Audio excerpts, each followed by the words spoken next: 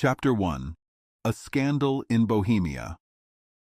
Sherlock Holmes often talked about one woman. He always called her the woman. He never felt love for her, but she was very important to him. Holmes was a man who thought very clearly. He did not like feelings, because feelings could make his thinking less clear. But this one woman, Irene Adler, was special. I had not seen Holmes much lately. I got married, and we spent less time together. I was happy at home. Holmes stayed in our rooms in Baker Street. He liked to study crime. He was very good at finding clues and solving mysteries that the police could not solve. Sometimes I heard about his work, like a case in Odessa or a mission in Holland. One night, on March 20th, 1888, I was walking through Baker Street. I was going home after seeing a patient. I saw Holmes's door. I always remembered that door. I wanted to see him. His rooms were bright. I saw his tall shape in the window. He was walking fast, thinking. I knew he was working on a new problem. I rang the bell, and they let me in. Holmes was happy to see me. He did not say much, but he smiled. He showed me to a chair and gave me a cigar. He looked at me. "You look good, Watson," he said. "You have gained some weight." 7 pounds, I said. "Yes, maybe a little more," he said. "You are working again. You did not tell me."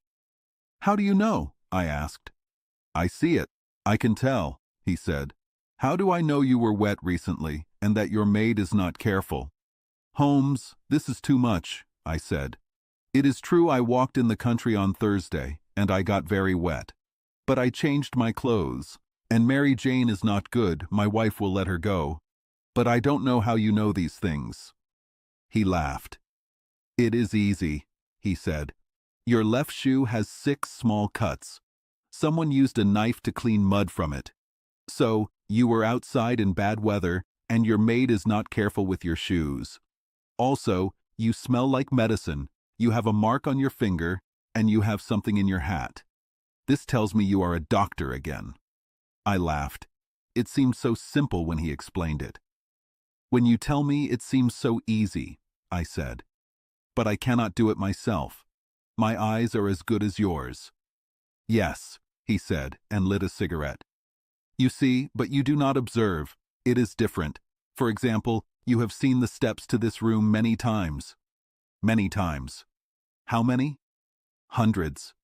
"So, how many steps are there?" "How many? I don't know." "Exactly. You have not observed. You have only seen. I know there are 17 steps. I have seen and observed. You like these small problems, so look at this." He gave me a pink paper. "It came in the mail. Read it." The note had no date, name, or address. It says, "A gentleman will come tonight at 7:45, I read. "He wants to talk to you about a very important matter. You helped a royal family in Europe, so we know we can trust you. We have heard good things about you. Be in your room at that time. Do not worry if he wears a mask." "This is a mystery," I said. "What does it mean?" "I don't have enough facts yet," Holmes said. "It is wrong to guess before you have facts. But what do you think about the note itself?" I looked at the paper. "The man who wrote this is rich," I said. "This paper is expensive and strong." "Strong, yes," Holmes said. "It is not English paper. Hold it to the light." I did, and I saw letters, a big E and a small G, a P and a big G and a small T. "What do you think it means?" Holmes asked. "The maker's name or his sign?" I asked. "No. GT is for Gesellschaft, which means company in German. P is for Papier. Now, egg. Let's look in my book." He took a big book from his shelf. "Eglo, Eglonitz, here it is, Egria. It is in a German country, in Bohemia. It has paper mills. Ha ha. What do you think?" His eyes shone. He blew out smoke from his cigarette. "The paper was made in Bohemia," I said. "Yes. And the man who wrote the note is German. Look at the sentence. This account of you we have from all quarters received. A German would write like that. So, we need to find out what this German wants. He uses Bohemian paper and wears a mask. Here he comes. We heard horse steps and a bell. Holmes whistled. 2 horses, he said. He looked out the window. A nice carriage and 2 beautiful horses. Expensive. There is money in this case, Watson. I should go, Holmes. No, doctor. Stay here. I need you. This will be interesting. But your client, never mind him. I may need your help, and he may too. Here he comes. Sit down, doctor, and listen. A heavy step came up the stairs. It stopped at the door. Then a loud knock. Come in, Holmes said. A very tall man came in. He was at least 6 feet, 6 inches tall and very strong. His clothes were very rich, almost too rich for England. He had fur on his coat and a blue cloak with red silk inside. It had a jewel at the neck. His boots went up to his legs and had brown fur. He looked very rich and powerful. He held a hat. He had a black mask over his eyes and nose. His hand was still on it. His mouth and chin looked strong. You got my note? He asked. His voice was deep and had a German accent. I said I would come. He looked at us both. Please sit, Holmes said. This is my friend, Dr. Watson. He helps me sometimes. Who are you? You can call me Count von Kram, a nobleman from Bohemia. I think your friend is a good man, and I can trust him with something very important. If not, I would like to speak to you alone. I stood up to leave, but Holmes held my arm and made me sit down. Both or none, he said. You can say anything in front of him that you would say to me. The Count moved his shoulders. Then I must start, he said. You both must keep this a secret for 2 years. After that, it will not matter. But now it is very important. It could change European history. I promise, Holmes said. And I said. Please excuse this mask, our visitor said. The important person who sent me wants my identity to be a secret. And I must tell you, my name is not really Count von Kram. I knew that, Holmes said. This is very serious, the man said. We must be careful. It could become a huge scandal and hurt a royal family in Europe. The problem is with the great house of Ormstein, the kings of Bohemia. I knew that too, Holmes said, closing his eyes in his chair. Our visitor looked surprised. He thought Holmes was very smart and active, but Holmes looked relaxed. Holmes slowly opened his eyes and looked at the big man. If your Majesty would tell me your problem, he said, I can help you better. The man stood up quickly and walked around the room. He was very upset. Then he pulled off his mask and threw it on the floor. You are right, he cried. I am the king. Why should I hide it? Indeed, Holmes said. I knew you were Wilhelm Gottsreich Sigismund von Ormstein, Grand Duke of Kassel-Felstein, and King of Bohemia, before you spoke. But you must understand, our visitor said, sitting down again and touching his forehead. I do not usually do these things myself, but this problem is so sensitive that I could not ask someone else without giving them too much power. I came from Prague without telling anyone, to ask for your help. Then please tell me, Holmes said, closing his eyes again. The facts are simple. 5 years ago in Warsaw, I met Irene Adler. You know her name, I think. Please look her up, Doctor, Holmes said without opening his eyes. Holmes had a system for keeping notes about people and things. He could find information on almost any subject quickly. I found her name between a priest and a naval officer. Let me see, Holmes said. Born in New Jersey in 1858. Singer, La Scala. Prima donna, Imperial Opera of Warsaw. Yes. Retired from opera. Living in London. Yes. Your Majesty, you became involved with her. You wrote her some letters. Now you want them back. Exactly. But how? Were you secretly married? No. No legal papers? No. Then I don't understand, Your Majesty. If she shows the letters to harm you, How can she prove they are real? The handwriting. No. Forgery. My special paper. Stolen. My own seal. Copied. My photograph. Bought. We were both in the photograph. Oh dear, that is very bad. Your Majesty made a mistake. I was crazy. You put yourself in a bad situation. I was only a prince then. I was young. I am only 30 now. It must be taken back. We tried and failed. Your Majesty must pay. You must buy it. She will not sell. Then steal it. We tried 5 times. Burglars went into her house twice. We took her bags when she traveled once. We stopped her on the street twice. No results.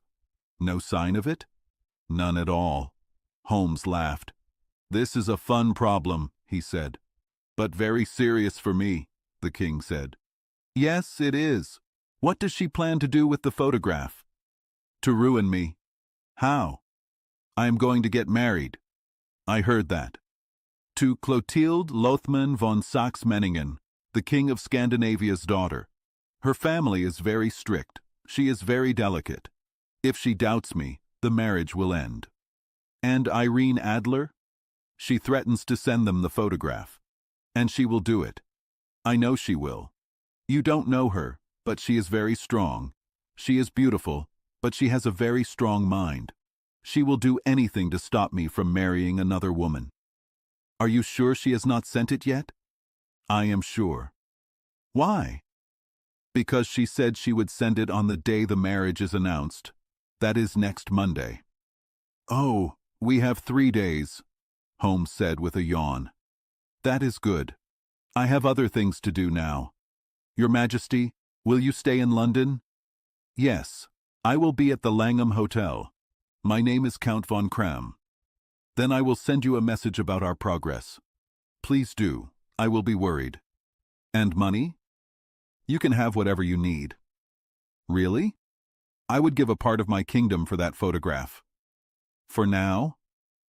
The king took a heavy leather bag from under his coat and put it on the table. 300 pounds in gold and 700 in paper money, he said. Holmes wrote a receipt and gave it to him. And the lady's address? He asked. Bryony Lodge, Serpentine Avenue, St. John's Wood. Holmes wrote it down. One more question, he said. Was the photograph a small one?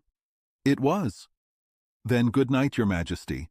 I hope to have good news for you soon. And good night, Watson, he added as the carriage left. If you can come tomorrow afternoon at 3, I want to talk about this with you. I went to Baker Street at 3 o'clock, but Holmes was not there. His landlady said he left at 8 in the morning. I sat by the fire to wait for him. I was very interested in the case. It was not like his other cases, but the case was important because of the person involved. I like to watch Holmes work. He was very good at solving problems. He always found answers. I never thought he would fail. It was almost 4 when the door opened. A man walked in. He looked drunk. His clothes were messy. He had sideburns and a red face. I knew Holmes used disguises, so I looked closely. I saw it was Holmes. He nodded and went into the bedroom. In 5 minutes he came out. He wore a nice tweed suit. He looked normal again. He put his hands in his pockets. He put his legs out to the fire. Then he laughed a lot. "Oh, it's so funny," he said. He laughed until he could not move. "What is it?" I asked. "It's too funny. You will never guess what I did this morning." "I don't know. Did you watch Miss Irene Adler?" "Yes, but something strange happened. I left home after 8. I dressed as a groom who had no job. Horsemen help each other. If you are one of them, you learn everything. I found Bryony Lodge. It is a small house with a garden. It has 2 floors. The door has a strong lock. On the right, there is a large room. It has long windows that go almost to the floor. The window locks are easy to open. There was nothing special at the back of the house, but you could reach the passage window from the coach house roof. I walked around the house. I looked at everything, but I did not find anything else interesting. Then I walked down the street. There was a mews near the garden wall. I helped the men there with their horses. They gave me money and beer. They also gave me tobacco. And they told me everything about Miss Adler. They also told me about other people. I did not care about those people, but I had to listen to their stories. What about Irene Adler? I asked. Oh, she is wonderful. All the men there like her. She is the prettiest woman. Everyone at the Serpentine Mews says so. She lives quietly. She sings at concerts. She drives out at 5 every day. She comes back at 7 for dinner. She usually stays home, unless she sings. She has only one male visitor. He visits her a lot. He is dark and handsome. He visits at least once a day, sometimes twice. He is Mr. Godfrey Norton, a lawyer. Cab drivers know a lot. They have driven him home many times, so they know all about him. After I listened, I walked near Bryony Lodge again. I thought about my plan. This Godfrey Norton was important. He was a lawyer. This worried me. What was their relationship? Why did he visit her often? Was she his client, his friend, or his lover? If she was his client, she might have given him the photo. If she was his lover, it was not likely. My next step depended on this. Should I keep working at Bryony Lodge, or should I go to his office? It was a hard choice. It made my work bigger. I hope I am not boring you with these details, but you need to know them to understand the situation. I am listening closely, I said. I was still thinking when a taxi came to Bryony Lodge. A man got out. He was handsome, dark, with a mustache. It was the man I heard about. He was in a hurry. He told the driver to wait. He walked past the maid who opened the door. He looked like he lived there. He was inside for about 30 minutes. I saw him through the sitting room windows. He walked around and talked loudly. He moved his arms a lot. I could not see her. Soon, he came out. He looked even more worried. He took a gold watch from his pocket. He looked at it. "Drive very fast," he shouted. "First to Gross and Hankey's on Regent Street, then to St. Monica's Church on Edgware Road. Half a guinea if you do it in 20 minutes. They left. I thought about following them. Then a small carriage came down the lane. The driver's coat was half unbuttoned. His tie was under his ear. His harness was messy. Before it stopped, she ran out of the house and got in. I only saw her for a moment. But she was a beautiful woman. A man would die for her face. "St. Monica's Church, John," she cried. "And half a sovereign if you get there in 20 minutes. This was too good to miss, Watson. I thought about running. Or maybe I could hide behind her carriage. Then a taxi came. The driver looked at my messy clothes twice, but I got in before he could say no. "St. Monica's Church," I said, "and half a sovereign if you get there in 20 minutes. It was 25 minutes to 12. I knew what was happening. My driver drove fast. I don't think I ever drove faster. But the others were there first. Their taxi and carriage were at the church door when I arrived. Their horses were breathing hard. I paid the driver. I hurried into the church. Only the 2 people I followed and a priest were there. The priest seemed to be talking to them. They all stood near the altar. I walked quietly along the side aisle. I looked like someone just visiting. Suddenly, they all turned to me. Godfrey Norton ran to me. "Thank God," he cried. "You will do. Come, come." "What's happening?" I asked. "Come, man, come. Only 3 minutes, or it won't be legal." They pulled me to the altar. Before I knew it, I was saying words. Someone whispered them in my ear. I promised things I did not know. I helped Irene Adler, who was not married, marry Godfrey Norton, who was not married. It happened very fast. The man thanked me. The lady thanked me. The priest smiled at me. It was the strangest thing that ever happened to me. Thinking about it made me laugh just now. It seems their marriage license was not quite right. The priest would not marry them without a witness. My coming saved the groom. He did not have to find a best man in the street. The bride gave me a sovereign. I will wear it on my watch chain. It will remind me of that day. This is very unexpected, I said. What happened next? Well, my plans changed. It looked like they might leave quickly, so I needed to act fast. But at the church door, they separated. He went back to his office. She went to her house. I will drive in the park at 5 as usual, she said when she left him. I heard nothing else. They went in different ways. I went to make my own plans. What are your plans? Some cold beef and a glass of beer, he said. He rang the bell. I was too busy to eat. I will be even busier tonight. By the way, doctor, I need your help. I will be happy to help. Do you mind breaking the law? Not at all. Do you mind being arrested? Not for a good reason.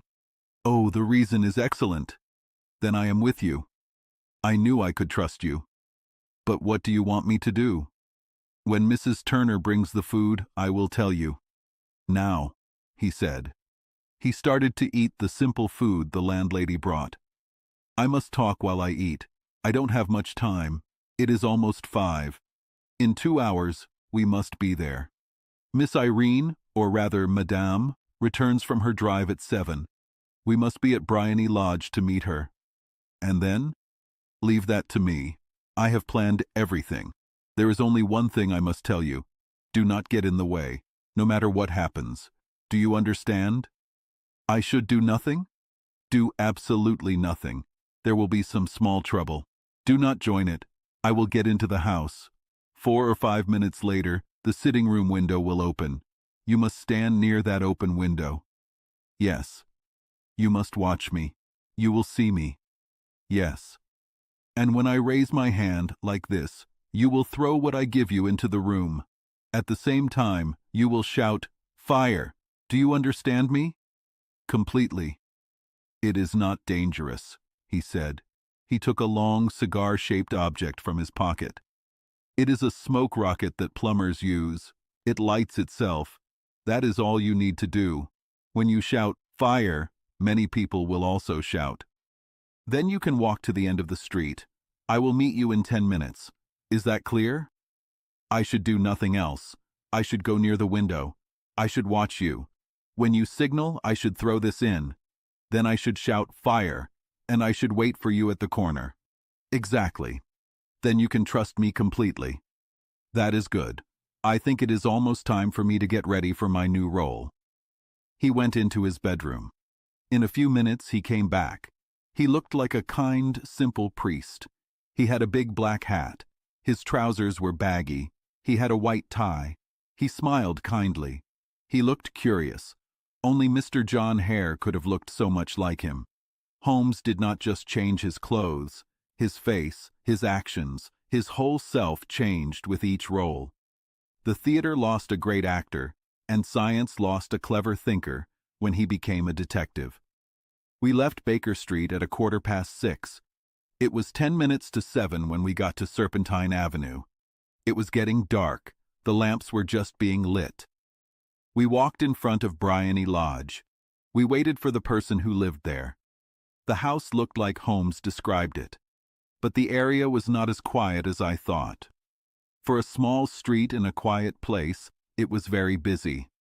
There were some poorly dressed men smoking and laughing. There was a man sharpening scissors. 2 soldiers were talking to a nurse. Several well-dressed young men walked around with cigars. "You see," Holmes said as we walked back and forth, "this marriage makes things simpler. The photograph is now dangerous for both sides. She will not want Mr. Godfrey Norton to see it, just as our client does not want his princess to see it. Now, where do we find the photograph?" "Where indeed?" "She is not likely to carry it with her. It is a large photo, too big to hide easily in a woman's dress. She knows the king might try to stop her and search her. He has tried twice already, so she does not carry it." "Where then? Her banker or her lawyer?" "Those are 2 places. But I think it's neither. Women like to keep secrets themselves. Why would she give it to someone else? She can trust herself, but she cannot know what might happen if a businessman had it. Also, She plans to use it soon.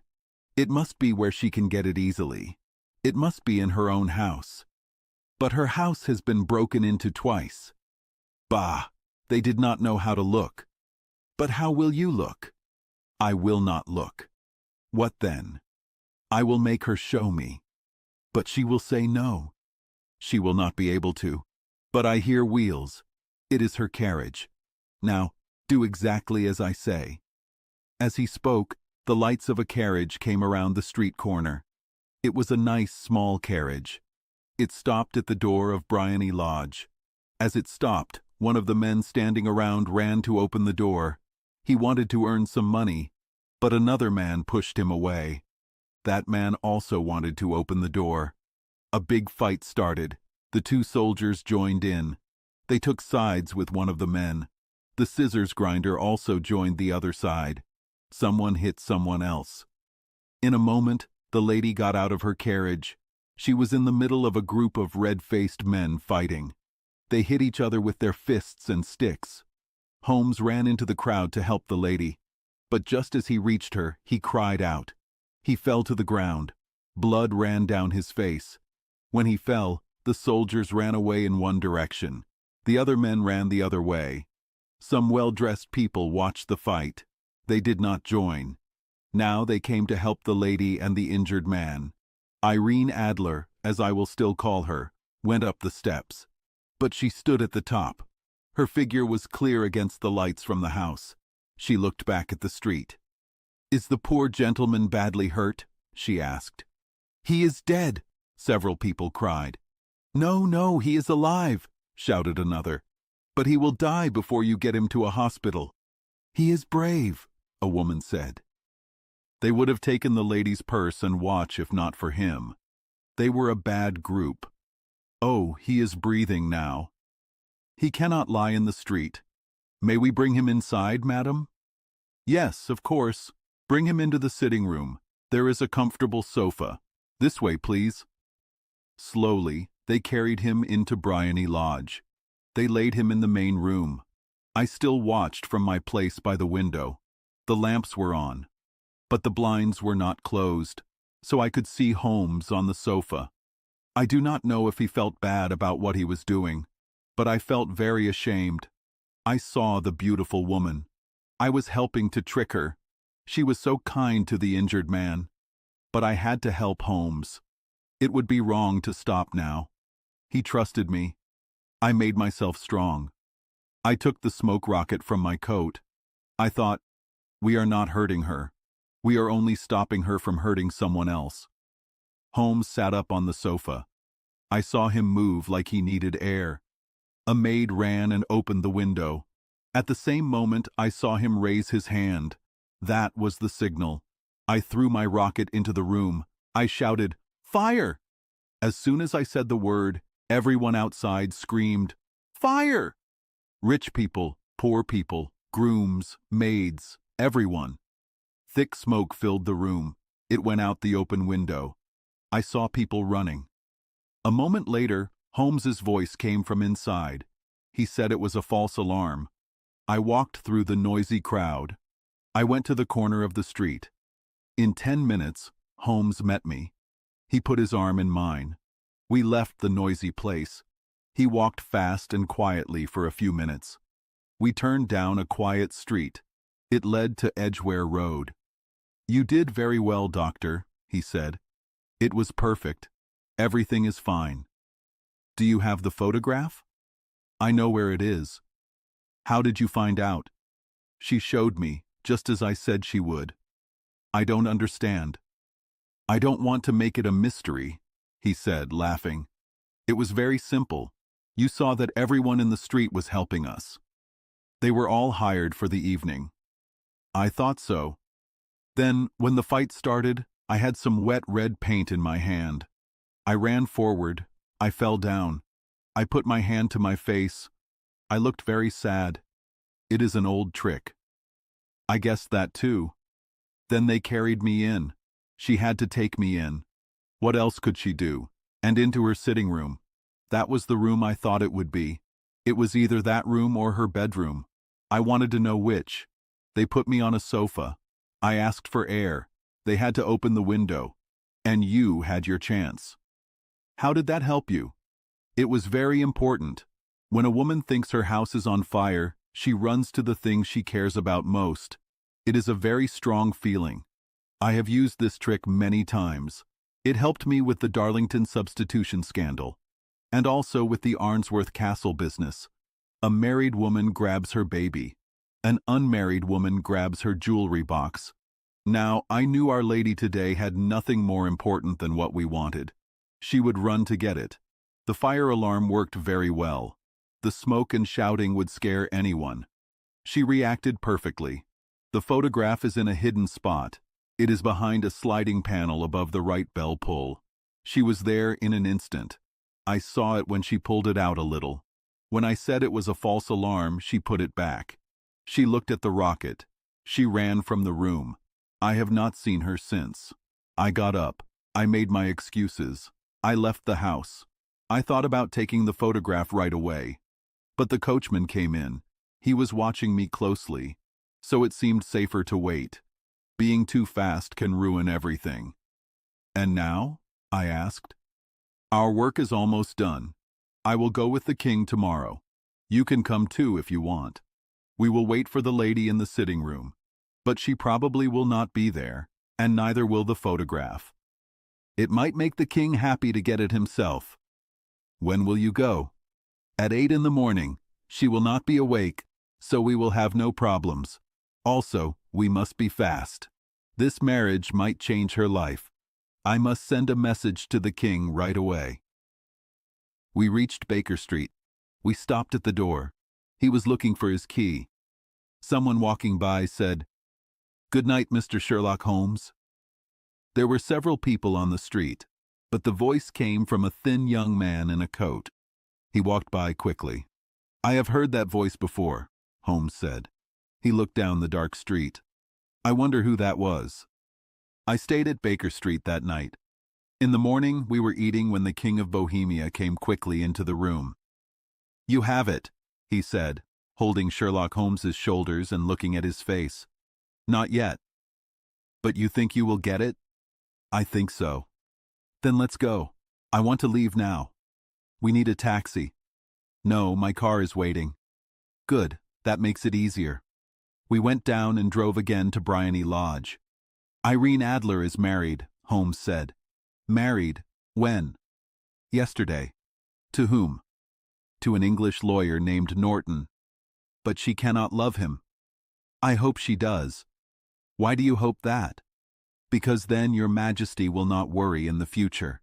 If the lady loves her husband, she does not love your Majesty. If she does not love your Majesty, she will not stop your Majesty's plan." "That is true. But I wish she was from my country. She would have been a great queen." He became quiet and thoughtful. He did not speak until we arrived at Serpentine Avenue. The door of Bryony Lodge was open. An old woman stood on the steps. She watched us strangely as we got out of the car. "Mr. Sherlock Holmes, I think?" she asked. "I am Mr. Holmes," my friend answered, looking at her with a surprised question. "Yes, my mistress told me you might come. She left this morning with her husband on the 5:15 train from Charing Cross for Europe." "What?" Sherlock Holmes stepped back, surprised and upset. "Do you mean she left England?" "She will never return." "And the papers?" the king asked in a rough voice. "All is lost." "We will see." Holmes pushed past the woman and ran into the living room. The king and I followed him. The furniture was all around the room. Shelves were empty and drawers were open. It looked like the lady had searched them quickly before she left. Holmes went to the bell pull. He pulled back a small cover and put his hand in. He pulled out a photo and a letter. The photo was of Irene Adler in an evening dress. The letter was for Sherlock Holmes, Esq., to be left till called for. My friend opened it, and we all read it. It was dated midnight the night before and said, "My dear Mr. Sherlock Holmes, you did very well. You completely tricked me. I did not suspect anything until after the fire alarm. But then, when I saw how I had shown myself, I started to think. I was warned about you months ago. I was told that if the king used someone, it would be you, and your address was given to me. Still, you made me show what you wanted to know. Even after I became suspicious, it was hard to think badly of such a kind old churchman. But I was an actress. Men's clothes are not new to me. I often use the freedom they give. I sent John, the driver, to watch you. I ran upstairs, put on my walking clothes, and came down just as you left. I followed you to your door. I made sure I was important to the famous Mr. Sherlock Holmes. Then, without thinking, I wished you good night and went to the temple to see my husband. We both thought it was best to run away when a strong enemy chased us. So you will find the house empty when you come tomorrow. About the photo, your client can relax. I love and am loved by a better man than he. The king can do what he wants. I will not stop him. He hurt me badly. I keep the photo only to protect myself and to have something to stop him from doing anything in the future. I leave a photo that he might want. And I am, dear Mr. Sherlock Holmes, yours truly, Irene Norton, formerly Adler. What a woman! Oh, what a woman! The King of Bohemia cried when we had all read the letter. Did I not tell you how quick and strong she was? Would she not have been a wonderful queen? Is it not sad that she was not at my level? From what I have seen of the lady, she seems to be on a very different level to your Majesty, Holmes said coldly. I am sorry that I could not finish your Majesty's business more successfully. No, my dear sir, the king cried. Nothing could be more successful. I know that her word is true. The photo is now as safe as if it were in a fire. I am happy to hear your Majesty say so. I owe you very much. Please tell me how I can thank you. This ring. He took an emerald snake ring from his finger and held it out. Your Majesty has something I would like even more, Holmes said. Just say what it is. This photo. The king looked at him with surprise. Irene's photo, he cried. Of course, if you want it. Thank you, your Majesty. Then there is nothing more to do. I wish you a very good morning. He bowed. He did not see the king's hand that was held out to him. He left with me for his rooms. And that is how a big problem almost hurt the country of Bohemia. And that is how Sherlock Holmes's best plans were beaten by a woman's smartness. He used to laugh about how clever women were, but I have not heard him do it lately. And when he talks about Irene Adler or her photo, he always calls her the woman with respect. Put on your hat and come with me. We will go through the city first. We can eat lunch on the way. The music today is German, which I like more than Italian or French music. I want to think deeply. Let's go. We went by the underground train to Aldersgate. After a short walk, we came to Saxe-Coburg Square. This is where the strange story we heard this morning happened. It was a small, poor-looking place. There were 4 lines of old, 2-story brick houses. They faced a small fenced area. In the area, there was some grass with weeds and a few old, dry laurel bushes. They tried hard to grow in the dirty, bad air. On a corner house, there were 3 gold balls and a brown sign. It said, Jabez Wilson, in white letters. This was where our client with red hair had his shop. Sherlock Holmes stopped in front of it. He tilted his head and looked at everything. His eyes were bright, and his eyelids were a little closed. Then he walked slowly up the street and then back down to the corner.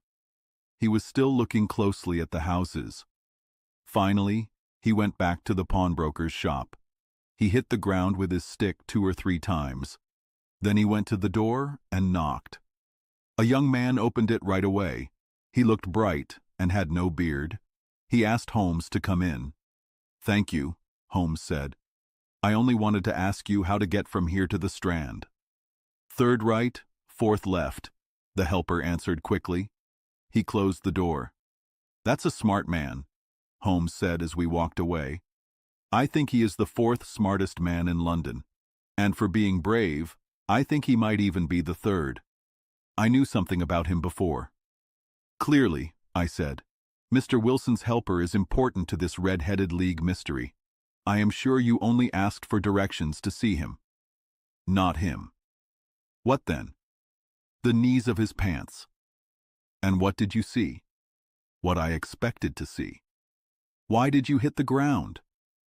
My dear doctor, this is a time to watch, not to talk. We are like spies in an enemy's land. We know something about Saxe-Coburg Square. Now let us look at the areas behind it. We turned the corner from Saxe-Coburg Square. The road we found ourselves on was very different. It was like the front of a picture is different from the back. This road was one of the main roads that carried traffic from the city to the north and west. The road was full of many cars and wagons going in and out.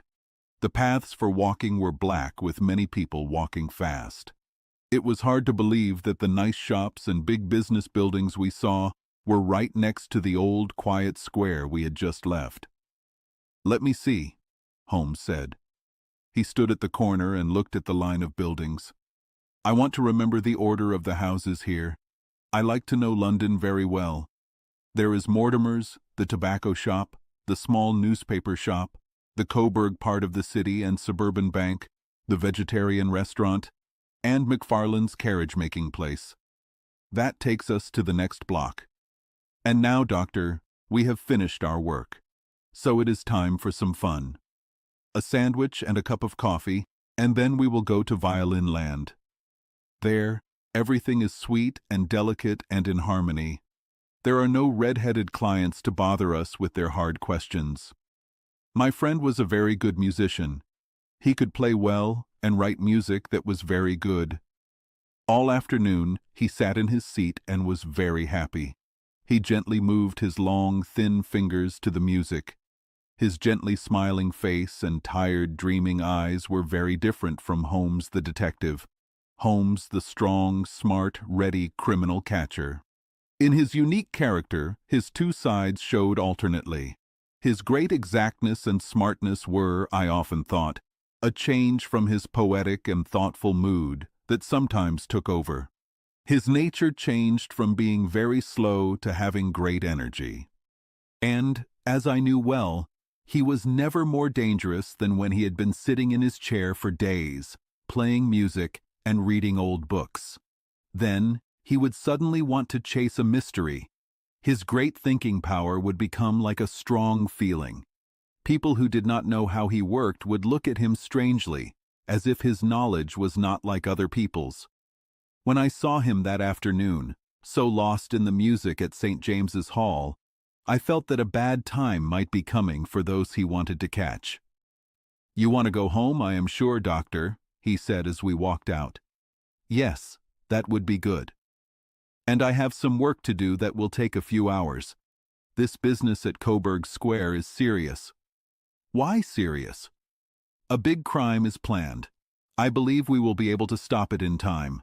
But today is Saturday, which makes things a little harder. I will need your help tonight." "At what time?" 10 o'clock will be early enough. I will be at Baker Street at 10. "Very good. And, I say, Doctor, there might be some danger. So please put your army gun in your pocket." He waved his hand, turned, and disappeared quickly into the crowd. I hope I am not more stupid than other people, but I always felt foolish when I was with Sherlock Holmes. I had heard what he heard. I had seen what he saw. But from his words, it was clear that he understood not only what had happened, but also what was going to happen. For me, the whole thing was still confusing and strange. As I drove home to my house in Kensington, I thought about everything. From the amazing story of the red-headed man copying the book, to the visit to Saxe-Coburg Square, and the scary words he said when he left me. What was this trip at night? Why should I take my gun? Where were we going? What were we going to do? Holmes hinted that this smooth-faced pawnbroker's helper was a dangerous man, a man who might be playing a clever game. I tried to figure it out, but I gave up and decided to wait until night for an explanation. It was 9:15 when I left home. I walked across the park and through Oxford Street to Baker Street. 2 horse-drawn cabs were waiting at the door. As I went inside, I heard voices from upstairs. When I went into his room, I saw Holmes talking loudly with 2 men. I knew one of them as Peter Jones, the police officer. The other man was tall, thin, and had a sad face. He had a very shiny hat and a very proper long coat. "Ha, our group is complete," Holmes said. He buttoned his short coat and took his heavy whip from the hook. "Watson, I think you know Mr. Jones from Scotland Yard. Let me introduce you to Mr. Merriweather. He will be with us on our adventure tonight." "We are hunting together again, Doctor, you see," Jones said in his important way. "Our friend here is wonderful at starting a chase. All he needs is an old dog to help him catch the criminal." "I hope we are not chasing nothing," Mr. Merriweather said sadly. "You can trust Mr. Holmes very much, sir," the police officer said proudly. "He has his own small ways. They are, if he does not mind me saying, a little too much about ideas and not real. But he has what it takes to be a detective. It is true to say that once or twice, like with the Sholto murder and the Agra treasure, he was more right than the official police." "Oh, if you say so, Mr. Jones, that is fine," the stranger said politely. "Still, I must say I miss my card game. This is the first Saturday night in 27 years that I have not played cards." "I think you will find," Sherlock Holmes said, "that you will play for more tonight than you ever have before, and the game will be more exciting. For you, Mr. Merriweather, the money will be about $30,000, and for you, Jones, it will be the man you want to catch. John Clay, the killer, thief, destroyer, and faker. He is a young man, Mr. Merriweather. But he is the best at what he does. I would rather catch him than any other criminal in London. He is a special man, young John Clay. His grandfather was a royal duke. He himself went to Eton and Oxford. His mind is as clever as his hands. And even though we see signs of him everywhere, we never know where to find him. He will break into a house in Scotland one week, and then raise money to build a place for children without parents in Cornwall the next. I have been looking for him for years, and have never seen him yet. I hope I can introduce you tonight. I have had 1 or 2 small problems with Mr. John Clay also. I agree with you that he is the best at what he does. It is past 10, though, and quite time that we started. If you 2 will take the first cab, Watson and I will follow in the second." Sherlock Holmes did not talk much during the long ride. He leaned back in the cab and hummed the songs he had heard in the afternoon. We drove through many streets with gas lights until we came to Farrington Street. "We are close now," my friend said. "This man Merriweather is a bank director. He is personally interested in this matter. I thought it was good to have Jones with us too. He is not a bad person, though he is very foolish in his job. He has one good quality. He is as brave as a strong dog and as strong as a crab if he catches someone. Here we are, and they are waiting for us." We had reached the same busy street where we had been in the morning. Our cabs left. Following Mr. Merriweather, we went down a narrow path and through a side door. He opened it for us. Inside, there was a small hallway. It ended at a very big iron gate. This also opened. It led down some winding stone steps. These steps ended at another strong gate. Mr. Merriweather stopped to light a lamp. Then he led us down a dark passage that smelled of earth. After opening a third door, we entered a huge vault or basement. It was filled all around with boxes and very large crates. "You are not easy to attack from above," Holmes said. He held up the lamp and looked around. "Nor from below," Mr. Merriweather said. He hit his stick on the stone floor. "Oh dear, it sounds quite empty," he said, looking up in surprise. "I must ask you to be a little more quiet," Holmes said strongly. "You have already put the success of our plan in danger. May I ask you to please sit down on one of those boxes and not to cause problems?" The serious Mr. Merriweather sat on a crate. He had a very hurt look on his face. Holmes knelt on the floor. With the lamp and a magnifying glass, he began to look very closely at the cracks between the stones. A few seconds were enough for him. He stood up again and put his glass in his pocket. "We have at least an hour before us," he said. "They can hardly do anything until the good pawnbroker is safely in bed. Then they will not waste a minute. The sooner they do their work, the more time they will have to escape. We are now, Doctor, as you have probably guessed, in the basement of the city branch of one of the main London banks. Mr. Merriweather is the head of the directors. He will explain to you that there are reasons why the most daring criminals of London should be very interested in this basement right now." "It is our French gold," the director whispered. "We have had several warnings that someone might try to steal it." "Your French gold?"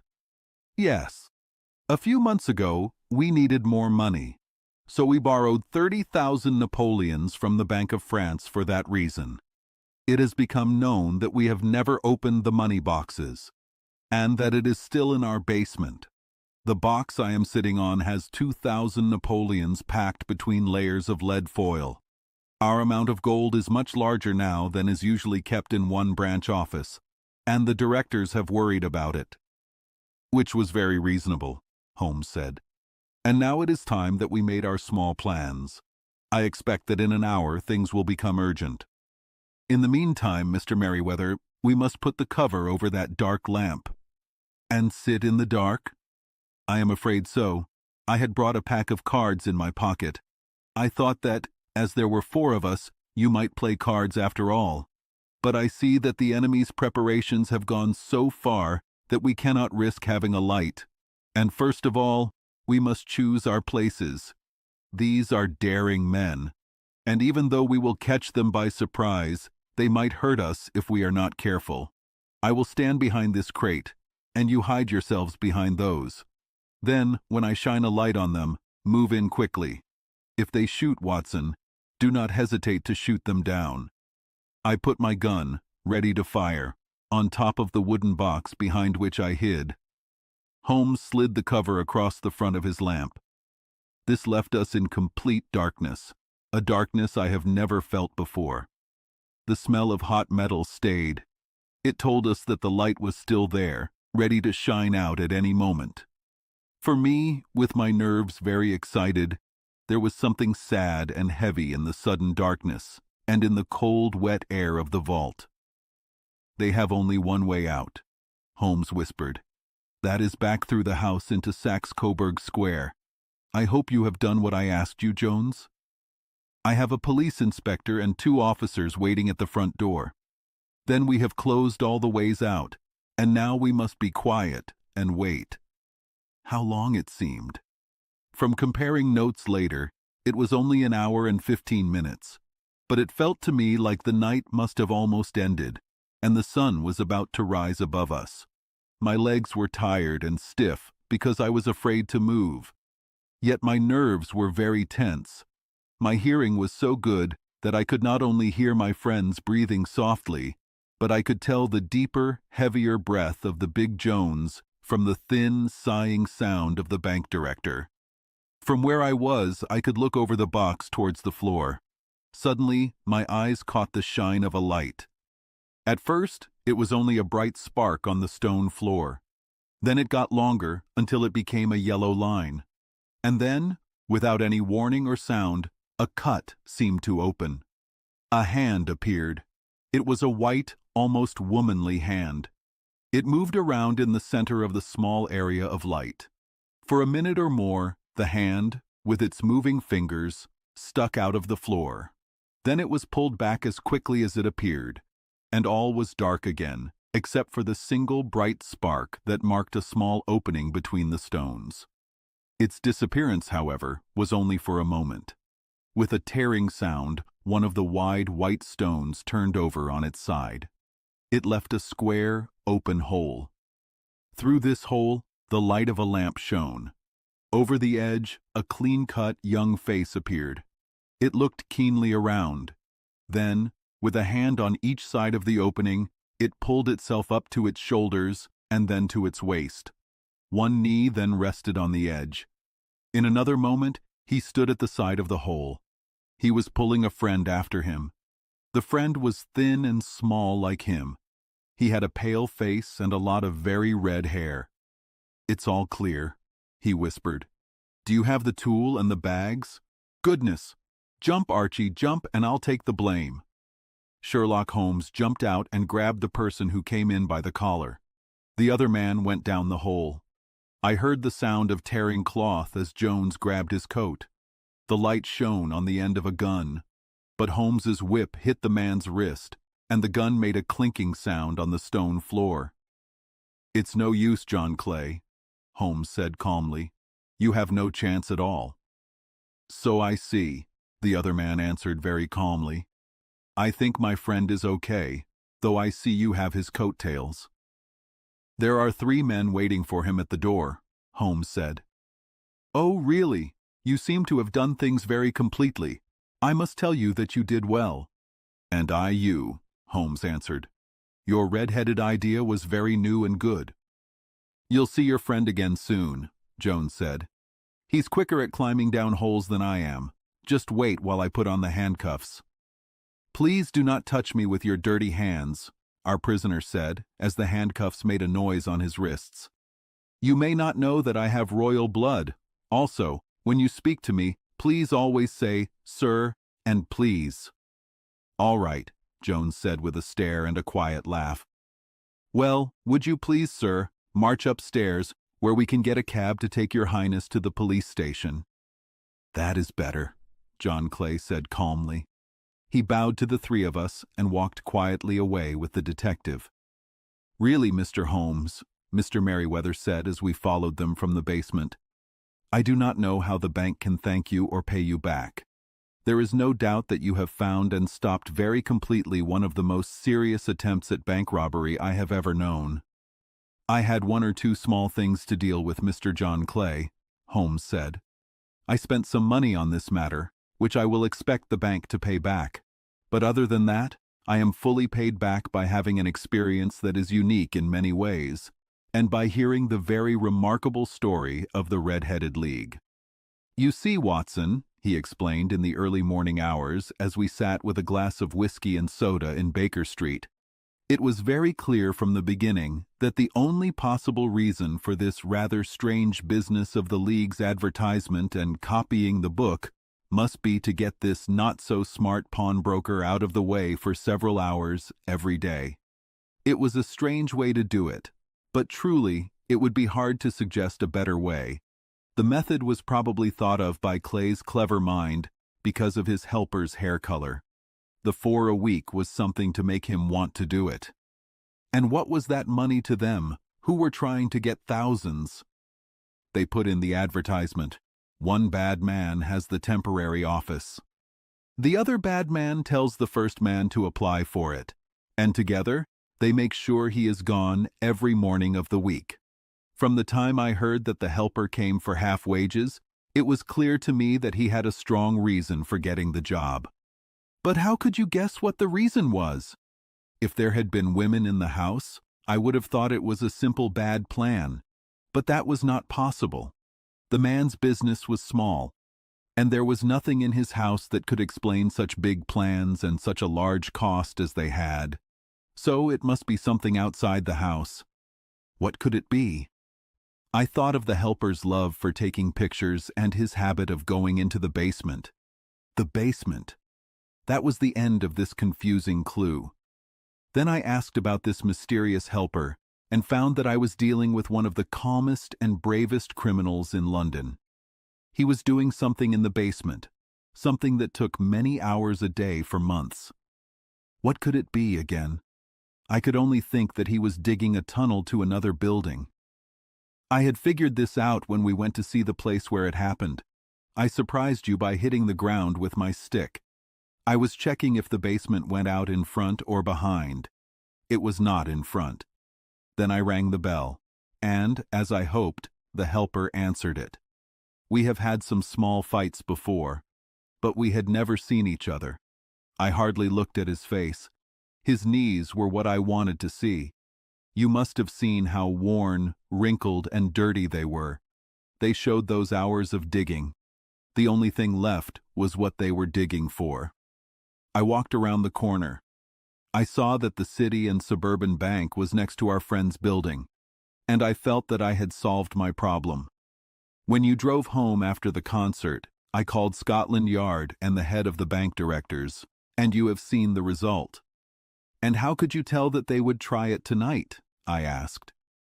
Well, when they closed their league offices, that was a sign that they no longer cared about Mr. Jabez Wilson being there.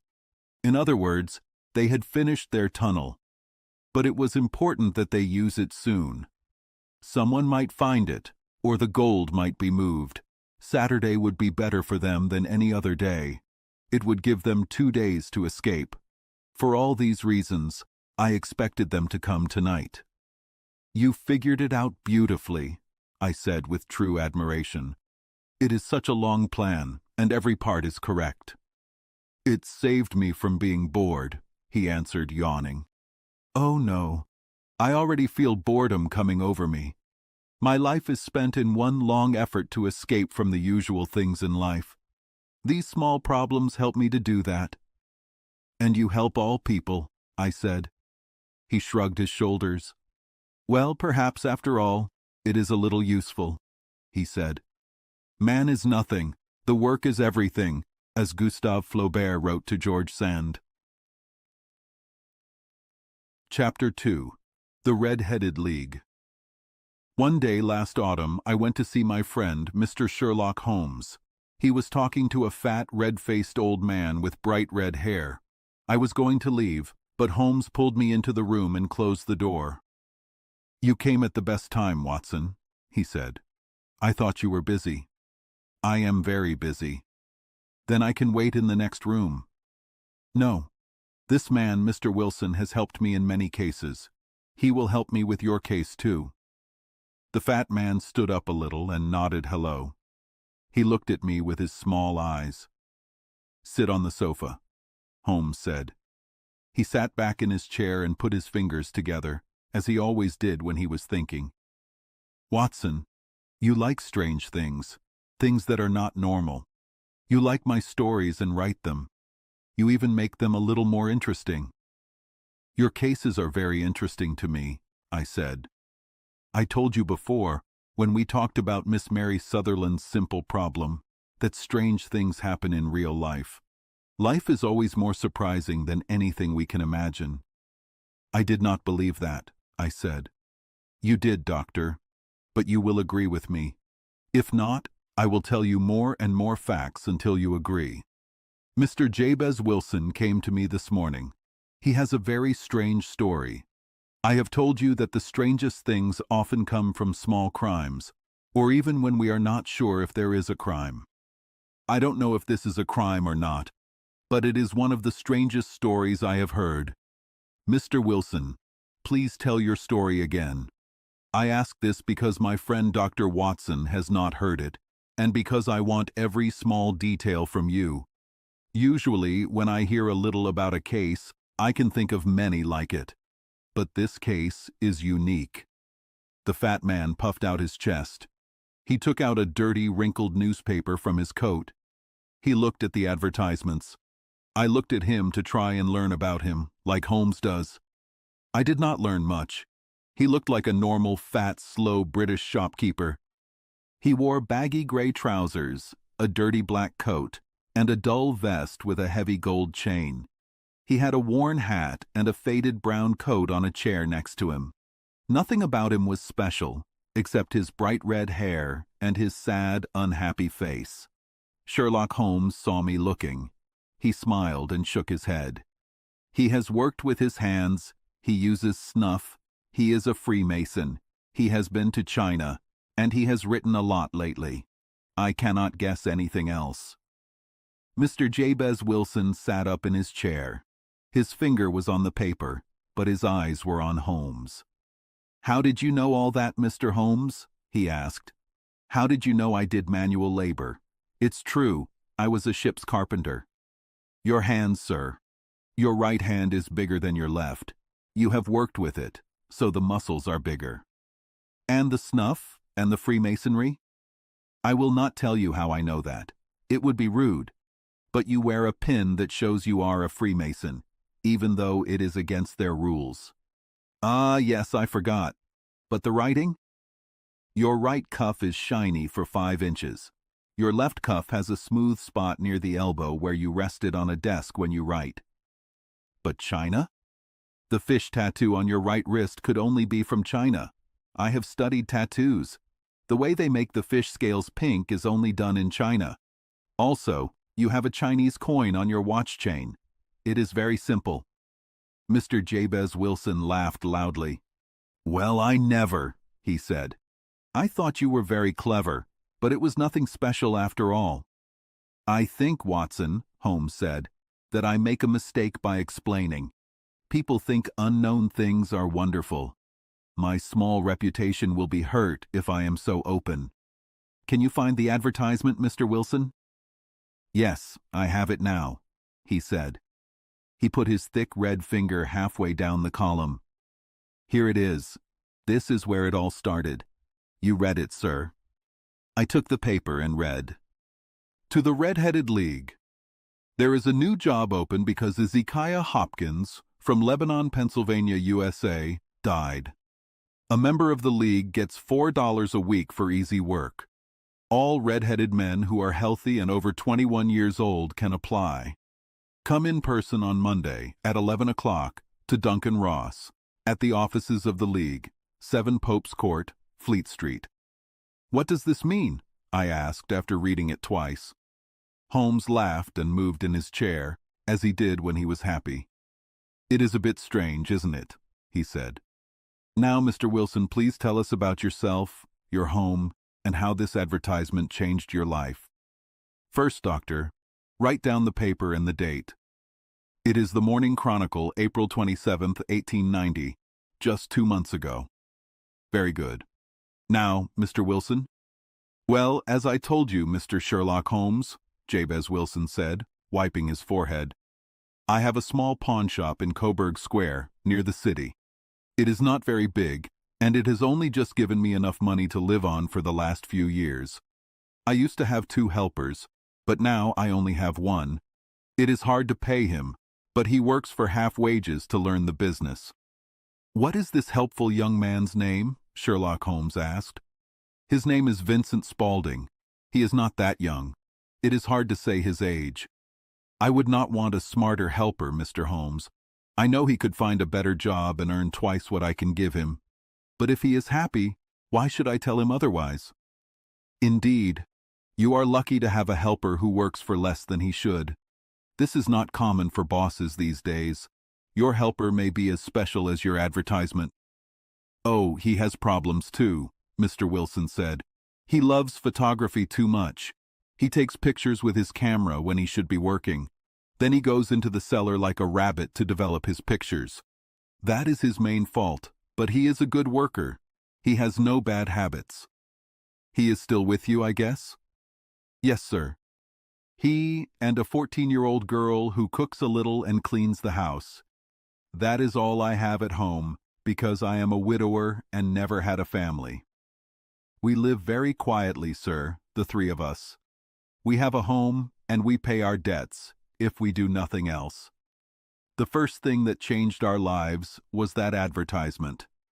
Spaulding came into the office 8 weeks ago today with this same paper in his hand. He said, I wish to God, Mr. Wilson, that I had red hair. Why that? I asked.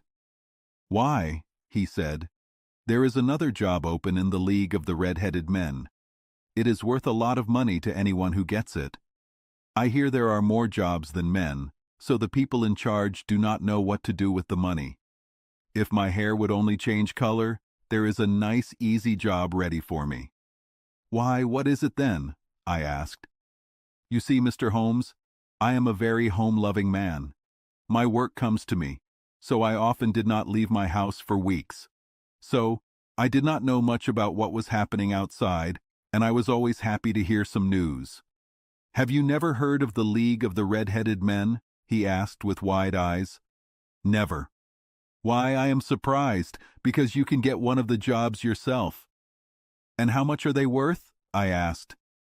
Oh, only a couple of hundred a year, but the work is easy, and it will not stop you from doing your other work very much.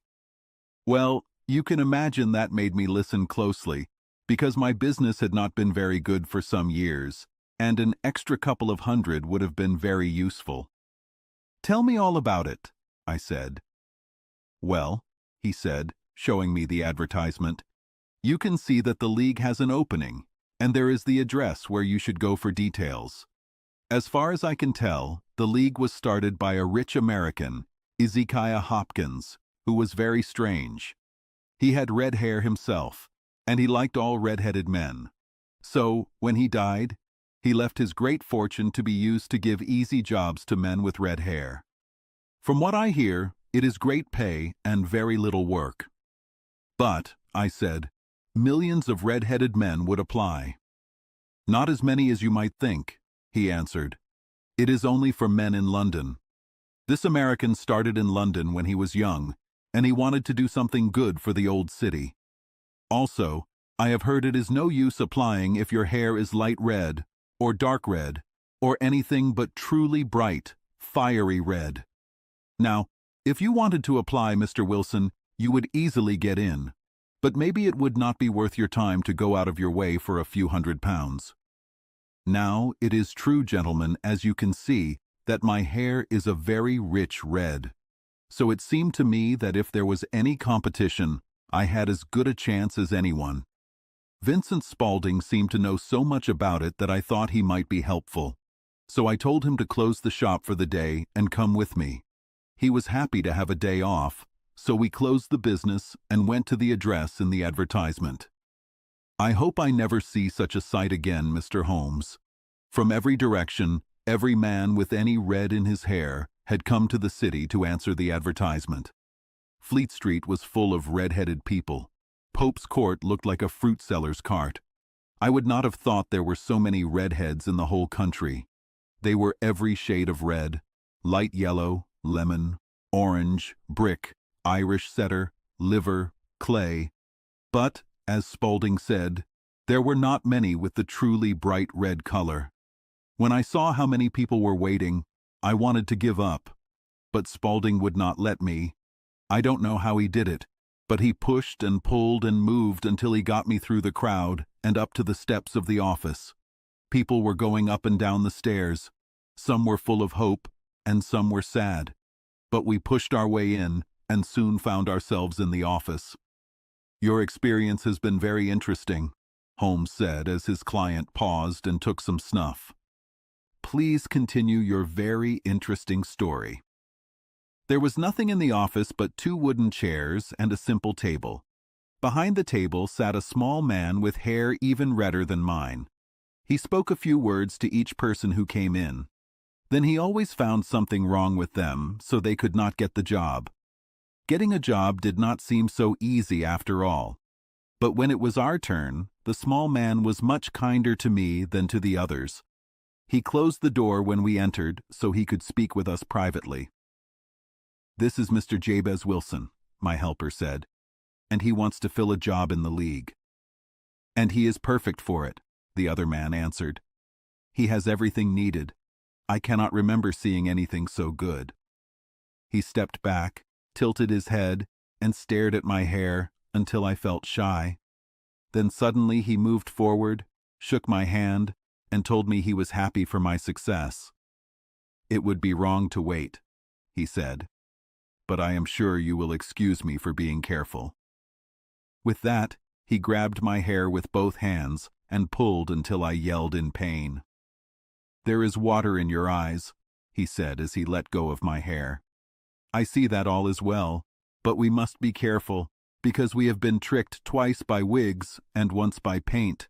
I could tell you stories about shoe wax that would make you sick of people. He walked to the window and shouted that the job was taken. A sad sound came from below. The people left in different directions until only my red hair and the manager's red hair were left. My name, he said, is Mr. Duncan Ross. I am one of the people who gets money from our kind founder. "Are you married, Mr. Wilson? Do you have a family?" I said no. His face immediately looked sad. "Oh dear," he said seriously. "That is very serious. I am sorry to hear that. The money was for redheads to have children and to support them. It is very unlucky that you are a bachelor." My face became long at this, Mr. Holmes, for I thought I would not get the job after all. But after thinking for a few minutes, he said it would be fine. "For another person," he said, "that would be a big problem. But we must make an exception for a man with such hair as yours. When can you start your new work?" "Well, it is a little difficult because I have a business already," I said. "Oh, don't worry about that, Mr. Wilson," said Vincent Spaulding. "I can take care of that for you." "What would be the hours?" I asked. 10 to 2. Now, a pawn shop mostly does business in the evening, Mr. Holmes, especially Thursday and Friday evenings, which are just before payday. So it would be very good for me to earn a little in the mornings. Also, I knew that my helper was a good man, and that he would take care of anything that happened. "That would suit me very well," I said. "And the pay?" "Is $4 a week." "And the work?" "Is purely nominal." "What do you mean by purely nominal?" "Well, you have to be in the office, or at least in the building the whole time. If you leave, you lose your job forever. The will is very clear about that. You do not follow the rules if you leave the office during that time." "It is only 4 hours a day, and I would not think of leaving," I said. "No excuse will work," said Mr. Duncan Ross. "Not sickness, not business, nothing else. You must stay there, or you lose your job." "And the work?" "Is to copy the Encyclopedia Britannica. The first book is in that cabinet. You must get your own ink, pens, and paper to stop ink from bleeding. But we give you this table and chair. Will you be ready tomorrow?" "Certainly," I answered. "Then, goodbye, Mr. Jabez Wilson, and let me tell you again how happy I am for you for getting this important job." He bowed me out of the room. I went home with my helper, not knowing what to say or do. I was so happy about my good luck. Well, I thought about it all day, and by evening I was sad again. I had convinced myself that it must be some big trick or lie, though I could not imagine why. It seemed impossible that anyone would make such a will, or that they would pay so much money for something so simple as copying the Encyclopedia Britannica. Vincent Spaulding tried to cheer me up, but by bedtime I had decided it was all a lie. But in the morning, I decided to check it out anyway. So I bought a small bottle of ink, a feather pen, and 7 sheets of paper, and I went to Pope's Court. Well, to my surprise and happiness, everything was fine. The table was ready for me, and Mr. Duncan Ross was there to make sure I started working. He told me to start with the letter A, and then he left. But he would come in from time to check on me. At 2 o'clock, he said good day, told me I had written a lot, and locked the office door after me. This went on day after day, Mr. Holmes. On Saturday, the manager came in and put down 4 gold coins for my week's work. It was the same next week, and the same the week after. Every morning I was there at 10, and every afternoon I left at 2. Slowly, Mr. Duncan Ross started coming in only once in the morning, and then, after some time, he did not come in at all. But of course, I never dared to leave the room for a second, because I was not sure when he might come, and the job was so good and fit me so well that I did not want to lose it. 8 weeks passed like this. I had written about abbots, archery, armor, architecture, and Attica. I hoped that with hard work I would soon get to the B's. It cost me some money for paper, and I had almost filled a shelf with my writing. And then suddenly, the whole thing ended. To an end? Yes, sir, and no later than this morning. I went to my work as usual at 10 o'clock, but the door was shut and locked. There was a small piece of cardboard nailed to the middle of the door. Here it is, and you can read it yourself. He held up a white piece of cardboard about the size of a notebook paper. It read, "The Red-Headed League is ended, October 9th, 1890. Sherlock Holmes and I looked at this short message and at the sad face behind it. Then the funny side of it made us both laugh very loudly. "I do not see anything funny," our client cried, his red head turning redder. "If you can do nothing but laugh at me, I can go somewhere else." "No, no," cried Holmes, pushing him back into his chair. "I would not miss your case for anything. It is very new and strange, but there is, if you will forgive me for saying so, something a little funny about it. What did you do when you found the card on the door?" "I was shocked, sir. I did not know what to do. Then I went to the other offices around, but none of them knew anything about it. Finally, I went to the landlord, who is an accountant living on the first floor. I asked him if he could tell me what happened to the Red-Headed League. He said he had never heard of such a group. Then I asked him who Mr. Duncan Ross was. He answered that the name was new to him. "Well," I said, "the gentleman at number 4. "What, the red-headed man?" "Yes." "Oh," he said, "his name was William Morris. He was a lawyer and was using my room for a short time until his new office was ready. He moved out yesterday." "Where could I find him?"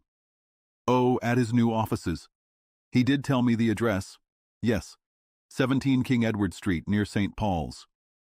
I left Mr. Holmes, but when I got to that address, it was a factory for fake kneecaps. No one there had ever heard of Mr. William Morris or Mr. Duncan Ross. "And what did you do then?" Holmes asked.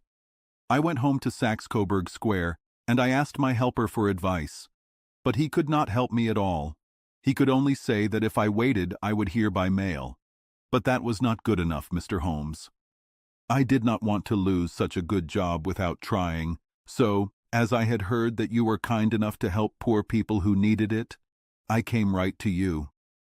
"And you did very wisely," Holmes said. "Your case is very special, and I will be happy to look into it. From what you have told me, I think that bigger problems may be connected to it than appear at first." "Big enough," said Mr. Jabez Wilson. "Why, I have lost $4 a week." "As for you personally," Holmes said, "I do not see that you have anything to complain about with this strange league. In fact, you are, as I understand, richer by about $30, not to mention all the small facts you have learned about everything under the letter A. You have lost nothing because of them." "No, sir. But I want to find out about them, and who they are, and why they played this trick, if it was a trick, on me. It was a very expensive joke for them, for it cost them 32ers. We will try to find out these things for you. First, 1 or 2 questions, Mr. Wilson. Your helper who first told you about the advertisement, how long had he been with you?" "About a month then." "How did he come?" "He answered an advertisement." "Was he the only one who applied?" "No, I had 12. "Why did you choose him?" "Because he was helpful and would work for little money." "For half wages, in fact." "Yes." "What is this Vincent Spaulding like?" "Small, strongly built, very quick, no hair on his face, though he is not much younger than 30. He has a white mark from acid on his forehead." Holmes sat up in his chair, very excited.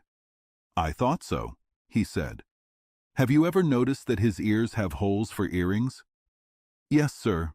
He told me a gypsy did it for him when he was a boy." Said Holmes, leaning back deep in thought. "He is still with you?" "Oh, yes, sir. I just left him." "And has your business been taken care of while you were gone?" "Nothing to complain of, sir. There is never much to do in the morning." "That is enough, Mr. Wilson. I will be happy to give you my opinion in a day or 2. Today is Saturday, and I hope by Monday we can find an answer." "Well, Watson," Holmes said when our visitor had left us, "what do you think of it all?" "I think nothing of it," I answered honestly. "It is a very strange business." "Usually," Holmes said, "the stranger a thing is, the less mysterious it becomes. It is your normal, plain crimes that are truly confusing, just as a normal face is the hardest to recognize. But I must act quickly on this matter." "What are you going to do then?" I asked. "To smoke," he answered. It is a problem that needs 3 pipes, and I ask that you do not speak to me for 50 minutes. He curled up in his chair, his thin knees up to his nose like a bird's, and he sat there with his eyes closed and his black clay pipe sticking out like a strange bird's beak. I thought he had fallen asleep, and I was nodding off myself, when he suddenly jumped out of his chair, like a man who had made up his mind, and put his pipe on the fireplace. "Sarasate plays at the St. James's Hall this afternoon," he said. "What do you think, Watson? Can your patients let you go for a few hours?" "I have nothing to do today. My work is never very busy." Chapter 3. A Case of Identity. Sherlock Holmes said, "Life is much stranger than anything people can think of. We cannot imagine the simple things that happen every day. If we could fly outside and look into this big city, we would see strange things. We would see strange events and plans. This would make all stories seem boring." I said, "I do not believe it. The stories in the papers are boring. Police reports are very real, but they are not interesting or artistic." Holmes said, "To make a story real, you need to choose what to tell. Police reports do not do this. They focus on the boring words of the judge, not on the important details. Believe me, normal things are often the strangest." I smiled and shook my head. "I understand why you think so," I said. "You help many puzzled people from different countries, so you see strange things. But look here." I picked up the paper. "Let us try something. The first story is A Husband's Bad Treatment of His Wife. It is a long story, but I know what it says without reading it. There is another woman. Too much drink, a push, a hit, a bruise, and a helpful sister or landlady. Even the worst writer could not think of anything more basic." "Your example is not good for your argument," Holmes said. He took the paper and looked at it. "This is the Dundas family case. I was helping with some small things about it. The husband did not drink. There was no other woman. The problem was that he threw his false teeth at his wife after every meal. This is not something a normal storyteller would think of. Take some snuff, doctor, and say that I won in this example." He held out his old gold snuff box. It had a big purple jewel in the middle. It was very fancy, but Holmes was simple, so I had to say something about it. "Ah," he said, "I forgot I had not seen you for some weeks. The King of Bohemia gave it to me because I helped him with the Irene Adler papers." "And the ring?" I asked. I saw a bright ring on his finger. "The royal family of Holland gave it to me," he said. "I helped them with something very private. I cannot tell you about it, even though you have written about my other cases." "Do you have any cases now?" I asked with interest. "About 10 or 12, he said. "But none are very interesting. They are important, but not interesting. I have found that small things are usually more interesting. They help me to see cause and effect. This makes the case fun. Big crimes are usually simpler because the reason for the crime is clear. I have one difficult case from Marseille, but other than that, there is nothing interesting. But I might have something better soon, because one of my clients is here now. Or I am wrong." He stood up and looked out the window. He looked at the gray London street. I looked over his shoulder. I saw a large woman on the street. She had a thick fur scarf around her neck. She had a big red feather in her wide hat.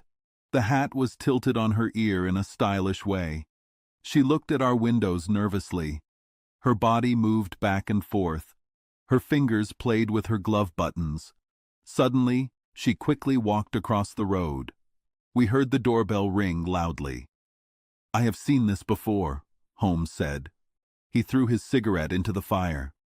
"When someone moves like that on the street, it means it is a love problem. She wants advice, but she thinks the problem is too private to tell. But we can still tell things. If a man has hurt a woman badly, she does not move like that. Her doorbell wire is usually broken. Here, it is a love problem, but the woman is not angry. She is confused or sad, but here she comes to tell us." As he spoke, someone knocked on the door. A boy came in to say that Miss Mary Sutherland was there. The lady stood behind the small boy. She was big, like a large ship behind a small pilot boat. Sherlock Holmes greeted her politely. He closed the door and helped her into a chair. He looked at her carefully, but also like he was thinking about other things. This was a habit of his. "Don't you find," he said, "that it is hard to do so much typing with your poor eyesight?" "At first it was," she said, "but now I know where the letters are without looking." Then she understood what he meant. She was scared and surprised. She looked up with fear on her kind face. "You have heard about me, Mr. Holmes," she cried. "Or how else would you know that?" "Never mind," Holmes said, laughing. "It is my job to know things. Maybe I have learned to see what others do not.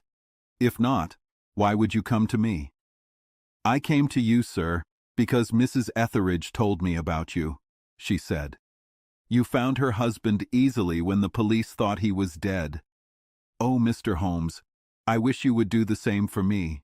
I am not rich, but I have £100 a year of my own. I also earn a little from my machine. I would give it all to know what happened to Mr. Hosmer Angel." "Why did you come to me so quickly?"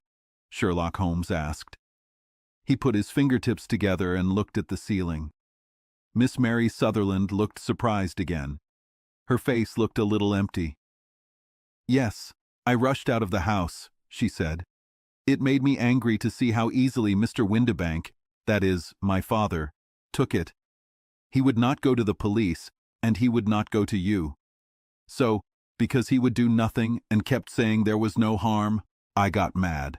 I just got my things and came right to you." "Your father," Holmes said. "Your stepfather, surely, since the name is different." "Yes, my stepfather.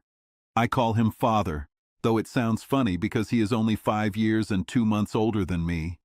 "And your mother is alive?" "Oh yes, mother is alive and well. I was not happy, Mr. Holmes, when she married again so soon after father died, and to a man nearly 15 years younger than herself. Father was a plumber. He had a good business. Mother continued it with Mr. Hardy, the foreman. But when Mr. Windibank came, he made her sell the business. He thought he was better, because he sold wine. They got $4,700 for the business. This was not as much as father would have gotten if he was alive. I expected Sherlock Holmes to be impatient with this long story, but he listened very carefully. "Your own small income," he asked. "Does it come from the business?" "Oh, no, sir. It is separate. My Uncle Ned in Auckland left it to me. It is New Zealand stock. It pays 4.12%. It was £2,500, but I can only use the interest." "You interest me very much," Holmes said. "Since you get £100 a year, plus what you earn, you no doubt travel and enjoy yourself. I believe that a single lady can live well on about $60 a year." "I could live on much less than that, Mr. Holmes," she said. "But you know that as long as I live at home, I do not want to be a problem for them. So they use the money while I stay with them. Of course, this is only for now. Mr. Windibank takes my interest every 3 months and gives it to Mother.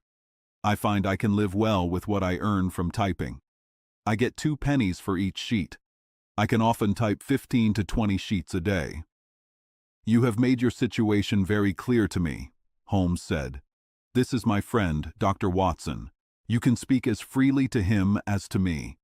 Please tell us now everything about Mr. Hosmer Angel." Miss Sutherland's face turned red. She nervously pulled at the edge of her jacket. "I met him first at the gasfitters' dance," she said. "They used to send father tickets when he was alive. Then they remembered us and sent them to Mother. Mr. Windibank did not want us to go. He never wanted us to go anywhere. He would get very angry if I even wanted to go to a Sunday school picnic. But this time I really wanted to go, and I would go. What right did he have to stop me? He said the people were not good for us to know, but all father's friends would be there. And he said I had nothing good to wear, but I had my purple velvet dress that I had never worn. At last, when nothing else worked, he went to France for his company. But we went, Mother and I, with Mr. Hardy, who used to be our foreman, and it was there I met Mr. Hosmer Angel. I suppose, Holmes said, that when Mr. Windibank came back from France, he was very annoyed that you had gone to the dance. Oh, well, he was very kind about it, she said. He laughed, I remember, and shrugged his shoulders. He said there was no use stopping a woman, because she would do what she wanted. I see. So at the gasfitter's dance, you met a gentleman named Mr. Hosmer Angel, I understand. Yes, sir. I met him that night. He called the next day to ask if we got home safely. After that, we met him. That is, Mr. Holmes. I met him twice for walks. But after that, Father came back again, and Mr. Hosmer Angel could not come to the house any more. No? Well, you know Father did not like anything like that. He would not have any visitors if he could help it. He used to say that a woman should be happy with her own family. But then, as I used to tell Mother, a woman wants her own group of friends, and I did not have mine yet. But what about Mr. Hosmer Angel? Did he try to see you?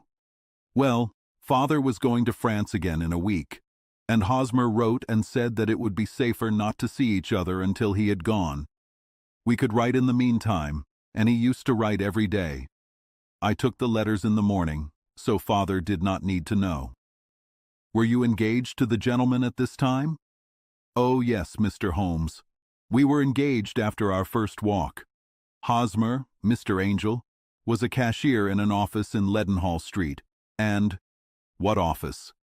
That is the worst part, Mr. Holmes. I do not know. Where did he live then? He slept at the office. And you do not know his address? No, only that it was Leadenhall Street. Where did you send your letters then? To the Leadenhall Street post office, to be held there until he picked them up. He said that if they were sent to the office, the other clerks would make fun of him for getting letters from a lady. So I offered to typewrite them, like he did his. But he would not let me. He said that when I wrote them, they felt like they came from me. But when they were typewritten, he felt that the machine was between us. That just shows you how much he loved me, Mr. Holmes, and the small things he would think of. It was very telling, Holmes said. I have always believed that small things are the most important. Can you remember any other small things about Mr. Hosmer Angel?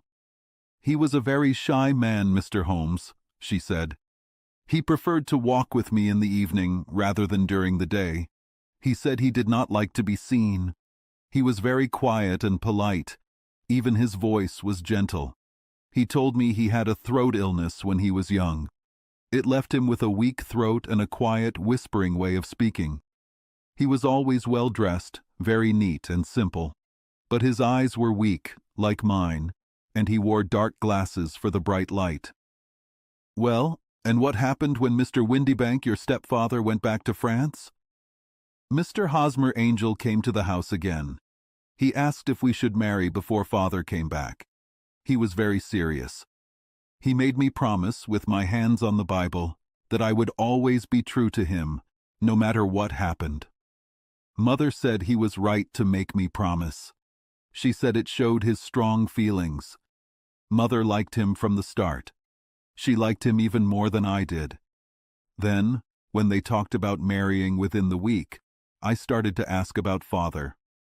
But they both said not to worry about Father, just to tell him later. And Mother said she would make it all right with him. I did not like that, Mr. Holmes. It seemed strange that I should ask his permission, as he was only a few years older than me. But I did not want to do anything secretly. So I wrote to Father in Bordeaux, where the company has its French offices. But the letter came back to me on the very morning of the wedding. It missed him then? Yes, sir, because he had started to England just before it arrived. Ha! That was bad luck. Your wedding was planned for Friday. Was it in a church? Yes, sir, but very quietly. It was at St. Saviour's near King's Cross. We were to have breakfast after at the St. Pancras Hotel. Hosmer came for us in a small carriage. But since there were two of us, he put us both in it. He got into another type of carriage, which was the only other one on the street. We got to the church first. When the other carriage arrived, we waited for him to get out. But he never did. And when the driver got down and looked, no one was there. The driver said he could not imagine what happened to him, because he saw him get in with his own eyes. That was last Friday, Mr. Holmes, and I have not seen or heard anything since then to tell me what happened to him. It seems to me that you have been treated very badly, Holmes said. Oh, no, sir.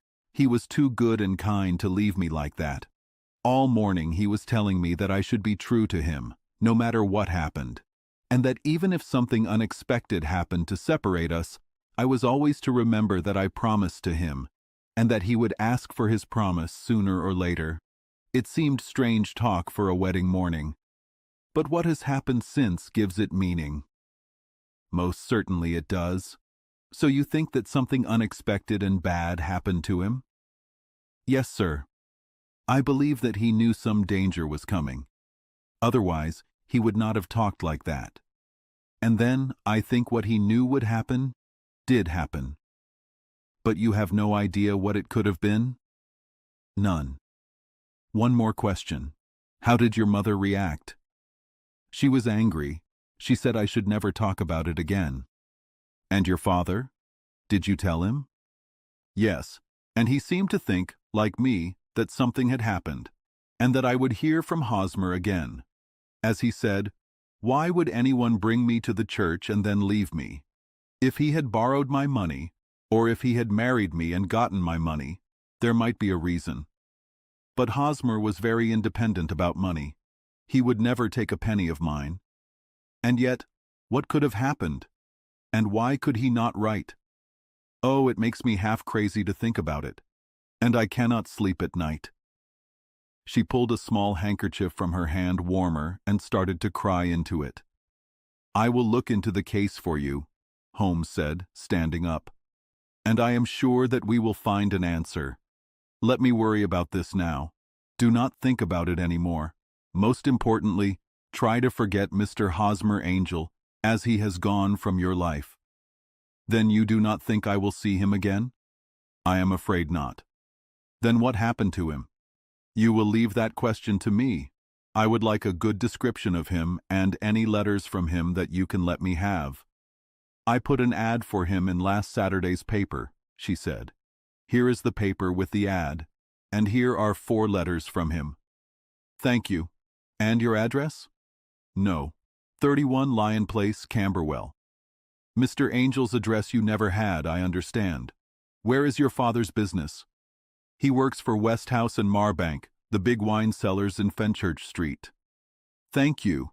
You have told your story very clearly. You will leave the papers here, and remember my advice. Let this whole thing be a secret, and do not let it change your life. You are very kind, Mr. Holmes, she said, but I cannot do that. I will be true to Hosmer. He will find me ready when he comes back. Despite her silly hat and empty face, there was something good in our visitor's simple faith. This made us respect her. She put her small papers on the table. She left, promising to come back when called. Sherlock Holmes sat quietly for a few minutes. His fingertips were still together. His legs were stretched out. He looked up at the ceiling. Then he took down his old pipe from the rack. It was like a helper to him. He lit it. He leaned back in his chair. Thick blue smoke went up from him. He looked very tired. That woman is a very interesting study, he said. I found her more interesting than her small problem. By the way, the problem is quite common. You will find similar cases in my notes.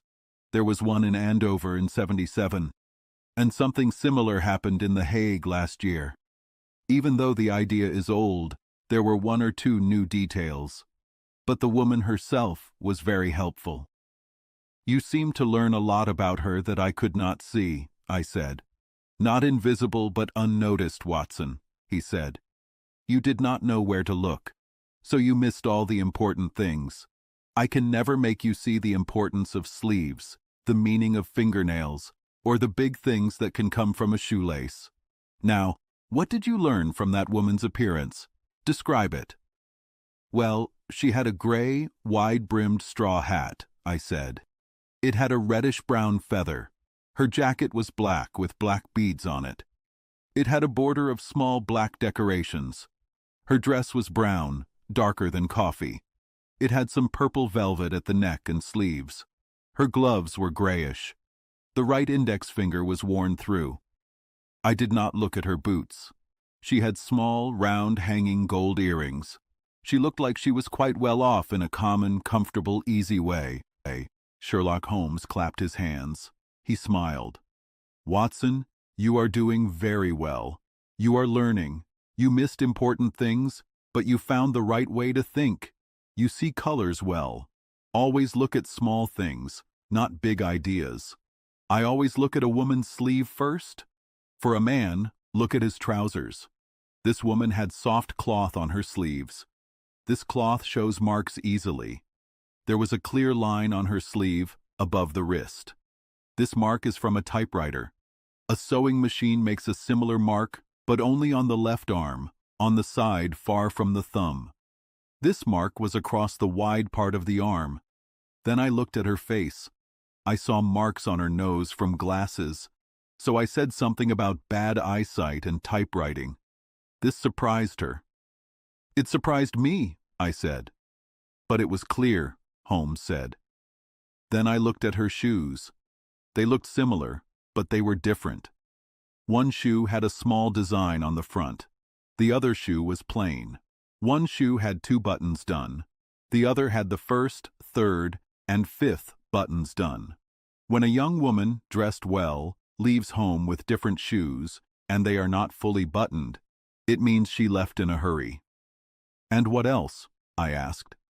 I was always interested in his clear thinking. I saw that she wrote a note before she left home. She was fully dressed. You saw her right glove was torn. But you did not see that the glove and her finger had purple ink.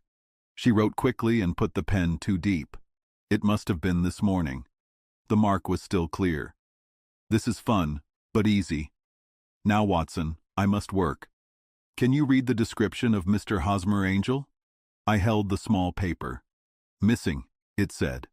On the morning of the 14th, a gentleman named Hosmer Angel, about 5 feet, 7 inches tall, strong body, light brown skin, black hair, a little bald in the middle, thick, black sideburns and mustache, dark glasses, speaks a little strangely. When last seen, he wore a black coat with silk, a black vest, a gold chain, gray pants, and brown covers over his shoes. He worked in an office in Leadenhall Street. Anyone who brings him, and so on. That's enough, Holmes said. The letters, he said, looking at them, are very normal. No clue about Mr. Angel, except he used a quote from a writer named Balzac one time. But there is one important thing you will notice. They are typed, I said. Yes, and the name is also typed. Look at Hosmer Angel at the bottom. There is a date but no address, except Leadenhall Street, which is not specific. The typed name is a big clue. It tells us a lot. About what? I asked. My dear friend, do you not see how important this is for the case? I don't, unless he wanted to say he did not sign it if there was a problem. No, that was not the reason. I will write 2 letters. This will solve the problem. One is to a company in the city. The other is to the young lady's stepfather, Mr. Windibank. I will ask him to meet us here tomorrow evening at 6 o'clock. It is good to talk to the male relatives. Now, Doctor, we must wait for the answers to these letters. We can stop thinking about this problem for now. I believed in my friend's smart thinking. He always had a good reason for his calm way. I knew he had a plan for this strange mystery. Only one time had he failed. That was with the King of Bohemia and the picture of Irene Adler. But I remembered other cases, like the Sign of 4 and a study in scarlet. I felt he could solve any puzzle. I left him. He was smoking his pipe. I was sure that when I returned the next evening, he would have all the answers about Miss Mary Sutherland's missing husband. I had my own important case. The next day, I was busy with a sick person. It was almost 6 o'clock when I was free. I took a cab to Baker Street. I was afraid I might be too late to see the end of the mystery. But Sherlock Holmes was alone. He was half asleep. He was in his chair. Many bottles and test tubes were there. I smelled a strong, clean smell. This told me he had spent the day doing chemistry, which he liked very much. "Well, have you solved it?" I asked when I came in. "Yes, it was the chemical." No, the mystery," I said. "Oh, that. I was thinking about the salt I was working on. There was never any mystery, though. As I said yesterday, some of the details are interesting. The only problem is that there is no law, I think, that can punish the bad man." "Who was he then? Why did he leave Miss Sutherland?" I had just asked this. Holmes had not yet spoken. We heard a loud sound in the hall. Someone knocked on the door. "This is the girl's stepfather, Mr. James Windibank," Holmes said. "He wrote to me that he would be here at 6. Come in." A strong, middle-sized man came in. He was about 30 years old. He had no beard. His skin was light brown. He had a smooth, friendly way. His gray eyes were very sharp. He looked at us. He put his shiny hat on a table. He bowed a little. Then he sat in the closest chair. "Good evening, Mr. James Windibank," Holmes said.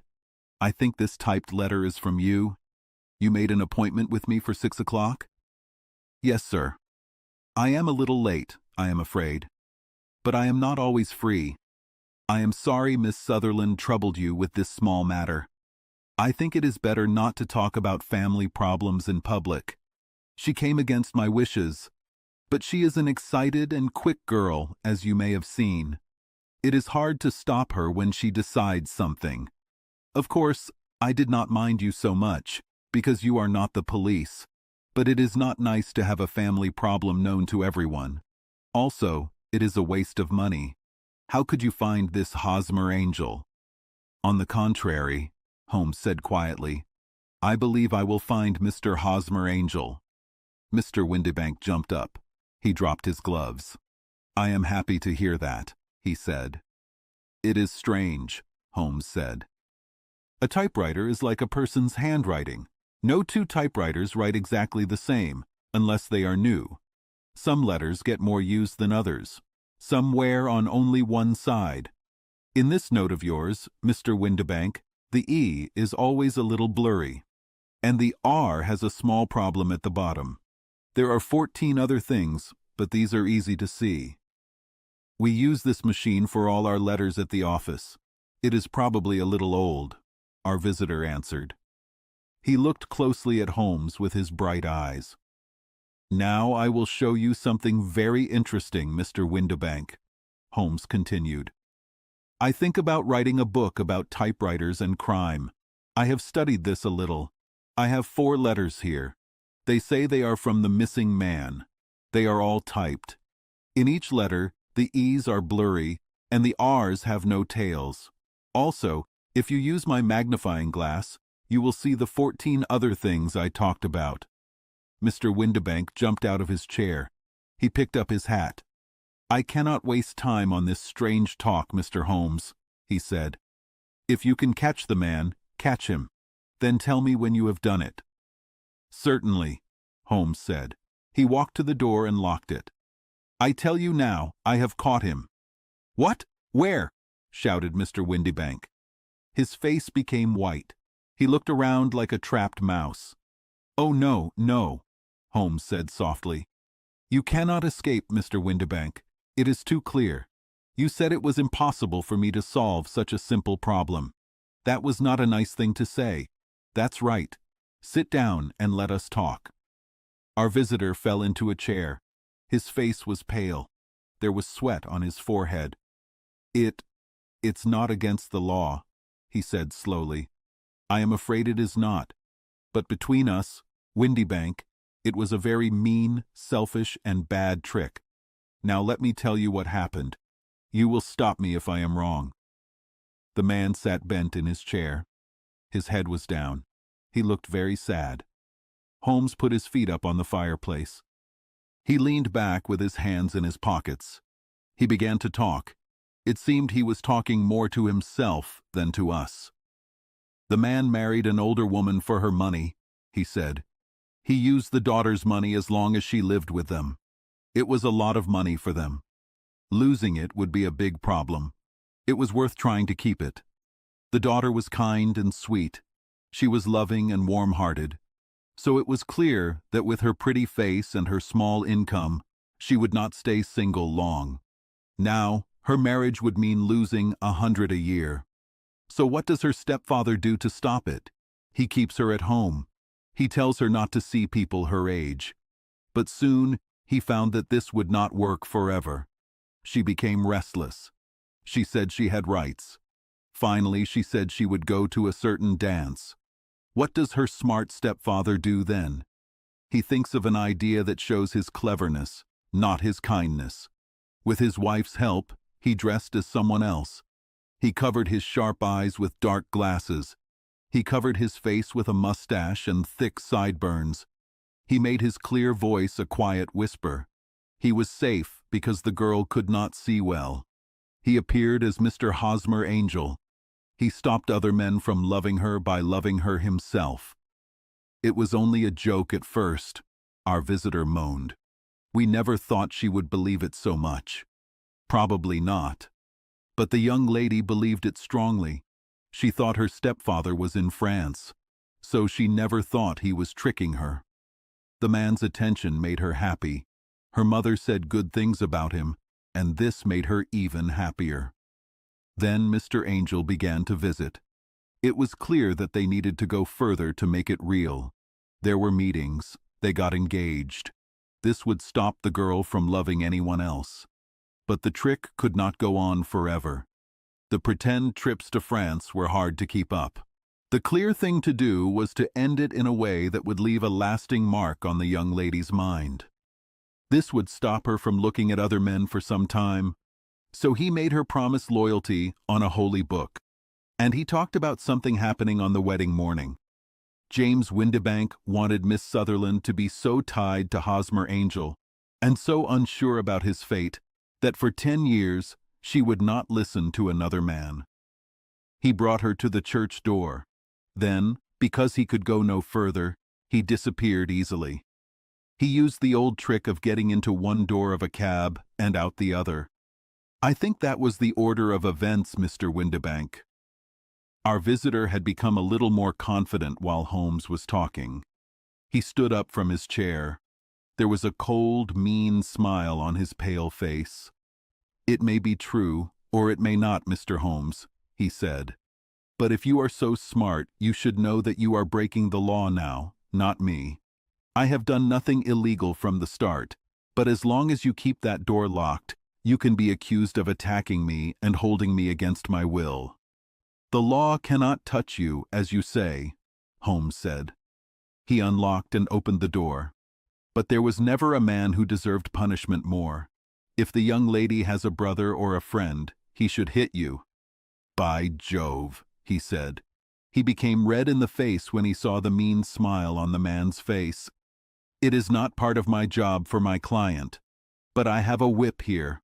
I think I will just treat myself to—" He took 2 quick steps to the whip. But before he could grab it, we heard loud steps on the stairs. The heavy front door slammed. From the window, we saw Mr. James Windibank running very fast down the road. "What a heartless bad man," Holmes said, laughing. He sat back down in his chair. "That man will do more and more bad things until he does something very wrong, and he will end up on a gallows. In some ways, this case was interesting." "I cannot now fully understand all you're thinking," I said. "Well, of course, it was clear from the start that this Mr. Hosmer Angel must have a strong reason for his strange actions. And it was also clear that the only man who truly gained from this, as far as we could see, was the stepfather. Then the fact that the 2 men were never together.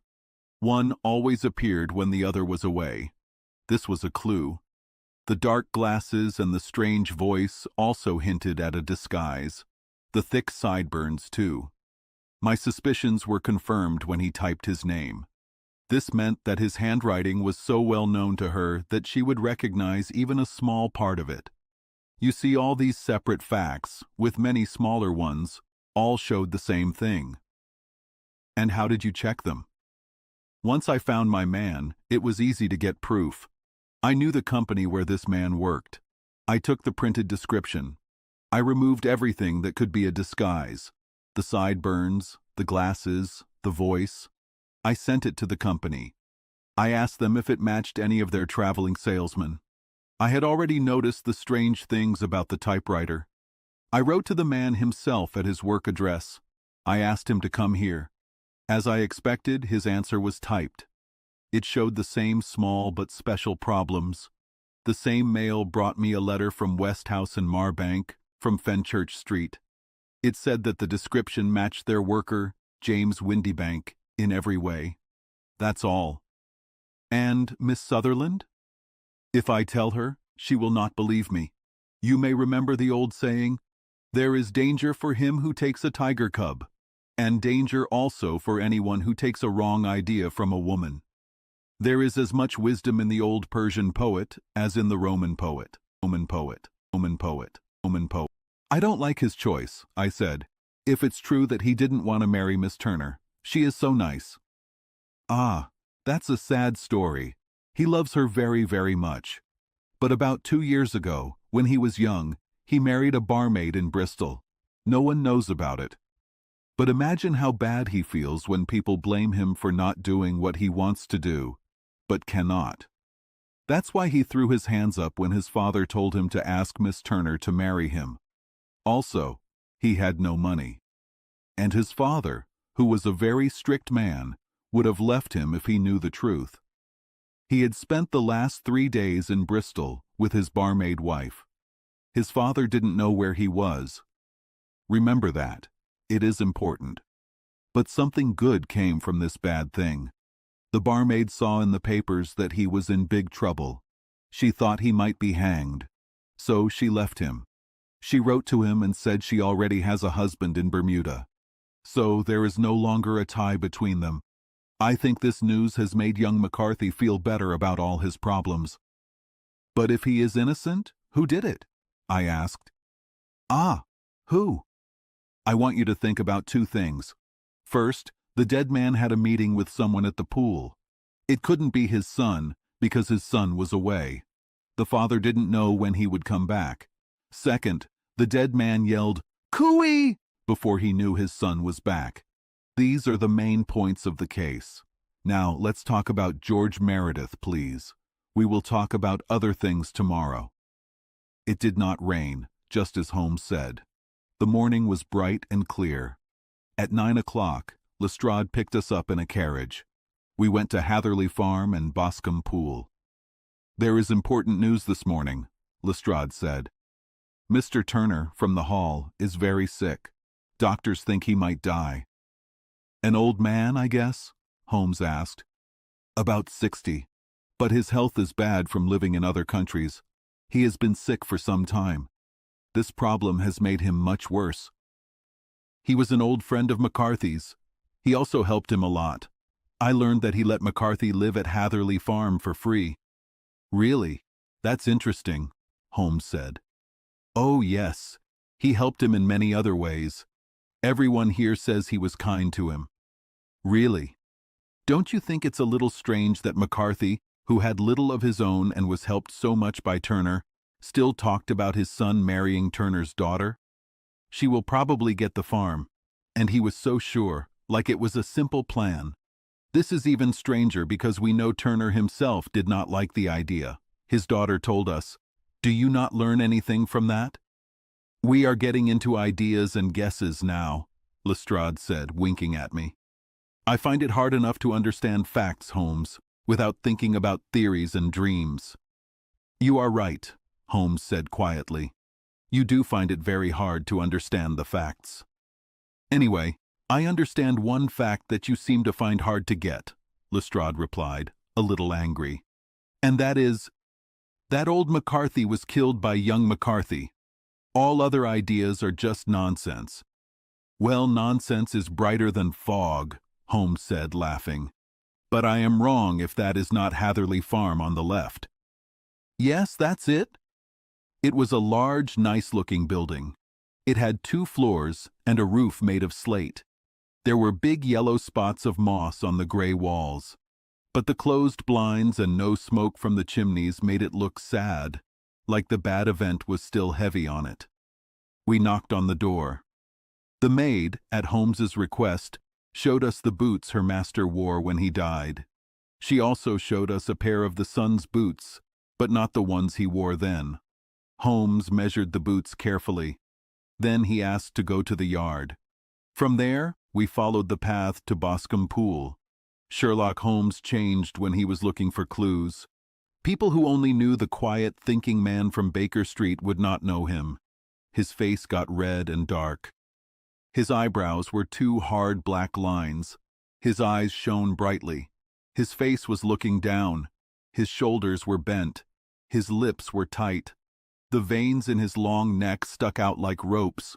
His nose seemed to open wide, like an animal wanting to hunt. His mind was so focused on the problem that he didn't hear questions or comments, or he would only make a quick, angry sound. He walked quickly and quietly along the path through the fields and woods to Boscombe Pool. The ground was wet and muddy, like all the land there. There were many footprints on the path and in the short grass. Sometimes Holmes walked fast, sometimes he stopped. Once he walked into the field for a short time. Lestrade and I walked behind him. Lestrade didn't care. I watched my friend with great interest. I knew that everything he did had a reason. Boscombe Pool is a small lake with reeds around it. It is about 50 yards across. It is between Hatherley Farm and Mr. Turner's private park. Above the woods on the other side, we could see red, sharp rocks. They showed where the rich landowner's house was. On the Hatherley side of the pool, the woods were very thick.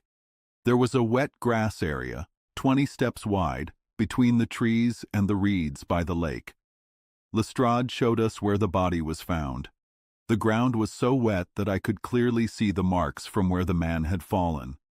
Holmes's excited face and looking eyes showed me that he saw many other things on the trampled grass.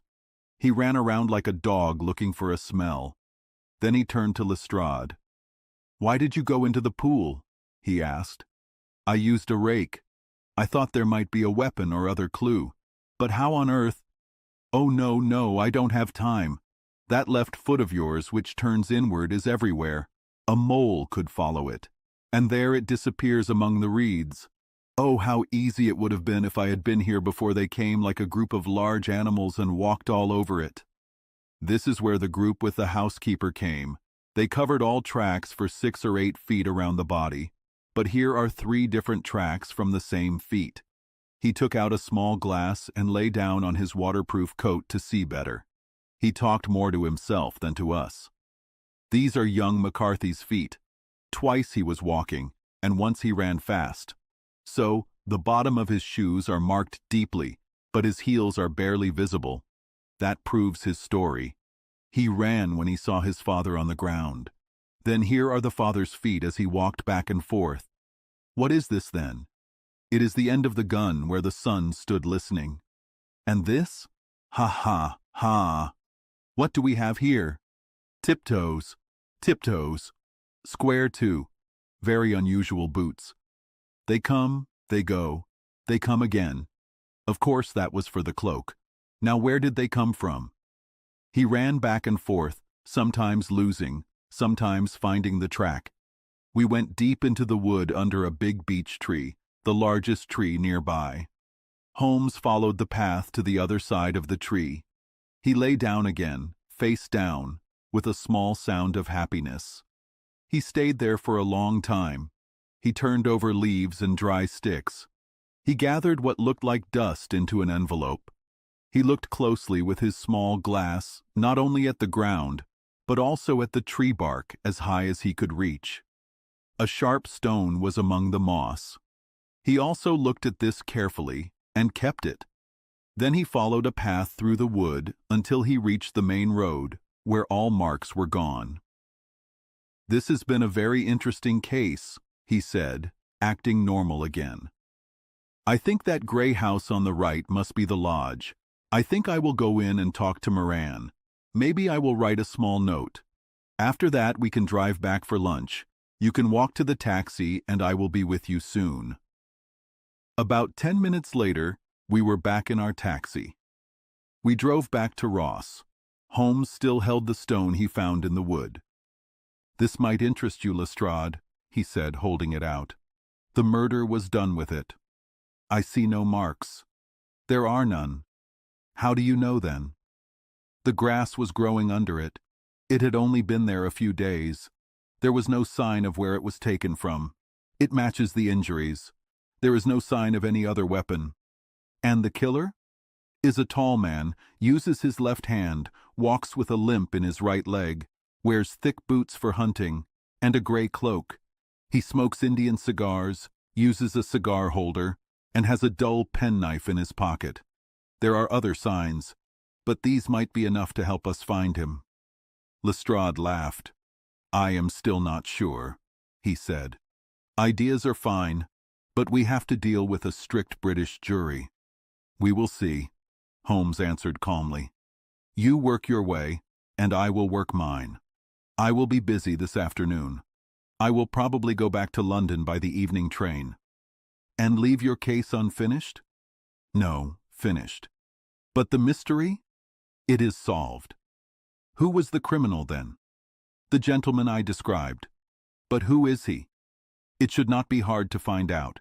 This area is not very crowded." Lestrade moved his shoulders. "I am a practical man," he said. "I cannot go around the country looking for a left-handed gentleman with a bad leg.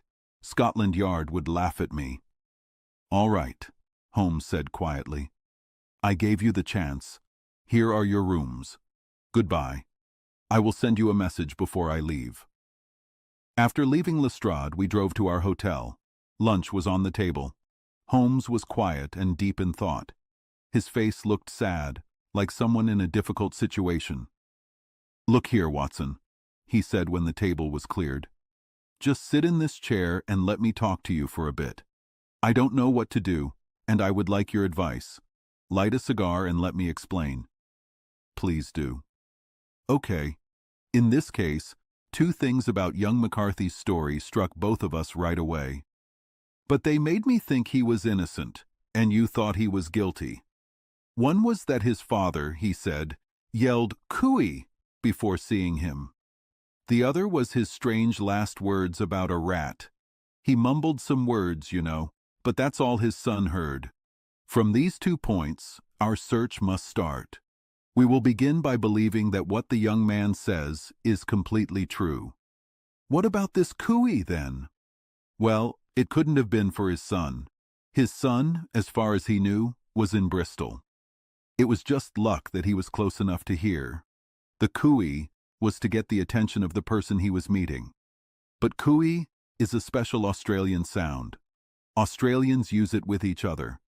So it's very likely that the person McCarthy expected to meet him at Boscombe Pool had been to Australia. What about the rat, then? Sherlock Holmes took a folded paper from his pocket. He spread it on the table. "This is a map of Victoria," he said. "I sent a message to Bristol for it last night." He put his hand over part of the map. "What do you read?" "Arat," I read. "And now?" He lifted his hand. "Ballarat." "Exactly. That was the word the man said. His son only heard the last 2 parts. He was trying to say the name of his killer. So-and-so, from Ballarat." "It's amazing," I said. "It's clear. And now, you see, I had a much smaller group of people to look at. Having a gray coat was a third point. If the son's story is true, it was certain. We have now moved from being unclear to a clear idea of an Australian from Ballarat with a gray cloak. Certainly. And someone who knew the area well. The pool can only be reached through the farm or the private land where strangers would not usually go." "Quite so. Then comes our trip today. By looking at the ground, I found the small details I gave to that foolish Lestrade about who the criminal is. But how did you find them? You know my way of working. It is based on looking at small things. His height? I know you could guess from how long his steps were. His boots, too, you could tell from their marks. Yes, they were unusual boots. But his limp? The mark of his right foot was always less clear than his left. He put less weight on it. Why? Because he limped. He had a bad leg. But his left-handedness. You yourself noticed the type of injury the doctor reported. The hit was from directly behind, but it was on the left side. How can that be, unless it was from a left-handed man? He had stood behind that tree when the father and son talked. He even smoked there. I found the ash of a cigar. My special knowledge of tobacco ashes tells me it was an Indian cigar. As you know, I have paid attention to this. I wrote a small book about the ashes of 140 different types of pipe, cigar, and cigarette tobacco. After finding the ash, I looked around and found the cigar end among the moss where he threw it. It was an Indian cigar, the kind made in Rotterdam. And the cigar holder? I could see that the end was not in his mouth, so he used a holder. The tip was cut off, not bitten off, but the cut was not clean, so I guessed he used a dull penknife. Holmes, I said, you have caught this man in a net from which he cannot escape. You have saved an innocent life, just as if you cut the rope that was hanging him. I see where all this points. The person who did it is Mr. John Turner, cried the hotel waiter, opening the door to our room and bringing in a visitor. The man who came in looked strange and important. His slow, limping walk and bent shoulders made him look old and weak, but his strong, deeply lined face and very large arms showed he had great body strength and a strong mind. His messy beard, gray hair, and big hanging eyebrows made him look important and powerful. But his face was a pale white. His lips and the corners of his nose were a little blue. I could see right away that he was very sick with a long-term illness. Please sit on the sofa, Holmes said gently. Did you get my note? Yes, the lodgekeeper brought it. You said you wanted to see me here to avoid gossip. I thought people would talk if I went to the hall. And why did you want to see me? He looked at Holmes with a sad look in his tired eyes, like he already knew the answer. Yes, Holmes said, answering the look, not the words. That's right. I know everything about McCarthy.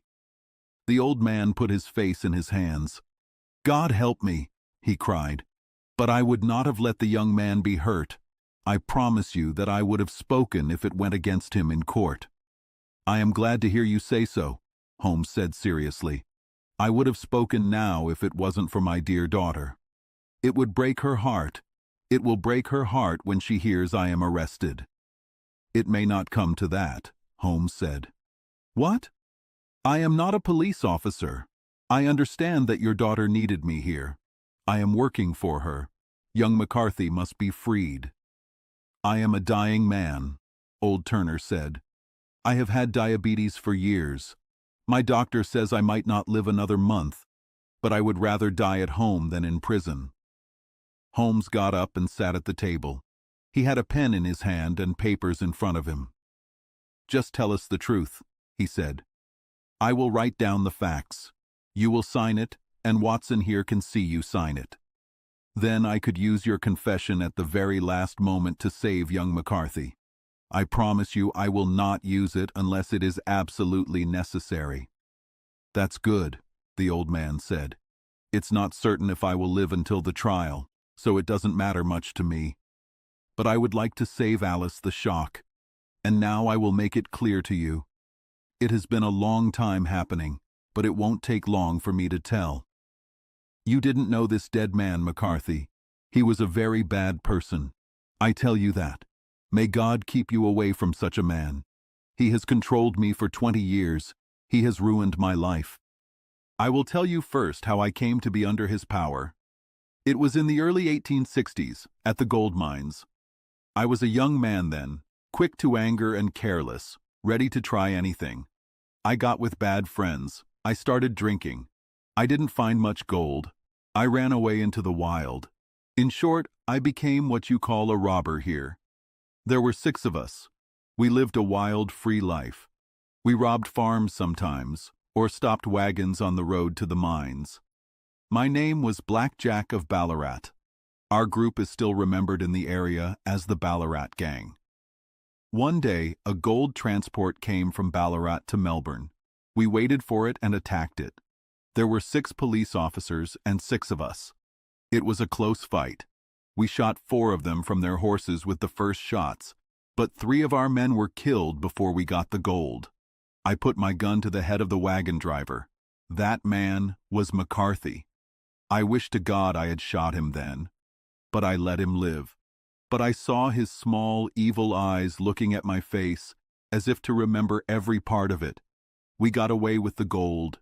We became rich men. We came to England without anyone suspecting us. There, I left my old friends.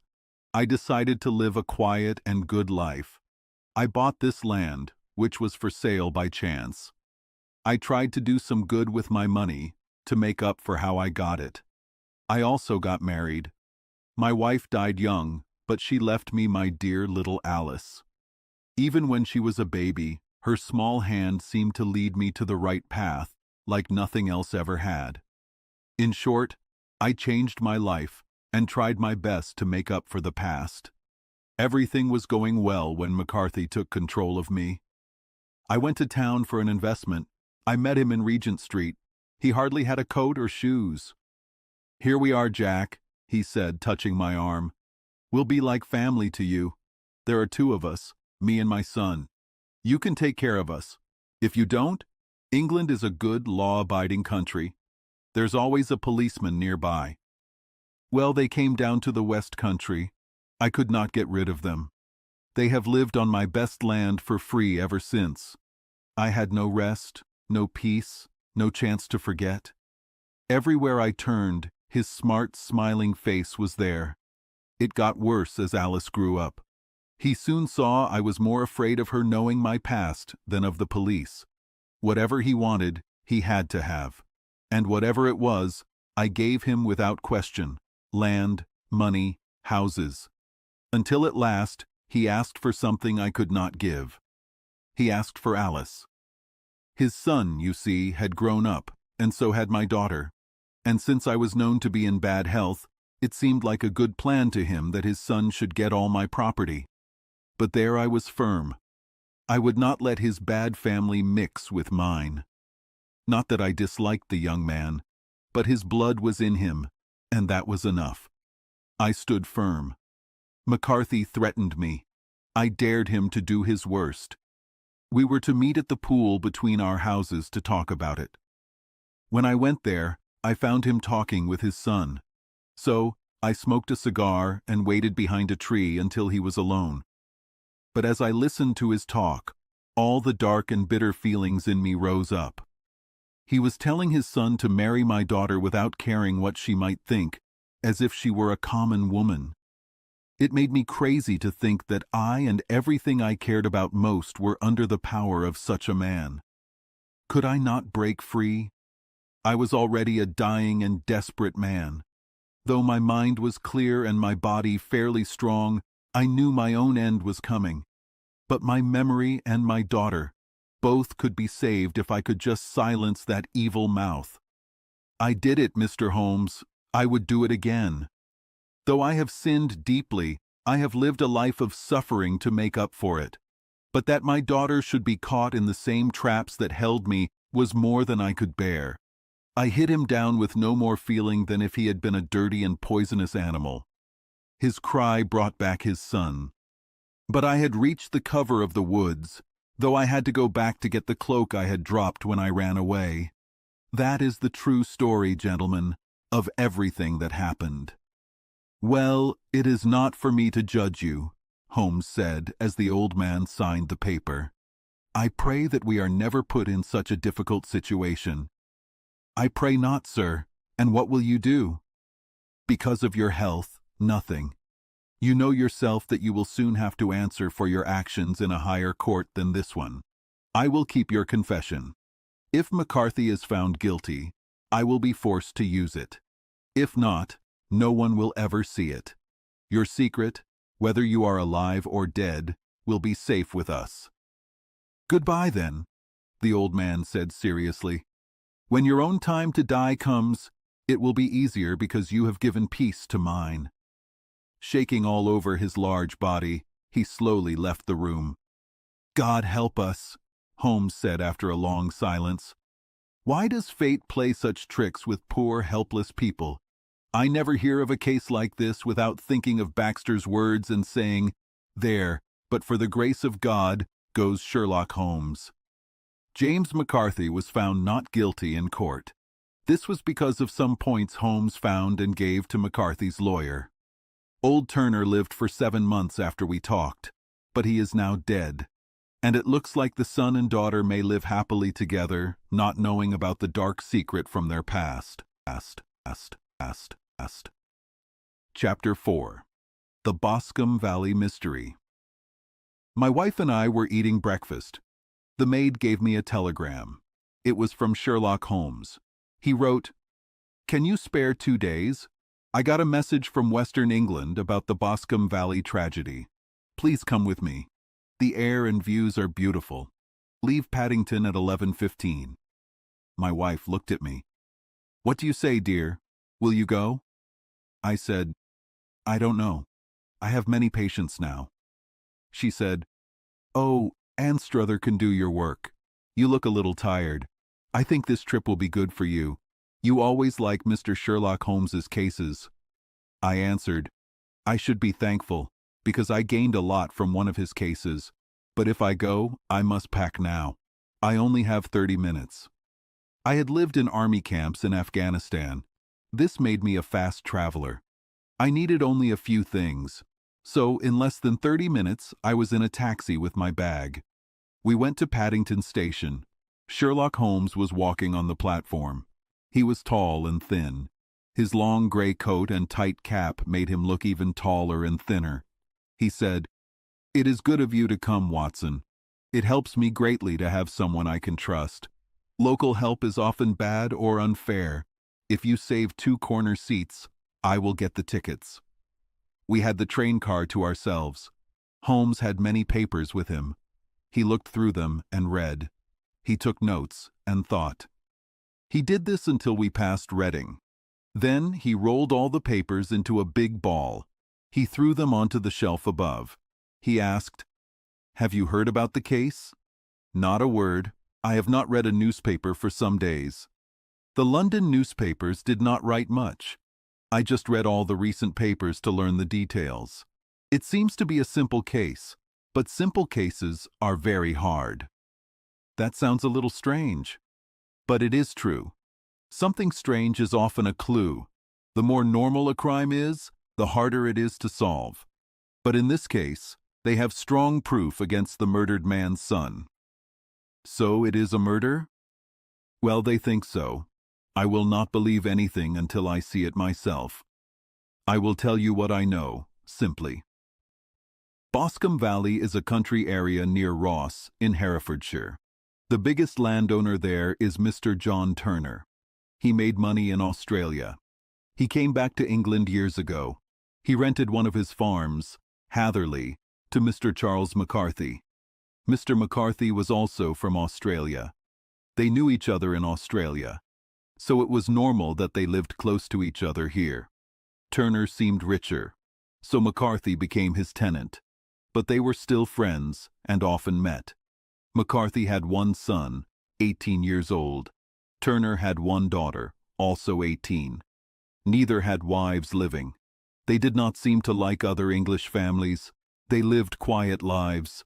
But both McCarthys liked sports. They often went to horse races nearby. McCarthy had 2 servants, a man and a girl. Turner had many servants, at least 6. That is all I know about the families. Now for the facts. On June 3rd, last Monday, McCarthy left his house at Hatherley at about 3 p.m. He walked to Boscombe Pool. This is a small lake. It is formed by the stream that runs down Boscombe Valley. He had been out with his servant in the morning in Ross. He told the servant he had to hurry. He had an important meeting at 3 p.m. He never came back alive from that meeting. It is a quarter of a mile from Hatherley Farmhouse to Boscombe Pool. 2 people saw him walking there. One was an old woman, her name is not known. The other was William Crowder. He is a gamekeeper for Mr. Turner. Both said Mr. McCarthy was walking alone. The gamekeeper added that a few minutes after he saw Mr. McCarthy, he saw his son, Mr. James McCarthy. The son was walking the same way with a gun. He thought the father was in sight, and the son was following. He did not think about it again until he heard about the death that evening. The 2 McCarthys were seen again after William Crowder, the gamekeeper, lost sight of them. Boscombe Pool has many trees around it. There is a small area of grass and reeds by the water. A 14-year-old girl, Patience Moran, was picking flowers in the woods. She is the daughter of the lodge-keeper for the Boscombe Valley estate. She says that she saw Mr. McCarthy and his son by the edge of the woods, near the lake. They seemed to be fighting loudly. She heard the older Mr. McCarthy use very bad words to his son. She saw the son raise his hand, as if to hit his father. She was so scared that she ran away. When she got home, she told her mother that the 2 McCarthys were fighting near Boscombe Pool. She was afraid they would fight. She had just said this when young Mr. McCarthy ran to the lodge. He said he found his father dead in the wood. He asked for the lodge-keeper's help. He was very excited. He did not have his gun or hat. His right hand and sleeve had fresh blood on them. They followed him and found the dead body on the grass by the pool. His head was badly hit many times with a heavy, blunt object. The injuries could have been made by the end of his son's gun. The gun was on the grass a few steps from the body. So, the young man was arrested at once. The police decided it was willful murder on Tuesday. On Wednesday, he went to court in Ross. The court sent the case to the next assizes. These are the main facts of the case from the police in court. I said, I can't imagine a worse case. If facts ever showed who committed a crime, it is here. Facts are tricky, Holmes answered slowly. They may seem to point to one thing, but if you look differently, they may point to something completely different. But I must say, the case looks very bad for the young man. It is possible he is guilty, but some people in the area, like Miss Turner, the landowner's daughter, believe he is innocent. They have hired Lestrade, whom you may remember from the Study in Scarlet case. He is working for the young man. Lestrade is confused, so he asked me. That is why 2 middle-aged men are traveling west at 50 miles an hour. We are not quietly eating breakfast at home. I said, I am afraid the facts are so clear that you will not get much praise from this case. Nothing is more misleading than a clear fact, he answered, laughing. Also, we might find other clear facts that Mr. Lestrade did not see. You know me well. You know I am not boasting when I say I will prove or disprove his idea. I will use methods he cannot use or understand. For example, I see clearly that in your bedroom the window is on the right. But I wonder if Mr. Lestrade would notice such a clear thing. How in the world? My dear friend, I know you well. I know you are very neat, like a soldier. You shave every morning. Now, you shave by sunlight. But your shaving gets worse and worse on your left side. It becomes very messy around your jaw. So it is clear that that side gets less light than the other. I cannot imagine a man like you, looking in good light, being happy with that. I only say this as a small example of looking and thinking. That is my job. And it might help in this investigation. There are 1 or 2 small things from the police report that are worth thinking about. What are they? He was not arrested right away. It was after he returned to Hatherley Farm. When the police officer told him he was arrested, he said he was not surprised. He said it was no more than he deserved. This made the police and jury believe him even more. That was a confession, I said. No, because he then said he was innocent. After so many bad events, that was a very suspicious thing to say. No, said Holmes. It is the best sign of hope I see now. No matter how innocent he was, he would not be so foolish as to not see that things looked very bad for him. If he had seemed surprised by his arrest, or pretended to be angry, I would have found it very suspicious, because surprise or anger would not be natural then. But it might seem like the best plan for a tricky man. His honest acceptance of the situation means he is either innocent or a man with great self-control and strength. As for his comment about what he deserved, it was also natural. Think about it.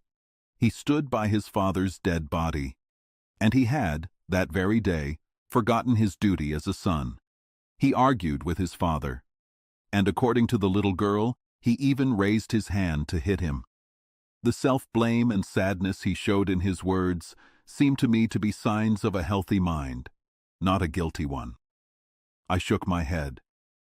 Many men have been hanged with much less proof, I said. Yes, and many men have been wrongly hanged. What is the young man's story? I am afraid it is not very good for his supporters, but there are one or two interesting points. You can read it here. He took a local newspaper from his pile. He opened it and showed me the part where the young man gave his statement. I sat in the corner of the train car and read it carefully. It said, Mr. James McCarthy, the dead man's only son, then spoke. He said, I had been away from home for 3 days in Bristol. I came back on Monday morning, the 3rd. My father was not home when I arrived. The maid told me he had gone to Ross with John Cobb, the stableman. Soon after I came back, I heard his carriage in the yard. I looked out my window. I saw him get out and walk quickly out of the yard. I did not know where he was going. I then took my gun and walked toward Boscombe Pool. I wanted to visit the rabbit area on the other side. On my way, I saw William Crowder, the gamekeeper. He said so in his statement. But he is wrong. I was not following my father. I did not know he was in front of me. When I was about 100 yards from the pool, I heard a cry of, "Cooey!" This was a signal my father and I often used. I then hurried forward. I found him standing by the pool. He seemed very surprised to see me. He asked me roughly what I was doing there. We talked. It led to angry words and almost to hitting each other. My father had a very bad temper. I saw that his anger was out of control. I left him and went back toward Hatherley Farm. I had gone no more than 150 yards. Then I heard a terrible scream behind me. This made me run back. I found my father dying on the ground. His head was badly hurt. I dropped my gun and held him in my arms. But he died almost at once.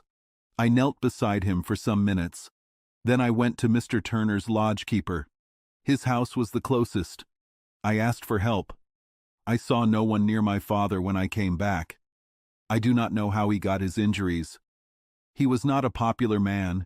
He was a bit cold and unfriendly. But as far as I know, he had no enemies.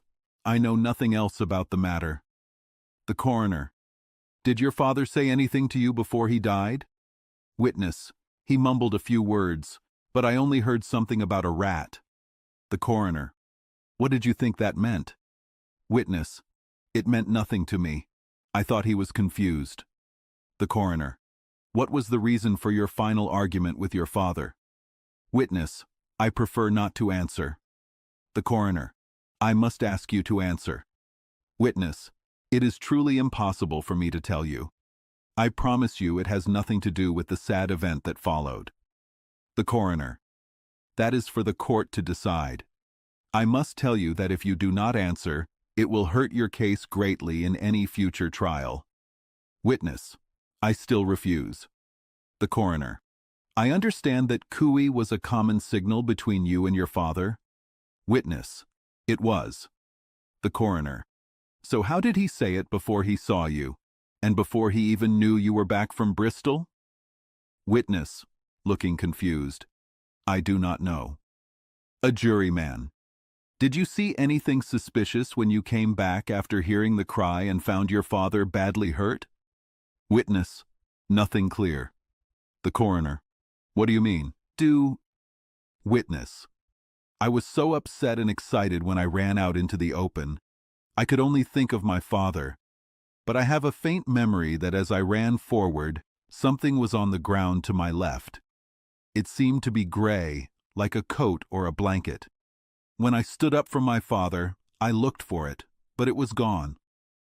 Do you mean it disappeared before you went for help? Yes, it was gone. You cannot say what it was? No, I felt something was there. How far from the body? About 12 yards. And how far from the edge of the wood? About the same. So if it was moved, it was when you were within 12 yards of it? Yes, but my back was to it. This ended the witness's questioning. I looked down the newspaper column. I see that the coroner was quite harsh on young McCarthy in his final comments. He points out correctly that his father signaled before seeing him. Also, he points out his refusal to give details of his talk with his father, and his strange story about his father's last words. All of these, as he says, are very much against the son. Holmes laughed quietly and stretched out on the soft seat. Both you and the coroner have worked hard, he said, to find the strongest points in the young man's favor. Don't you see that you think he has too much imagination and too little? Too little, if he could not invent a reason for a fight that would make the jury feel sorry for him. Too much, if he invented something so strange as his father mentioning a rat and the disappearing cloth. No, sir, I will approach this case believing what this young man says is true, and we will see where that idea leads us. And now, here is my small book of Petrarch. I will not say another word about this case until we are there. We will eat lunch at Swindon. I see we will be there in 20 minutes. It was almost 4 o'clock. We had passed through the beautiful Stroud Valley and over the wide, shining Severn River. We finally arrived at the pretty small town of Ross. A thin man, like a ferret, sneaky and sly, was waiting for us on the platform. He wore a light brown dust coat and leather leggings, fit for the country. But I easily knew him. It was Lestrade, from Scotland Yard. We drove with him to the Hereford Arms. A room was already booked for us. Lestrade said, "I ordered a carriage." We were having tea. "I knew you are active. You would not be happy until you were at the crime scene." "That was kind and thoughtful of you," Holmes answered. "It is all about the weather." Lestrade looked surprised. "I don't understand," he said. "How is the weather glass? 29, I see. No wind and no clouds. I have a case full of cigarettes to smoke. And this sofa is much better than normal country hotel sofas. I don't think I will use the carriage tonight." Lestrade laughed kindly. "You have probably already decided from the newspapers," he said. "The case is very clear. The more you look, the clearer it gets. But of course, one cannot refuse a lady, and she is very strong-willed. She has heard of you. She wants your opinion. Even though I told her many times that you could not do anything I had not already done." "Oh, her carriage is at the door." He had barely spoken. Then one of the most beautiful young women I had ever seen rushed into the room. Her purple eyes shone. Her lips were slightly open. Her cheeks were pink. She had forgotten all her usual shyness. She was full of excitement and worry. "Oh, Mr. Sherlock Holmes!" she cried. She looked at both of us. Then, with a woman's quick sense, she looked at Holmes. "I am so glad you came. I drove here to tell you. I know James did not do it. I know it. And I want you to start your work knowing it too. Never doubt that. We have known each other since we were children. I know his faults better than anyone. But he is too kind-hearted to hurt even a fly. This charge is foolish to anyone who truly knows him." "I hope we can clear him, Miss Turner," said Sherlock Holmes. "You can trust me to do all I can." "But you have read the evidence. Have you decided something?" Do you see any way out? Any mistake? Do you yourself think he is innocent? I think it is very likely. There! She cried. She threw back her head. She looked at Lestrade defiantly. You hear? He gives me hope. Lestrade shrugged his shoulders. I am afraid my colleague has been a bit too quick to decide, he said. But he is right. Oh, I know he is right. James never did it. And about his fight with his father, I am sure the reason he would not talk about it to the coroner was because I was involved. How? Asked Holmes. It is not time for me to hide anything. James and his father often argued about me. Mr. McCarthy wanted us to marry very much. James and I have always loved each other like brother and sister, but he is young. He has not seen much of life yet. And, well, he did not want to do anything like that yet. So there were arguments, and this, I am sure, was one of them.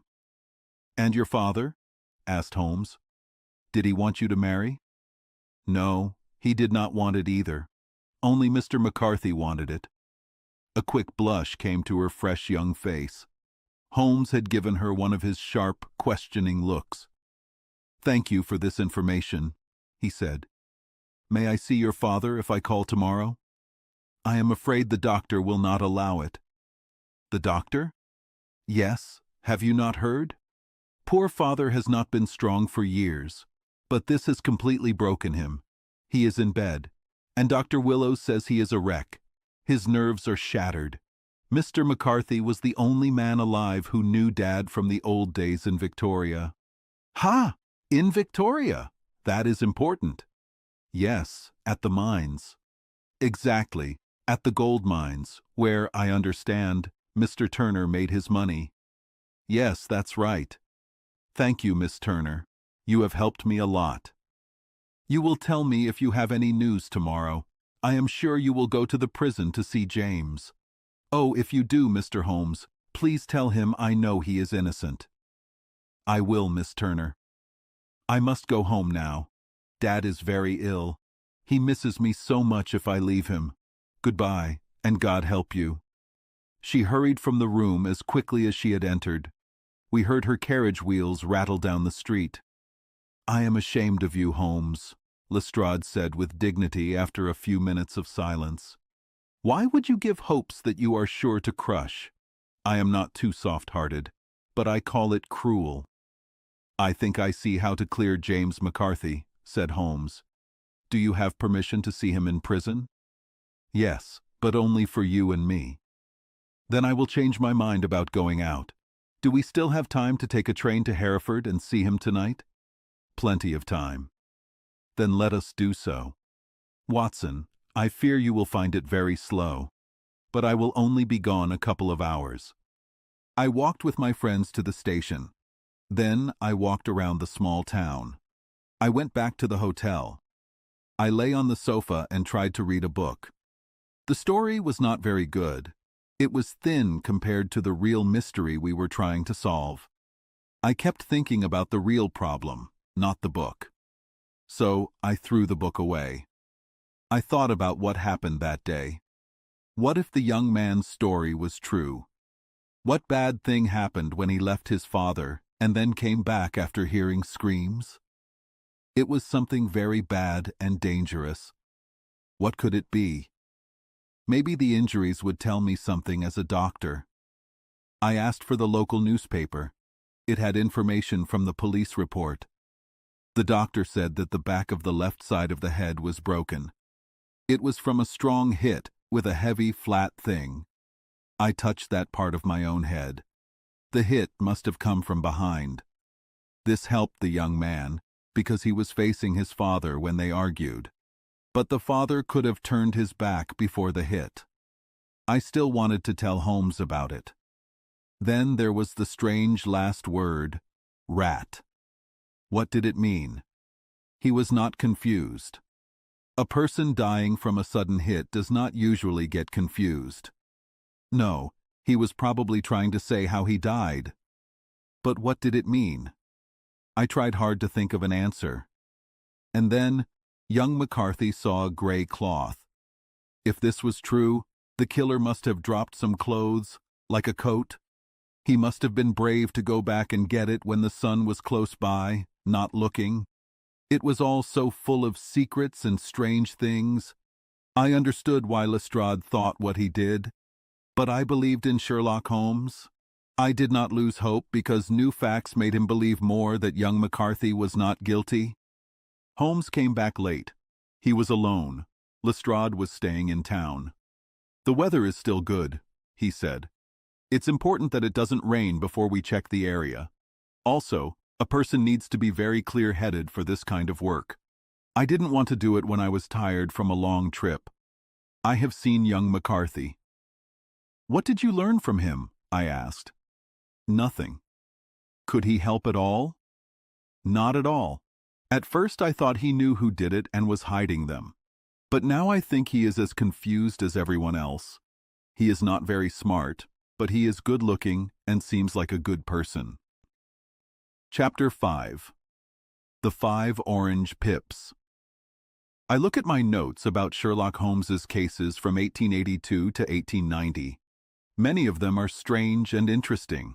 It is hard to pick which ones to write about. Some are already in the news.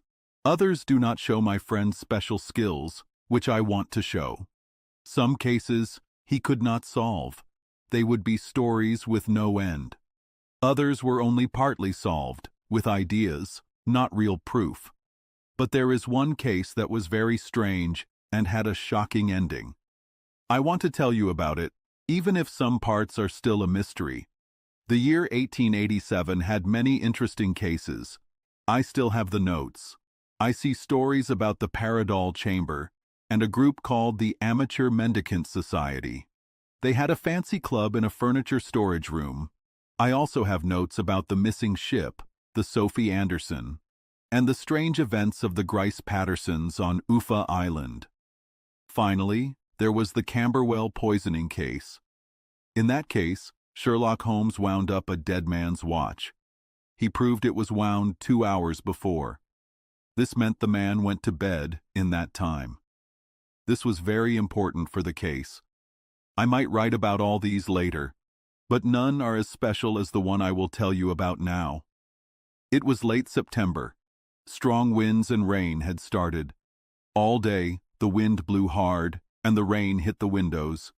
Even in London, we thought about the strong nature outside. It was like wild animals in a cage. As evening came, the storm got stronger and louder.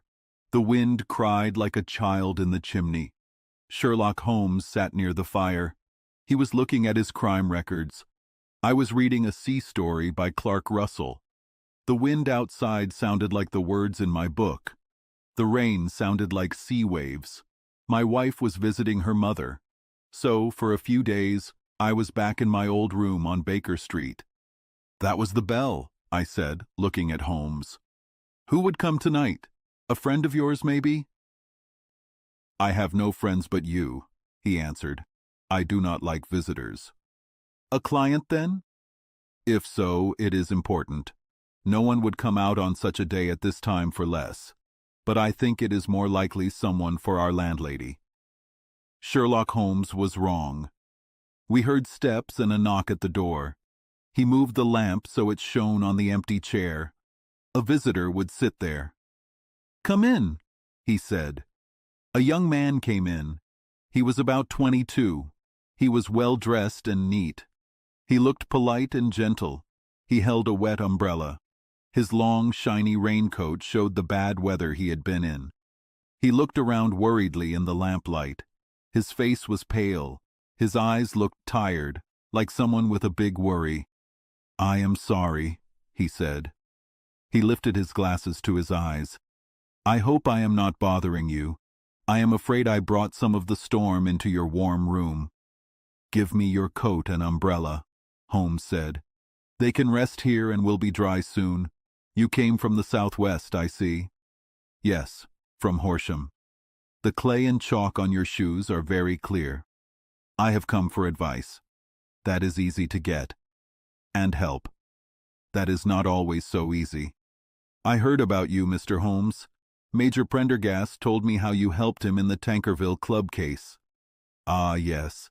He was wrongly said to have cheated at cards. He said you could solve anything. He said too much. That you are never beaten. I have been beaten 4 times, 3 times by men, and once by a woman. But that is nothing compared to how many times you have won. It is true that I have usually won. Then you can win for me. Please bring your chair to the fire. Tell me about your case. It is not a normal case. None of my cases are. I am the last place people come for help. But I wonder, sir, if in all your time you have heard a stranger and harder to explain set of events than what happened in my family. You make me very interested, Holmes said. Please tell us the important facts from the start.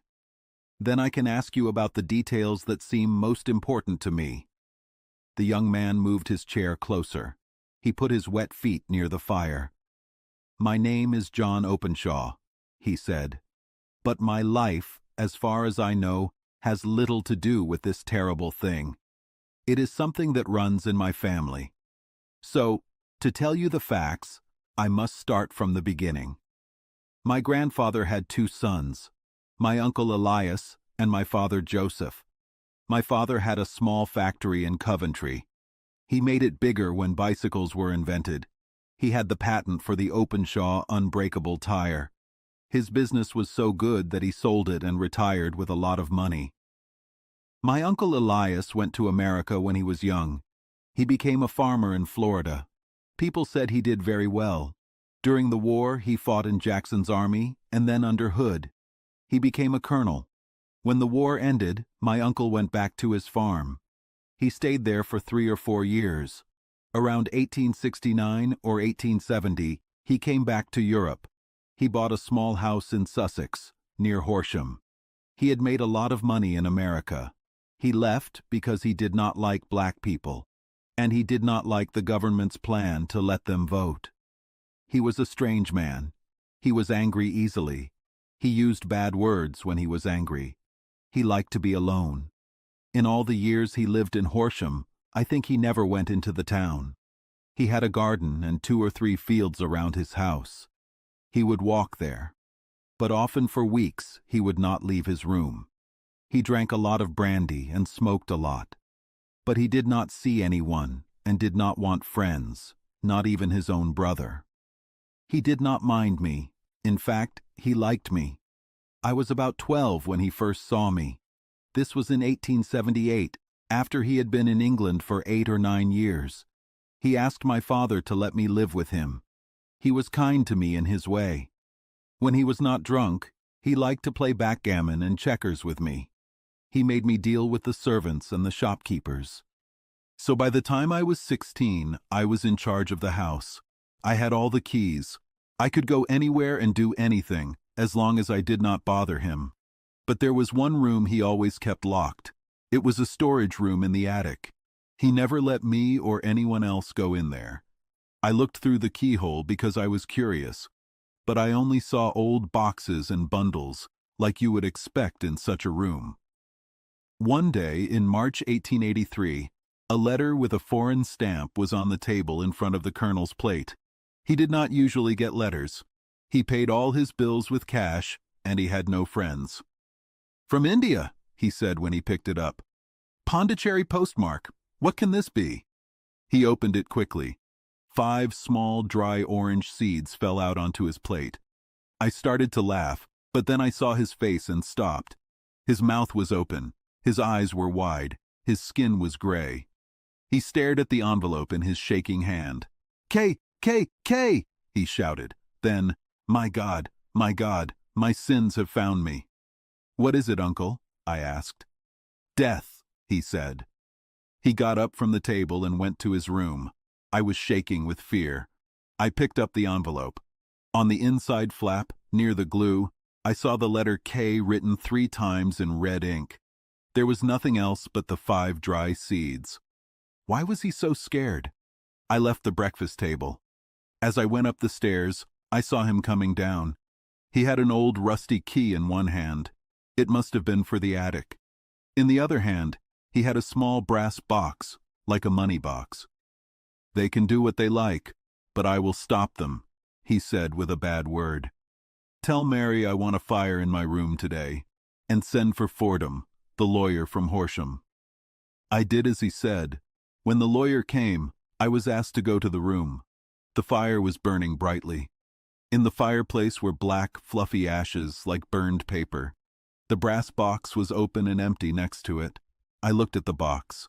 I saw, with a shock, the 3 Ks printed on the lid. The same ones I saw on the envelope that morning. "I want you, John," my uncle said, "to see my will. I leave my property, good and bad, to my brother, your father. It will likely go to you after him. If you can enjoy it in peace, that's good. If you find you cannot, take my advice, boy, and leave it to your worst enemy. I am sorry to give you something that can be good or bad, but I cannot say what will happen. Please sign the paper where Mr. Fordham shows you." I signed the paper. The lawyer took it with him. This strange event made a very strong impression on me. I thought about it a lot, but I could not understand it. But I still felt a vague fear. This feeling became less strong as weeks passed and nothing happened. But I saw a change in my uncle. He drank more than ever. He liked company even less. He spent most of his time in his room, with the door locked. But sometimes he would come out in a drunken rage. He would run out of the house and around the garden with a gun in his hand. He would shout that he was not afraid of anyone, and that no one, man or devil, could keep him like a sheep in a pen. When these angry times were over, he would rush back into the house. He would lock and bar the door behind him. He looked like a man who could not fight his fear anymore. At these times, I saw his face, even on a cold day, shiny with sweat, as if he had just washed it. Well, to finish the story, Mr. Holmes, and not to take too much of your time, one night he went out in one of those drunken rages. He never came back. We found him face down in a small pool with green stuff on it, at the bottom of the garden. There were no signs of violence. The water was only 2 feet deep. So the jury, knowing he was strange, said it was suicide. But I knew he hated the thought of death. It was hard for me to believe he had killed himself. The matter ended. My father got the property and about $14,000 in the bank. "One moment," Holmes said. "Your story, I see, is one of the most amazing I have heard. Please tell me the date your uncle got the letter and the date he supposedly died." "The letter arrived on March 10th, 1883. He died 7 weeks later, on the night of May 2nd. "Thank you. Please continue."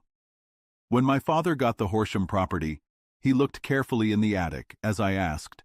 It had always been locked. We found the brass box there, but its contents were gone. On the inside of the lid was a paper label. It had KKK written on it. And below that, letters, notes, receipts, and a list. We think these were the papers Colonel Openshaw destroyed. There was not much else important in the attic. Only many scattered papers and notebooks about my uncle's life in America. Some were from the war. They showed he was a good, brave soldier. Others were from after the war in the southern states. They were mostly about politics. He had clearly been against the bad politicians who came from the north. My father came to live at Horsham at the start of 1884. Everything was fine until January 1885. On the 4th day after the new year, my father shouted in surprise.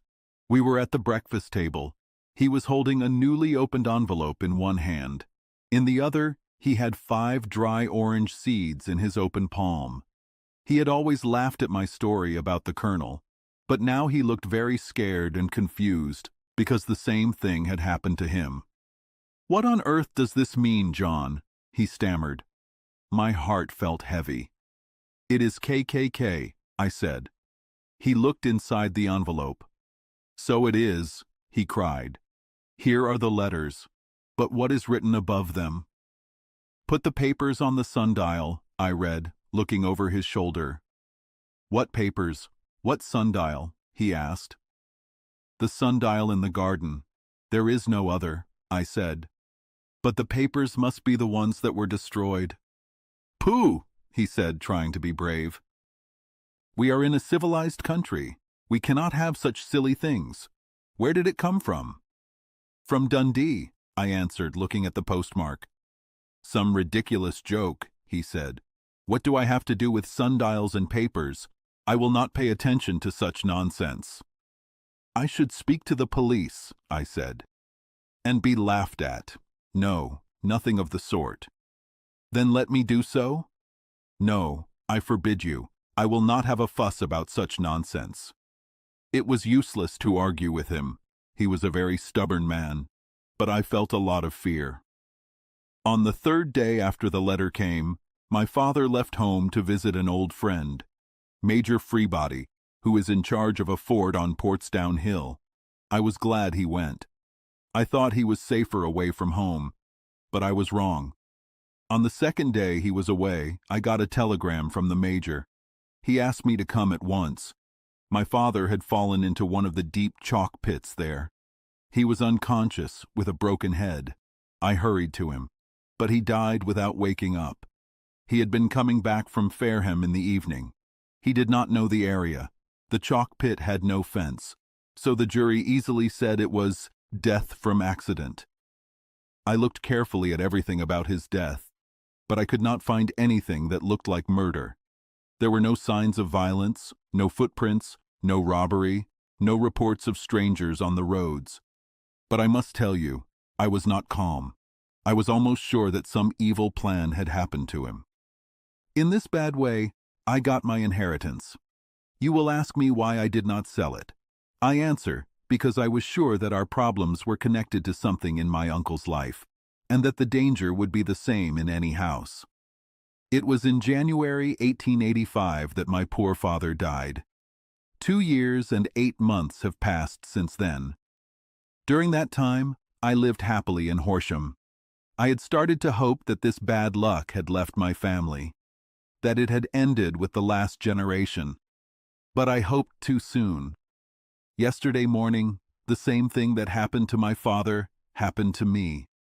The young man took a crumpled envelope from his vest. He turned to the table and shook out 5 small, dry orange seeds onto it. This is the envelope, he continued. The postmark is London, eastern part. Inside are the same words that were on my father's last message. K, K, K. And then, put the papers on the sundial. What have you done? Holmes asked. Nothing. Nothing? To tell the truth, he put his face in his thin, white hands. I feel helpless. I feel like those poor rabbits when the snake moves towards them. I seem to be caught by some strong, bad evil. No planning or care can stop it. Tut, tut, cried Sherlock Holmes. You must act, man, or you are lost. Only action can save you. This is not a time to give up. I have seen the police. Ah. But they smiled when I told my story. I think the police officer believes the letters are just jokes, and that my family members' deaths were truly accidents, as the jury said, not connected to the warnings. Holmes shook his closed hands in the air. Unbelievable foolishness, he cried. A policeman can stay in my house with me. Did he come with you tonight? No, he must stay in the house. Holmes was angry again. Why did you come to me now? He asked. Why did you not come before? I did not know. Today I talked to Major Prendergast about my problems.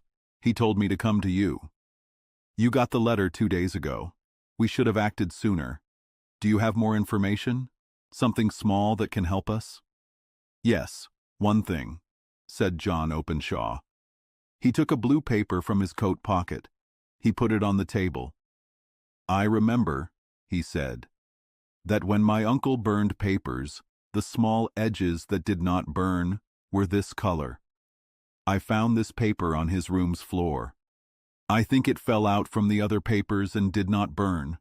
It talks about pips, but I do not think it helps much. I think it is from a private diary. My uncle wrote it. Holmes moved the light. We both looked at the paper. Its torn edge showed it came from a book. It said, March 1869, and then these strange notes. 4th, Hudson came, same old platform. 7th, sent pips to Macaulay, Paramore, and John Swain of St. Augustine. 9th, Macaulay left. 10th, John Swain left. 12th, visited Paramore. All good. Thank you, said Holmes. He folded the paper and gave it back to our visitor. Now, you must go at once. We do not have time to talk about what you said. You must go home now and do something. What should I do? There is only one thing to do. Do it now. Put this paper into the brass box you told us about. Also, put a note inside. Say that your uncle burned all other papers, and this is the only one left. Write it so people will believe you. After that, put the box on the sundial, as told. Do you understand? Yes, completely. Do not think about revenge now. I think we can get justice later through the law. But we need to act first. The first thing is to stop the danger to you. The second is to solve the mystery and punish the bad people. Thank you, said the young man. He stood up and put on his coat. You have given me new life and hope. I will do as you say. Go at once, and most important, be careful. I am sure you are in great danger. How do you go back? By train from Waterloo. It is not yet 9. The streets will be full of people, so I hope you will be safe, but you cannot be too careful. I have a weapon. That is good. Tomorrow I will start work on your case. Will I see you at Horsham then? No, your secret is in London. I will look for it there. Then I will visit you in a day or two with news about the box and papers. I will follow all your advice. He shook our hands and left. Outside, the wind still blew hard and the rain hit the windows. This strange story came to us from the wild weather. It was like a piece of seaweed blown in by a storm. Now it was gone back into the wind and rain. Sherlock Holmes sat quietly for some time. His head was down. His eyes looked at the red fire. Then he lit his pipe. He leaned back in his chair. He watched the blue smoke rings go up to the ceiling. I think, Watson, he said at last, this is our strangest case. Perhaps, except for the sign of 4. Yes, perhaps that one. But this John Openshaw seems to be in more danger than the Sholtos were. But do you, I asked, know what these dangers are? Their nature is clear, he answered. Then what are they? Who is this KKK, and why does he follow this sad family? Sherlock Holmes closed his eyes. He put his elbows on his chair arms, his fingertips together. A perfect thinker, he said, if he sees one fact clearly, can understand all the past and future events connected to it. Like Cuvier could describe a whole animal from one bone. A person who understands one part of a series of events should know all the other parts, before and after. We have not yet reached the power of pure thought. Problems that confuse people who use their senses can be solved by thinking. But to do this perfectly, a thinker must use all the facts he knows. This means he must know everything. Even today, with free education and encyclopedias, this is rare. But it is possible for a man to know all that is useful for his work. I have tried to do this. If I remember right, in the early days of our friendship, you described what I know very clearly. Yes, I answered, laughing. It was a strange paper. Philosophy, astronomy, and politics were 0, I remember. Botany was sometimes good. Geology was deep about mud from 50 miles around town. Chemistry was odd. Anatomy was not ordered.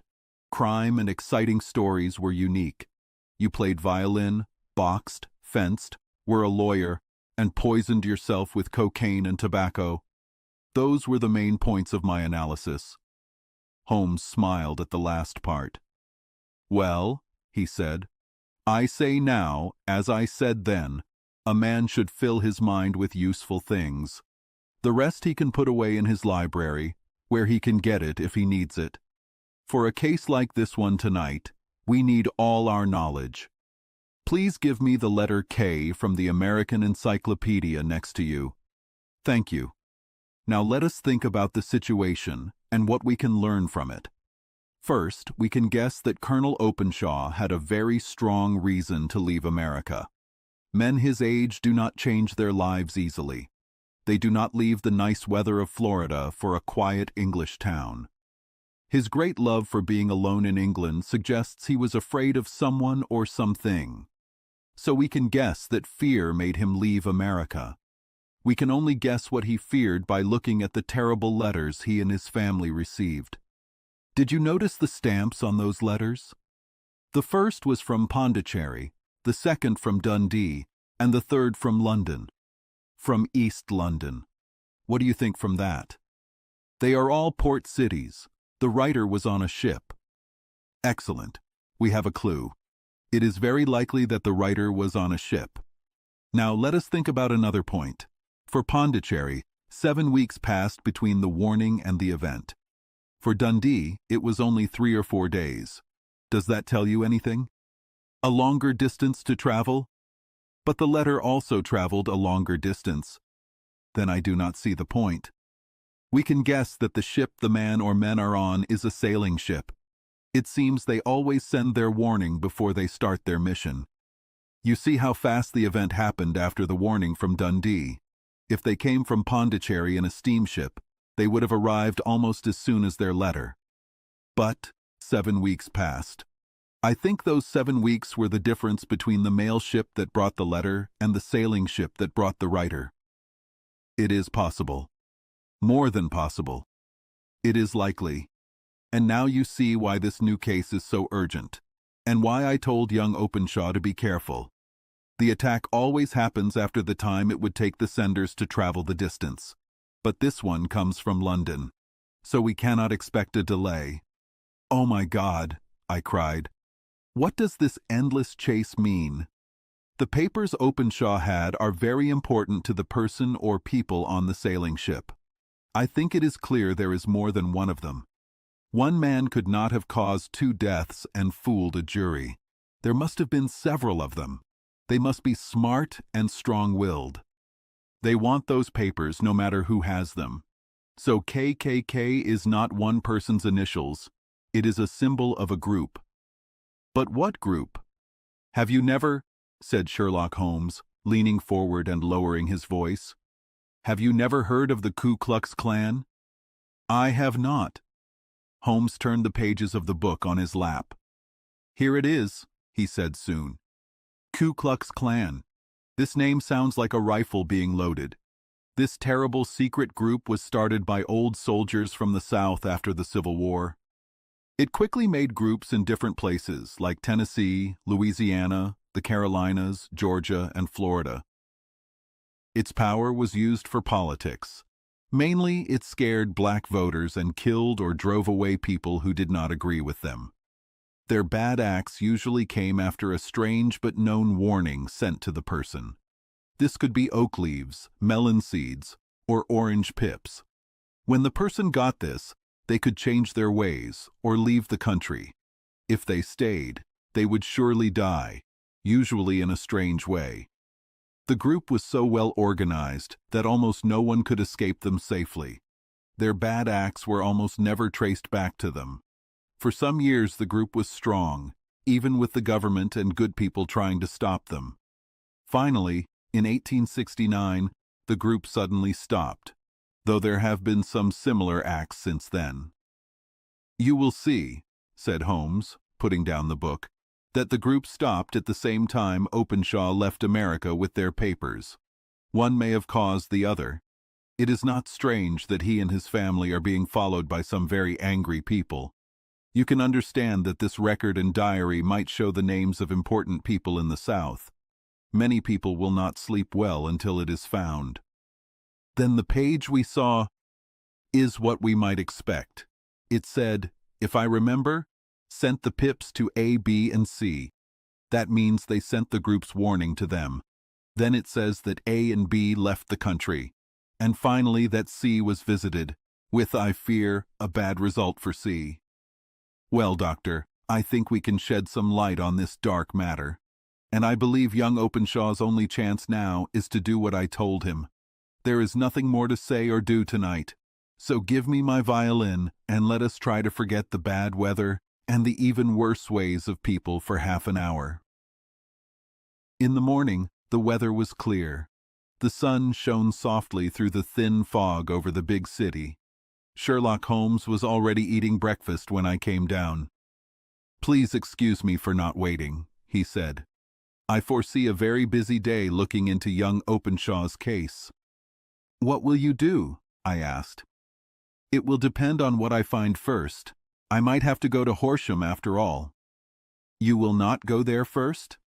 "No, I will start in the city. Please ring the bell and the maid will bring your coffee." While I waited, I picked up the new newspaper from the table. I looked at it.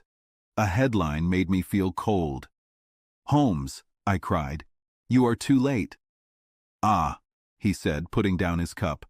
"I feared as much. How did it happen?" He spoke calmly, but I could see he was very sad. My eyes saw the name Openshaw and the headline, "Tragedy near Waterloo Bridge." Here's the story. Between 9 and 10 last night, Police Constable Cook, from the H Division, working near Waterloo Bridge, heard a cry for help and a splash in the water. The night was very dark and stormy. So, even with help from people passing by, it was not possible to save him. But the alarm was raised. With help from the water police, the body was found. It was a young gentleman. An envelope in his pocket showed his name was John Openshaw. He lived near Horsham. People think he was rushing to catch the last train from Waterloo Station. In his hurry and the extreme darkness, he missed his way and fell off one of the small places for river boats. The body had no signs of violence. There is no doubt that he died in a sad accident. This should make the police look at the condition of the river landing places. We sat quietly for some minutes. Holmes was sadder and more shaken than I had ever seen him. "That hurts my pride, Watson," he said at last. "It is a small feeling, I know, but it hurts my pride. This is personal to me now. If God gives me health, I will catch this group. That he came to me for help, and I sent him to his death." He jumped from his chair. He walked around the room, very upset. His pale cheeks were red. He kept opening and closing his long, thin hands. "They must be clever devils," he said at last. "How could they trick him down there?" The embankment is not on the direct way to the station. The bridge, for sure, was too crowded, even on such a night, for their plan. "Well, Watson, we will see who wins in the end. I am going out now." "To the police?" "No, I will be my own police. When I have caught them, the police can take them. Not before." All day I worked at my job. It was late in the evening when I returned to Baker Street. Sherlock Holmes had not come back yet. It was almost 10 o'clock when he came in. He looked pale and tired. He walked to the cupboard. He tore a piece from the bread and ate it fast. He drank a lot of water. "You are hungry," I said. "Starving. I forgot. I have had nothing since breakfast." "Nothing?" "Not a bite. I had no time to think about it." "And how did you do?" "Well." "You have a clue?" "I have them completely. Young Openshaw will be avenged soon. Watson, let us put their own terrible mark on them. That is a good idea." "What do you mean?" He took an orange from the cupboard. He tore it into pieces. He squeezed the seeds onto the table. He took 5 of them and put them into an envelope. Inside the flap he wrote, "S.H. for J.O." Then he sealed it. He wrote the address. "Captain James Calhoun, Bark Lone Star, Savannah, Georgia." "That will wait for him when he arrives in port," he said, laughing softly. "It may give him a sleepless night. He will find it as sure a sign of his fate as Openshaw did before him." "And who is this Captain Calhoun?" "The leader of the group. I will get the others, but him first." "How did you find him?" He took a large paper from his pocket. It was full of dates and names. "I have spent all day," he said, looking through old shipping records. I followed every ship that went to Pondicherry in January and February of 1883. There were 36 large ships reported there during those months. One of them, the Lone Star, caught my eye at once. It was reported to have sailed from London, but its name is like one of the American states. Texas, I think. I was not, and am not sure which, but I knew the ship must be American. What then? I looked at the Dundee records. When I found the bark, Lone Star, was there in January 1885, my suspicion became certain. Then I asked about the ships in London port now. Yes? The Lone Star arrived here last week. I went to the Albert Dock. I found that it had gone down the river with the early tide this morning, going home to Savannah. I sent a message to Gravesend. I learned that it had passed some time ago. Since the wind is from the east, I am sure it is now past the Goodwins and close to the Isle of Wight. What will you do then? Oh, I have him. He and the 2 officers, I learned, are the only Americans on the ship. The others are from Finland and Germany. I also know that all 3 were away from the ship last night. I learned this from the worker who loaded their cargo. By the time their sailing ship reaches Savannah, the mailboat will have carried this letter, and the cable will have told the police in Savannah that these 3 gentlemen are wanted here for murder. But there is always a mistake, even in the best plans. The killers of John Openshaw never got the orange seeds that would show them someone else, as clever and strong as they were, was following them. The storms that year were very long and strong. We waited a long time for news of the Lone Star of Savannah, but we never heard anything. We did finally hear that far out in the Atlantic, a broken back part of a boat was seen floating in a wave with the letters LS carved on it. That is all we will ever know about the fate of the Lone Star. Chapter 6. The Man with the Twisted Lip. Asa Whitney was Elias Whitney's brother. Elias Whitney was a good man. Asa used opium a lot. He started when he was in college. He read a book about dreams and tried to make them real with opium and tobacco. But it was hard to stop using opium. He used it for many years. His friends and family felt bad for him. He looked sick, with a yellow face and sleepy eyes. He was a good man, but the drug made him weak. One night in June 1889, my doorbell rang. It was late. I was sitting, and my wife was sewing. She looked sad. "A patient," she said. "You must go out." I sighed because I was tired from a long day. We heard the door open and quick steps. Then our door opened. A lady in dark clothes with a black veil came in. "Excuse me for coming so late," she said. Then she cried and hugged my wife. "Oh, I have a big problem. I need help." My wife lifted her veil. "Why, it's Kate Whitney. You surprised me, Kate. I didn't know it was you." "I didn't know what to do, so I came to you." People always came to my wife when they had problems. "It was good of you to come. Have some wine and water. Sit here and tell us everything. Or should I send James to bed?" "Oh no, I need the doctor's help too. It's about Asa. He has not been home for 2 days. I am so scared for him." She had told us about her husband before, to me, as a doctor, and to my wife, as an old friend. We tried to make her feel better. Did she know where he was? Could we bring him back? Yes, she thought so. She knew he went to an opium place in the east of the city when he was using the drug. Before, he always came back in the evening. But now, he had been gone for 2 days. He was probably there, at a place called the Bar of Gold, in Upper Swandam Lane. But what could she do? She was a small, shy woman. How could she go there and get him from bad people? This was the problem. There was only one thing to do. Could I go with her? Then I thought, why should she come? I was Asa Whitney's doctor. I could help him better alone. I told her I would send him home in a taxi in 2 hours if he was there.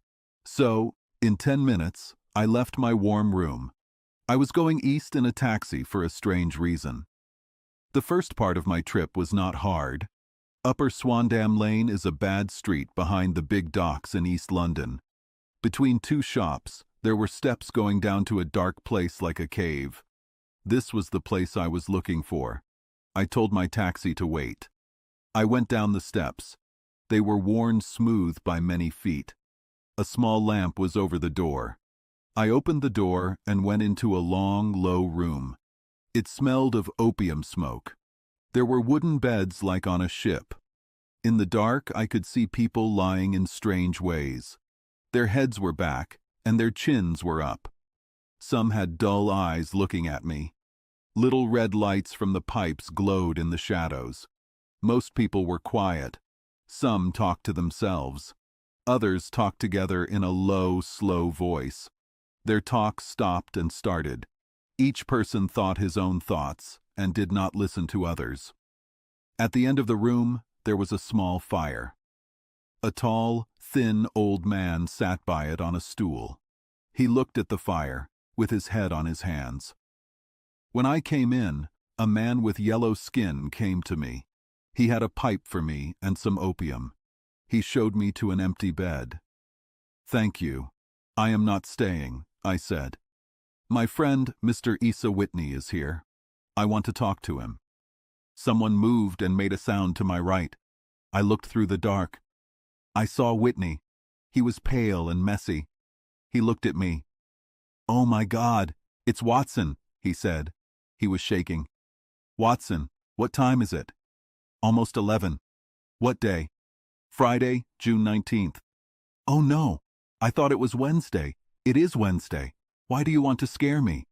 He put his face on his arms and started to cry loudly. "I tell you it is Friday. Your wife has waited for you for 2 days. You should be ashamed." "I am. But you are wrong, Watson. I have only been here a few hours, 3 pipes, 4 pipes, I forget how many. But I will go home with you. I would not scare Kate. Poor little Kate. Give me your hand. Do you have a taxi?" "Yes, I have one waiting." "Then I will go in it. But I must pay something. Find out what I owe, Watson. I feel sick. I cannot do anything for myself." I walked along the narrow path between the sleeping people. I held my breath so I would not breathe the bad smoke. I looked for the manager. As I passed the tall man by the fire, he pulled my coat. A low voice said, "Walk past me, then look back at me." I heard the words clearly. I looked down. The old man next to me must have said them, but he looked as if he was still lost in thought. He was very thin and old. An opium pipe hung from his knees. I took 2 steps and looked back. I tried hard not to shout. He had turned his back so only I could see him. He looked bigger. His wrinkles were gone. His dull eyes were bright. And there, sitting by the fire and smiling at my surprise, was Sherlock Holmes. He moved his hand for me to come closer. Then, as he turned his face back to the others, he looked old and weak again. "Holmes," I whispered, "what are you doing here?" "Quietly," he answered. "I hear very well. If you could please send your drunk friend away, I would like to talk to you." "I have a taxi outside." "Then please send him home in it. He will be safe. He is too weak to do anything bad. Also, send a note with the taxi driver to your wife. Tell her you are with me. If you wait outside, I will be with you in 5 minutes." It was hard to say no to Sherlock Holmes. He always asked clearly and with a calm power. But I felt that once Whitney was in the taxi, my job was done. And I wanted to join my friend in his exciting adventures. In a few minutes, I wrote my note, paid for Whitney, took him to the taxi, and watched him drive away in the dark. Soon, an old-looking man came out of the opium place. I was walking down the street with Sherlock Holmes. For 2 streets, he walked slowly with a bent back. Then he looked around quickly. He stood up straight and laughed loudly. "I suppose, Watson," he said, "you think I also use opium, like cocaine and other bad things you talk about. I was certainly surprised to find you there. But not more than I was to find you. I came to find a friend, and I came to find an enemy. An enemy?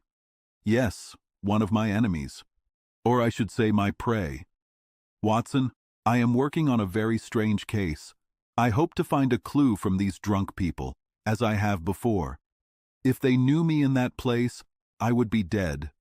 I have used it before for my work. The bad man who runs it has promised to hurt me. There is a secret door at the back of that building. It is near Paul's Wharf. It could tell strange stories about what happened there on dark nights. What? You don't mean bodies? Yes, bodies, Watson. We would be rich if we got £1,000 for every poor person killed in that place. It is the worst murder place by the river. I fear Neville St. Clair went in and will never leave, but our trap should be here. He put 2 fingers in his mouth and whistled loudly. A similar whistle answered from far away. Then we heard wheels and horse hoofs. Now, Watson, Holmes said as a tall cart came quickly through the dark. 2 yellow lights shone from its sides. You'll come with me, won't you? If I can help. Oh, a good friend always helps, and someone to write about it even more. My room at the Cedars has 2 beds. The Cedars? Yes, that is Mr. St. Clair's house. I am staying there for my case. Where is it? Near Lee, in Kent. We have a 7-mile drive. But I know nothing. Of course not. You will know everything soon. Get in here. All right, John, we don't need you. Here is half a crown. Look for me tomorrow, around 11. Let her go. So long then. He hit the horse with his whip. We drove quickly through many dark and empty streets. They became wider. Then we were on a wide bridge. The dark river flowed slowly below us. Beyond the bridge was more quiet land with houses. Only the sound of policemen's feet or singing from late party people broke the silence. A light mist moved slowly across the sky. A few stars shone faintly through the clouds. Holmes drove quietly. His head was down. He looked lost in thought. I sat next to him. I wanted to know about this new case that seemed so hard for him, but I was afraid to stop his thoughts. We had driven some miles. We were starting to see houses on the edge of the city. He moved, shrugged his shoulders, and lit his pipe. He looked like a man who knew he was doing the right thing. "You are very good at being quiet, Watson," he said. "It makes you a very good friend.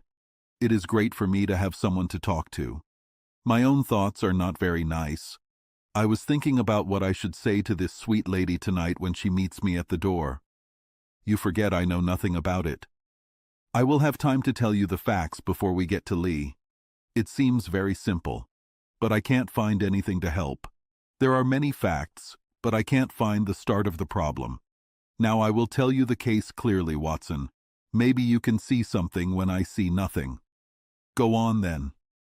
Some years ago, in May 1884, a man named Neville St. Clair came to Lee.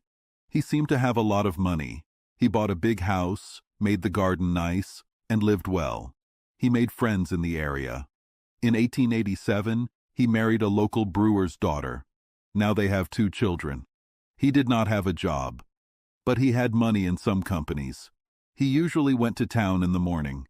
He came back by the 5:14 train from Cannon Street every night. Mr. St. Clair is 37 years old now. He does not drink much. He is a good husband and a very loving father. Everyone who knows him likes him. I can also say that he owes very little money, about £88, 10 shillings. He has £220 in the bank, so there is no reason to think he has money problems. Last Monday, Mr. Neville St. Clair went to town earlier than usual. He said he had 2 important things to do. He would bring his little boy a box of toy bricks. By chance, his wife got a message on that same Monday, soon after he left. It said a small valuable package she was waiting for was at the Aberdeen Shipping Company's office. If you know London well, you will know the company's office is in Fresno Street. This street comes off Upper Swandam Lane, where you found me tonight. Mrs. St. Clair had lunch. She went to the city, did some shopping, went to the company's office, got her package, and was walking through Swandam Lane at 4:35 on her way back to the station. Have you understood so far? It is very clear. If you remember, Monday was a very hot day. Mrs. St. Clair walked slowly. She looked for a taxi because she did not like the area she was in. As she walked down Swandam Lane, she suddenly heard a shout. She was very scared to see her husband looking down at her. He seemed to wave to her from a second-floor window. The window was open. She clearly saw his face. She said he looked very upset. He waved his hands quickly to her. Then he disappeared from the window so fast. It seemed like someone pulled him back. One strange thing she noticed was that he wore a dark coat, like the one he wore to town. But he had no collar or tie. She was sure something was wrong with him. She ran down the steps. The house was the opium place where you found me tonight. She ran through the front room. She tried to go up the stairs to the first floor. But at the bottom of the stairs, she met the bad man, the Lascar I told you about. He pushed her back. A man from Denmark, who helps him there, also pushed her into the street. She was very worried and scared. She ran down the lane.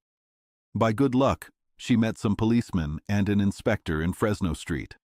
They were going on their rounds. The inspector and two men went back with her. The owner tried to stop them, but they went to the room where Mr. St. Clair was last seen. He was not there. In fact, no one was on that floor except a crippled man with a terrible face. He seemed to live there. Both he and the Lascar said strongly that no one else had been in the front room that afternoon. Their denial was so strong that the inspector was confused. He almost believed Mrs. St. Clair was wrong. Then she cried out. She jumped at a small wooden box on the table and pulled off the lid. Children's toy bricks fell out. It was the toy he had promised to bring home. This discovery, and the crippled man's clear confusion, made the inspector realize the matter was serious.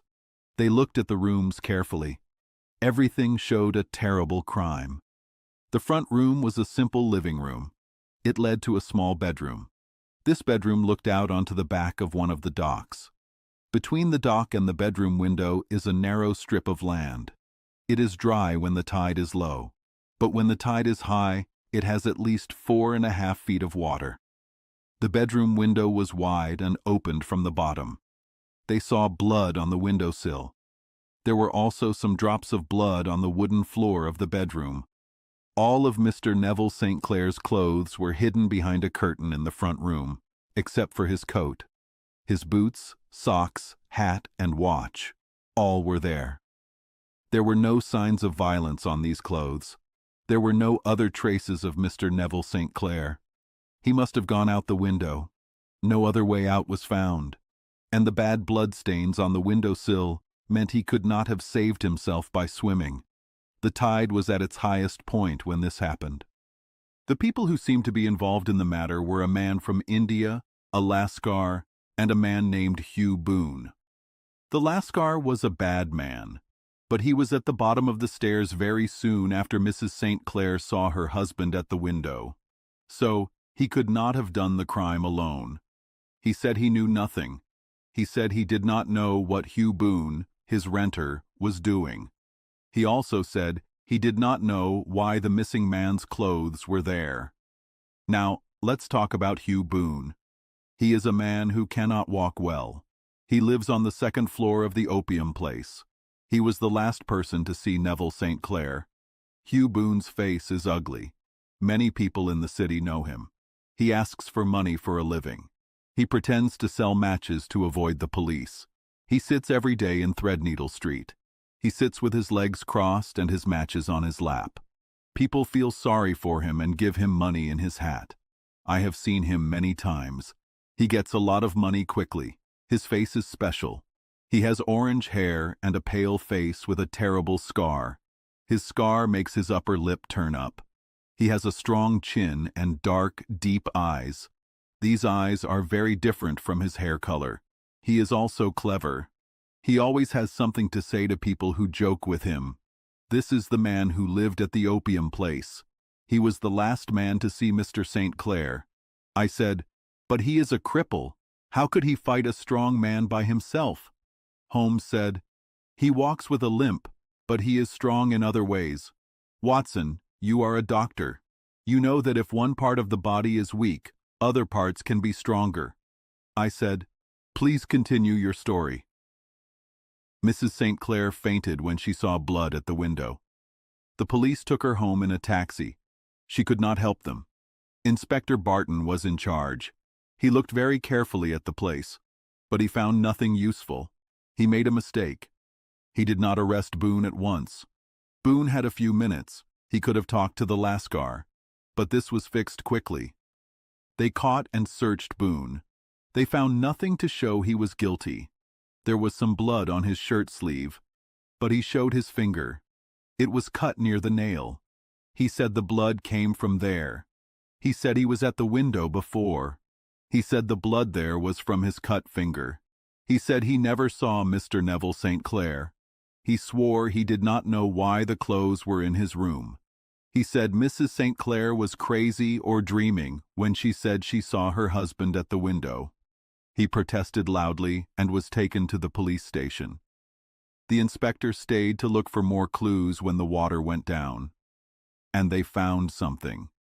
They found Neville St. Clair's coat, not Neville St. Clair himself. The coat was there when the water went down. What do you think they found in the pockets? I said, I cannot guess. Holmes said, no, you would not guess. Every pocket was full of coins, 421 pennies and 270 halfpennies. So it was not taken by the water. But a person's body is different. There is a strong current near the house. It seemed likely that the heavy coat stayed, but the body was pulled into the river. I said, but all the other clothes were in the room. Was the body wearing only a coat? Holmes said, no, sir, but there is an idea. What if Boone pushed Neville St. Clair out of the window? No one saw it. What would Boone do then? He would think he must hide the clothes. He would take the coat. He would throw it out, but then he would think it would float. He has little time. He heard the noise downstairs when the wife tried to come up. Maybe the Lascar told him the police were coming. He must act fast. He runs to his secret money. He puts all the coins he can find into the coat pockets. He wants to make sure it sinks. He throws it out. He would have thrown out the other clothes too, but he heard footsteps below. He just had time to close the window when the police came. I said, that sounds possible. Holmes said, well, we will use that idea for now. Boone was arrested and taken to the station. But there was nothing bad known about him before. He was known as a beggar for years. His life seemed quiet and innocent. So, we still need to know. What was Neville St. Clair doing in the opium place? What happened to him there? Where is he now? What did Hugh Boone do with him? All these questions are still not answered. I have never seen a case that looked so simple, but was so hard. While Sherlock Holmes told me these things, we rode outside the big town. We passed the last houses. We rode along a country road. As he finished talking, we went through 2 small villages. A few lights were still on. My friend said, we are near Lee. We have been in 3 English areas on our short ride. We started in Middlesex, went through Surrey, and are now in Kent. Do you see that light among the trees? That is the Cedars. A woman is sitting there. I am sure she has heard our horse. I asked, but why are you not working on this case from Baker Street? Holmes said, because I need to ask many questions here. Mrs. St. Clair has given me 2 rooms. She will be happy to see my friend. Watson, I do not want to see her when I have no news of her husband. Here we are. Whoa, whoa. We stopped in front of a big house with its own land. A boy from the stable came out to the horse. I got out and followed Holmes up the small, winding path to the house. As we came near, the door opened. A small woman with light hair stood there. She wore a light dress with pink cloth. Her shape was clear against the light. One hand was on the door. One hand was partly up. Her body was bent a little. Her head and face were forward. Her eyes were eager. Her lips were open. She was asking a question. "Well?" she cried. "Well?" Then she saw two of us. She made a sound of hope. It changed to a sad sound when my friend shook his head and moved his shoulders. "No good news?" "None." "No bad?" "No." "Thank God for that. Please come in. You must be tired. You have had a long day." Holmes said, "This is my friend, Dr. Watson. He has helped me very much in some of my cases. I am lucky to bring him here to help with this case." She said, "I am happy to see you." She held my hand warmly. "I am sure you will forgive anything that is not perfect. We have had a sudden shock." I said, "My dear madam, I have been through many things. I see that no apology is needed. If I can help you or my friend, I will be very happy." "Now, Mr. Sherlock Holmes," the lady said as we entered a bright dining room. There was cold food on the table. "I want to ask you one or two simple questions. Please give me a simple answer." "Of course, madam." "Do not worry about my feelings. I am not upset, and I do not faint. I just want your true opinion." "About what?" "Deep in your heart, do you think Neville is alive?" Sherlock Holmes looked like he did not want to answer. "Honestly now," she said again. She stood on the rug and looked at him closely. He was leaning back in a chair. "Honestly then, madam, I do not." "You think he is dead?" "I do." "Murdered?" "I do not say that. Maybe." "And on what day did he die?" "On Monday." "Then maybe, Mr. Holmes, you can tell me how I received a letter from him today." Sherlock Holmes jumped from his chair. "What?" he shouted. "Yes, today." She stood smiling. She held a small piece of paper in the air. "May I see it?" "Certainly." He quickly took it from her. He made it flat on the table. He moved the lamp closer and looked at it very carefully. I had left my chair. I looked at it over his shoulder. The envelope was very rough. It had a Gravesend postmark. The date was that very day, or the day before, because it was past midnight. "Rough writing," Holmes said quietly. "Surely this is not your husband's writing, madam." "No, but the letter inside is. I also see that the person who wrote the address had to ask for it." "How can you tell that?" "The name is in very black ink. It has dried. The rest is grayish. This means blotting paper was used. If it was written at once and then blotted, no part would be very black. This man wrote the name. Then he stopped before writing the address. This means he did not know the address well. It is a small detail, but small details are very important. Let's look at the letter now. Ah, there was something else inside. Yes, there was a ring, his ring. And are you sure this is your husband's handwriting?" "One of his handwritings." "One?" "His handwriting when he wrote quickly. It is very different from his usual writing, but I know it well. Dearest, do not be afraid. All will be well. There is a big mistake that may take some time to fix. Wait with patience. Neville." Written with a pencil on a page of a book. The book was a normal size. No watermark. Posted today in Gravesend by a man with a dirty thumb. Ah, and the flap was stuck down, if I am not wrong, by a person who was chewing tobacco. And you are sure that it is your husband's handwriting, madam?" "None. Neville wrote those words." "And they were posted today at Gravesend. Well, Mrs. St. Clair, things are getting clearer, but I would not say the danger is over. But he must be alive, Mr. Holmes. Unless this is a clever fake to trick us, the ring proves nothing. It may have been taken from him." No, it is. It is his very own writing." "Very well. It may have been written on Monday and only posted today." "That is possible. If so, much may have happened in between." "Oh, you must not make me sad, Mr. Holmes. I know that he is well. We are so close. I would know if something bad happened to him.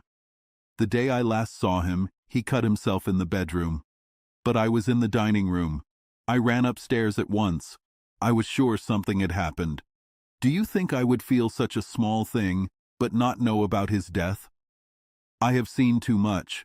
I know that a woman's feeling can be more useful than a man's thinking, and in this letter you have strong proof for your idea. But if your husband is alive and can write letters, why is he away from you? I cannot imagine. It is impossible. And on Monday, did he say anything before leaving you? No. And were you surprised to see him in Swandam Lane? Very much so. Was the window open? Yes. Then he might have called to you? He might. He only made a sound, as I understand? Yes. A cry for help, you thought? Yes. He waved his hands. But it might have been a cry of surprise. Being surprised to see you might make him throw up his hands? It is possible. And you thought he was pulled back? He disappeared so suddenly. He might have jumped back. You did not see anyone else in the room? No, but this terrible man said he was there, and the Lascar was at the bottom of the stairs. Quite right. Your husband, as far as you could see, wore his normal clothes, but without his collar or tie. I clearly saw his bare neck. Had he ever spoken of Swandam Lane? Never. Had he ever shown any signs of using opium? Never. Thank you, Mrs. St. Clair. These are the main points I wanted to be sure about. We will now have some supper and then rest. Tomorrow may be a very busy day. We had a big, comfortable room with 2 beds. I quickly got into bed. I was tired after my night's adventure, but Sherlock Holmes was a man who, when he had a problem, would go for days, even a week, without rest. He would think about it, change his ideas, and look at it from every side. He would do this until he understood it or knew he did not have enough information. I soon saw that he was getting ready to work all night. He took off his coat and vest. He put on a large blue robe. Then he walked around the room. He took pillows from his bed and cushions from the sofa and chairs. With these, he made a kind of Eastern bed. He sat on it with his legs crossed. He had tobacco and matches in front of him. In the low light of the lamp, I saw him sitting there. He had an old pipe in his mouth. His eyes looked at the corner of the ceiling. Blue smoke went up from him. He was silent and still. The light shone on his strong, sharp face. He sat like that when I fell asleep, and he sat like that when a sudden sound woke me up. The summer sun was shining into the room. The pipe was still in his mouth. The smoke still went up. The room was full of tobacco smoke, but the pile of tobacco I saw last night was gone. "Awake, Watson?" he asked. "Yes." "Ready for a drive this morning?" "Certainly." "Then get dressed. No one is awake yet, but I know where the stable boy sleeps. We will get the carriage out soon." He laughed as he spoke. His eyes sparkled. He seemed like a different man from the serious thinker of last night. As I dressed, I looked at my watch. It was not strange that no one was awake. It was 4:25. I had just finished when Holmes came back. He said the boy was getting the horse ready. "I want to test a small idea of mine," he said, pulling on his boots. "Watson, I think you are now with one of the biggest fools in Europe. I deserve to be punished. But I think I have the answer to the problem now." "And where is it?" I asked, smiling. "In the bathroom," he answered. "Oh yes, I am not joking," he continued, seeing my surprised look. "I have just been there. I have taken it out. I have it in this bag. Come on, my boy, and we will see if it fits the lock." We went downstairs as quietly as possible. We went out into the bright morning sun. Our horse and carriage were in the road. The stable boy, half-dressed, was waiting by the horse's head. We both jumped in. We drove fast down the London road. A few country carts were moving. They were taking vegetables to the city, but the houses on both sides were silent and still, like a city in a dream. "This has been a strange case in some ways," Holmes said, making the horse gallop. "I was as blind as a mole, but it is better to learn wisdom late than never." In town, the first people awake were looking sleepily from their windows.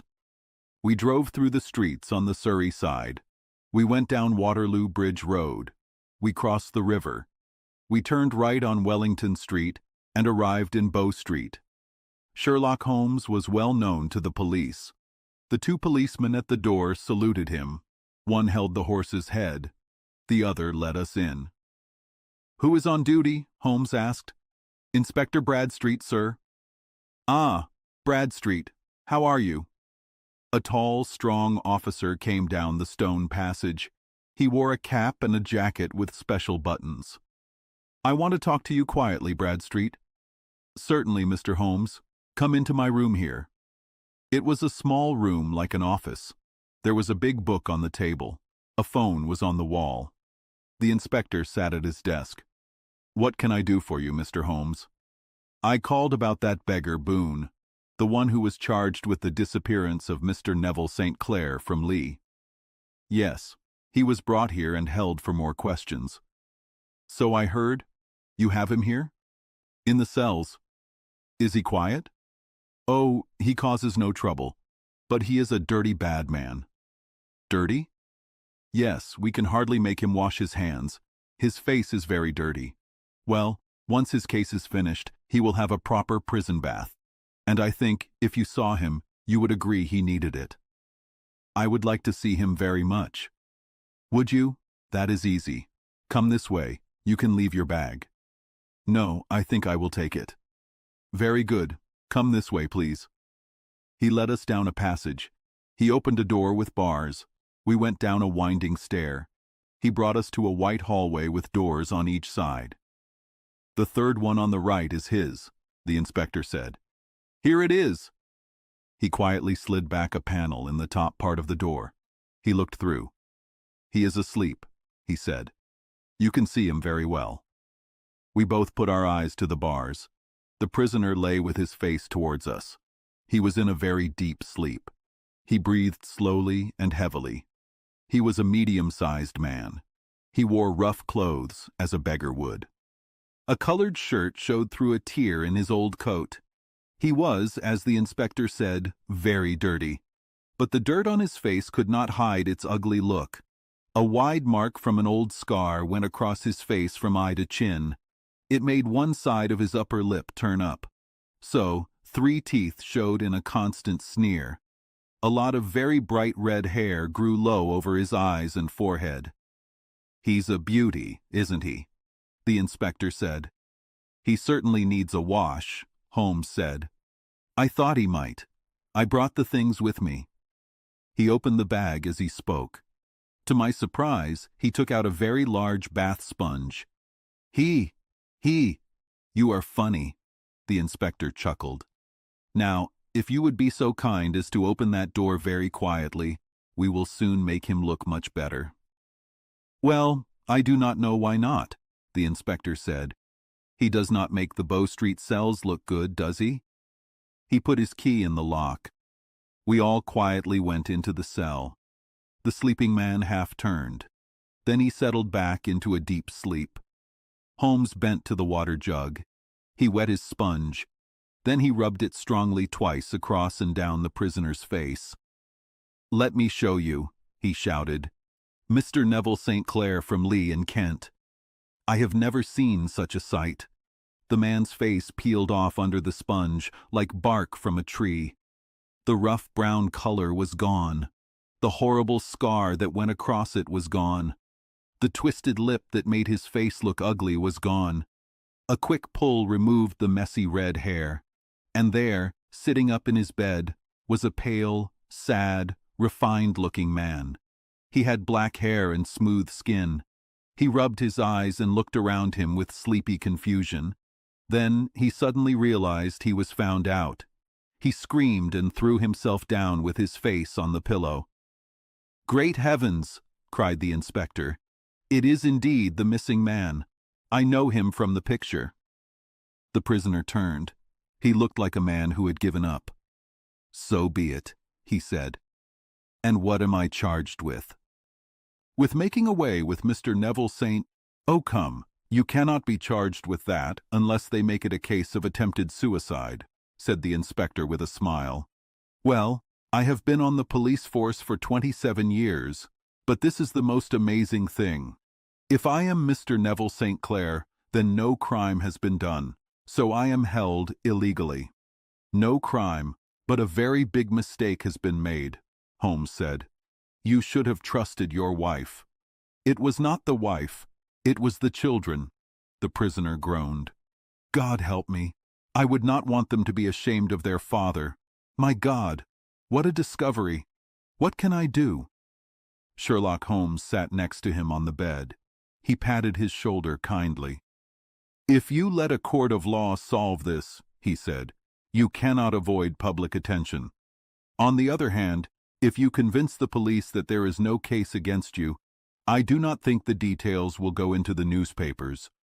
Inspector Bradstreet, I am sure, will write down anything you tell us. He will give it to the right people. The case would then never go to court.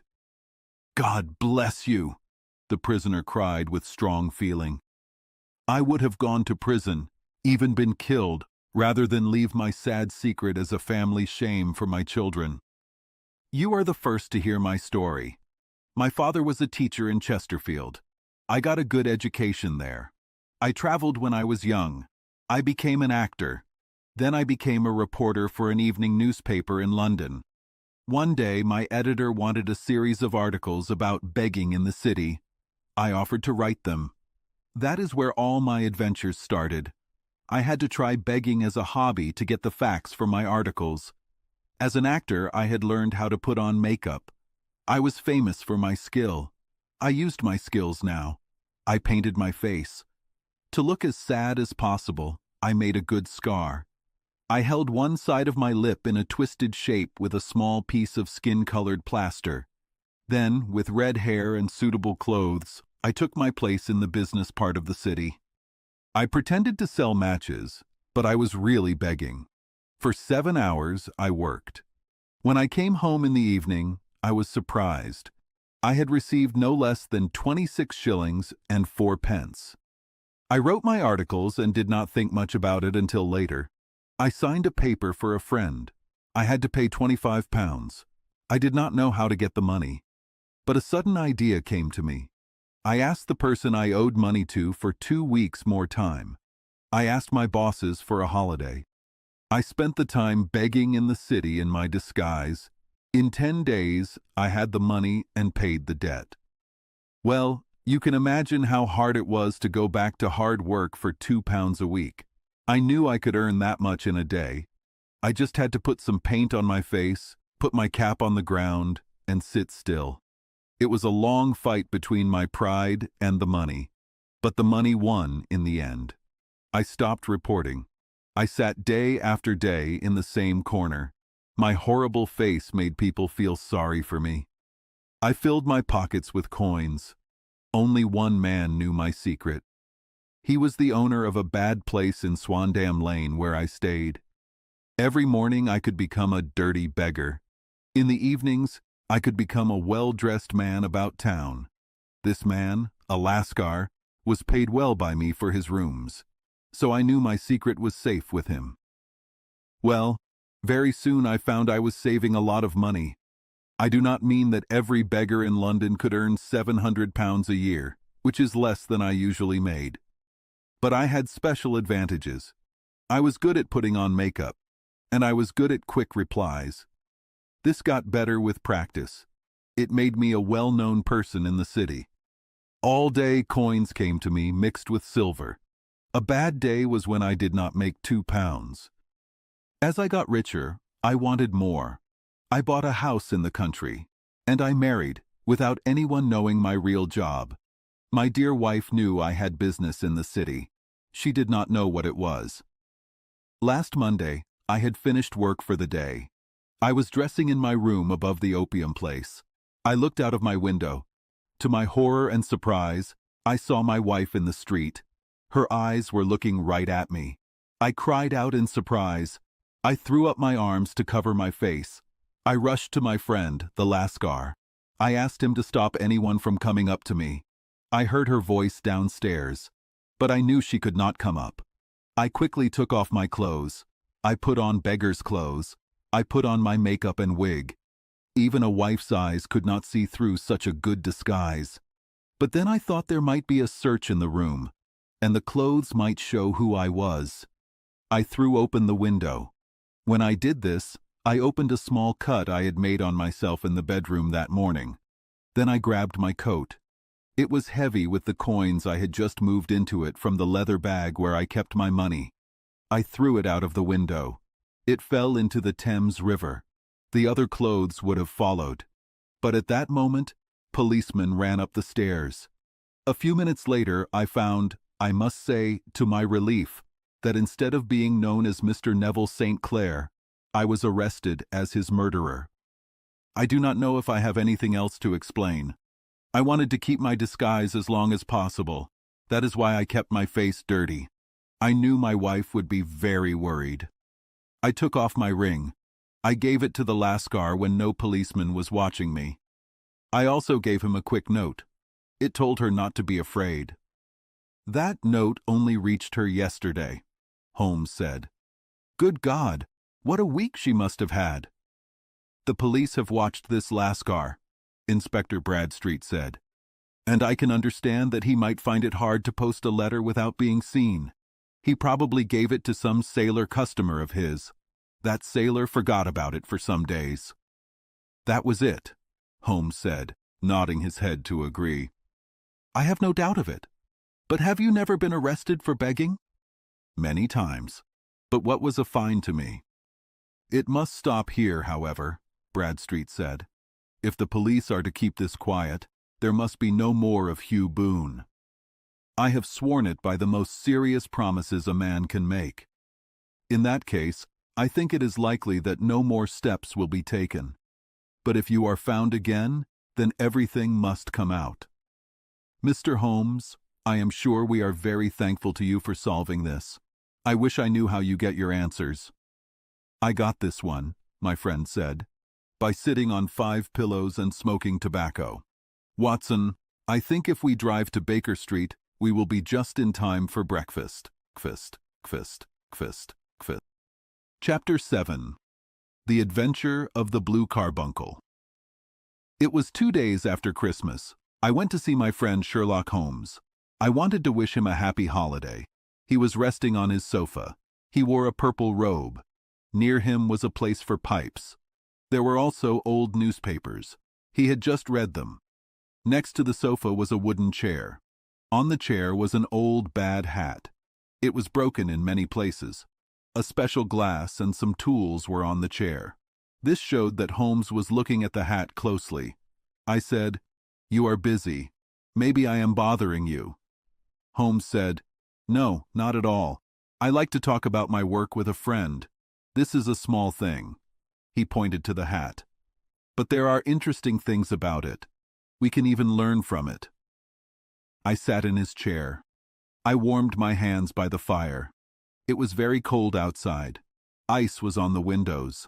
I said, "I think this hat looks simple, but maybe it is part of a dangerous story. Maybe it will help you solve a mystery and find a criminal." Sherlock Holmes laughed. No crime," he said. "It is just one of those strange little things. They happen when many people live close together. Many things can happen. Some problems are interesting but not about crime. We have seen this before." I said, "Yes, I have written notes on 6 cases. 3 of them were not crimes." "Exactly," Holmes said. "You mean the case of Irene Adler's papers, and the case of Miss Mary Sutherland, and the man with the twisted lip. I think this small matter is also not a crime. Do you know Peterson, the security guard?" "Yes," I said. "This hat belongs to him," Holmes said. "It is his hat?" I asked. No, he found it. We do not know who owns it. Please look at it. It is not just an old hat. It is a problem for the mind. First, how did it get here? It came on Christmas morning. It came with a fat goose. I am sure Peterson is cooking that goose now. Here are the facts. On Christmas morning, around 4 o'clock, Peterson was going home. He is an honest man. He was walking on Tottenham Court Road. He saw a tall man in the gaslight. The man walked a little unevenly. He carried a white goose on his shoulder. When he reached Good Street, some rude men started a fight with him. One of them hit the man's hat off. The man used his stick to fight back. He hit the stick over his head and broke a shop window behind him. Peterson ran to help the man. But the man was afraid because he broke the window. He saw Peterson, who looked like an officer. So he dropped his goose, ran away, and disappeared into the small streets behind Tottenham Court Road. The rude men also ran away when they saw Peterson. So Peterson was left with the hat and a good Christmas goose. Did he give them back to the owner? I asked. My dear friend, that is the problem.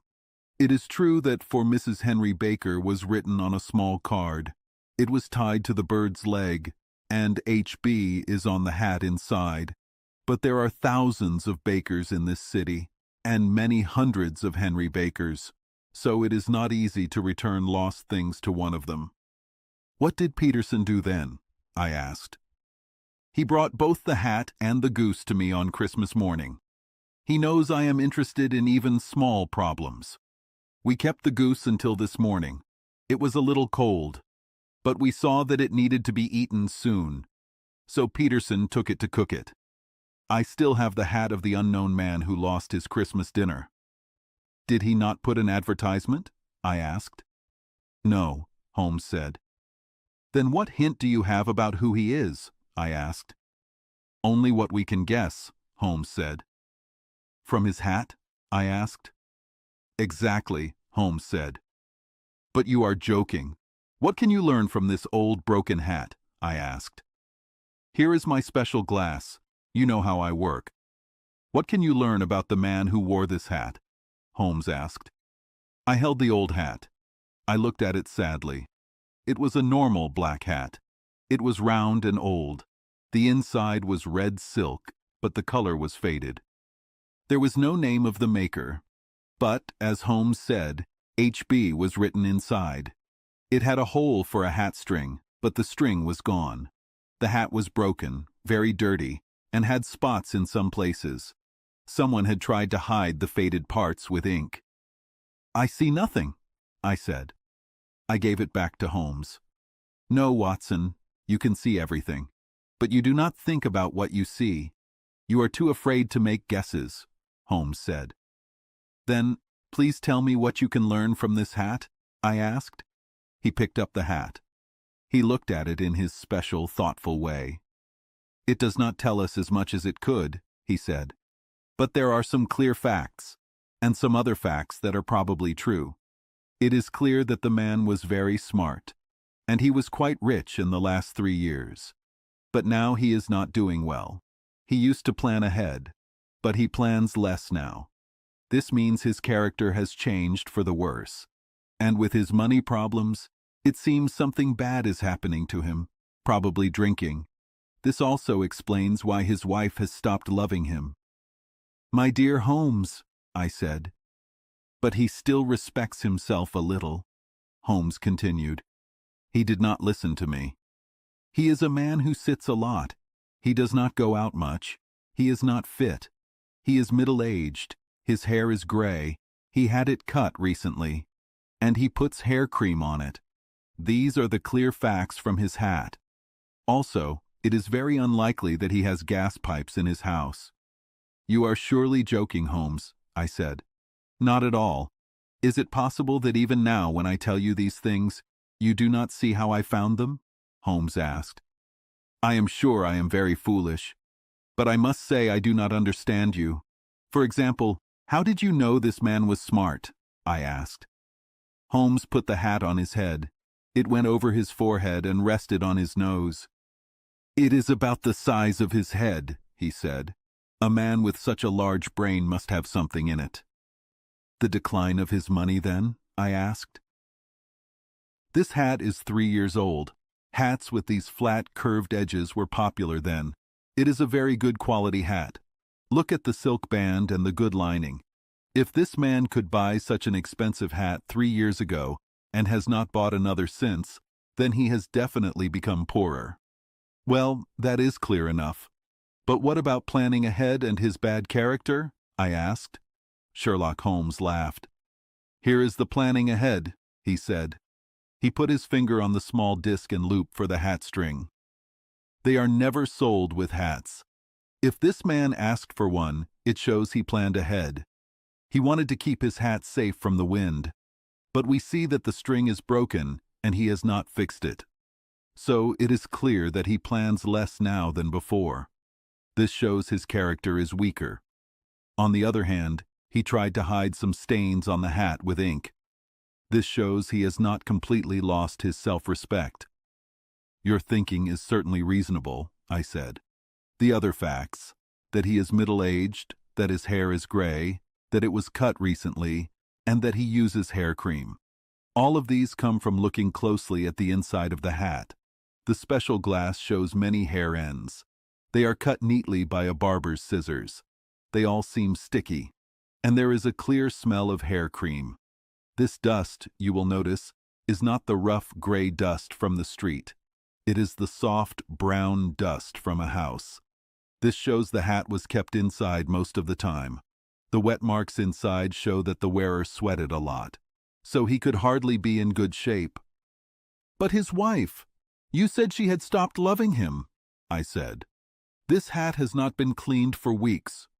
When I see you, my dear Watson, with a week's dust on your hat, and your wife lets you go out like that, I will fear that you also have been unlucky enough to lose your wife's love.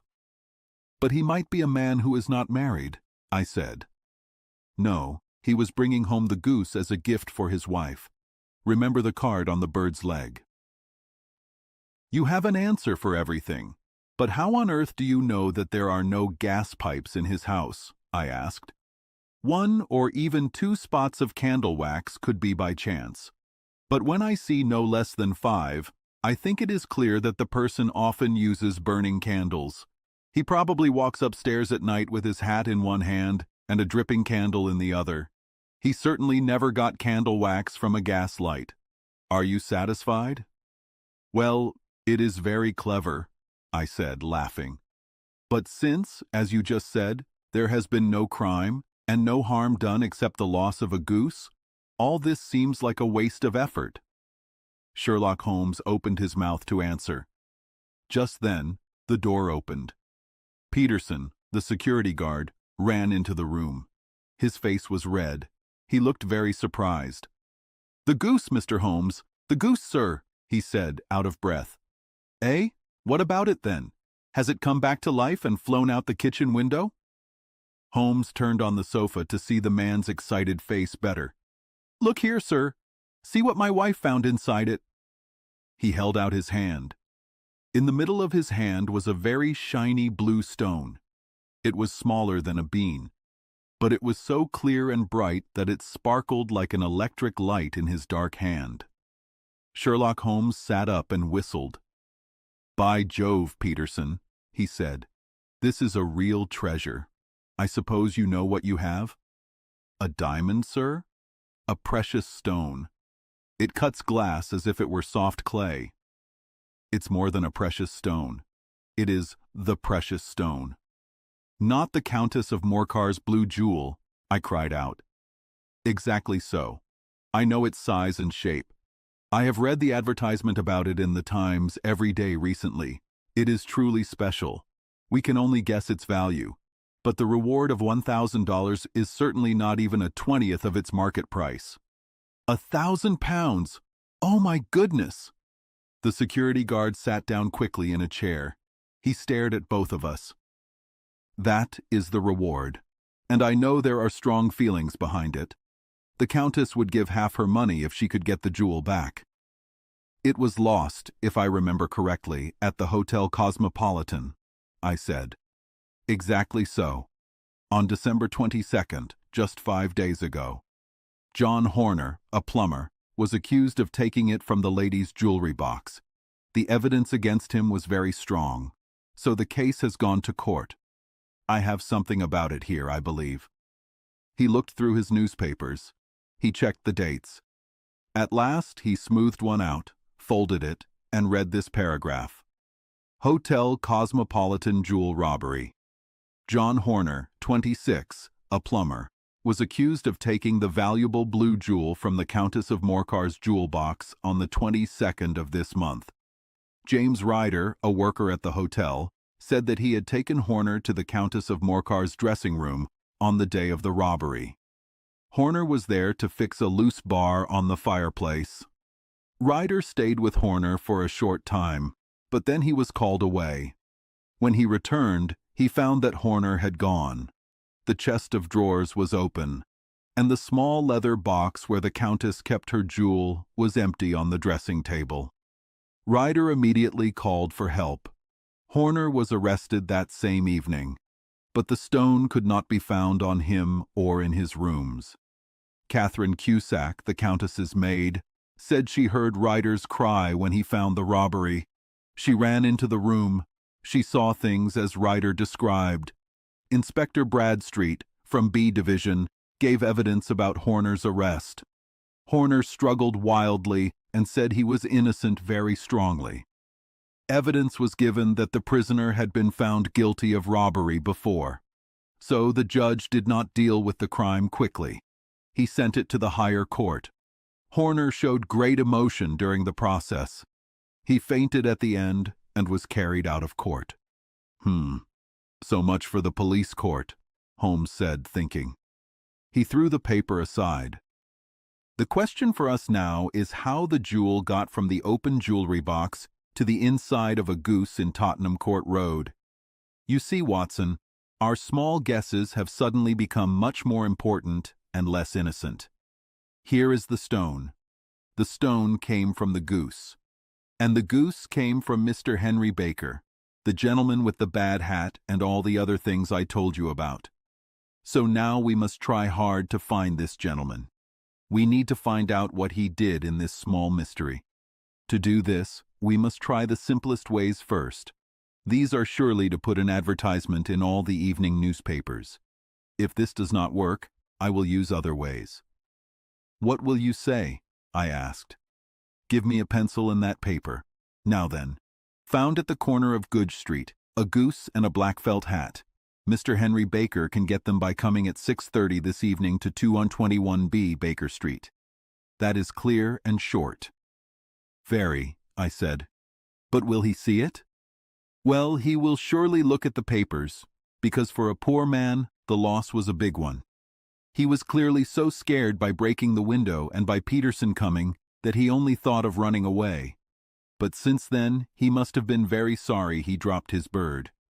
Also, his name in the advertisement will make him see it. Everyone who knows him will tell him about it. Here you go, Peterson.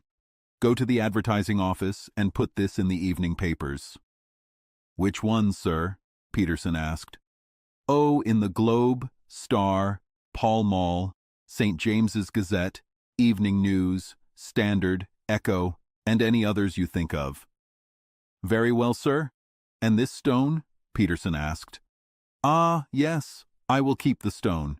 Thank you. And, I say, Peterson, just buy a goose on your way back. Leave it here with me. We must have one to give to this gentleman in place of the one your family is eating now. When Peterson had gone, Holmes picked up the stone. He held it up to the light. It's a beautiful thing, he said. Just see how it shines and sparkles. Of course, it is the center of a crime. Every good stone is. They are the devil's favorite traps. In larger and older jewels, every flat side might stand for a bloody act. This stone is not yet 20 years old. It was found by the Amoy River in southern China. It is special because it has all the signs of a carbuncle, but it is blue instead of red. Even though it is young, it already has a bad history. 2 murders, an acid attack, a suicide, and several robberies have happened because of this small crystallized carbon. Who would think that such a pretty toy would lead to hanging and prison? I will lock it in my strong box now, and I will write to the Countess to say we have it. Do you think this man Horner is innocent? I asked. I cannot tell, Holmes said. Well then, do you think this other man, Henry Baker, had anything to do with it? I asked. I think it is much more likely that Henry Baker is completely innocent. He had no idea that the bird he was carrying was worth much more than if it were made of solid gold. However, I will find this out with a very simple test if we get an answer to our advertisement. And you can do nothing until then? I asked. Nothing, Holmes said. In that case, I will continue my doctor's rounds, but I will come back in the evening at the time you said. I would like to see the solution to such a mixed-up business. Very glad to see you. I eat dinner at 7. There is a woodcock, I think. By the way, because of what just happened, perhaps I should ask Mrs. Hudson to look inside its stomach. I was late from a case.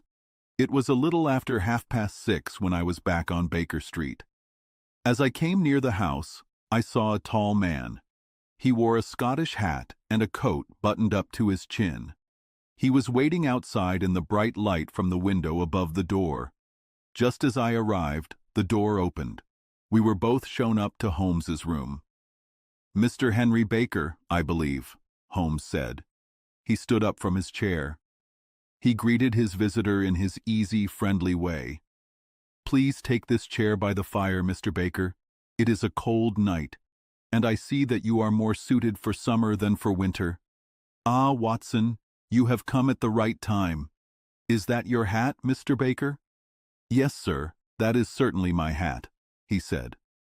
He was a large man.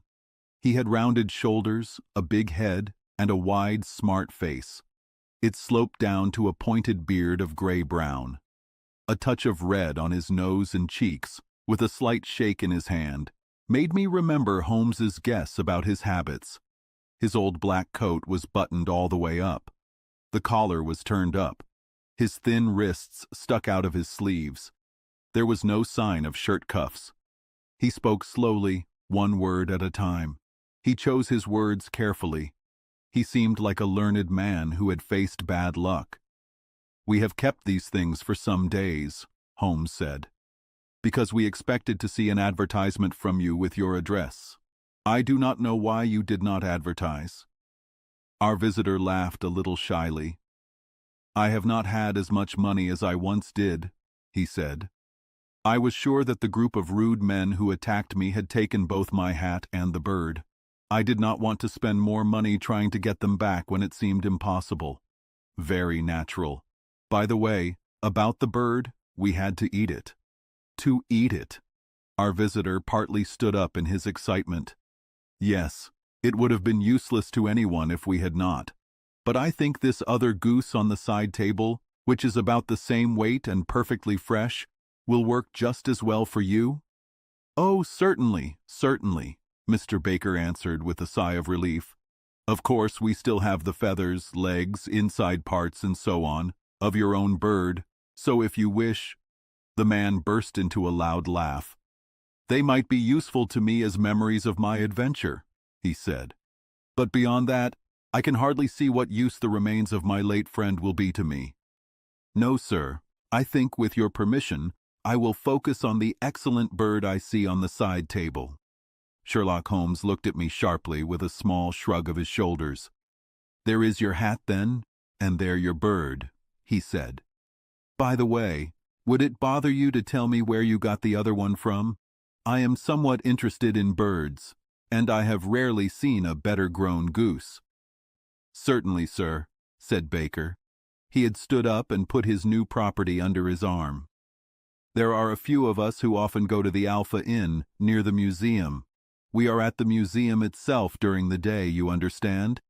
This year, our good host, named Windigate, started a goose club. For a few pence every week, we each got a bird at Christmas. My pence were paid, and you know the rest. I am very thankful to you, sir, for a Scottish hat does not suit my age or my serious nature. With a funny, important way of acting, he bowed seriously to both of us and walked away. So much for Mr. Henry Baker, Holmes said when he had closed the door behind him. It is quite certain that he knows nothing at all about the matter. Are you hungry, Watson? Not especially. Then I suggest we change our dinner to a late meal, and we will follow this hint while it is still fresh. By all means. It was a very cold night. So we put on our heavy coats and wrapped scarves around our necks. Outside, the stars were shining coldly in a clear sky. The breath of people passing by looked like smoke, like many pistol shots. Our footsteps sounded clear and loud. We walked through the doctor's area, Wimpole Street, Harley Street, and then through Wigmore Street into Oxford Street. In 15 minutes, we were in Bloomsbury at the Alpha Inn. It is a small public house on the corner of a street that goes down into Holborn. Holmes pushed open the door of the private bar. He ordered 2 glasses of beer from the red-faced landlord in a white apron. "Your beer should be excellent if it is as good as your geese," Holmes said. "My geese?" The man looked surprised. "Yes, I was just talking to Mr. Henry Baker half an hour ago. He was a member of your goose club." "Ah, yes, I see. But you see, sir, those are not our geese." "Indeed? Whose then?" "Well, I got the 2 dozen from a salesman in Covent Garden." "Indeed? I know some of them. Which one was it?" "Breckenridge is his name." "Ah, I don't know him. Well, here's to your good health, landlord, and success to your business. Good night." "Now for Mr. Breckenridge," he continued. He buttoned up his coat as we went out into the cold air. "Remember, Watson, that even though we have a simple thing like a goose at one end of this chain, at the other end we have a man who will surely go to prison for 7 years unless we can prove he is innocent. It is possible that our search may only show he is guilty. But in any case, we have a way to investigate that the police have missed, and a strange chance has given it to us. Let us follow it to the very end. Faces to the south, then, and quick march." We walked across Holborn, down Endell Street, and then through a maze of poor streets to Covent Garden Market. One of the biggest stalls had Breckenridge's name on it. The owner, a man who looked like he liked horses, with a sharp face and neat sideburns, was helping a boy close the shutters. "It is cold tonight," Holmes said. The salesman nodded. He looked at Holmes. "You have no more geese," Holmes said. He pointed at the empty tables. "I can give you 500 geese tomorrow," the salesman said. "That is not good," Holmes said. "There are some geese by the gaslight," the salesman said. "But a person told me to come to you," Holmes said. "Who told you?" the salesman asked. "The owner of the Alpha Hotel," Holmes said. "Oh yes, I sent him many geese," the salesman said. "They were good geese. Where did you get them?" Holmes asked. The salesman became angry. "What do you want?" he asked. "Tell me clearly." "I want to know who sold you the geese you gave to the Alpha," Holmes said. "I will not tell you," the salesman said. "It is not important," Holmes said. "Why are you so angry about a small thing?" "Angry? You would be angry if people bothered you like me. I pay money for good things. Then it should be finished. But it is always, where are the geese? And who did you sell the geese to? And how much for the geese? People act like these are the only geese in the world." "I am not like the others," Holmes said. "If you do not tell us, the bet is off. But I know about birds. I bet that the bird I ate was from the country." "You lost your bet," the salesman said. "It was from the town." "That is not true," Holmes said. "Yes, it is," the salesman said. "I do not believe it," Holmes said. "Do you know more about birds than me?" "I have worked with birds since I was a child. All the birds for the Alpha were from the town," the salesman said. "You cannot make me believe that," Holmes said. "Do you want to bet?" the salesman asked.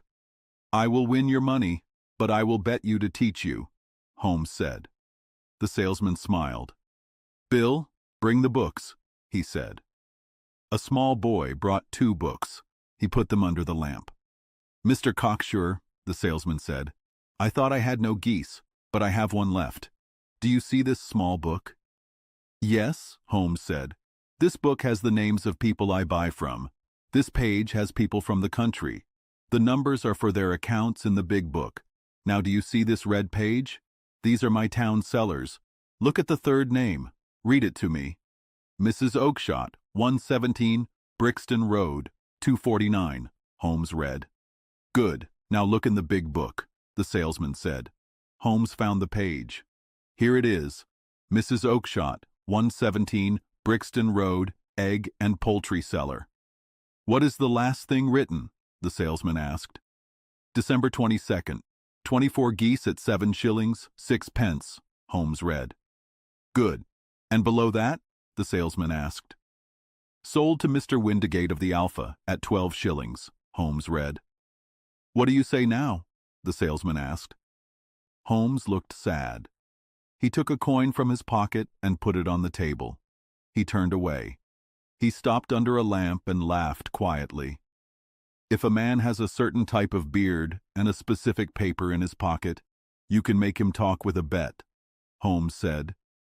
If I had offered him money, he would not have told me everything. Watson, I think we are almost finished. Should we go to Mrs. Oakshott tonight or tomorrow? The man was angry. Others are looking for something too. Suddenly there was a loud noise from the stall. We turned. A small man with a thin face stood in the light. Breckenridge, the salesman, was shaking his fists at the man. I am tired of you and your geese, he shouted. Go away. If you bother me again, I will let the dog out. Bring Mrs. Oakshott here, and I will talk to her. But what do you want? Did I buy the geese from you? No, but one goose was mine, the small man cried. Then ask Mrs. Oakshott for it, the salesman said. She told me to ask you, the small man said. I don't care. Get out. The salesman ran forward. The man ran away into the dark. This may save us a trip to Brixton Road, Holmes whispered. Come with me. We will talk to this man. Holmes walked quickly. He caught up to the small man and touched his shoulder. The man turned around. His face was white. Who are you? What do you want? He asked with a shaky voice. Excuse me, Holmes said. I heard what you asked the salesman. I think I can help you. You?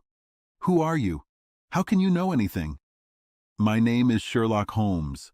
My job is to know what other people do not know. But you know nothing about this? Excuse me, I know everything about it. You are looking for some geese. Mrs. Oakshott of Brixton Road sold them to a salesman named Breckenridge. He sold them to Mr. Windigate of the Alpha. Mr. Windigate sold them to his club. Mr. Henry Baker is a member of that club. Oh, sir, you are the man I wanted to meet, the small man cried. He held out his hands. I cannot tell you how important this is to me. Sherlock Holmes stopped a taxi. We should talk in a warm room, not in this windy market, he said. But first, tell me your name. The man waited a moment. My name is John Robinson, he said, looking away. No, your real name, Holmes said gently. It is hard to do business with a false name. The man's white cheeks became red. My real name is James Ryder, he said. Exactly. Head worker at the Hotel Cosmopolitan. Get in the taxi. I will tell you everything you want to know soon. The small man looked at us. He was a little scared and a little hopeful. He did not know if something good or bad would happen. Then he got into the taxi. In 30 minutes, we were back at Baker Street. We did not talk in the taxi, but our new friend was breathing fast. He kept opening and closing his hands. This showed he was nervous. Here we are, Holmes said happily. The fire is good in this weather.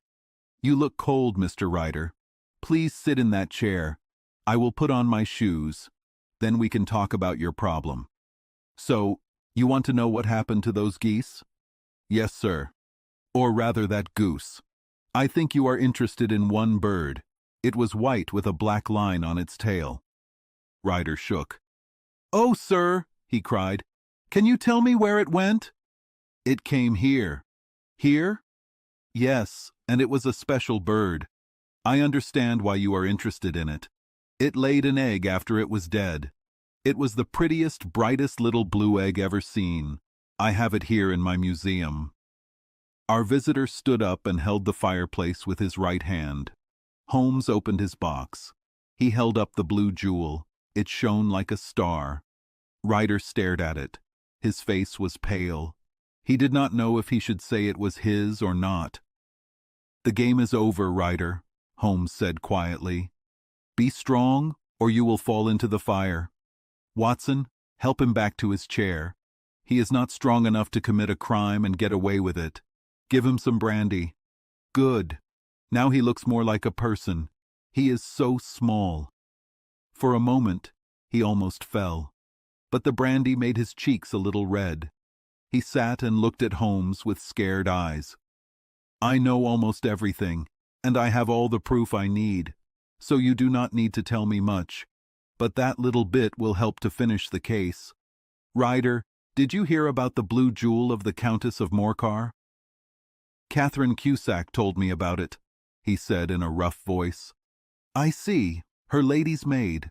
The chance to get rich quickly was too much for you. It has been too much for better men before you. But you were not careful about how you did it. Ryder, I think you have a bad side.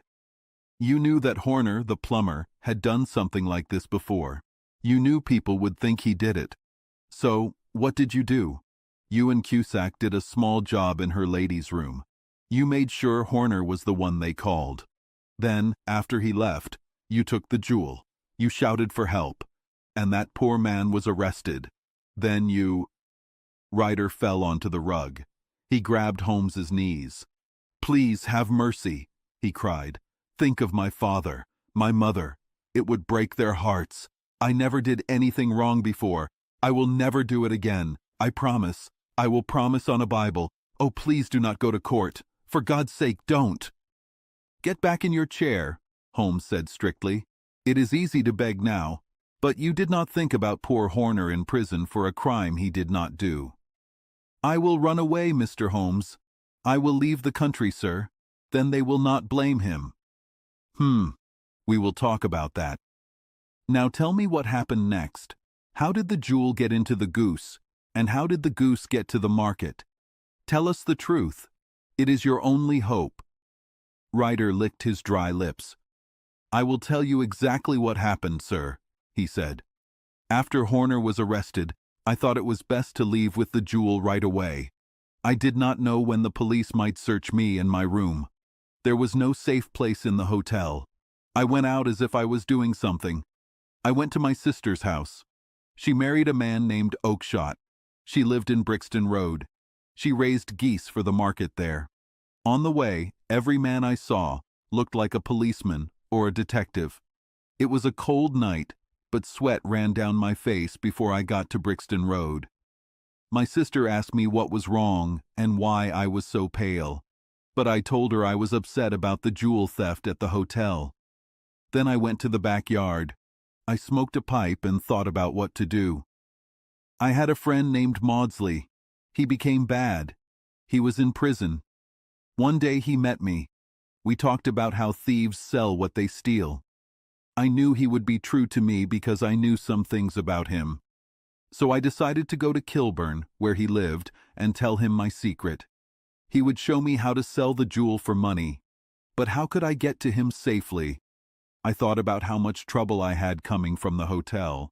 They could stop me and search me at any time. The jewel was in my vest pocket. I was leaning against the wall. I was looking at the geese walking around my feet. Suddenly, an idea came into my head. I knew how I could beat the best detective ever. My sister told me weeks before that I could choose a goose for a Christmas present. I knew she always kept her word. I would take my goose now. I would carry my jewel to Kilburn inside it.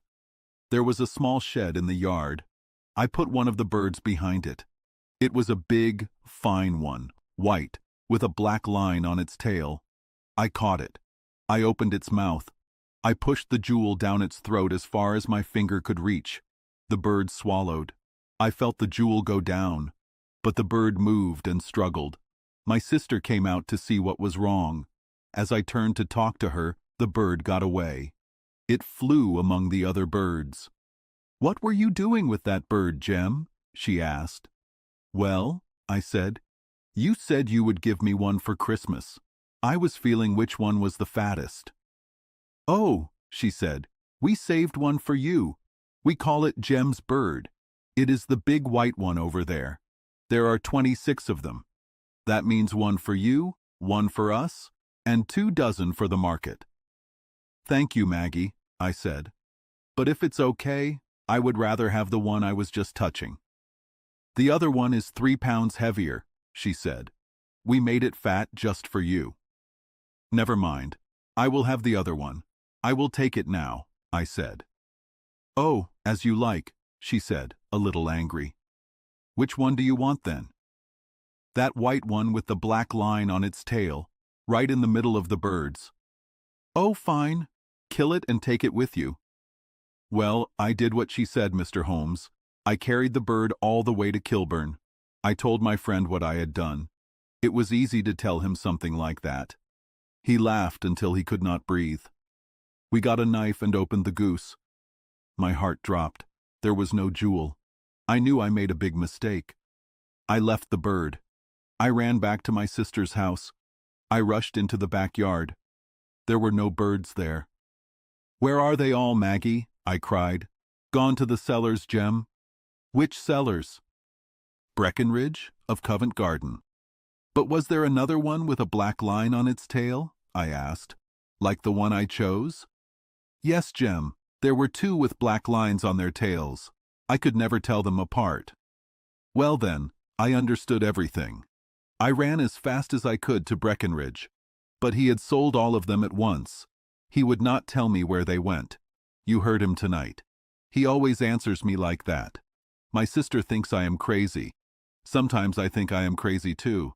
And now, I am a thief. But I never got the money I wanted. God help me! God help me! He began to cry, his face in his hands. There was a long, quiet time. Only his heavy breathing and the sound of Holmes's fingers tapping the table broke the quiet. Then my friend stood up and opened the door. "Get out," he said. "What, sir? Oh, thank you." "No more words. Get out." He did not need to say more. There was a fast noise on the stairs.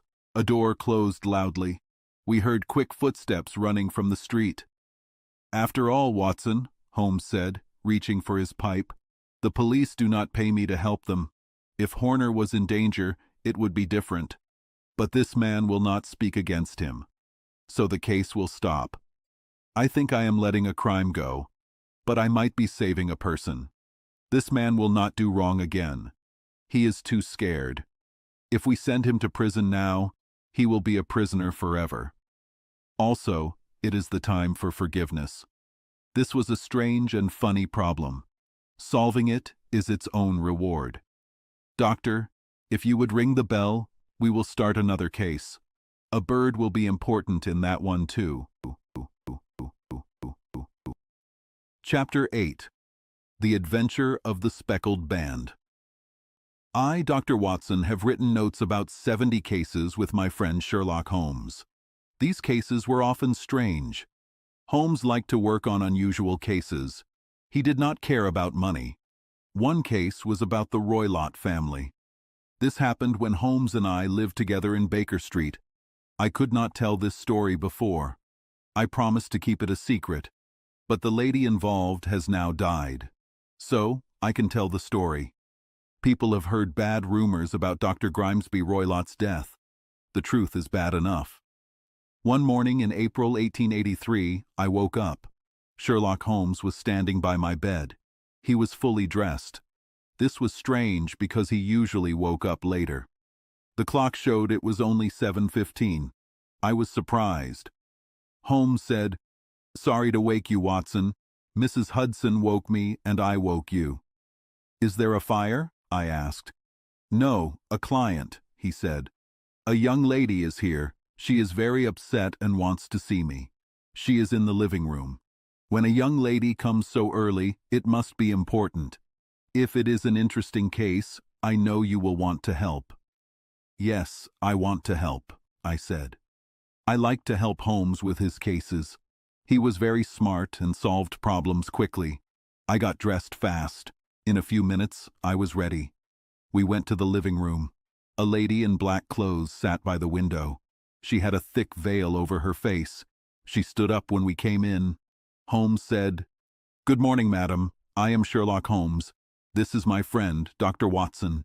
You can speak freely. I am glad Mrs. Hudson lit the fire. Please come closer. I will get you some hot coffee. You are shaking." The woman moved her seat. She said in a quiet voice, "I am not shaking from cold." "Then what is it?" Holmes asked. "It is fear, Mr. Holmes. Great fear," she said. She lifted her veil. Her face was pale and tired. Her eyes moved quickly, like a scared animal. She looked about 30, but her hair was gray. Sherlock Holmes looked at her quickly. "Do not be afraid," Holmes said gently. He patted her arm. "We will fix things. I see you came by train this morning." "Do you know me?" she asked. "No," Holmes said. "But I see half of a train ticket in your glove. You left early. You also came a long way in a dogcart on bad roads before you reached the station." The lady looked surprised at Holmes. Holmes smiled. "It's not a mystery, madam," he said. "There is mud on your jacket. 7 spots. The mud is fresh. Only a dogcart throws mud like that, and only when you sit on the left side." "You are right," she said. "I left home before 6. I got to Leatherhead at 6:20. Then I took the first train to Waterloo. Sir, I cannot live like this anymore. I will go crazy. I have no one to help me. Only one person cares, but he cannot help much. I heard about you, Mr. Holmes, from Mrs. Farintosh. You helped her. Can you help me too? Can you bring some light into my dark life? I cannot pay you now, but in a month or 2 I will marry. I will have my own money then.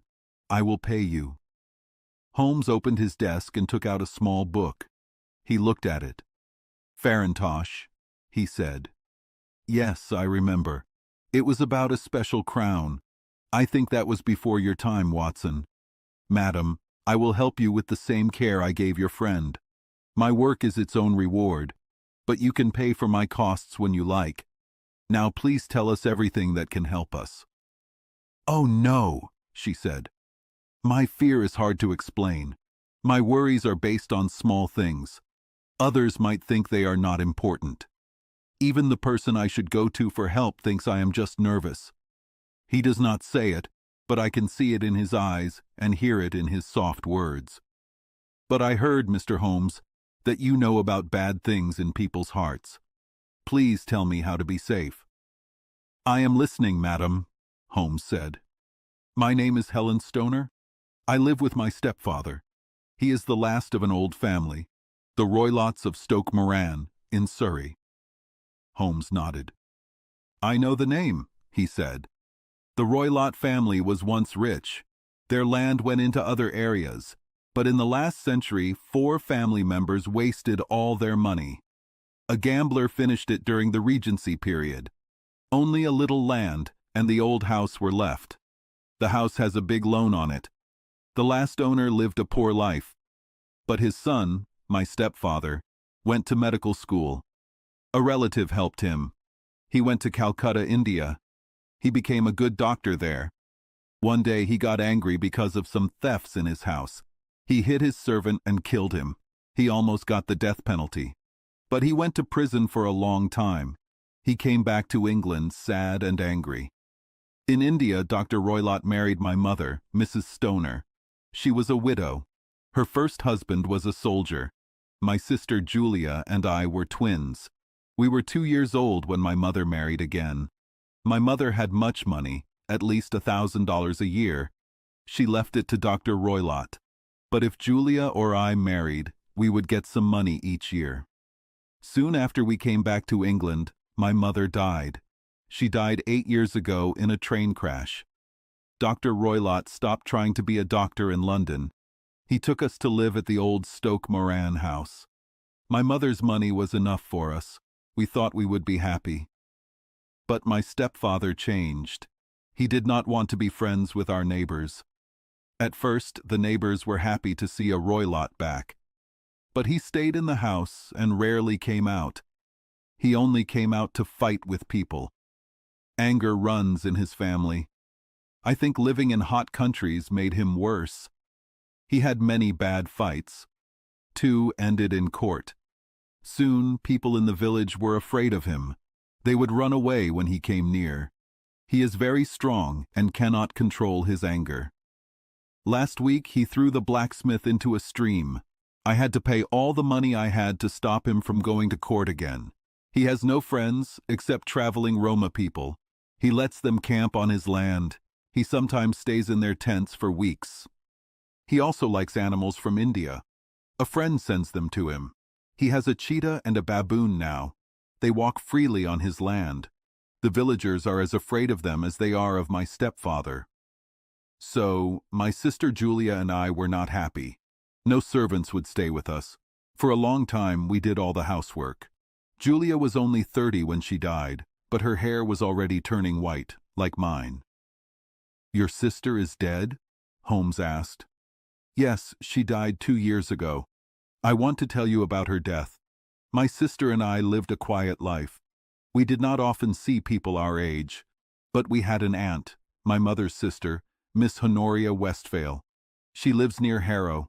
Sometimes we went to visit her. 2 Christmases ago, Julia went there. She met a soldier and got engaged to him. My stepfather found out when she came back. He did not object to the marriage.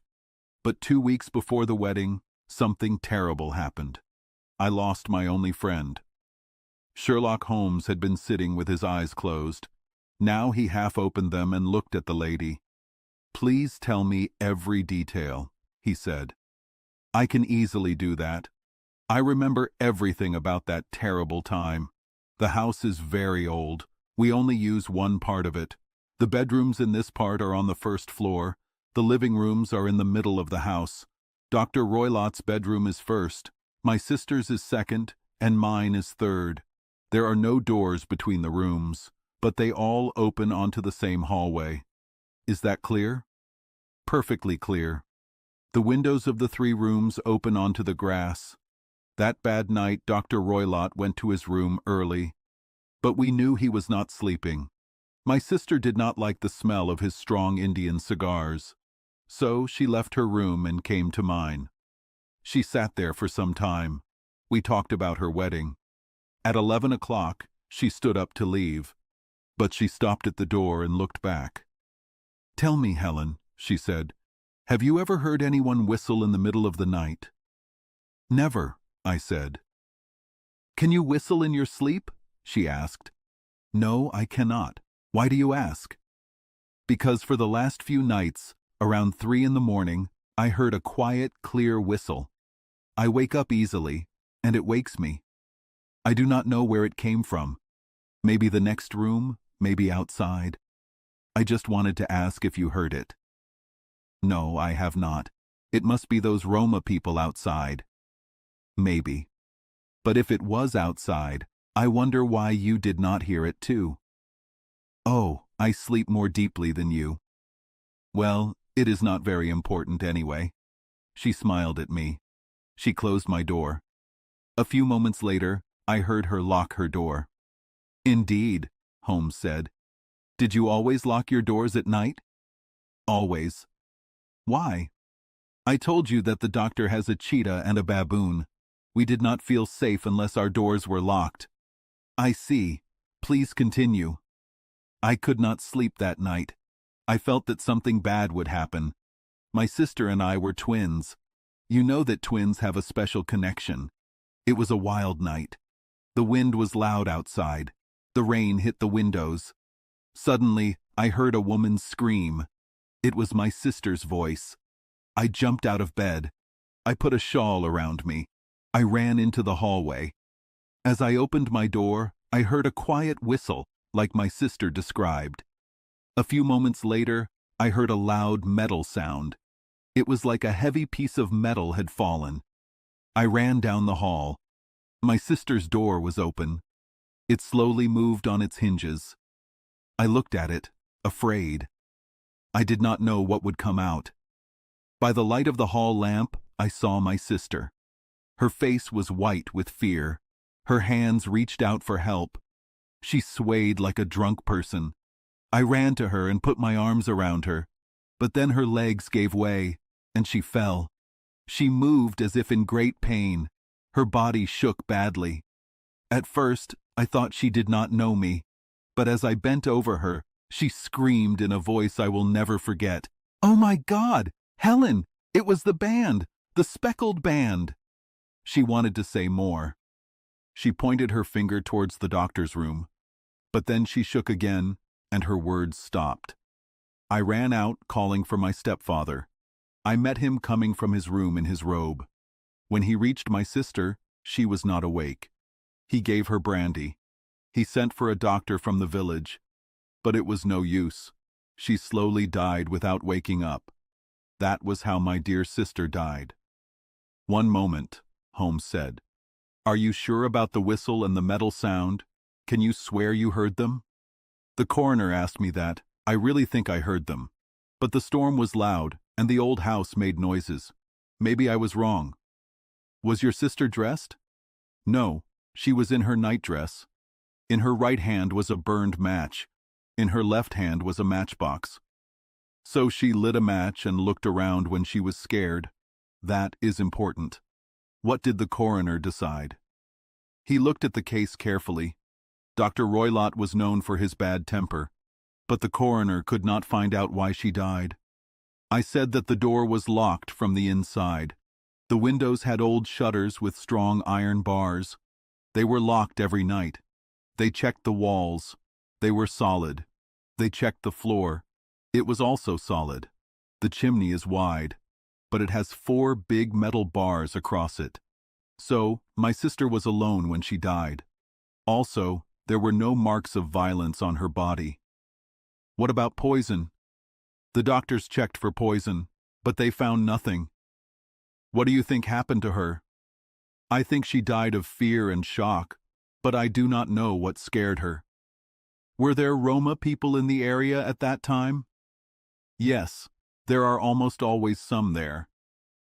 "And what did you think she meant by the band, or the speckled band?" "Sometimes I thought she was just talking strangely because she was sick. Sometimes I thought she meant a group of people, maybe the Roma people. Many of them wear scarves with spots on their heads. Maybe that made her say speckled." Holmes shook his head. He was not happy with the answer. "This is very serious," he said. "Please continue your story." 2 years passed. My life was very lonely, but a month ago, a good friend asked me to marry him. His name is Percy Armitage. My stepfather did not stop the marriage. We will marry in the spring. 2 days ago, some repairs started in the house. My bedroom wall was cut open, so I had to move into my sister's old room. I am sleeping in her bed. Last night, I was awake. I was thinking about her terrible death. Then, in the quiet night, I heard the low whistle. It was the same whistle she heard before she died. I jumped up and lit the lamp, but I saw nothing in the room. I was too scared to go back to bed, so I dressed. When it was light, I went out. I got a dog cart from the inn across the street. I drove to Leatherhead. From there, I came here this morning to see you and ask for your help." "You did well," Holmes said. "But have you told me everything?" "Yes, everything." "No, Miss Roylott, you have not. You are protecting your stepfather." "What do you mean?" Holmes moved the black lace on her hand. On her wrist there were 5 small dark marks. They looked like 4 fingers and a thumb. "Someone hurt you badly," Holmes said. The lady's face turned red. She covered her wrist. "He is a difficult man," she said. "Maybe he does not know his own strength." Holmes was quiet for a long time. He rested his chin on his hands and looked at the fire. "This is a very serious case," he said at last. "I need to know many things before I decide what to do, but we must act fast. If we go to Stoke Moran today, can we see the rooms without your stepfather knowing?" "He said he has important business in town today. He will probably be away all day. No one will disturb you. We have an old, foolish housekeeper. I can easily send her away." "Excellent. Watson, do you want to go?" Yes, very much. Then we will both go. What will you do? I have some things to do in town, but I will take the 12 o'clock train. I will be there when you arrive. You can expect us in the early afternoon. I also have some small matters to do. Will you not wait and eat breakfast? No, I must go. My heart feels lighter now that I have told you my troubles. I look forward to seeing you this afternoon. She pulled her thick black veil over her face and left the room quietly. What do you think of all this, Watson? Sherlock Holmes asked, leaning back in his chair. It seems to be a very dark and bad business. Dark enough and bad enough. But if the lady is right, if the floor and walls are solid, and the door, window, and chimney are impossible to pass, then her sister must have been alone when she died. Then what about the whistles at night? And what about the dying woman's strange words? I cannot think. Think about the whistles at night. Think about the Roma people who are friends with the doctor. Think about the fact that the doctor does not want his stepdaughter to marry. Think about the dying woman saying, "Banned." And Miss Helen Stoner heard a metal sound. It could be one of those metal bars on the shutters falling.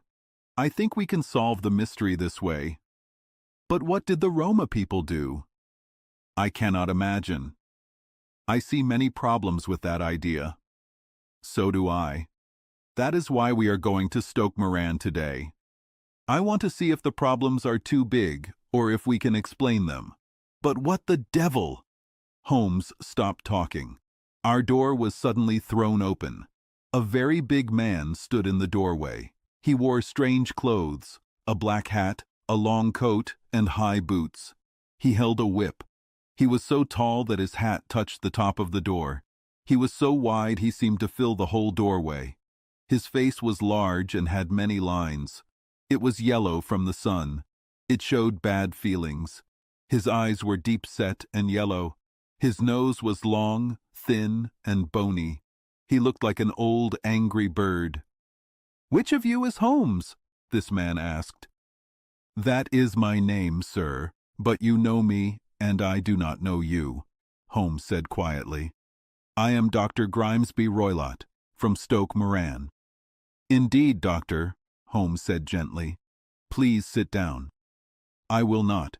My stepdaughter was here. I followed her." "What did she tell you?" "It is a little cold for this time of year," Holmes said. "What did she tell you?" the old man screamed angrily. "But I heard the flowers are growing well," Holmes said calmly. "Ha! You try to fool me?" the man said. He took a step forward and shook his whip. "I know you, you bad man. I heard about you. You are Holmes, the one who gets involved in other people's business." My friend smiled. "Holmes, the busybody." Holmes smiled more widely. "Holmes, the police helper." Holmes laughed loudly. "Your talk is very fun," he said. "When you leave, please close the door. There is a strong wind." "I will leave now. Do not touch my things. I know Miss Stoner was here. I found her. I am a very dangerous man. Look here." He quickly walked to me. He took the metal stick. He bent it with his big hands. He said, "Stay away from me." He threw the bent stick into the fire. Then he walked out of the room. Holmes laughed. He said, "He seems like a nice person. I am not as big as him. But if he stayed, I would show him my hands are strong too." He picked up the metal stick. He made it straight again with one quick try. He called me a police detective. This makes our search more exciting. I hope our friend will be safe. Now, Watson, let's eat. Then I will go to Doctor's Commons. I hope to find facts there that can help us. Sherlock Holmes came back around 1 o'clock. He had a blue paper with notes and numbers. He said, "I saw the dead wife's will. I had to find the prices of her money. This helped me know what it means. When she died, her money was almost £1 $100. Now it is only £750. This is because farm prices went down. Each daughter can get $250 if she marries. So, if both girls married, he would have very little money. If even one married, It would be hard for him. My work this morning was good. It shows he has strong reasons to stop them from marrying. Now, Watson, we must be quick. The old man knows we are looking into his life. If you are ready, we will get a taxi to Waterloo. Please put your gun in your pocket. An Ely's No. 2 gun is good for men who can bend metal sticks. That and a toothbrush are all we need. At Waterloo, we quickly got a train to Leatherhead. We rented a horse carriage there. We drove for 4 or 5 miles on the pretty Surrey roads. It was a beautiful day. The sun was bright, and there were a few white clouds. The trees and bushes by the road had new green leaves. The air smelled of wet earth. For me, it felt strange. Spring felt hopeful, but our task was dark. My friend sat in the front of the carriage. His arms were crossed. His hat was pulled low over his eyes. His chin was on his chest. He was thinking deeply. Then he suddenly moved. He touched my shoulder. He pointed to the fields. He said, "Look there." A park with many trees went up a small hill. The trees became thicker at the top. From the trees we could see the old house. It had gray gables and a high roof. He said, "Stoke Moran?" The driver said, "Yes, sir, that is Dr. Grimesby Roylott's house." Holmes said, "They are building something there. That is where we are going." The driver pointed to some houses far to the left. He said, "That is the village. But if you want to go to the house, it's faster to go over this fence. Then take the path across the fields.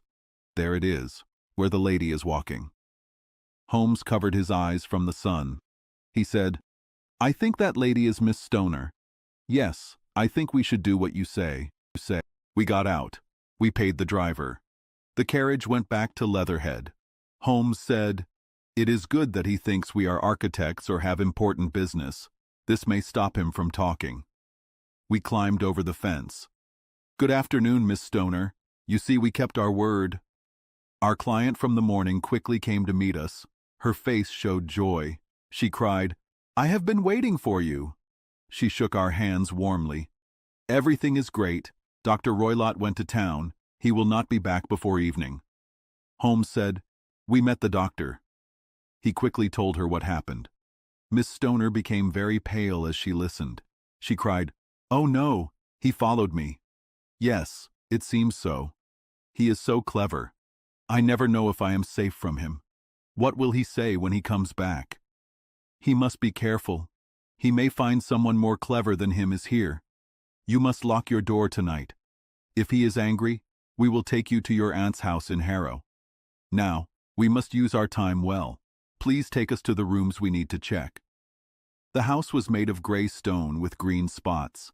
It had a tall middle part and 2 curved sides, like a crab's claws. In one side, the windows were broken and covered with wood.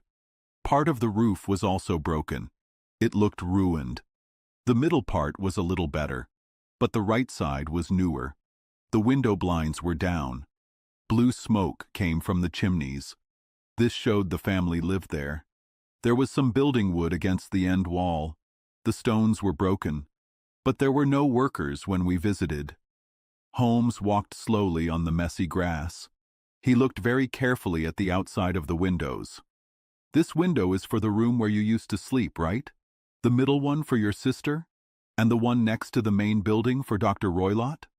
"Exactly, but I am sleeping in the middle one now." "While they fix things, I understand. By the way, the end wall doesn't seem to need urgent repairs." "It didn't. I think it was an excuse to make me move from my room." "Ah, that is a good idea. Now, on the other side of this narrow part is a hallway. These 3 rooms open from it. Are there windows in the hallway?" "Yes, but they are very small. Too small for anyone to go through. You both locked your doors at night, so no one could enter from that side. Now please go into your room and close your window covers." Miss Stoner did this. Holmes looked carefully through the open window. He tried to open the window cover, but he could not. There was no space to put a knife to open it. Then he used his glass to check the hinges. They were strong iron, built into the wall. He said, He scratched his chin. He looked confused. My idea has some problems. No one could open these covers if they were locked. Well, let's see if the inside helps us understand. A small side door led to the white hallway. The 3 bedrooms opened from it. Holmes did not want to check the 3rd room. So we went to the 2nd room. This was where Miss Stoner was sleeping now. Her sister died in this room. It was a simple, small room. It had a low ceiling and a wide fireplace, like old country houses. A brown chest of drawers was in one corner. A narrow bed with a white cover was in another. A table for getting ready was by the left side of the window. These things, with 2 small chairs made of woven material, were all the furniture. There was a square carpet in the middle. The floorboards and wall panels were made of old brown wood with wormholes. It looked as old as the house itself.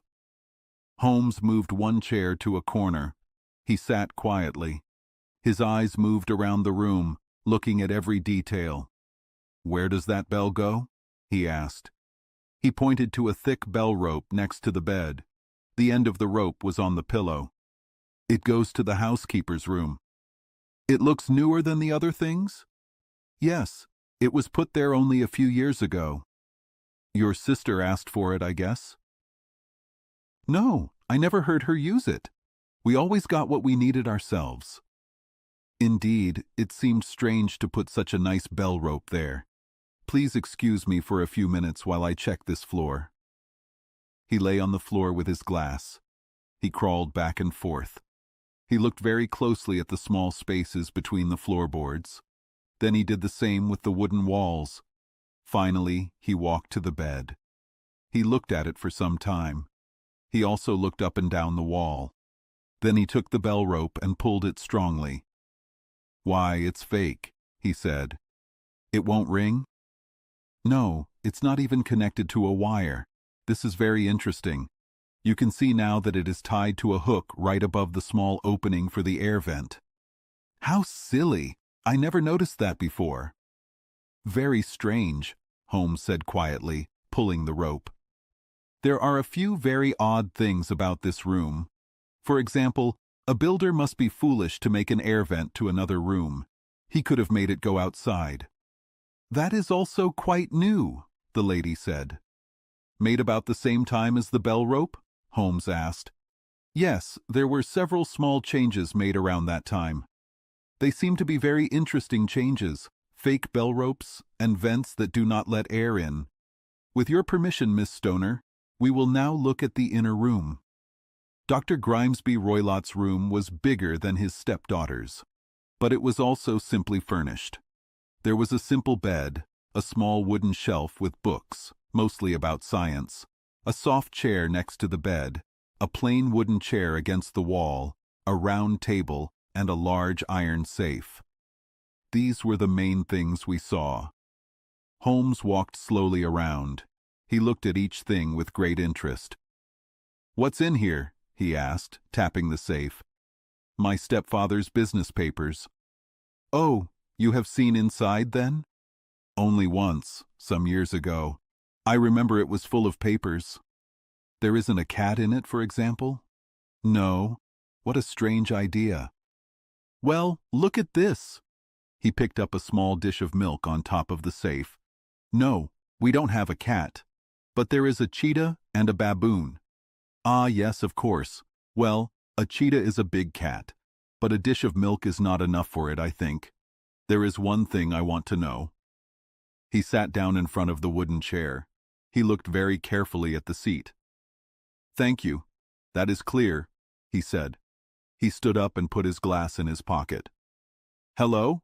Here is something interesting." He saw a small dog whip hanging on one corner of the bed. The whip was curled up and tied to make a loop. "What do you think of that, Watson?" "It's a common whip, but I don't know why it is tied." "That is not so common, is it? Oh, it's a bad world. And when a smart man uses his mind for crime, it is the worst. I think I have seen enough now, Miss Stoner. With your permission, we will go outside on the grass." I had never seen my friend's face so serious or his forehead so dark. This was after we left the room we were checking. We walked back and forth on the grass many times. Miss Stoner and I did not want to bother his thoughts. He said, "It is very important, Miss Stoner, that you follow my advice completely." "I will certainly do so. This is too serious to wait. Your life may depend on you doing what I say." "I promise you, I will do as you say." "First, my friend and I must sleep in your room tonight." Miss Stoner and I looked at him in surprise. "Yes, it must be so. Let me explain. I think that is the village inn over there?" "Yes, that is the Crown." "Very good. Your windows would be seen from there?" "Of course." "You must stay in your room, saying you have a headache, when your stepfather comes back. Then when you hear him go to bed, you must open your window covers. Undo the lock. Put your lamp there for us to see. Then quietly go to the room you used to stay in. Take anything you need. I am sure you can manage there for one night, even with the repairs." "Oh yes, easily." "The rest you will leave to us." "But what will you do?" "We will spend the night in your room. We will find out what causes this noise that has bothered you." Miss Stoner put her hand on my friend's arm. She said, "I believe, Mr. Holmes, that you have already decided." "Perhaps I have." "Then please tell me what caused my sister's death. I would like to have clearer proof before I speak. Can you at least tell me if my idea is right? Did she die from a sudden scare?" "No, I don't think so. I think there was probably a more real reason. And now, Miss Stoner, we must leave you. If Dr. Roylott came back and saw us, our trip would be for nothing. Goodbye, and be brave. If you do what I have told you, you can be sure we will soon remove the dangers that threaten you." Sherlock Holmes and I easily got a bedroom and a living room at the Crown Inn. They were on the top floor. From our window, we could see the main gate and the part of Stoke Moran Manor House where people lived. At dark, we saw Dr. Grimesby Roylott drive by. His large body was next to the small boy who drove him. The boy had some trouble opening the heavy iron gates. We heard the doctor's loud, rough voice. We saw how angry he was, shaking his closed hands at the boy. The carriage drove on. A few minutes later, we saw a sudden light in the trees. The lamp was lit in one of the living rooms. Holmes said, "Do you know, Watson, I am not sure about taking you tonight. There is danger. Can I help? Your being here might be very useful. Then I will certainly come." "That is very kind of you.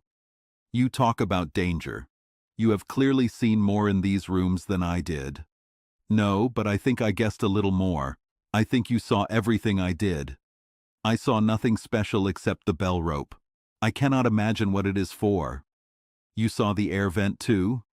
"Yes, but I don't think it's so strange to have a small opening between two rooms.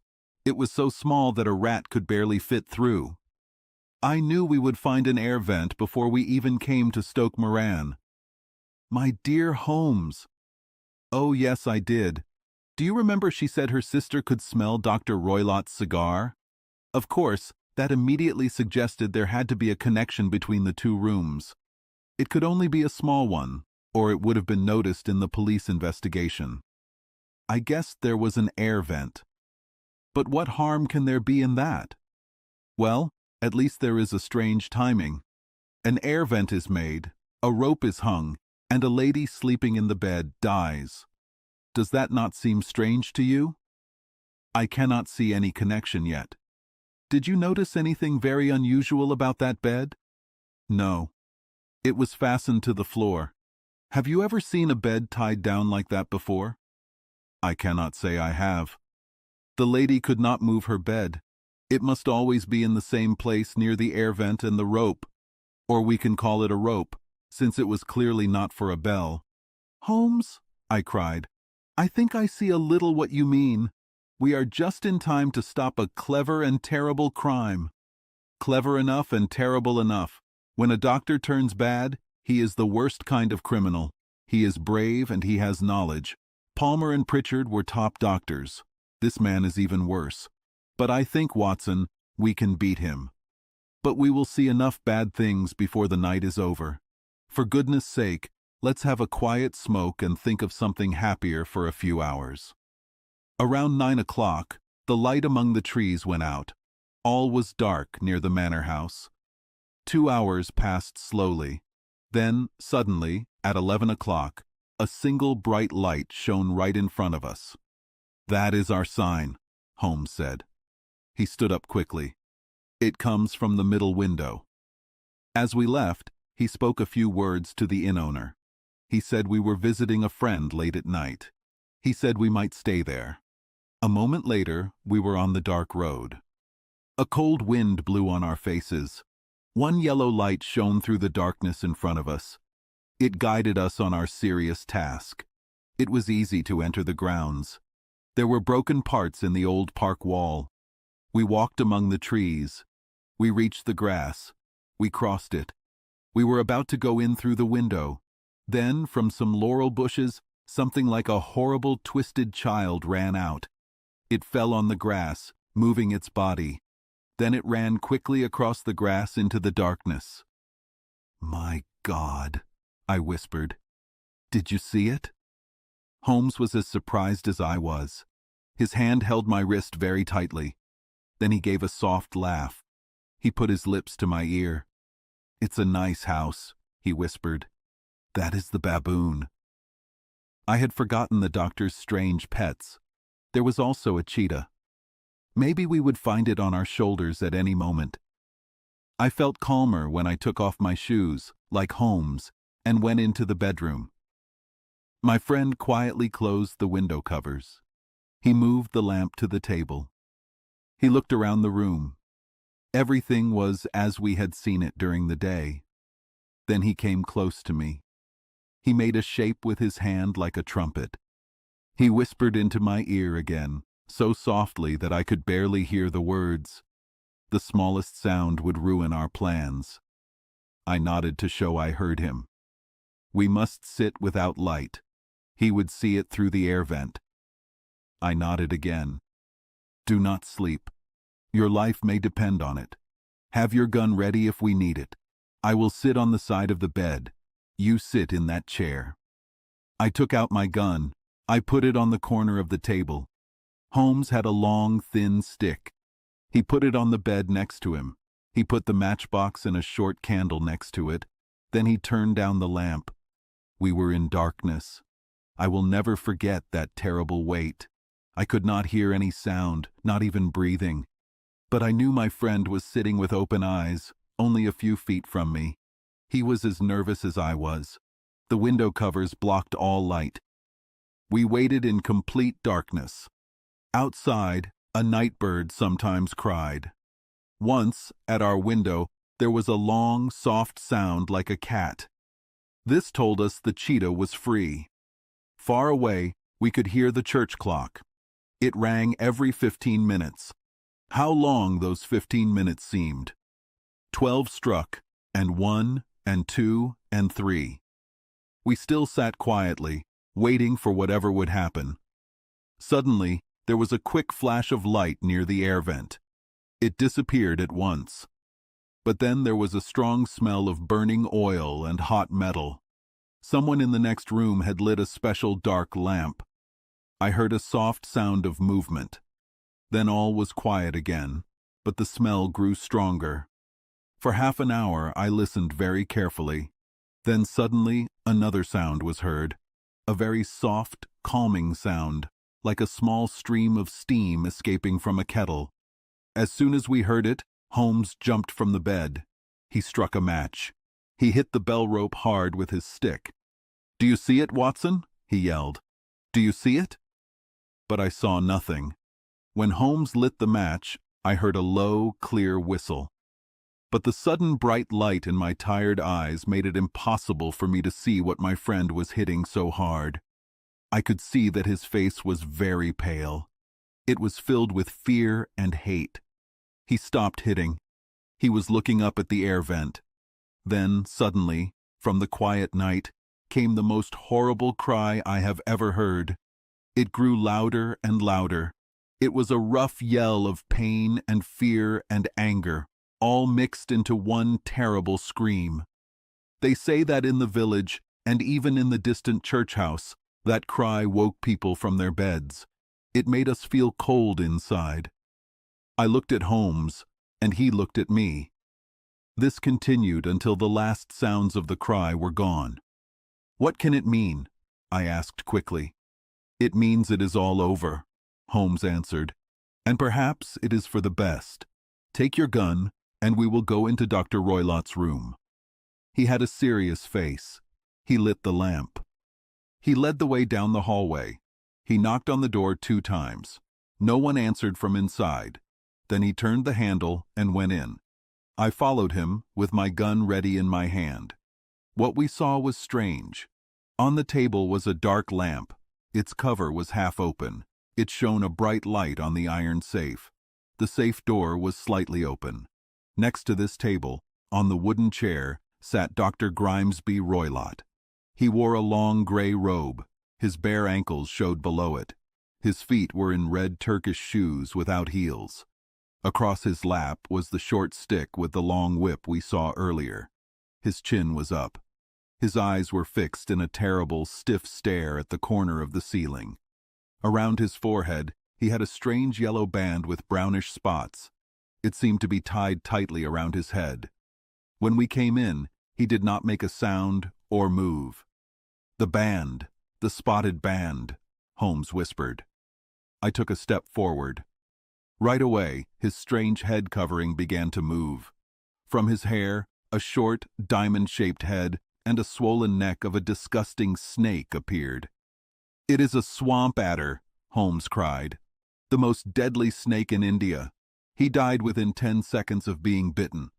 Violence really does hurt the violent person, and the one who plans bad things falls into his own trap. Let us put this creature back into its home. Then we can take Miss Stoner to a safe place. We can tell the local police what happened." As he spoke, he quickly took the dog whip from the dead man's lap. He put the loop around the snake's neck. He pulled it from its terrible place. He held it far away from him. He threw it into the iron safe. He closed the safe. These are the true facts of Dr. Grimesby Roylott's death at Stoke Moran. I do not need to make this story longer. I will not tell how we told the sad news to the scared girl. I will not tell how we took her by train the next morning to her kind aunt in Harrow. I will not tell how the police investigation slowly decided that the doctor died while carelessly playing with a dangerous pet. Sherlock Holmes told me the small things I still needed to know about the case as we went back the next day. "I had," he said, "come to a completely wrong idea. This shows, my dear Watson, how dangerous it is to guess with not enough information. The gypsies being there, and the poor girl using the word band to describe what she quickly saw in her lamplight, made me think completely wrong. I can only say that I quickly changed my mind. This was when it became clear to me that any danger to the person in the room could not come from the window or the door. My attention quickly went, as I told you, to this air vent, and to the bell rope that hung down to the bed. Finding out it was fake, and that the bed was tied to the floor, immediately made me think the rope was a bridge for something going through the hole to the bed. The idea of a snake immediately came to me. When I thought of this, and that the doctor had animals from India, I felt I was probably right. The idea of using a poison that could not be found by any chemical test was something a clever and cruel man, trained in the East, would think of. The speed of the poison would also be good for him. It would be a very sharp doctor checking the body who could see the 2 small dark holes where the poison teeth had done their work. Then I thought of the whistle. Of course, he had to call the snake back before morning light showed it to the person in the bed. He had trained it, probably with the milk we saw, to come back to him when he called. He would put it through this air vent at the best time. He would be sure it would crawl down the rope and land on the bed. It might or might not bite the person. Maybe she would escape every night for a week, but sooner or later she had to be bitten. I had these ideas before I even went into his room. Looking at his chair showed me he used to stand on it. Of course, this would be needed to reach the air vent. Seeing the safe, the dish of milk, and the looped whip was enough to remove any remaining doubts. The metal sound Miss Stoner heard was clearly caused by her stepfather quickly closing the safe door on its terrible inhabitant. Once I decided, you know the steps I took to prove it. I heard the creature make a hissing sound, as I am sure you did too, and I immediately lit the light and attacked it. And that made it go through the air vent, and also made it turn on its owner on the other side. Some of my stick hits made it angry like a snake, so it attacked the first person it saw. In this way, I am no doubt indirectly responsible for Dr. Grimesby Roylott's death, and I cannot say that it will bother my conscience very much, very much, very much, very. Chapter 9. The Adventure of the Engineer's Thumb. In the past, my friend Sherlock Holmes helped solve many problems. I brought 2 cases to him. One was about Mr. Hatherley's thumb. The other was about Colonel Warburton's strange behavior. The second one was maybe more interesting for Holmes, but the first one, Mr. Hatherley's thumb, was very unusual from the start. It was also very exciting. So, I will write about that one. People have read about it in newspapers before, but it's better to hear the story slowly, as things happened. When I first heard it, I was very surprised. Even after 2 years, I still remember it well. This story happened in the summer of 1889. I had just gotten married. I was working as a doctor again. I no longer lived with Holmes in Baker Street, but I often visited him. Sometimes I even got him to visit my home. My doctor's work was going well. I lived near Paddington Station, so I had some patients who worked for the railway. One of them, whom I helped with a long illness, always told people about me. He tried to send all sick people he knew to me. One morning, just before 7 o'clock, my maid woke me. She said 2 men from Paddington were in my office. I got dressed quickly. I knew that cases from the railway were usually important. I went downstairs fast. As I did, my old friend, the railway guard, came out of the office. He closed the door tightly behind him. "I have him here," he whispered. He pointed his thumb over his shoulder. "He's fine." "What is it?" I asked. He acted as if he had caught a strange animal. "It's a new patient," he whispered. "I thought I would bring him myself. Then he couldn't leave. He's here, safe and sound. I must go now, doctor. I have my duties, like you." And he left quickly. I did not even have time to thank him. I went into my office. A man was sitting by the table. He wore a simple tweed suit.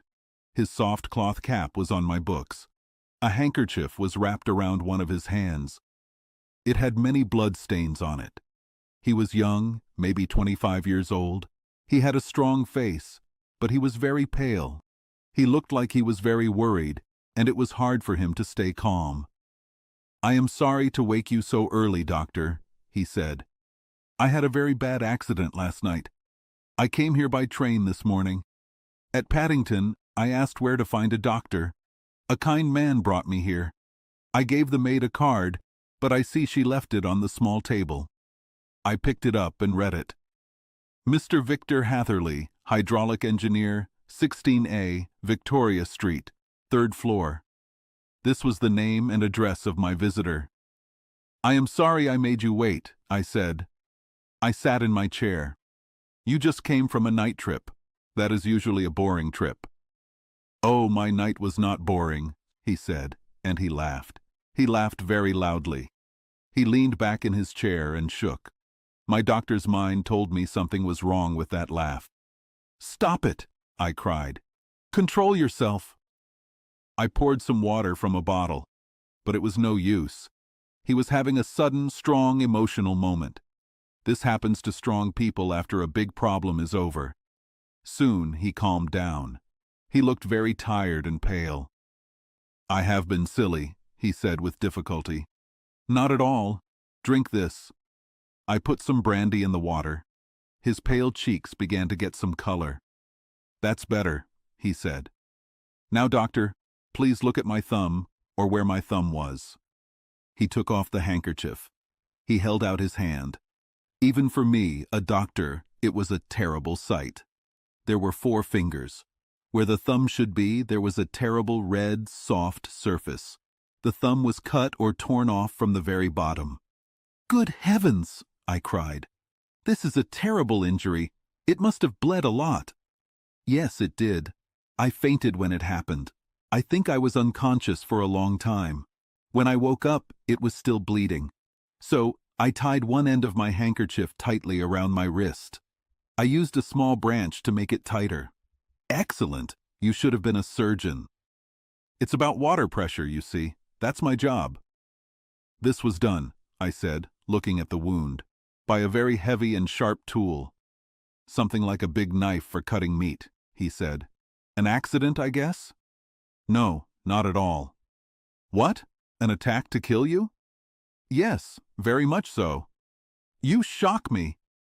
I cleaned the wound. I put medicine on it and bandages. He lay back and did not move, but he bit his lip sometimes. "How is that?" I asked when I finished. "Great. With your brandy and your bandage, I feel like a new man.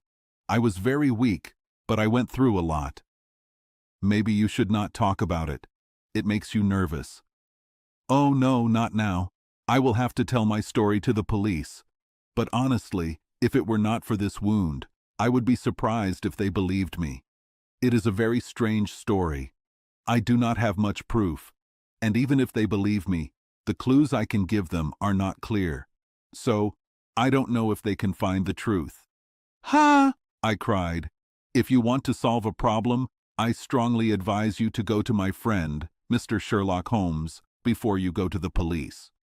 "Oh, I have heard of him," my visitor said.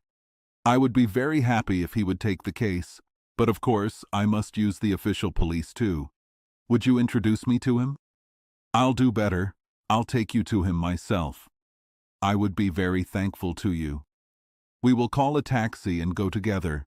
We will just be in time to have a small breakfast with him. Do you feel well enough?" "Yes, I will not feel good until I tell my story." "Then my servant will call a taxi, and I will be with you in a moment." I ran upstairs. I quickly told my wife about it. In 5 minutes I was in a taxi with my new friend, going to Baker Street.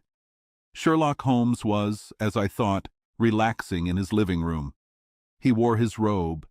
He was reading the sad news section of the Times newspaper. He was smoking his pipe before breakfast. The pipe was full of tobacco left from the day before. He had carefully dried and saved it on the mantelpiece. He greeted us in his kind way. He ordered fresh bacon and eggs. We ate a good meal together. When we finished, he helped our new friend lie on the sofa. He put a pillow under his head. He put a glass of brandy and water near him. "It is clear that you have had a very unusual experience, Mr. Hatherley," he said. "Please, lie down there and feel at home. Tell us what you can. But stop when you are tired. Keep up your strength with a little drink." "Thank you," my patient said. "But I have felt like a new man since the doctor put on my bandage, and I think your breakfast has made me fully well. I will take as little of your time as possible. So I will start telling my strange experiences at once." Holmes sat in his big chair. He looked tired, with heavy eyelids.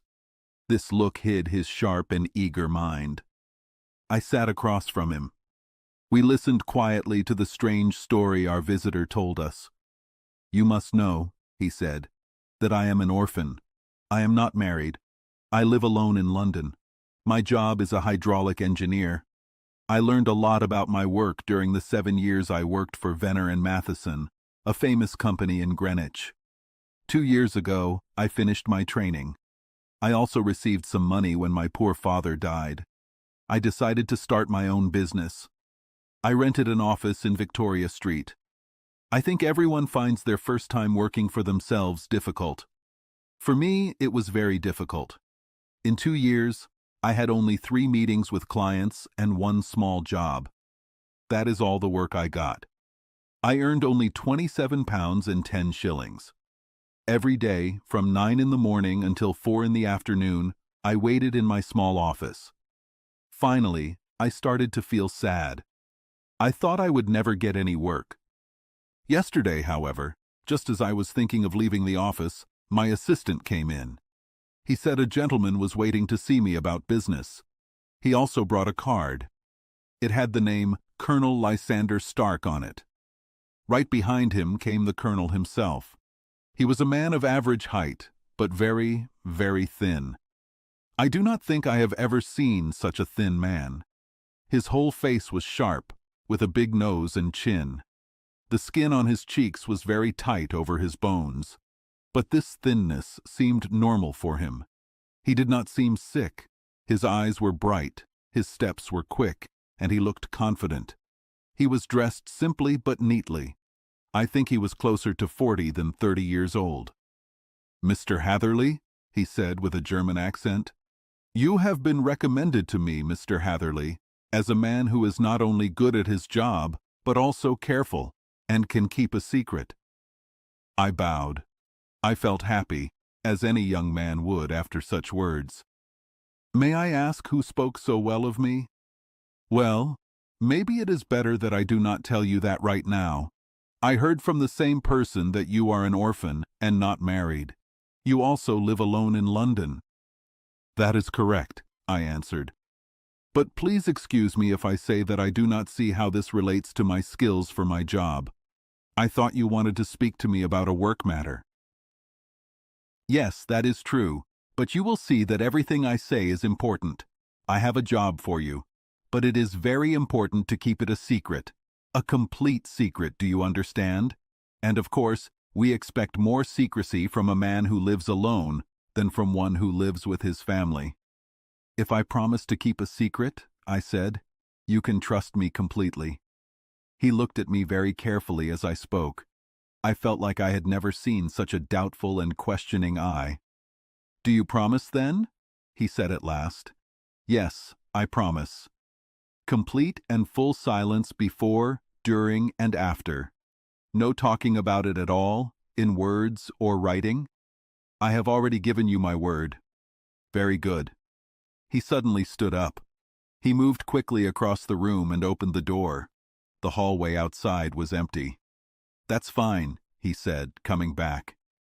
"I know that assistants are sometimes curious about their boss's business. Now we can talk safely." He pulled his chair very close to mine. He began to look at me again with the same questioning and thoughtful look. I started to feel dislike, and something like fear, because of this thin man's strange actions. Even my fear of losing a client could not stop me from showing I was impatient.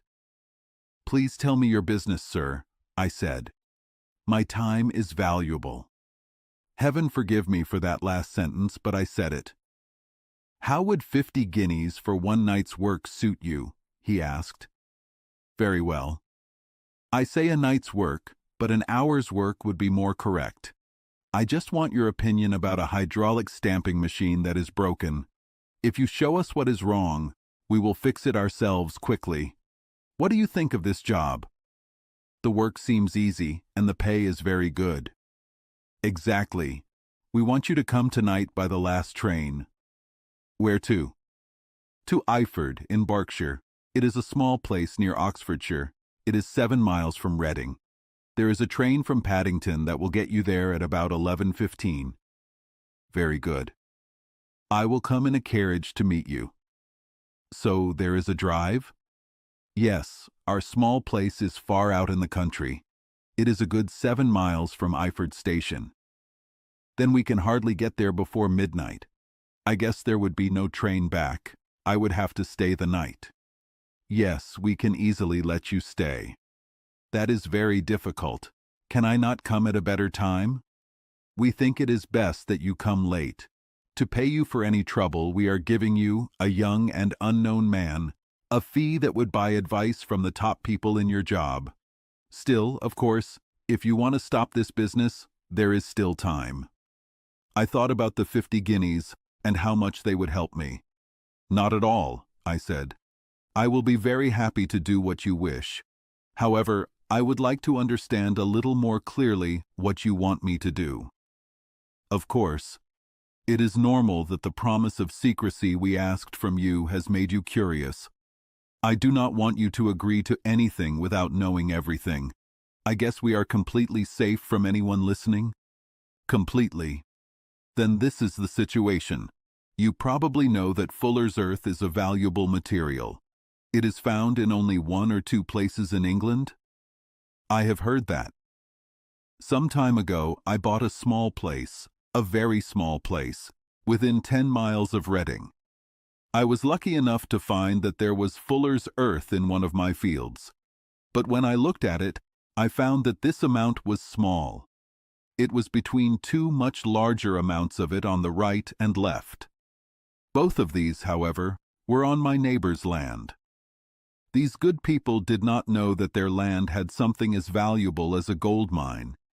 Naturally, I wanted to buy their land before they found out how valuable it was. But I did not have enough money to do this. I told a few of my friends the secret. They suggested that we should quietly and secretly dig our own small amount. In this way, we would earn the money to buy the nearby fields.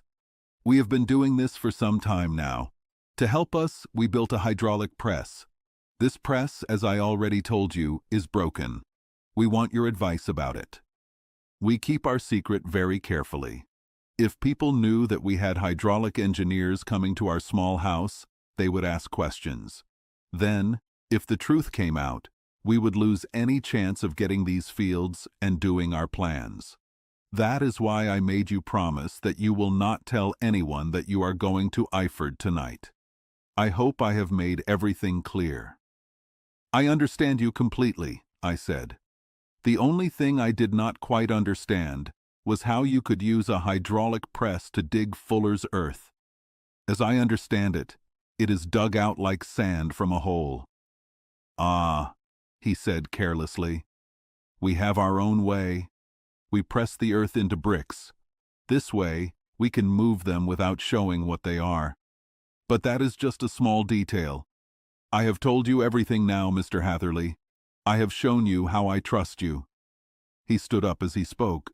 "I will expect you then, at Iford, at 11:15. I will certainly be there. And not a word to anyone." He looked at me with a last, long, questioning look. Then he shook my hand with a cold, wet grip. He hurried from the room. When I thought about it later, I was very surprised by this sudden job. On one hand, I was happy. The payment was at least 10 times more than I would have asked for my work. And maybe this job would lead to others. On the other hand, the man's face and actions made me feel uncomfortable. I did not think his explanation about the fuller's earth was enough to explain why I had to come at midnight, and why he was so worried that I would tell someone about my trip. However, I decided not to worry. I ate a good dinner. I drove to Paddington. I left, having done exactly what he told me about keeping quiet. At Reading, I had to change trains and stations, but I was on time for the last train to Iford. I arrived at the small, dimly lit station after 11 o'clock. I was the only passenger who got off there. There was only a sleepy worker with a lamp on the platform. As I went out through the gate, I saw my friend from the morning waiting in the shadows on the other side. Without a word, he grabbed my arm. He quickly pulled me into a carriage. The door was open. He rolled up the windows on both sides.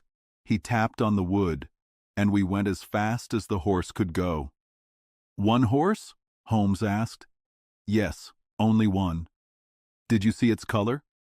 "Yes, I saw it by the lights on the side of the carriage when I was getting in. It was brown." "Did it look tired or fresh?" "Oh, fresh and shiny." "Thank you. I am sorry I stopped you. Please continue your very interesting story." So we left. We drove for at least an hour. Colonel Lysander Stark had said it was only 7 miles. But I think, from how fast we seemed to go and how long it took, it must have been closer to 12 miles. He sat next to me silently the whole time. More than once, when I looked at him, I saw that he was looking at me very closely. The roads in that area seemed bad. We bumped and shook a lot. I tried to look out the windows to see where we were, but they were made of cloudy glass. I could only see the occasional bright blur of a light passing by. Sometimes I said something to stop the quiet ride, but the colonel only gave short answers. Our talk soon stopped. At last, however, the bumpy road changed to the smooth sound of gravel. The carriage stopped. Colonel Lysander Stark quickly got out. As I followed him, he pulled me swiftly into a porch that was open in front of us. We stepped right from the carriage into the hall, so I did not see the front of the house at all. The moment I crossed the door, it closed loudly behind us. I faintly heard the sound of the wheels as the carriage drove away. It was very dark inside the house. The colonel fumbled around looking for matches. He spoke softly to himself. Suddenly, a door opened at the other end of the hallway. A long golden light came out towards us. It became wider. A woman appeared with a lamp in her hand. She held it above her head. She pushed her face forward and looked at us. I could see that she was pretty. The light shone on her dark dress. I knew it was expensive material. She spoke a few words in a foreign language. It sounded like she was asking a question. My friend answered with a short, rough sound. She was so surprised that the lamp almost fell from her hand. Colonel Stark went to her. He whispered something in her ear. Then he pushed her back into the room she came from. He walked back to me with the lamp in his hand. "Perhaps you would be kind enough to wait in this room for a few minutes," he said, opening another door. It was a quiet, small room with simple furniture. There was a round table in the middle. Several German books were on it. Colonel Stark put the lamp on top of a small organ next to the door. "I will not keep you waiting long," he said, and he went into the dark. I looked at the books on the table. Even though I did not know German, I could see that 2 of them were about science. The others were poetry books. Then I walked to the window. I hoped I could see something of the countryside, but a thick wooden shutter with heavy bars covered it. It was a wonderfully quiet house. An old clock ticked loudly somewhere in the hallway, but otherwise everything was completely still. A small feeling of worry began to come over me. Who were these German people? What were they doing living in this strange, hidden place? And where was the place? I was about 10 miles from Eiford, that was all I knew. But I had no idea if it was north, south, east, or west. For that matter, Reading and maybe other large towns were within that distance, so the place might not be so hidden after all. But it was very clear, from the complete quietness, that we were in the countryside. I walked up and down the room. I hummed a tune softly to stay cheerful. I felt like I was truly earning my 50 guinea payment. Suddenly, without any sound in the complete quiet, the door of my room slowly opened. The woman was standing in the doorway. The hallway behind her was dark. The yellow light from my lamp shone on her eager and beautiful face. I could see right away that she was very scared. This made me feel scared too. She held up one shaking finger to tell me to be quiet. She whispered a few words of broken English to me. Her eyes looked back, like a scared horse, into the darkness behind her. "I would go," she said. She tried hard, it seemed to me, to speak calmly. "I would go. I should not stay here. There is nothing good for you to do." "But madam," I said, "I have not yet done what I came for. I cannot leave until I have seen the machine." "It is not worth your time to wait," she continued. "You can go through the door. No one will stop you." And then, seeing that I smiled and shook my head, she suddenly let go of her control. She stepped forward. Her hands were clasped together. "For the love of heaven," she whispered, "get away from here before it is too late." But I am a bit stubborn by nature. I am more willing to get involved in a matter when there is a problem. I thought of my 50 guinea payment, my long trip, and the bad night that seemed to be ahead of me. Was it all for nothing? Why should I leave without doing my job and without the payment I was supposed to get? This woman might, for all I knew, be crazy. So I stood firm. Although her manner had shaken me more than I wanted to admit, I still shook my head. I said I would stay where I was. She was about to beg me again when a door closed loudly upstairs. The sound of several footsteps was heard on the stairs. She listened for a moment. She threw up her hands in a hopeless way. She disappeared as quickly and quietly as she had come. The new people were Colonel Lysander Stark and a short, thick man with a beard growing from the folds of his double chin. He was introduced to me as Mr. Ferguson. "This is my assistant and manager," the colonel said. "By the way, I thought I left this door closed just now. I fear you felt the cold air." "On the contrary," I said. "I opened the door myself because I felt the room was a little warm." He gave me one of his suspicious looks. "Perhaps we should start our business then," he said. "Mr. Ferguson and I will take you to see the machine. I should put my hat on, I suppose." "Oh, no, it is inside the house." "What, you dig fuller's earth in the house?" No, this is only where we press it. But never mind that.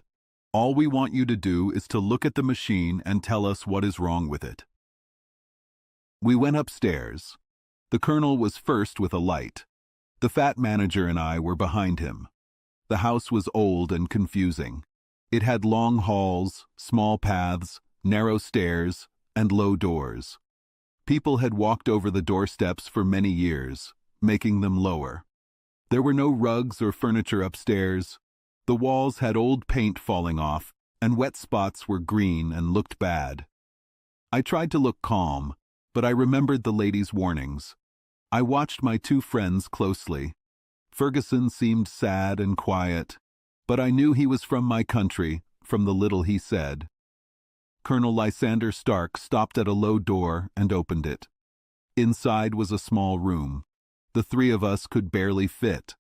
Ferguson stayed outside, and the colonel let me in. "We are inside the press now," he said. "It would be very bad if someone turned it on. The top of this small room is the part that moves down. It comes down with a lot of weight onto this metal floor. There are small water pipes outside that take the force and make it stronger. The machine works well, but it is a little stiff, and it has lost some power. Can you please look at it and tell us how to fix it?" I took the light from him and looked at the machine closely. It was very big and could press with a lot of force. But when I went outside and pushed the handles that controlled it, I heard a sound. I knew water was leaking from one of the side pipes. I looked and saw that a rubber band around a rod was too small. It did not fit right. This was why the machine lost power. I told my friends, and they listened carefully. They asked how to fix it. After I told them, I went back into the machine's main part and looked at it well. I wanted to know more. It was clear that the story about the fuller's earth was false. Such a strong machine would not be used for that. The walls were wood, but the floor was a big iron tray. When I looked, I saw a metal layer on it. I bent down and was scratching it to see what it was. Then I heard a German word and saw the colonel's thin face looking at me. "What are you doing?" he asked. I was angry that he had lied to me with such a detailed story. "I was looking at your fuller's earth," I said. "I think I could help you better with your machine if I knew what it was really for." As soon as I said this, I wished I had not spoken. His face became hard, and his gray eyes showed a bad light. "All right," he said. "You will know everything about the machine." He stepped back, closed the small door with a bang, and locked it. I ran to it and pulled the handle, but it was stuck. My kicks and pushes did nothing. "Hello," I yelled. "Hello, Colonel, let me out." Then, in the quiet, I heard a sound that made my heart jump. It was the sound of the handles moving and the leaking pipe. He had started the machine. The light was still on the floor where I had put it. In its light, I saw the black ceiling coming down on me. It was slow and shaky, but I knew it would crush me in 1 minute. I screamed and threw myself against the door. I pulled at the lock with my nails. I begged the colonel to let me out, but the loud sound of the levers covered my cries. The ceiling was only a foot or two above my head. I put my hand up and felt its hard, rough surface. Then I thought about how I would die. If I lay on my face, the weight would be on my back. I did not want to think about that terrible crack. Maybe it would be easier the other way. But could I lie there and watch that dark shadow come down? I could not stand up straight anymore. Then I saw something that gave me hope. I said the floor and ceiling were iron, but the walls were wood. I quickly looked around one last time. I saw a thin line of yellow light between two boards. It became wider as a small panel moved back. For a moment, I could not believe it was a door away from death. The next moment, I pushed myself through and lay on the other side, almost passed out. The panel closed behind me. But the crash of the lamp and then the clang of the two metal pieces told me how close I was to dying. A strong pull on my arm woke me. I was lying on the stone floor of a narrow hall. A woman was leaning over me, pulling me with her left hand and holding a candle in her right. It was the kind friend whose warning I had ignored. "Come, come," she cried quickly. "They will be here soon. They will see you are not there. Oh, do not waste time, but come." This time, I listened to her. I stood up unsteadily and ran with her along the hall and down a winding stair. This led to another wide path. As we reached it, we heard people running and two voices shouting. One voice was on our floor, and one was below. My guide stopped and looked around like she did not know what to do. Then she opened a door to a bedroom. The moon was shining brightly through the window. "It is your only chance," she said. "It is high, but maybe you can jump." As she spoke, a light appeared at the end of the path. I saw Colonel Lysander Stark, thin, running forward with a lamp in one hand and a weapon like a big knife in the other. I ran across the bedroom, opened the window, and looked out. The garden looked so quiet and nice in the moonlight. It was about 30 feet down. I climbed onto the window ledge, but I waited to jump. I wanted to hear what happened between my helper and the bad man. If he hurt her, I would go back to help her, no matter the risk.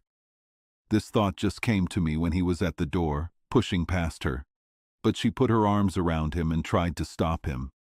"Fritz, Fritz," she cried in English. "Remember what you promised last time. You said it would not happen again. He will be quiet. Oh, he will be quiet." "You are crazy, Elise," he shouted, trying to get away from her. "You will ruin us. He has seen too much. Let me go, I say." He pushed her to the side and ran to the window. He hit me with his heavy weapon. I had let go and was hanging by my hands from the ledge when he hit me. I felt a dull pain, my hands loosened, and I fell into the garden below.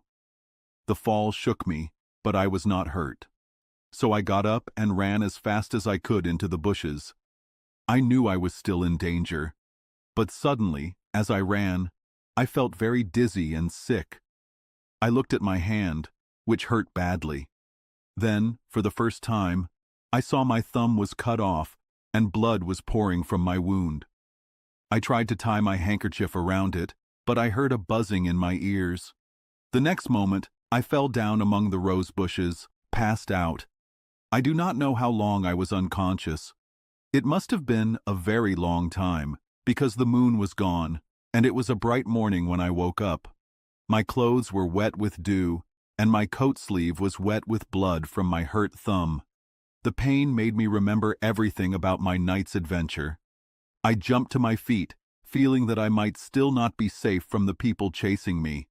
But to my surprise, when I looked around, I saw no house or garden. I had been lying by a hedge near the main road. A little farther down was a long building. When I went closer, I saw it was the same train station where I had arrived the night before. If not for the bad wound on my hand, everything that happened could have been a bad dream. Half confused, I went into the station and asked about the morning train. There would be a train to Reading in less than an hour. The same worker was there as when I arrived. I asked him if he had heard of Colonel Lysander Stark. The name was new to him. Had he seen a carriage waiting for me the night before? No, he had not. Was there a police station nearby? There was one about 3 miles away. It was too far for me to go, being weak and sick. I decided to wait until I got back to town before telling my story to the police. It was a little after 6 when I arrived, so I first went to get my wound fixed. Then the doctor was kind enough to bring me here. I told you everything, and I will do what you say. We both sat quietly for some time after hearing this strange story. Then Sherlock Holmes took a large book from the shelf. He kept his notes in it. "Here is an advertisement that will interest you," he said. "It was in all the papers about a year ago. Listen to this. Lost on the 9th of this month, Mr. Jeremiah Hayling, 26 years old, a machine engineer. He left his home at 10 at night and has not been seen since. He was wearing, etc., etc." Ha! That was the last time the colonel needed to fix his machine, I think. "Oh my!" cried my patient. "Then that explains what the girl said." "Yes, it is clear that the colonel was a cold and dangerous man. He did not want anything to stop his plan, like pirates who leave no one alive on a captured ship.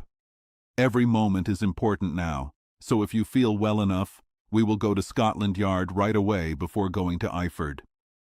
About 3 hours later, we were all on the train together. We were going from Reading to the small village in Berkshire. There was Sherlock Holmes, the machine engineer, Inspector Bradstreet from Scotland Yard, a detective in regular clothes, and myself. Bradstreet spread a map of the area on the seat. He was drawing a circle with Eyford in the center. "There you go," he said. "That circle is 10 miles from the village. The place we want must be near that line. You said 10 miles, I think, sir. It was a good hour's drive. And you think they brought you all that way when you were unconscious?" "They must have. I also have a faint memory of being carried somewhere." "What I do not understand," I said, "is why they did not kill you when they found you passed out in the garden. Maybe the bad man was softer because the woman begged him." "I do not think that is likely. I never saw a harder face in my life." "Oh, we will find out soon," said Bradstreet. "Well, I have drawn my circle. I just wish I knew where on it we can find the people we are looking for." "I think I know where it is," said Holmes quietly. "Really?" cried the inspector. "You have an idea. Come, let's see who agrees with you. I say it is south, because the land is more empty there." "And I say east," said my patient. "I am for west," said the detective. "There are several quiet small villages there." "And I am for north," I said, "because there are no hills there, and our friend says he did not notice the carriage go up any hills." "Come," cried the inspector, laughing. "That is a very good mix of ideas. We have covered all directions. Who do you agree with?" "You are all wrong." "But we cannot all be." "Oh yes, you can. This is my idea." He put his finger in the center of the circle. "This is where we will find them." "But the 12-mile drive?" gasped Hatherley. 6 miles out and 6 miles back. Nothing simpler. You said yourself that the horse was fresh and shiny when you got in. How could it be that if it had gone 12 miles on bad roads? "Indeed, that is a likely trick," said Bradstreet thoughtfully. "Of course, there is no doubt what kind of people this group is." "None at all," said Holmes. "They make fake money on a large scale. They use the machine to make the metal that looks like silver." "We have known for some time that a clever group was working," said the inspector. "They have been making many fake coins. We even followed them to Reading, but could go no farther. They hid their tracks very well, which showed they were very experienced. But now, thanks to this lucky chance, I think we have them. But the inspector was wrong. Those criminals were not caught. As our train arrived at Ayford Station, we saw a huge column of smoke. It rose from behind some trees nearby and looked like a big feather over the land. "A house on fire?" asked Bradstreet as the train started moving again. "Yes, sir," said the station master. "When did it start?" "I hear it was during the night, sir, but it has gotten worse, and the whole place is burning." "Whose house is it?" "Dr. Becher's." "Tell me," the engineer broke in, "is Dr. Becher German, very thin, with a long, sharp nose?" The station master laughed loudly. "No, sir, Dr. Becher is English. No man in this area has a nicer vest. But he has a gentleman staying with him, a patient, I think, who is a foreigner. And he looks like a little good English beef would help him." The station master had not finished speaking before we were all rushing toward the fire. The road went over a low hill. In front of us was a large white building with fire coming out of every crack and window. In the garden, 3 fire trucks were trying in vain to stop the flames. "That's it!" cried Hatherley, very excited. "There is the gravel path, and there are the rose bushes where I lay. That second window is the one I jumped from." "Well, at least," said Holmes, "you got your revenge on them. There is no doubt that your oil lamp, when it was crushed in the press, started the fire on the wooden walls. They were too busy chasing you to notice it then. Now, look for your friends from last night in this crowd, though I fear they are 100 miles away by now." And Holmes's fears came true. From that day until now, no one has heard from the beautiful woman, the bad German, or the sad Englishman. Early that morning, a farmer had seen a cart with several people and some very large boxes going fast toward Reading. But there, all signs of the people who ran away disappeared. Even Holmes could not find any clue as to where they went. The firefighters were very worried about the strange things they found inside, and even more so when they found a freshly cut human thumb on a second-floor windowsill. But around sunset, they finally put out the fire. But not before the roof fell in. The whole place was ruined. Only some twisted metal pipes were left of the machine that cost our unhappy friend so much. Large amounts of nickel and tin were found in a small building outside. But no coins were found. This might explain the large boxes we talked about. How our machine engineer got from the garden to where he woke up might have been a mystery forever. But the soft dirt told us a clear story. 2 people had carried him. One person had very small feet, and the other had very large ones. Most likely, the quiet Englishman, who was less brave or less likely to kill than his friend, helped the woman carry the unconscious man out of danger. "Well," said our engineer sadly as we sat down to go back to London, "it has been quite an experience for me. I lost my thumb and I lost a fee of 50 guineas. What did I gain?" "Experience," said Holmes, laughing. "It might be useful in the future, you know. You just have to tell the story to be known as great company for the rest of your life. Life. Chapter 10. The Adventure of the Noble Bachelor. Lord St. Simon got married. But something strange happened. People stopped talking about it after some time. But I want to tell you the full story. My friend Sherlock Holmes helped a lot. This happened before I got married. I was living with Holmes. One day, Holmes came home. He found a letter for him on the table. I was home all day. The weather was bad.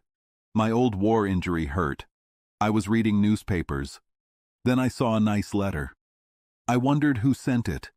I said, "This is a fancy letter. Your other letters were not so fancy." Holmes smiled. He said, "Yes, my letters are very different. The simple ones are often more interesting. This letter looks like a boring invitation." He opened the letter. He looked at it. "Oh, it might be interesting after all," he said. "Not a social letter?" I asked. "No, it's about work," he said. From a rich person? I asked. One of the most important people in England, he said. Good for you, I said. Holmes said, Watson, I don't care if the client is rich. I care if the case is interesting. This new case might be interesting. Have you read the newspapers?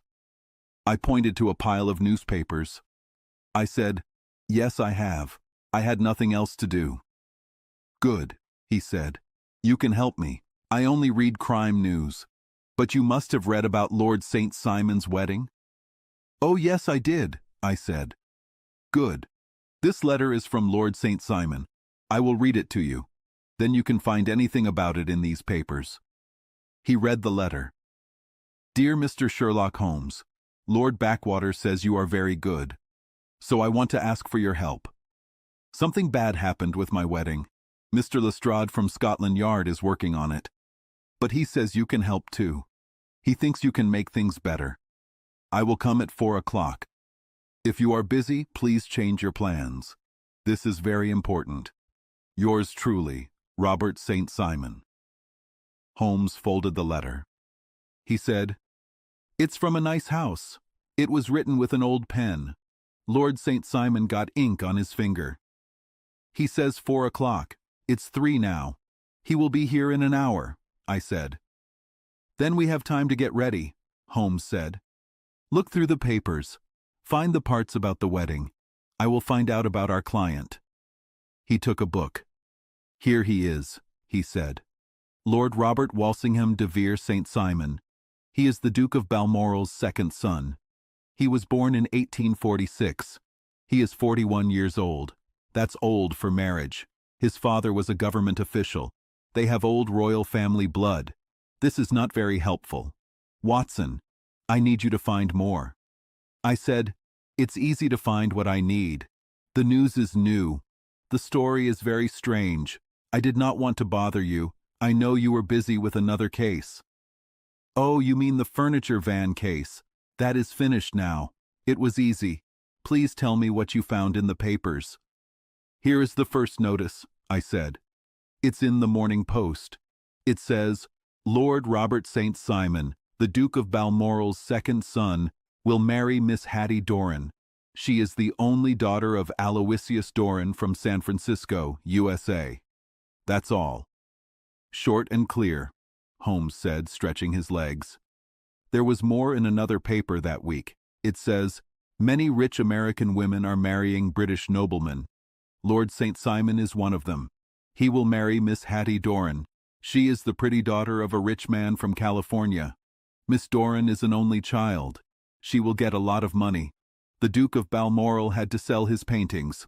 Lord St. Simon has little money, so this marriage will help them both. Anything else? Holmes asked. Oh yes, a lot more, I said. The Morning Post also said the wedding would be small. It would be at St. George's. Only a few friends would be there. They would go to Mr. Doran's house after. 2 days later, there was a notice. It said the wedding happened. The couple would go to Lord Backwater's place for their honeymoon. These are all the notices before the bride disappeared. Before what? Holmes asked, surprised. The lady disappeared, I said. When did she disappear? He asked. At the wedding breakfast, I said. Oh, this is more interesting, very dramatic, he said. Yes, I thought so too, I said. People often disappear before the wedding or on their honeymoon. But this is very fast. Tell me the details. The details are not complete, I said. Maybe we can make them complete, he said. They are in a newspaper article from yesterday. I will read it to you. It's called Strange Event at a Fancy Wedding. Lord Robert St. Simon's family is very worried. Something strange happened at his wedding. The wedding was yesterday morning. Now, strange stories are confirmed. Friends tried to keep it a secret, but many people know about it now. The wedding was small. It was at St. George's. Only Mr. Aloysius Doran, the bride's father, the Duchess of Balmoral, Lord Backwater, Lord Eustace, Lady Clara St. Simon, and Lady Alicia Whittington were there. After the wedding, they went to Mr. Doran's house for breakfast. A woman tried to get into the house. She said she had a right to see Lord St. Simon. The butler and footman had to make her leave. It was a long and difficult scene. The bride went into the house before this. She sat down to eat. Then she said she felt sick. She went to her room. She was gone for a long time. Her father went to look for her. Her maid said she went to her room for a moment. She grabbed a coat and hat. Then she went outside. A footman saw a lady leave, but he thought it was not his mistress. He thought she was still inside. Mr. Doran found out his daughter was gone. He and Lord St. Simon called the police. The police are looking for her. They think they will find her soon. But last night, they had not found her. Some people think something bad happened to her. The police have arrested the woman who caused the trouble. They think she might have hurt the bride because of jealousy. Is that all? Holmes asked. Only one more small thing from another paper, but it's important. What is it? He asked. Miss Flora Miller, the woman who made trouble, has been arrested. She used to be a dancer. She has known the groom for some years. There are no more details. The case is yours now. This is a very interesting case. I wouldn't miss it. Watson, the doorbell rang. It's a little after 4. It must be our client. Don't leave, Watson. I like to have a witness. Our helper opened the door. He said, Lord Robert St. Simon. A man came in. He had a nice face. He looked pale. His mouth seemed a little annoyed. His eyes were open and steady. He seemed like a man who was used to giving orders. He walked quickly, but he looked older than he was. He bent forward a little. His knees were also a little bent. He took off his hat. His hair was gray around the edges. It was thin on top. He was dressed very neatly. He wore a high collar, black coat, white vest, yellow gloves, shiny shoes, and light leg covers. He walked slowly into the room. He looked around. He swung his golden glasses in his hand. Good day, Lord St. Simon, Holmes said.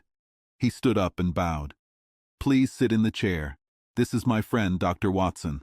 Come closer to the fire. We can talk about this. This is very painful for me, Mr. Holmes. I am very sad. I know you have helped with difficult cases before, but I think they were not about people like me.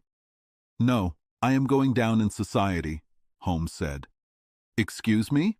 Asked Lord St. Simon. My last client like this was a king, Holmes said. Oh, really? I didn't know. Which king? Asked Lord St. Simon. The King of Scandinavia, Holmes said. What? Did he lose his wife? Lord St. Simon asked. Holmes said, I keep my clients' secrets. I will keep your secret too. Of course, right. I'm sorry. For my case, I will tell you anything to help you. Thank you. I have read everything in the newspapers. Nothing more. I guess this article is correct about the bride disappearing? Lord St. Simon looked at the paper. Yes, it is correct, as far as it goes. But I need more information to give an opinion. I think I can get the facts best by asking you questions. Please do, said Lord St. Simon. When did you first meet Miss Hattie Doran? Holmes asked. In San Francisco, 1 year ago, he said. Were you traveling in America? Holmes asked. Yes, he said. Did you get engaged then? Holmes asked. No, he said. But you were friends? Holmes asked. I liked being with her, and she could see that, he said. Is her father very rich? Holmes asked. They say he is the richest man on the West Coast, he said. How did he make his money? Holmes asked. In mining. He had nothing a few years ago. Then he found gold. He invested it. He became rich very quickly, he said. What do you think about your wife's personality? Holmes asked. Lord St. Simon swung his glasses. He looked at the fire. You see, Mr. Holmes, he said, my wife was 20 when her father became rich. Before that she was free. She lived in a mining camp. She walked in the woods and mountains. So she learned from nature, not from school. In England, we call her a tomboy. She is strong, wild, and free. She doesn't follow old rules. She makes decisions fast. She is brave. But I would not have married her if I didn't think she was a good woman. I believe she can do great things for others. She would never do anything bad." "Do you have her picture?" Holmes asked. "I brought this," he said. He opened a small locket. It showed a beautiful woman's face. It was not a photo. It was a painting on ivory. The artist showed her black hair, big dark eyes, and pretty mouth well. Holmes looked at it for a long time. Then he closed the locket. He gave it back to Lord St. Simon. "So the young lady came to London, and you met again?" Holmes asked. "Yes, her father brought her here for this season. I met her many times. I got engaged to her, and now I have married her," he said. "She brought a lot of money, right?" Holmes asked. "A good amount. Not more than usual in my family," he said.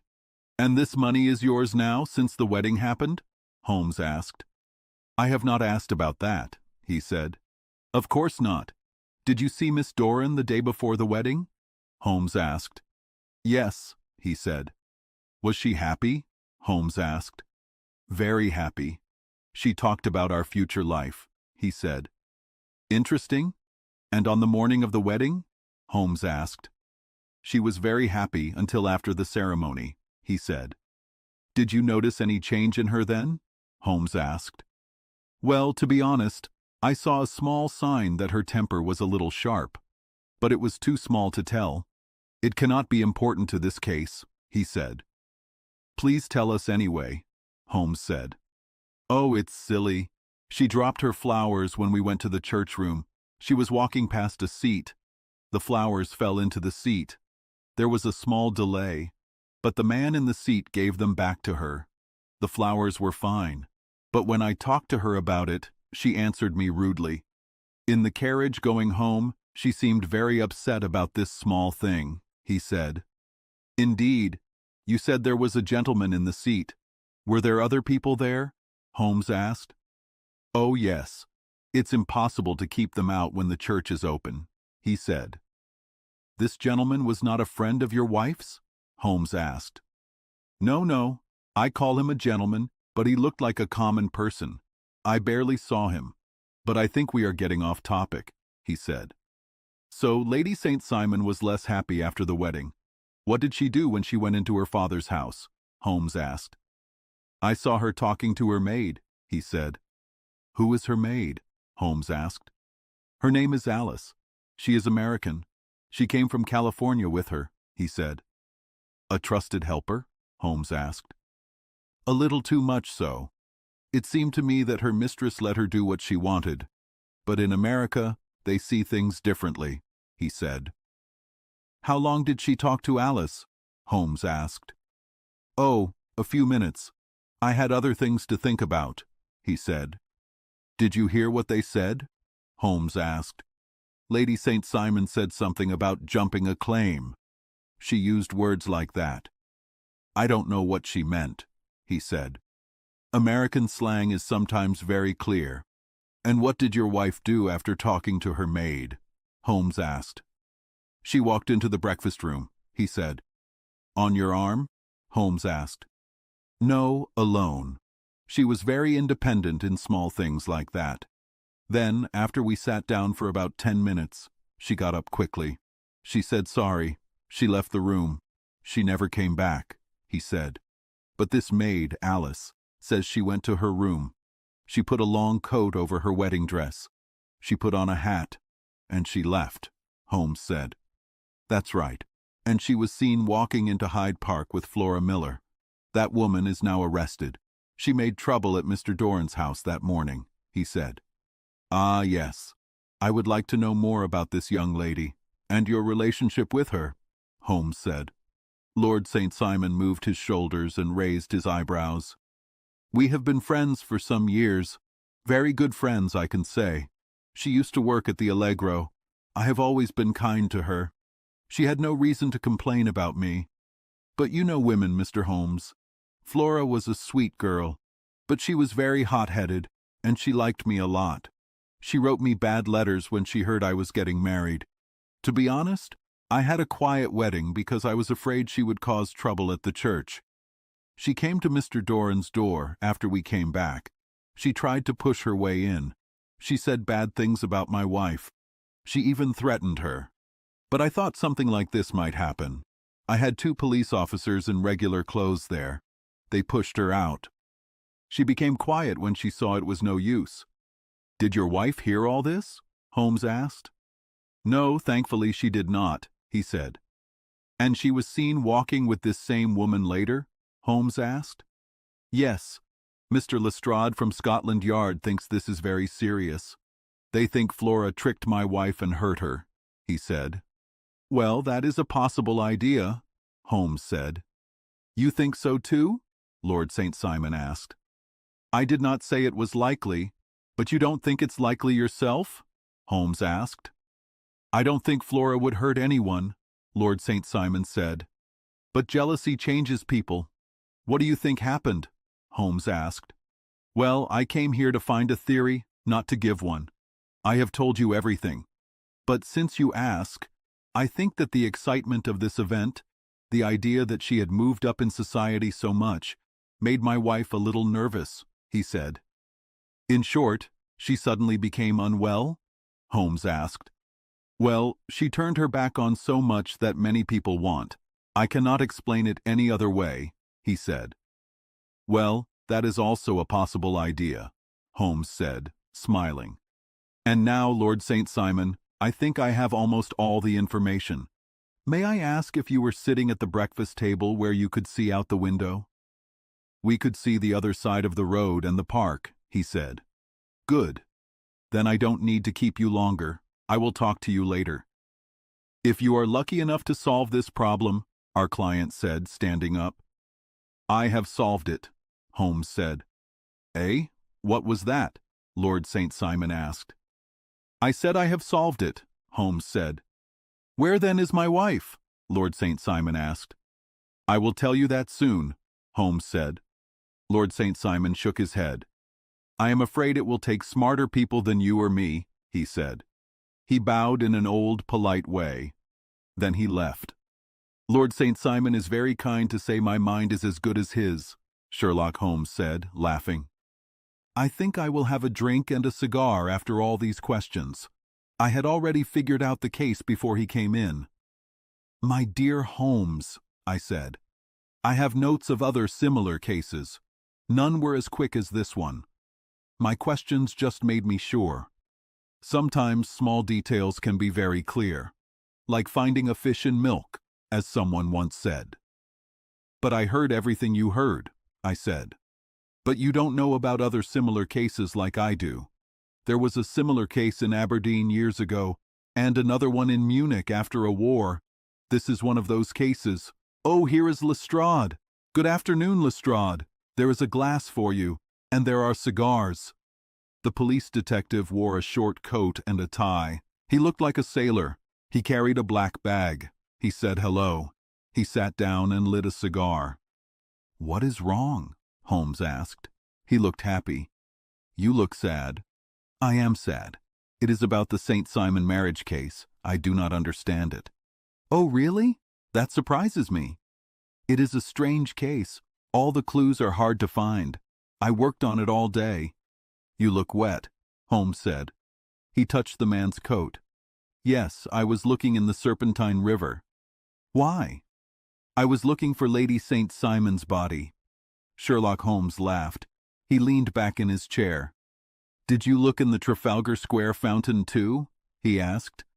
"Why? What do you mean?" "You have the same chance of finding her in both places." Lestrade looked angry at Holmes. "I guess you know everything," he said. "I just heard the facts, but I know what happened." "Oh, really? So you think the Serpentine River is not important?" "I think it is not important." "Then please tell me why we found this in it." He opened his bag. He put a wet wedding dress, white shoes, and a bride's veil on the floor. "See?" he said. He put a new wedding ring on top of them. "This is a problem for you, Mr. Holmes." "Oh, really?" Holmes said. He blew smoke rings. You found them in the Serpentine? No. A park worker found them floating in the water. They are her clothes. I thought if the clothes were there, her body would be too. That is like saying a man's body is near his clothes. What did you want to find? Proof that Flora Miller made her disappear. I think that will be hard to find. Do you? Lestrade said sadly. I think, Holmes, your ideas are not practical. You made two mistakes. This dress does show that Miss Flora Miller is involved. How? There is a pocket in the dress. In the pocket is a card holder. In the card holder is a note. Here is the note. He put it on the table. Listen. You will see me when all is ready. Come at once. F.H.M. My idea is that Flora Miller took Lady St. Simon away. She and her friends made her disappear. This note with her initials was given to her. It made her go with them. Very good, Lestrade, Holmes said, laughing. You are very good. Let me see it. He took the paper. He looked at it carefully. He made a happy sound. This is very important, he said. Ha! You think so? Very important. I am happy for you. Lestrade stood up, feeling proud. He bent his head to look. Why? He shouted. You are looking at the wrong side. No, this is the right side. The right side? You are crazy. The note is written in pencil here. And here is part of a hotel bill. That is very interesting to me. There is nothing in it. I looked at it before, Lestrade said. Oct 4th, rooms 8 shillings, breakfast 2 shillings 6 pence, cocktail 1 shilling, lunch 2 shillings 6 pence, glass sherry 8 pence. I see nothing in that. You probably do not. It is still very important. The note is also important, or at least the initials are. So I am happy for you again. I have wasted enough time, Lestrade said. He stood up. I believe in working hard, not in making theories by the fire. Good day, Mr. Holmes. We will see who solves this first. He picked up the clothes, put them in his bag, and went to the door. One hint for you, Lestrade, Holmes said before Lestrade left. I will tell you the real answer. Lady St. Simon is not real. There is no such person. Lestrade looked sadly at Holmes. Then he turned to me. He tapped his head 3 times. He shook his head. Then he left quickly. He had just closed the door when Holmes stood up. He put on his coat. The man is right about working outside, he said. So, Watson, I must leave you with your papers for a while. It was after 5 o'clock when Sherlock Holmes left. But I was not lonely. In an hour, a baker came with a big flat box. He opened it with a young man. Then, to my surprise, a nice cold supper was put on our table. There were 2 cold woodcocks, a pheasant, a meat pie, and old bottles. After putting out all these nice things, my 2 visitors left, like magic, without saying why. They only said the food was paid for and ordered to this address. Just before 9 o'clock, Sherlock Holmes came into the room quickly. He looked serious, but his eyes were bright. I thought he was happy with what he found. They have set the supper, he said. He rubbed his hands. You expect people. They set for 5. Yes, I think some people will come, he said. I am surprised Lord St. Simon is not here yet. Ah, I think I hear him on the stairs now. It was our visitor from the afternoon. He came in quickly. He swung his glasses even more. He looked very worried. My message reached you? Holmes asked. Yes, and I was very surprised by it. Are you sure about what you say? Very sure. Lord St. Simon sat in a chair. He put his hand on his forehead. What will the Duke say, he said quietly, when he hears that someone in the family has been shamed? It was an accident. I do not think it is a shame. Ah, you see things differently. I do not think anyone is to blame. I do not see how the lady could have done anything else. But her sudden way of doing it was wrong. She had no mother, so no one could help her. It was an insult, sir, a public insult, Lord St. Simon said. He tapped his fingers on the table. "You must understand this poor girl. She was in a new situation." "I will not understand. I am very angry. I have been treated badly." "I think I heard a ring," Holmes said. "Yes, someone is coming. If I cannot make you be kind about this, Lord St. Simon, I have brought someone here who may be better at it." He opened the door. A lady and a gentleman came in. "Lord St. Simon," he said, "let me introduce Mr. and Mrs. Francis Hay Moulton. You have met the lady before, I think." When he saw these two people, our client stood up quickly. He stood straight. His eyes looked down. His hand was in his coat. He looked like someone who was insulted. The lady walked quickly forward. She held out her hand to him, but he still did not look up. This was good for him, because her sad face was hard to say no to. "You are angry, Robert," she said. "Well, I guess you have a right to be." "Please do not say you are sorry to me," Lord St. Simon said sadly. "Oh yes, I know I treated you badly. I should have talked to you before I left. But I was scared. When I saw Frank again, I did not know what I was doing or saying. I am surprised I did not fall down before the altar." "Perhaps, Mrs. Moulton, my friend and I should leave the room while you explain this?" "If I may say," the strange gentleman said, "we have had too much secrecy about this. I want everyone in Europe and America to hear what happened." He was a small, thin man. His face was tan. He was clean-shaven. He looked smart and alert. "Then I will tell our story now," the lady said. "Frank and I met in 1884. It was in McQuire's camp near the Rocky Mountains. My father was working there. Frank and I were going to get married. But then one day my father found a lot of gold and became rich. Frank's gold claim became nothing. The richer my father became, the poorer Frank became. So my father would not let us be engaged anymore. He took me to San Francisco. But Frank did not give up. He followed me there. He saw me without my father knowing. It would have made him mad. So we fixed it ourselves. Frank said he would go and get rich too. He would not come back for me until he had as much money as my father. So I promised to wait for him forever. I promised not to marry anyone else while he was alive. "Why do we not get married now?" he said. "Then I will be sure of you. And I will not say I am your husband until I come back?" We talked about it. He had planned everything well. There was a priest ready. So we got married right there. Then Frank left to find his fortune, and I went back to my father. The next I heard of Frank was that he was in Montana. Then he went looking for gold in Arizona. Then I heard about him from New Mexico. After that, there was a long newspaper story. It said that Apache Indians attacked a miners' camp. Frank's name was on the list of people who died. I fainted. I was very sick for months. My father thought I was dying. He took me to many doctors in San Francisco. No news came for more than a year, so I believed Frank was dead. Then Lord St. Simon came to San Francisco. We came to London. A marriage was planned. My father was very happy. But I always felt that no man would ever take the place in my heart that my poor Frank had.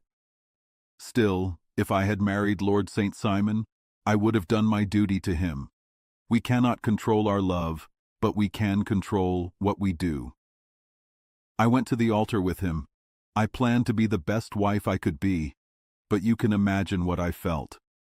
Just as I reached the altar, I looked back. I saw Frank standing and looking at me from the first seat. I thought it was his ghost at first, but when I looked again, he was still there. He had a question in his eyes. It was like he was asking if I was happy or sad to see him. I almost fell. Everything was spinning. The priest's words sounded like a bee in my ear. I did not know what to do. Should I stop the wedding? Should I make a scene in the church? I looked at him again. He seemed to know what I was thinking. He put his finger to his lips to tell me to be quiet. Then I saw him write on a piece of paper. I knew he was writing me a note. As I walked past his seat, I dropped my flowers to him. He put the note in my hand when he gave me back the flowers. It was just a line asking me to join him when he made a sign. Of course, I knew that my first duty was now to him. I decided to do whatever he told me. When I got back, I told my maid. She knew him in California. She was always his friend. I told her not to say anything. I told her to pack a few things and get my coat ready. I know I should have talked to Lord St. Simon, but it was very hard with his mother and all those important people there. I just decided to run away and explain later. I had not been at the table for 10 minutes.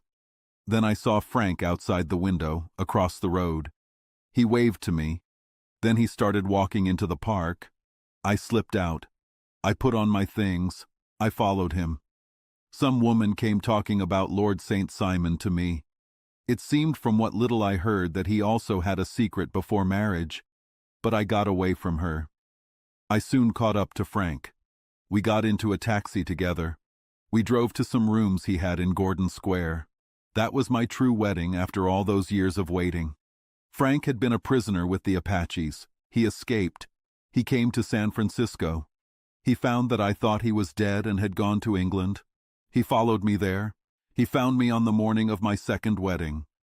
I saw it in a newspaper, the American explained. It said the name and the church, but it did not say where the lady lived. Then we talked about what to do. Frank wanted to be open, but I was so ashamed of everything. I felt like I should disappear and never see any of them again. Maybe just send a note to my father to show him I was alive. It was awful to think of all those lords and ladies sitting at that breakfast table. They were waiting for me to come back. So Frank took my wedding clothes and things. He made a bundle of them, so I would not be found. He dropped them somewhere no one could find them. We probably would have gone to Paris tomorrow. But this good gentleman, Mr. Holmes, came to us this evening. I do not know how he found us. He showed us very clearly and kindly that I was wrong and Frank was right. We would be wrong if we were so secret. Then he offered to let us talk to Lord St. Simon alone. So we came right away to his rooms. Now, Robert, you have heard everything. I am very sorry if I have made you sad. I hope you do not think badly of me. Lord St. Simon had not changed his stiff way of sitting. He had listened to this long story with a sad face and tight lips. "Excuse me," he said, "but I do not talk about my private life like this in public." "Then you will not forgive me? You will not shake hands before I go?" "Oh yes, if it would make you happy." He held out his hand. He shook her hand coldly. "I hoped," Holmes said, "that you would eat supper with us." "I think you ask too much," Lord St. Simon said. "I may have to accept these new things, but I cannot be happy about them. I think, with your permission, I will say good night to you all now." He bowed to everyone and walked out of the room. "Then I hope that you, at least, will eat with me," Sherlock Holmes said. "It is always good to meet an American, Mr. Moulton. I believe that the mistakes of a king and a minister in the past will not stop our children from being citizens of the same worldwide country one day. We will be under a flag that mixes the Union Jack and the Stars and Stripes." "The case has been interesting," Holmes said when our visitors left. "It shows how simple the answer can be. At first it seemed very hard to understand. Nothing could be more normal than what this lady said happened. And nothing is stranger than the result, if you look at it like Mr. Lestrade from Scotland Yard." "So you were not wrong at all?" "From the start, two things were clear to me. One, the lady wanted to have the wedding. Two, she changed her mind a few minutes after coming home. So, something must have happened that morning to make her change her mind. What could that be? She could not have talked to anyone when she was out. She was with the man she was marrying. So, did she see someone? If she did, it must be someone from America. She had not been in this country long, so no one here could have influenced her so much that seeing them would make her change her plans completely. You see, we already thought she might have seen an American. So who could this American be? Why would he have so much influence over her? It could be a lover. It could be a husband. I knew she had lived in difficult places when she was young. I had thought this before I heard Lord St. Simon's story. When he told us about a man in a pew, about how the bride changed, about how she dropped her flowers to get a note, about her talking to her maid, and about her hint about claim jumping, which means taking something someone else has a right to, everything became clear. She had gone away with a man, and the man was either a lover or a previous husband. It was more likely a previous husband. And how did you find them? It could have been hard, but Lestrade had information that he did not know was important. The initials were very important. But it was even more important to know that he had paid his bill at a very good London hotel within a week. How did you know it was a good hotel? By the high prices. 8 shillings for a bed and 8 pence for a glass of sherry means it was one of the most expensive hotels. There are not many in London that charge that much. I visited a second hotel in Northumberland Avenue. I looked at their book. I learned that Francis H. Moulton, an American gentleman, had left the day before. I looked at his bill. I found the same things I saw on the copy of the bill. His letters were to be sent to 226 Gordon Square. So I went there. I was lucky to find the couple at home. I gave them some advice. I told them it would be better if they made their situation clearer to everyone, especially to Lord St. Simon. I asked them to meet him here, and, as you see, I made him come. But it did not go very well, I said. He was not very polite. Ah, Watson, Holmes said, smiling. Perhaps you would not be very polite either. Imagine if you worked hard to get married, and then suddenly lost your wife and money. I think we should be kind to Lord St. Simon, and we should be happy that we will probably never be in the same situation. Pull up your chair and give me my violin. The only problem we have left is how to spend these sad autumn evenings. Chapter 11. The Adventure of the Beryl Coronet. One morning, I was looking out the window. I saw a man walking down the street. I told Holmes, "This man looks strange. It is sad his family lets him go out alone." Holmes got up from his chair. He stood with his hands in his pockets. He looked over my shoulder. It was a cold February morning. Snow from the day before was still on the ground. It looked shiny in the sun. Cars had made the snow in the middle of the street brown. But on the sides, the snow was still white. The street was clean but slippery. So, there were not many people outside. Only the strange man was coming from the train station. He was about 50 years old. He was tall and big. He had a strong face. He wore nice dark clothes. He had a black coat, a shiny hat, and gray pants. But he was running fast and jumping a little. He moved his hands up and down. He shook his head. His face made funny shapes. I asked, "What is wrong with him? He is looking at the house numbers." Holmes rubbed his hands. He said, "I think he is coming here." "Here?" I asked. "Yes, I think he wants to ask me for help. I know these signs. See? I told you." As he spoke, the man came to our door. He was breathing heavily. He pulled our bell until the whole house made a loud sound. A few moments later, he was in our room. He was still breathing hard and moving his hands. But he looked so sad and hopeless. Our smiles quickly changed to fear and pity. For a moment he could not speak. He moved his body and pulled his hair.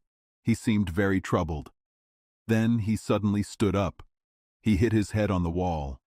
Holmes and I quickly stopped him. Holmes helped him sit in a chair. He sat next to him. He patted his hand and talked to him in a calm voice. Holmes said, "You came to tell me your story, right? You are tired from running. Please wait until you feel better. Then I will be happy to help you with any problem." The man sat for a minute. His chest moved up and down. He was trying to control his feelings. Then he wiped his forehead with a cloth. He set his mouth tight and looked at us. He said, "You think I am crazy, don't you?" Holmes answered, "I see you have had great trouble." "God knows I have. It is a trouble that can make me lose my mind. It is so sudden and so bad. I could face public shame. I have always been a good man. Everyone has private sadness. But these two things together, in such a bad way, have truly hurt me. Also, it is not just me. Important people might suffer if we do not find a way out of this terrible situation." Holmes said, "Please calm down, sir. Tell me clearly who you are and what happened to you."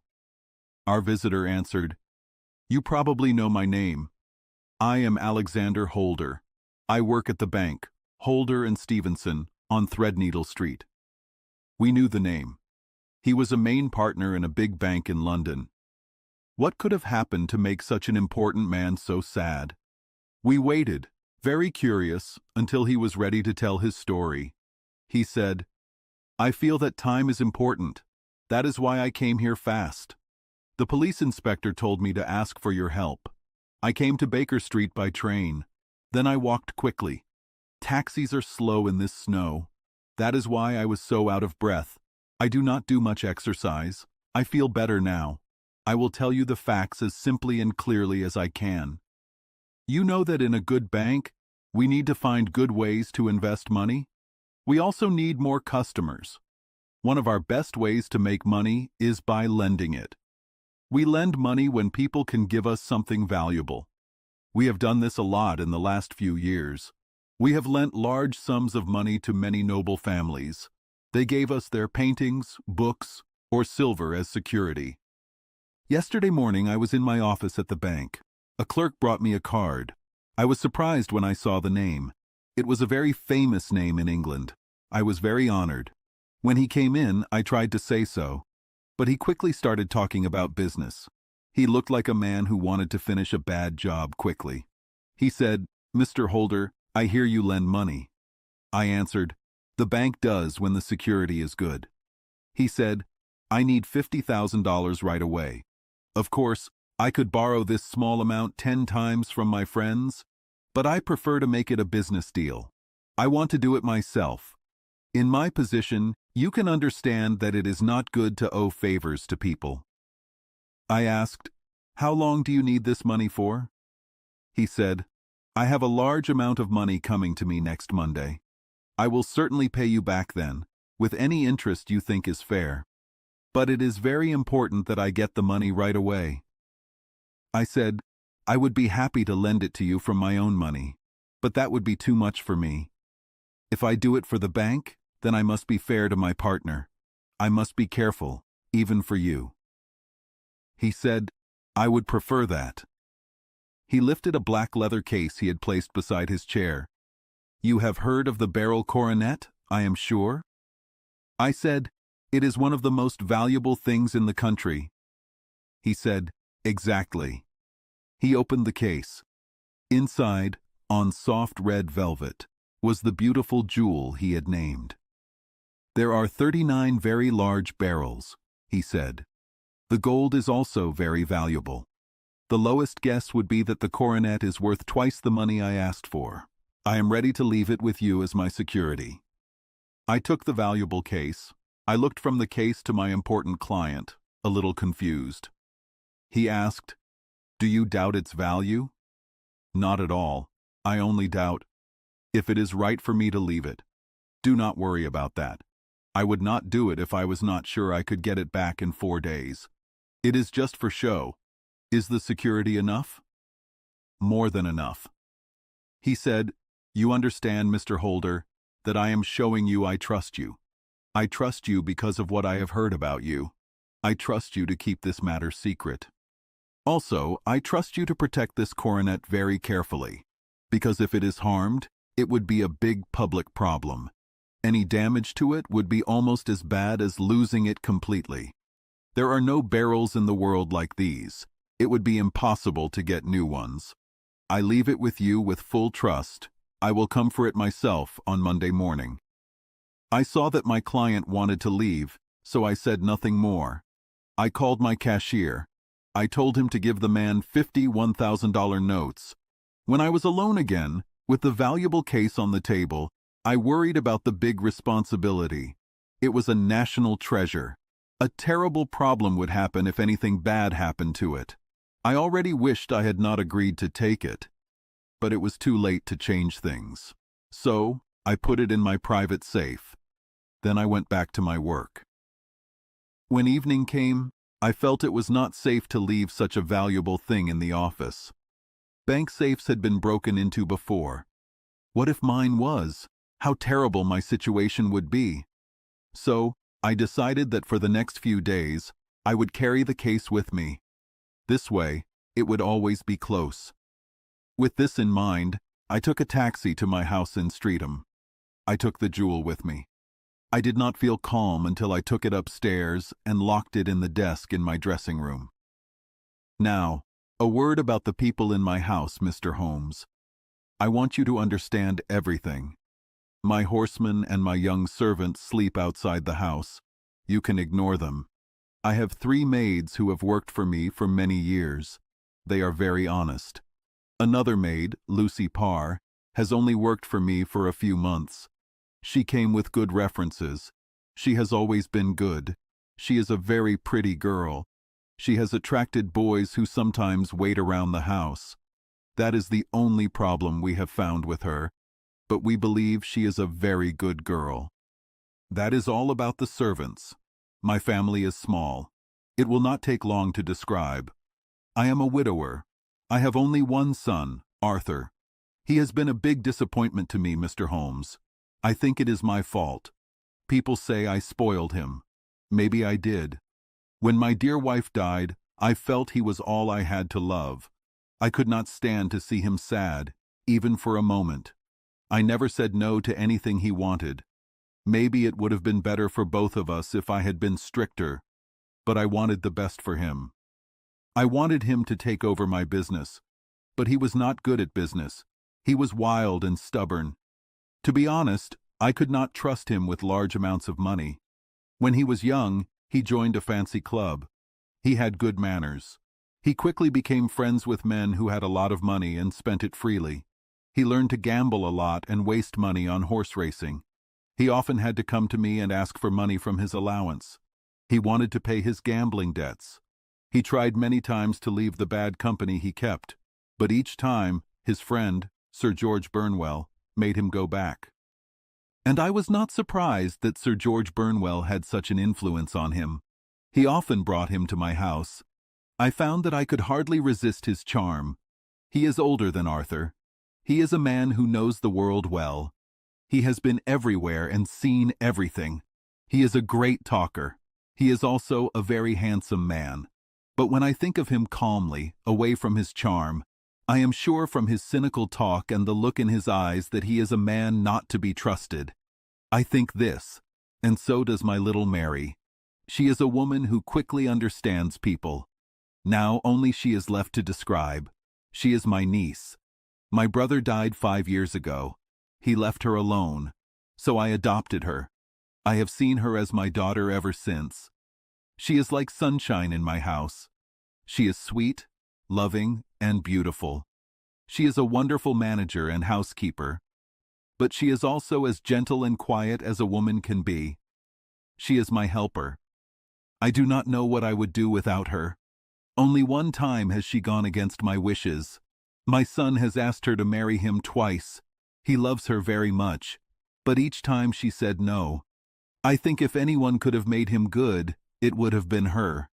His marriage might have changed his whole life. But now, sadly, it is too late. Forever too late. Now, Mr. Holmes, you know the people who live in my house. I will continue my sad story. That night, after dinner, we were drinking coffee in the living room.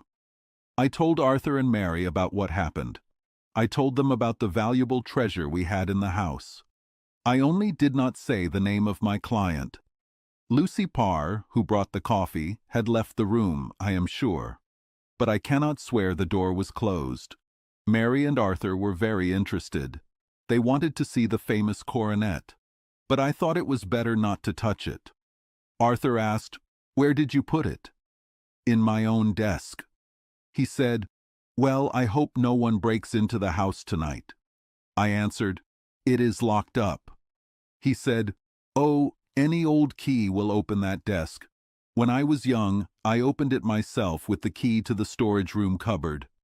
He often talked wildly, so I did not think much about what he said. But that night, he followed me to my room. He looked very serious. He said, "Dad, can you give me $200? He looked down.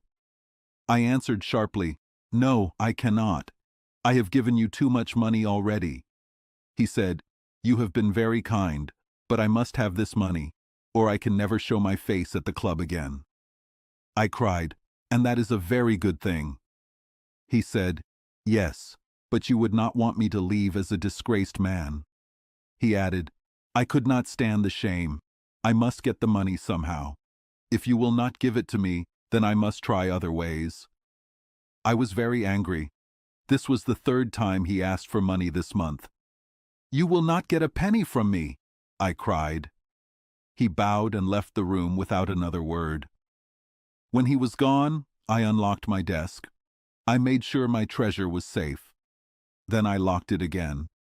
Then I started to check the house to make sure everything was locked. I usually let Mary do this, but I thought it was good to do it myself that night. As I came down the stairs, I saw Mary at the hall window. She closed and locked it as I came near. She said, "Tell me, Dad," and she looked a little worried. "Did you let Lucy, the maid, go out tonight?" "Certainly not." She said, "She just came in by the back door. I am sure she only went to the side gate to see someone, but I think it is not safe and should be stopped." I said, "You must talk to her in the morning, or I will if you want. Are you sure everything is locked?" "Quite sure, Dad." "Then good night." I kissed her and went up to my bedroom again. I was soon asleep. I am trying to tell you everything, Mr. Holmes, that might be important to this case, but please ask me about anything I do not make clear. Holmes said, "No, your story is very clear." I am coming to a part of my story now that I want to be very clear about. I do not sleep very deeply. My worry made me sleep even less than usual. Around 2 in the morning, I woke up because of a sound in the house. It stopped before I was fully awake, but it felt like a window had gently closed somewhere. I lay listening very carefully. Suddenly, to my fear, I heard clear footsteps moving softly in the next room. I got out of bed, very scared. I looked around the corner of my dressing room door. "Arthur!" I shouted. "You bad boy! You thief! How dare you touch that coronet?" The gaslight was half on, as I had left it. My sad son, wearing only his shirt and pants, was standing near the light. He was holding the coronet in his hands. He seemed to be pulling at it or bending it with all his strength. When I shouted, he dropped it. He turned very pale. I grabbed it and looked at it. One of the gold corners with 3 of the barrels in it was missing. "You bad person!" I shouted, full of anger. "You have broken it! You have shamed me forever! Where are the jewels you have stolen?" He cried, "Stolen!" "Yes, thief!" I roared, shaking his shoulder. He said, "None are missing. None can be missing." 3 are missing, and you know where they are. Must I call you a liar and a thief? Did I not see you trying to pull off another piece? He said, "You have called me enough names. I will not stand it any more. I will not say another word about this. You chose to insult me. I will leave your house in the morning and make my own way." I cried, half crazy with sadness and anger. "You will leave it to the police. I will find out everything about this." He said, with a strong feeling I did not think he had, "You will learn nothing from me. If you choose to call the police, let the police find what they can." By this time, everyone in the house was awake. I had raised my voice in anger. Mary was the first to run into my room. When she saw the coronet and Arthur's face, she understood everything. She screamed and fell to the ground. I sent the maid to get the police. I immediately put the case in their hands. When the inspector and a police officer came into the house, Arthur had stood silently with his arms crossed. He asked me if I planned to say he stole it. I said it was no longer a private matter. It was public, because the damaged coronet was national property. I was sure the law should handle everything. He said, "At least you will not have me arrested right away. It would be good for both of us if I could leave the house for 5 minutes." I said, "So you can get away, or perhaps hide what you have stolen." Then I realized how terrible my situation was. I begged him to remember that not only my honor, but also the honor of someone much greater than me was at risk. He was threatening to cause a big scandal for the nation. He could stop it all if he just told me what he did with the 3 missing stones. I said, "You might as well face it. You were caught in the act. No confession could make your guilt worse. If you just make things right by telling us where the barrels are, all will be forgiven and forgotten." He turned away from me and sneered. He said, "Keep your forgiveness for those who ask for it." I saw that he was too stubborn for my words to change him. There was only one way. I called in the inspector and had him arrested. They searched him right away. They also searched his room and every part of the house where he could have hidden the jewels. But they could not find any trace of them. The unhappy boy would not speak, even with all our asking and threats. This morning, he was taken to a cell. After doing all the police paperwork, I hurried to you. I beg you to use your skill to solve this. The police have said they cannot understand it right now. You can spend any money you think is needed. I have already offered a reward of $1,000. Oh my God, what shall I do? I have lost my honor, my jewels, and my son in one night. Oh, what shall I do? He put a hand on each side of his head. He rocked back and forth. He made a low sound, like a child who is too sad to speak. Sherlock Holmes sat quietly for a few minutes. He had his eyebrows pulled together. He looked at the fire. He asked, "Do you have many visitors?" "Only my partner and his family, and sometimes a friend of Arthur's. Sir George Burnwell has been here several times lately. No one else, I think." "Do you go out much in society?" "Arthur does. Mary and I stay at home. Neither of us likes it." "That is unusual for a young girl." "She is a quiet person. Also, she is not so very young. She is 24. From what you say, this matter seems to have been a shock to her too." "Terrible. She is even more upset than I am." "Neither of you has any doubt about your son's guilt?" "How can we, when I saw him with my own eyes holding the coronet?" "I do not think that is strong proof. Was the rest of the coronet damaged at all?" "Yes, it was bent." "Then, do you not think he might have been trying to straighten it?" "God bless you. You are doing what you can for him and for me. But it is too hard. Why was he there at all? If he was innocent, why did he not say so?" "Exactly. And if he was guilty, why did he not make up a lie? His silence seems to mean both things. There are several strange things about this case. What did the police think of the noise that woke you?" "They thought it might be Arthur closing his bedroom door." "A likely story. A person planning a crime would not slam a door and wake everyone. What did they say about the missing jewels?" "They are still checking the floorboards and looking in the furniture. They hope to find them." "Have they thought of looking outside the house?" "Yes, they have worked very hard. The whole garden has already been carefully searched."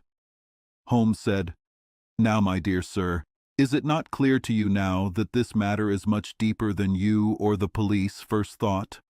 It seemed like a simple case to you. To me, it seems very complex. Think about what your idea means. You think your son came out of his bed. He went, taking a big risk, to your dressing room. He opened your desk. He took out your coronet. He broke off a small part of it with force. He went to another place. He hid 3 of the 39 jewels so well that no one can find them.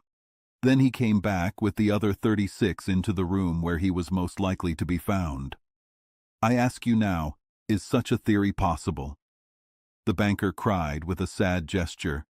But what other idea is there? If he was innocent, why does he not explain? Holmes replied, "It is our job to find that out. So now, if you please, Mr. Holder, we will go to Streatham together. We will spend an hour looking at the details more closely." My friend asked me to go with him. I wanted to go because the story we heard made me feel curious and sad.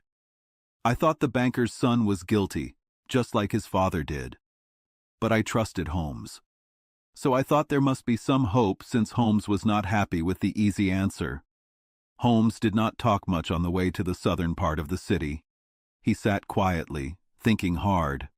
Our client, the banker, felt better and talked to me a little about his work. We took a short train ride and then walked a short way. We arrived at Fairbank, the banker's home. Fairbank was a big, square house made of white stone. It was set back from the road. There was a path for cars in front with snow on the grass. It led to two big iron gates. On the right, there was a small group of trees. This led to a narrow path between two neat fences. It went from the road to the kitchen door. This was for delivery people. On the left, there was a lane that went to the stables. This lane was not part of the house's land. It was a public road, but not many people used it. Holmes left us at the door. He walked slowly around the house.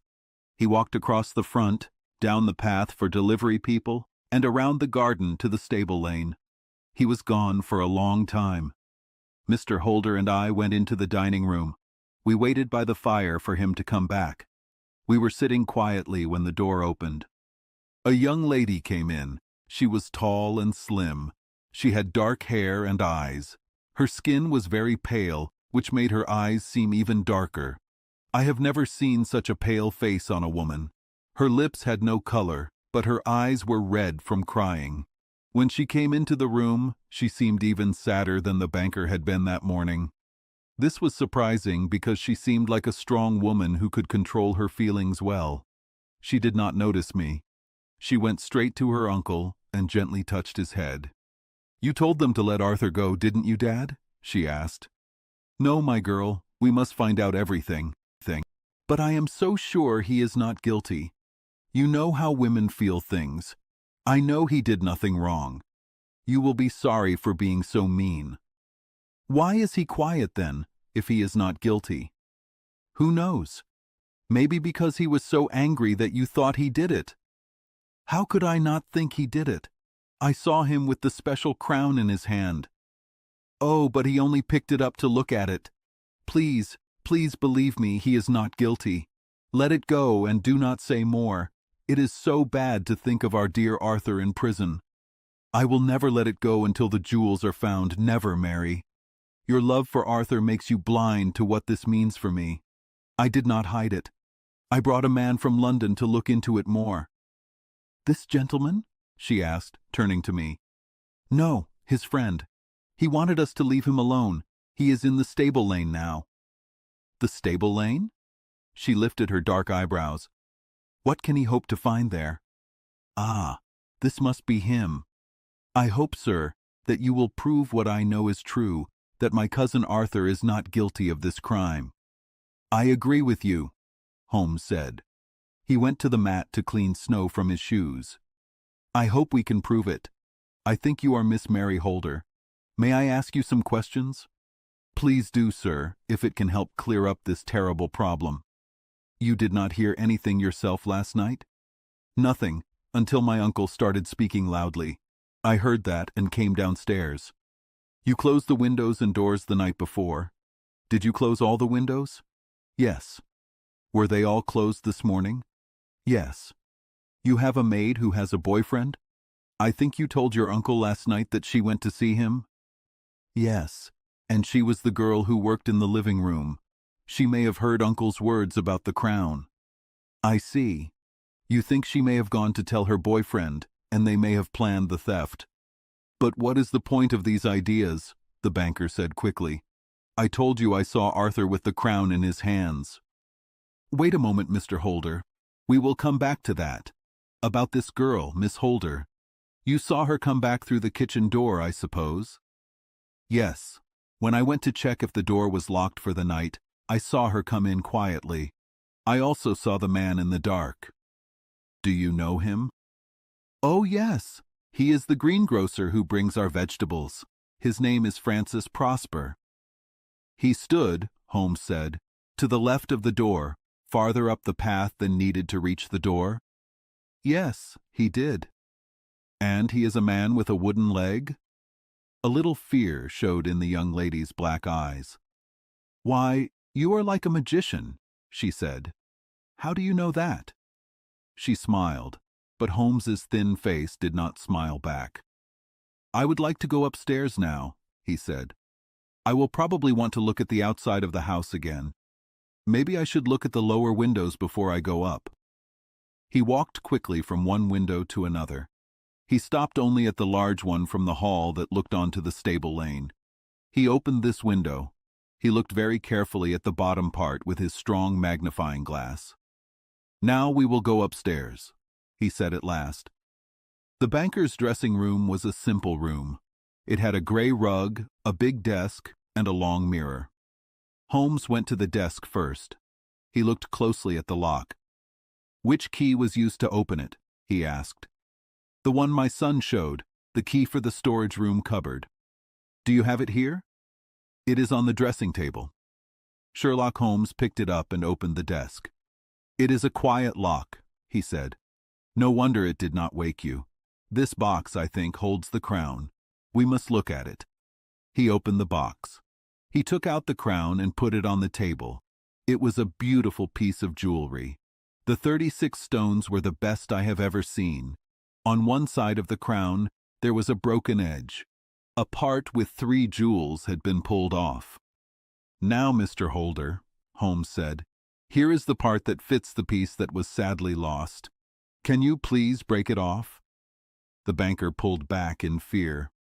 I would not even try, he said. Then I will. Holmes suddenly tried to break it with all his strength, but it did not break. I feel it move a little, he said. But even though my fingers are very strong, it would take me a long time to break it. A normal man could not do it. Now, what do you think would happen if I did break it, Mr. Holder? It would make a noise like a gun.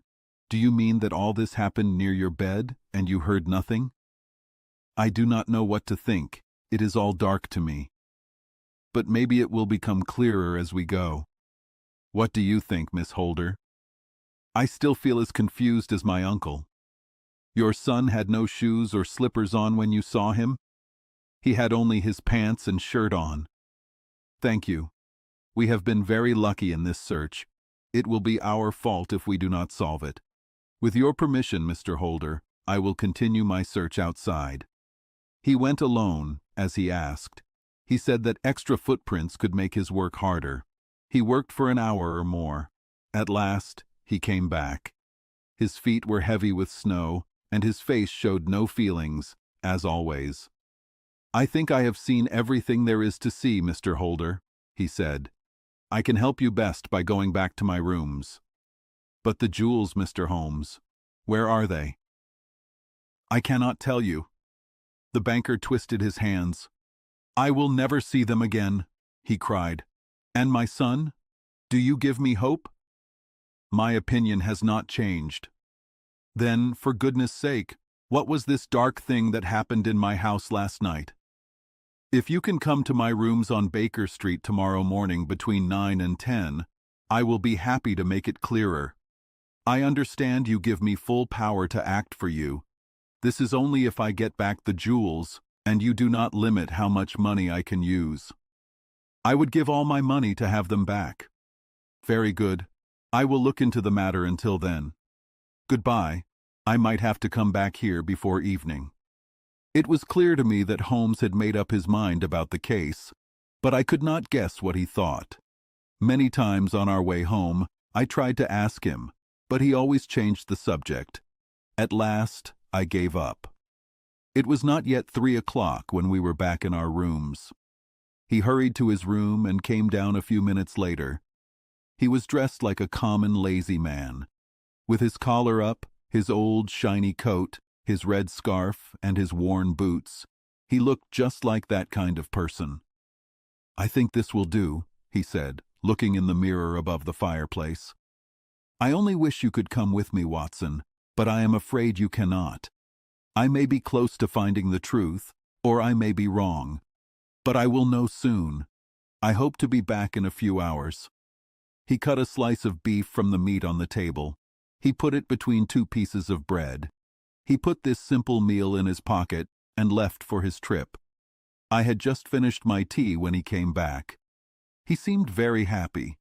He was swinging an old elastic-sided boot in his hand. He threw it into a corner and poured himself a cup of tea. "I only came in as I passed," he said. "I am going right on." "Where to?" "Oh, to the other side of the West End. It might be a while before I come back. Do not wait for me in case I am late." "How are you doing?" "Oh, fine. Nothing to complain about. I have been to Streatham since I last saw you, but I did not go to the house. It is a very nice little problem. I would not have missed it for anything. However, I must not sit here talking. I must take off these bad clothes and become my normal, proper self." I could see from his actions that he was happier than his words said. His eyes twinkled. There was even some color on his pale cheeks. He hurried upstairs. A few minutes later, I heard the front door close. This told me he was off again on his favorite hunt. I waited until midnight, but he did not come back. So I went to my room. It was normal for him to be away for days and nights when he was looking for something. So his lateness did not surprise me.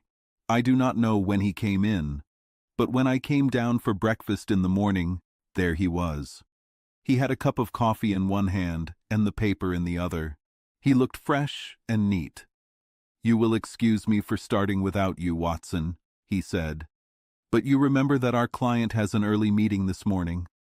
"Why, it is after 9 now," I answered. "I would not be surprised if that were him. I thought I heard a bell." It was, indeed, our friend the banker. I was shocked by how much he had changed. His face was usually wide and strong, but now it was thin and sunken. His hair seemed at least a bit whiter to me. He came in looking tired and slow. This was even worse than his anger the morning before. He fell heavily into the armchair I pushed forward for him. "I do not know what I have done to be so greatly tested," he said. "Only 2 days ago, I was a happy and rich man, with no worries. Now I am left to a lonely and shamed old age. One sadness follows another. My niece, Mary, has left me." "Left you?" "Yes. Her bed this morning had not been slept in. Her room was empty. A note for me was on the hall table. I had told her last night, sadly and not angrily, that if she had married my boy, all might have been well with him. Maybe it was careless of me to say so. She talks about that in this note. "My dearest uncle, I feel that I have brought trouble to you. If I had acted differently, this terrible problem might never have happened. With this thought, I can never be happy under your roof again.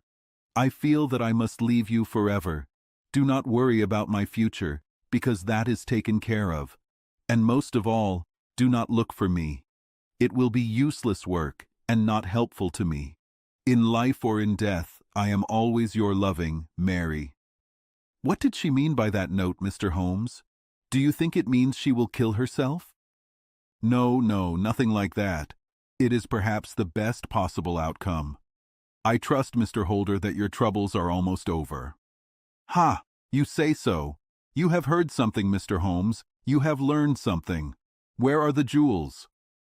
You would not think $1,000 each is too much for them? I would pay $10,000. That would not be needed. $3,000 will cover it. And there is a small reward, I think. Do you have your checkbook? Here is a pen. Better make it out for $4,000. With a confused face, the banker wrote the check. Holmes walked to his desk. He took out a small triangle of gold with 3 jewels in it. He threw it on the table. With a shout of joy, our client grabbed it. "You have it!" he gasped. "I am saved! I am saved!" His joy was as strong as his sadness had been. He hugged his recovered jewels to his chest. "There is one other thing you owe, Mr. Holder," Sherlock Holmes said rather strictly. "Oh!" He picked up a pen. "Name the amount, and I will pay it." "No, you do not owe me. You owe a big apology to that good boy, your son. He acted in this matter in a way I would be proud to see my own son act, if I ever have one." "Then it was not Arthur who took them?" "I told you yesterday, and I tell you again today, it was not." "You are sure of it? Then let us hurry to him at once to let him know the truth is known." "He knows it already. When I had found out everything, I talked with him. He would not tell me the story, so I told it to him. Then he had to say I was right, and add the few details that were not yet clear to me. Your news this morning, however, may make him speak. For heaven's sake, tell me then, what is this strange mystery?" "I will do so, and I will show you how I found it out. And let me tell you first, what is hardest for me to say and for you to hear. Sir George Burnwell and your niece Mary had a secret agreement. They have now run away together." "My Mary? Impossible." "It is sadly more than possible. It is true. Neither you nor your son knew what kind of man he was when you let him into your family. He is one of the most dangerous men in England. He is a gambler who lost everything. He is a very bad man, with no heart or feelings. Your niece knew nothing of such men. When he promised things to her, as he had to many women before her, she thought she was special. Only she had touched his heart. Only God knows what he said. But she became his helper and saw him almost every evening." "I cannot, and I will not believe it," cried the banker with a pale face. "I will tell you then what happened in your house last night. Your niece, when she thought you had gone to your room, quietly went downstairs. She talked to her lover through the window that leads into the stable lane. His footprints went right through the snow because he had stood there for so long. She told him about the crown. His strong wish for gold grew when he heard this. He made her do what he wanted. I am sure she loved you, but there are women for whom the love of a lover ends all other loves. I think she must have been one. She had barely heard his words when she saw you coming downstairs. She quickly closed the window and told you about one of the servants and her wooden-legged lover. That was all true. Your boy Arthur went to bed after talking to you, but he did not sleep well because he was worried about his club debts. In the middle of the night, he heard soft steps pass his door. So he got up. He looked out and was surprised to see his cousin walking very quietly along the hallway until she went into your dressing room. The boy was very surprised. He put on some clothes and waited in the dark to see what would happen. Soon, she came out of the room again. In the light of the hallway lamp, your son saw that she was carrying the precious crown. She went down the stairs. He was filled with fear. He ran and hid behind the curtain near your door. From there, he could see what happened in the hall below. He saw her quietly open the window. She handed the crown to someone in the dark. Then she closed the window again and quickly went back to her room. She passed very close to where he was hiding behind the curtain. As long as she was there, he could not do anything without causing a terrible public display about the woman he loved. But as soon as she was gone, he understood how bad this would be for you. He knew it was very important to fix it. He ran downstairs, just as he was, with bare feet. He opened the window, jumped out into the snow, and ran down the lane. There, he could see a dark shape in the moonlight. Sir George Burnwell tried to get away, but Arthur caught him. They fought. Your boy pulled one side of the crown, and the other man pulled the other side. In the fight, your son hit Sir George and cut him above the eye.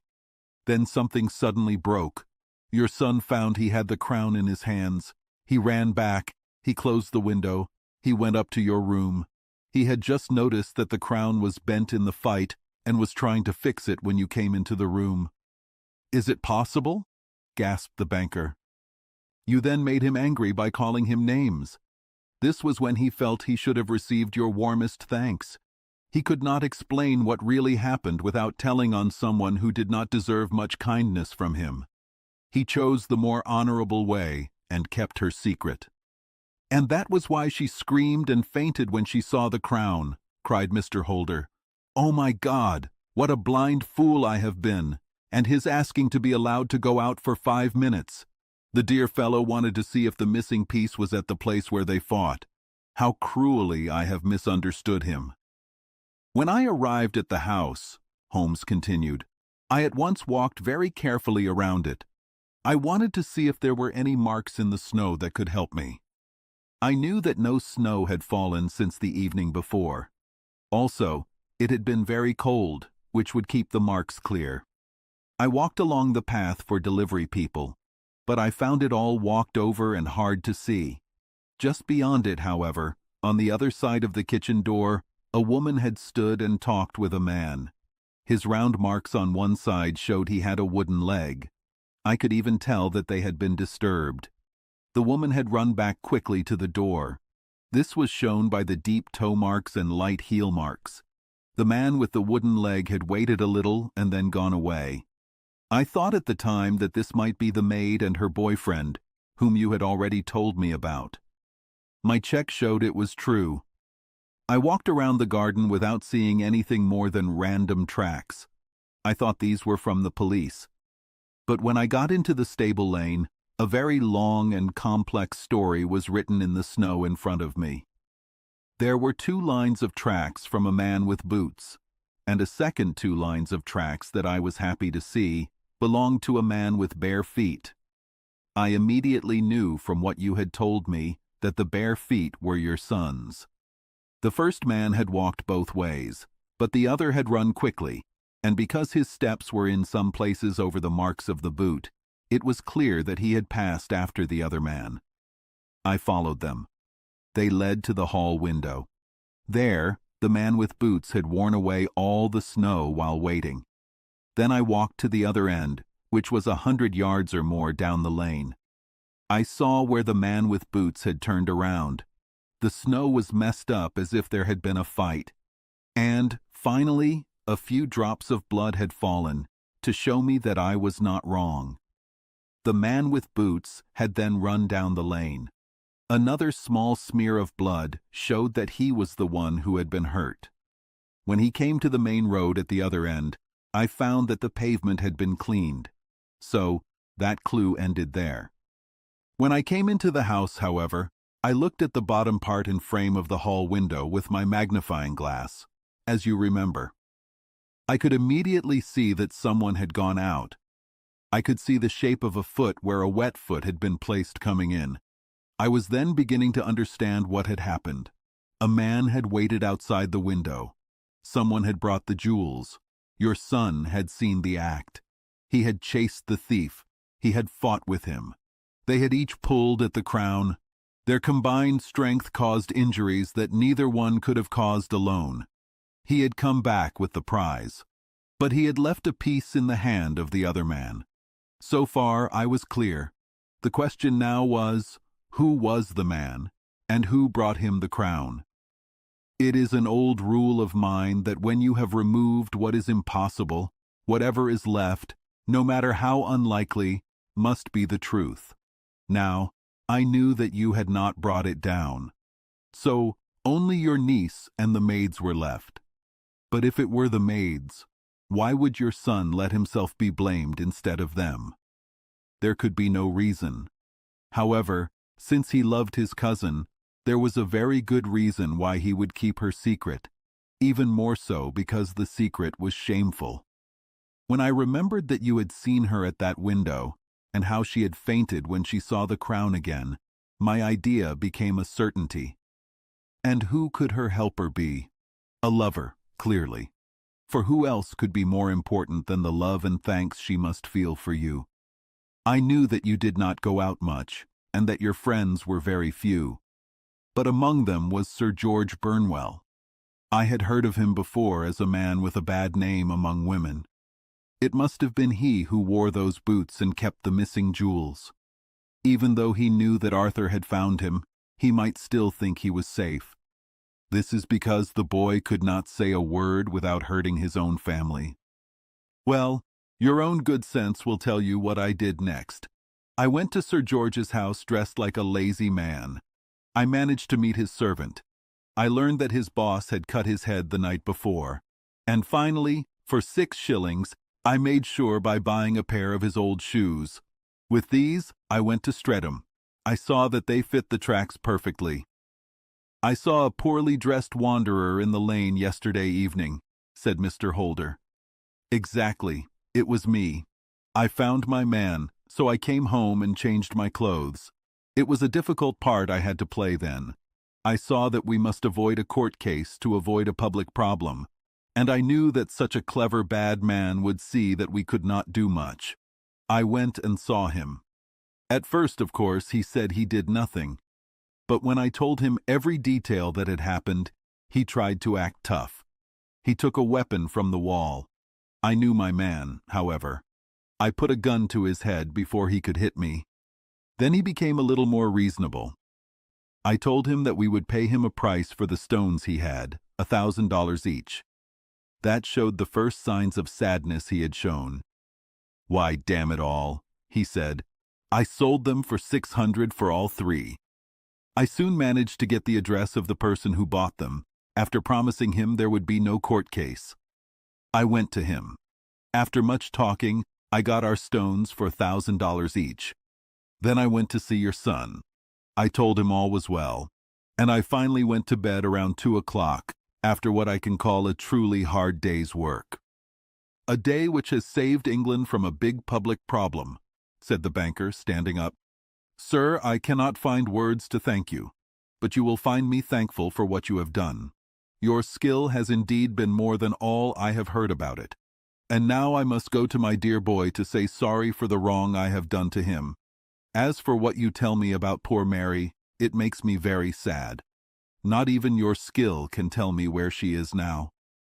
I think we can safely say, Holmes answered, that she is wherever Sir George Burnwell is.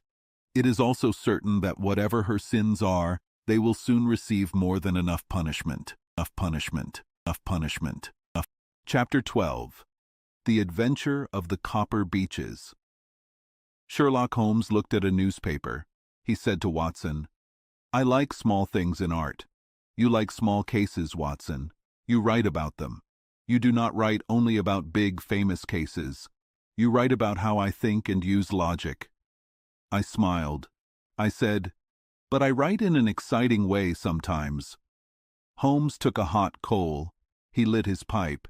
He said, you try to make your stories lively, but you should only write about how things happen from a cause. I felt a little angry. I said, I think I write well. I did not like his proud way of speaking. Holmes said, it is not pride. I speak about my art. My art is not about me. Many crimes happen, but logic is rare. So you should write about the logic, not the crime. You have made my serious work into simple stories. It was a cold spring morning. We sat by the fire in our room. There was a thick fog outside. The gaslight was on. Our breakfast table was still there. Holmes was quiet all morning. He read many newspapers. Then he spoke about my writing. Holmes stopped talking for a while. He smoked his pipe. He looked at the fire. Then he said, you do not always write exciting stories. Many of our cases are not about real crimes. For example, the King of Bohemia, Miss Mary Sutherland, the man with the twisted lip, and the noble bachelor. These were not about legal crimes. But by not writing exciting stories, you might have written boring ones. I said, the end might have been boring, but my ways of writing were new and interesting. Holmes said, oh, dear Watson, people do not care about small details. People do not notice much. But it is true, you cannot be blamed if your stories are boring. Big cases do not happen anymore. Criminals are not smart now. My work is now about finding lost pencils or helping young ladies from schools. I think this morning's letter is the worst. Read it. He threw a letter to me. The letter was from the night before. It said, "Dear Mr. Holmes, I want your advice. Should I take a job as a governess? I will come tomorrow at 10:30 if it is okay. Yours faithfully, Violet Hunter." I asked, "Do you know her?" "No," he said. "It is 10:30 now." "Yes, and I think that is her at the door. This case might be more interesting than you think. Remember the Bluestone case? It seemed small at first, but it became a big case. Maybe this is the same. Let's hope so, but we will know soon. She is here." The door opened. A young lady came in. Her clothes were simple but neat.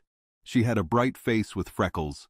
She looked like a strong woman who made her own way. She said, "Excuse me for bothering you. I had a strange experience. I have no family to ask for help, so I thought you might help me." Holmes stood up. "Please sit, Miss Hunter. I will help you." Holmes liked her. He looked at her carefully. Then he sat and listened to her story. He put his fingertips together. She said, "I have been a governess for 5 years.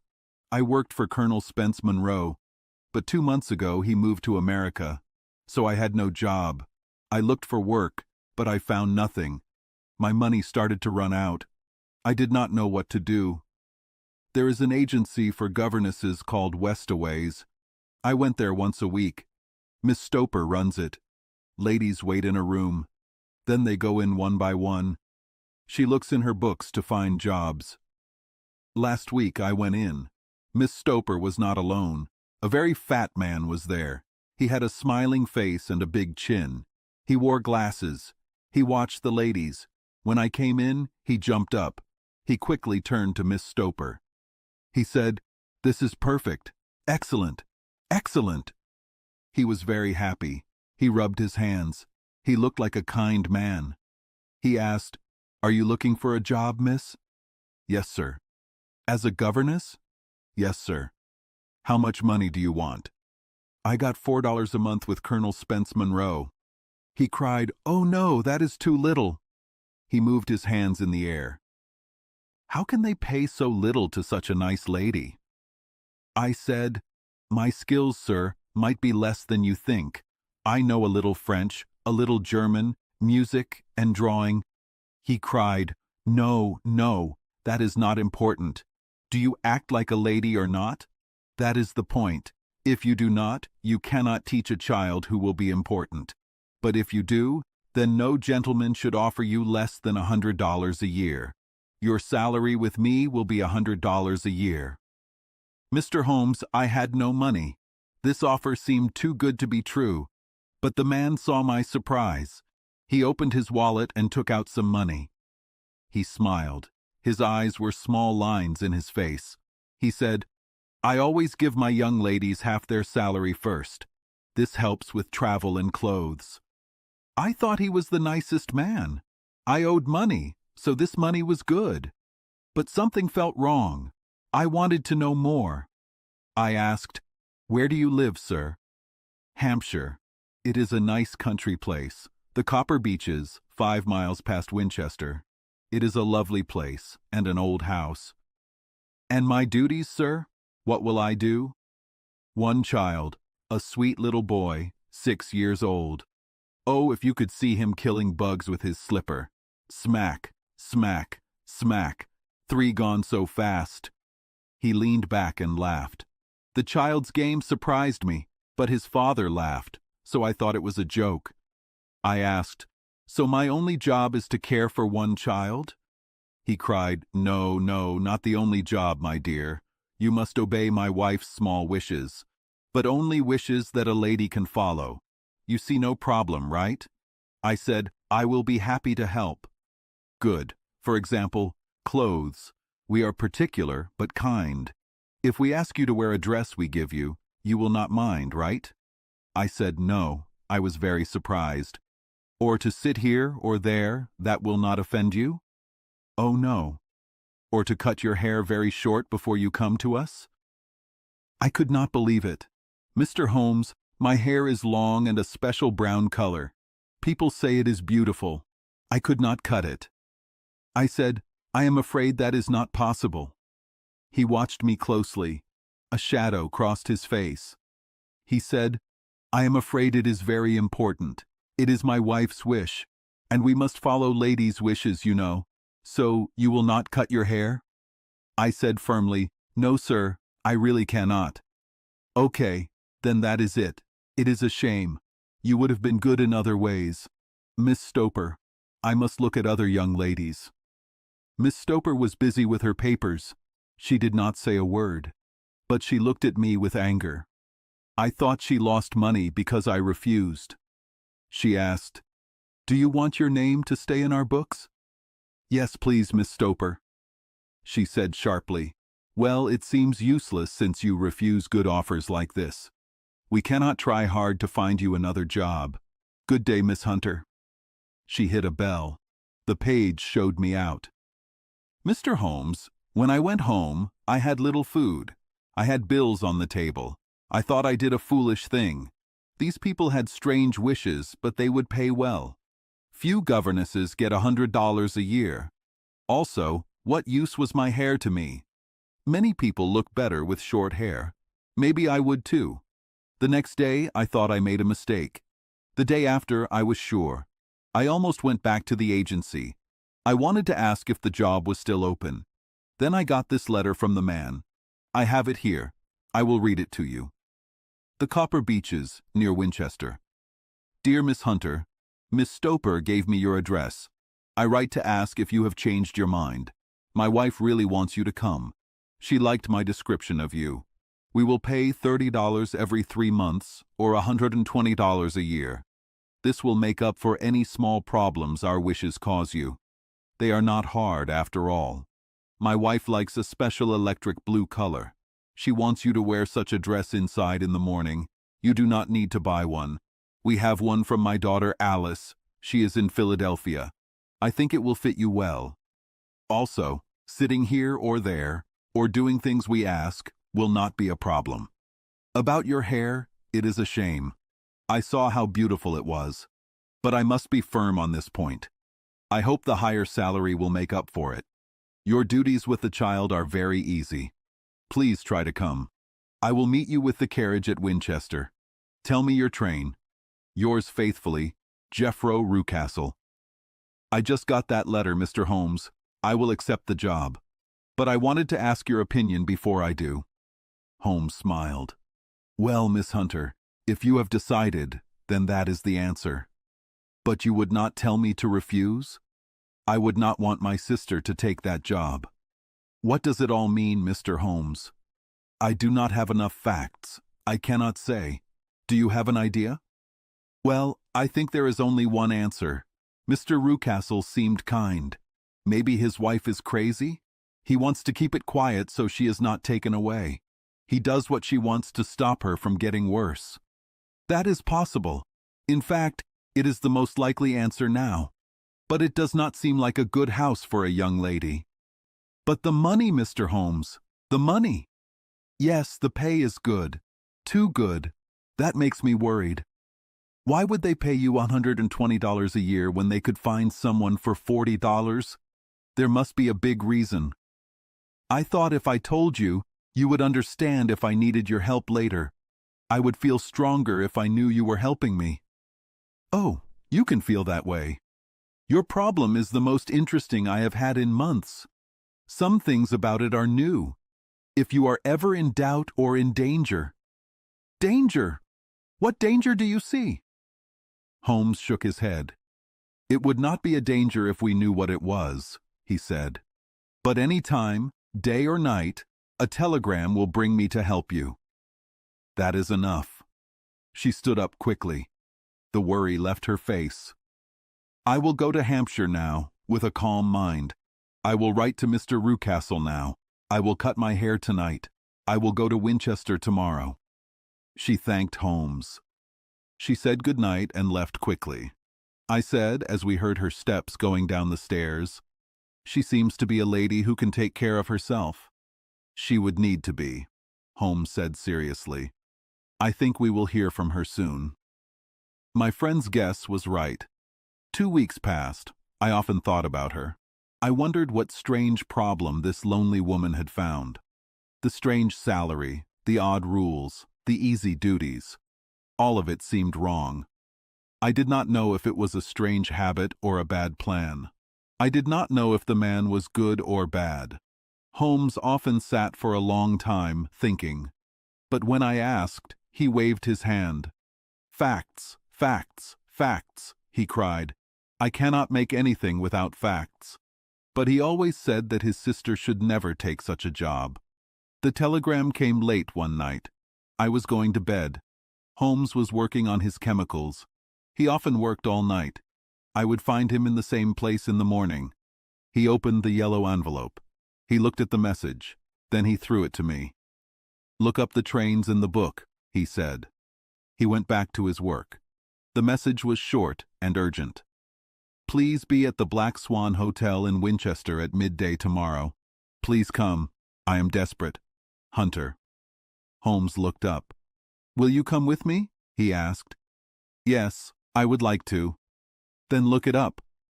I looked in the train book. I said, "There is a train at 9:30. It arrives in Winchester at 11:30. "That is good. Maybe I should stop my chemical work. We might need to be at our best tomorrow morning." By 11 o'clock the next day, we were going to Winchester. Holmes read the morning papers.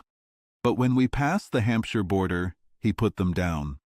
He began to look at the view. It was a perfect spring day. The sky was light blue. Small white clouds moved across it. The sun was bright. But the air was cool, which felt good. All over the country, to the hills around Aldershot, little red and gray roofs of farms appeared from the green leaves. I said with excitement, "Are they not fresh and beautiful?" I had been in the city fog, but Holmes shook his head. "You know, Watson," he said, "it is a problem for a mind like mine. I must see everything related to my work. You see these houses. You think they are beautiful. I look at them. I only think how alone they are, and how easy it is to do bad things there and not get caught." "Goodness!" I cried. "Who would think of crime in these nice old homes?" "They always make me feel a bit scared. I believe, Watson, from my experience, that the worst streets in London do not have more bad stories than the smiling, beautiful countryside." "You scare me." "The reason is clear. What the law cannot do, public opinion can do in the town. No street is so bad that the cry of a hurt child or the sound of a drunkard's punch does not make neighbors feel sad and angry. Then the system of justice is close. A complaint can start it. There is a short step from crime to jail. But look at these lonely houses. Each is in its own fields. Most people there are poor and do not know the law. Think of the terrible, cruel acts, the hidden bad things that can happen year after year in such places, and no one knows. If this lady who asked for help went to live in Winchester, I would not be worried for her. It is the 5 miles of country that makes the danger. Still, it is clear that she is not in danger herself. No. If she can come to Winchester to meet us, she can get away. Yes, she is free. What could be the problem then? Can you not guess? I have 7 ideas. Each one fits the facts we know. But we will only know which one is right when we get new facts.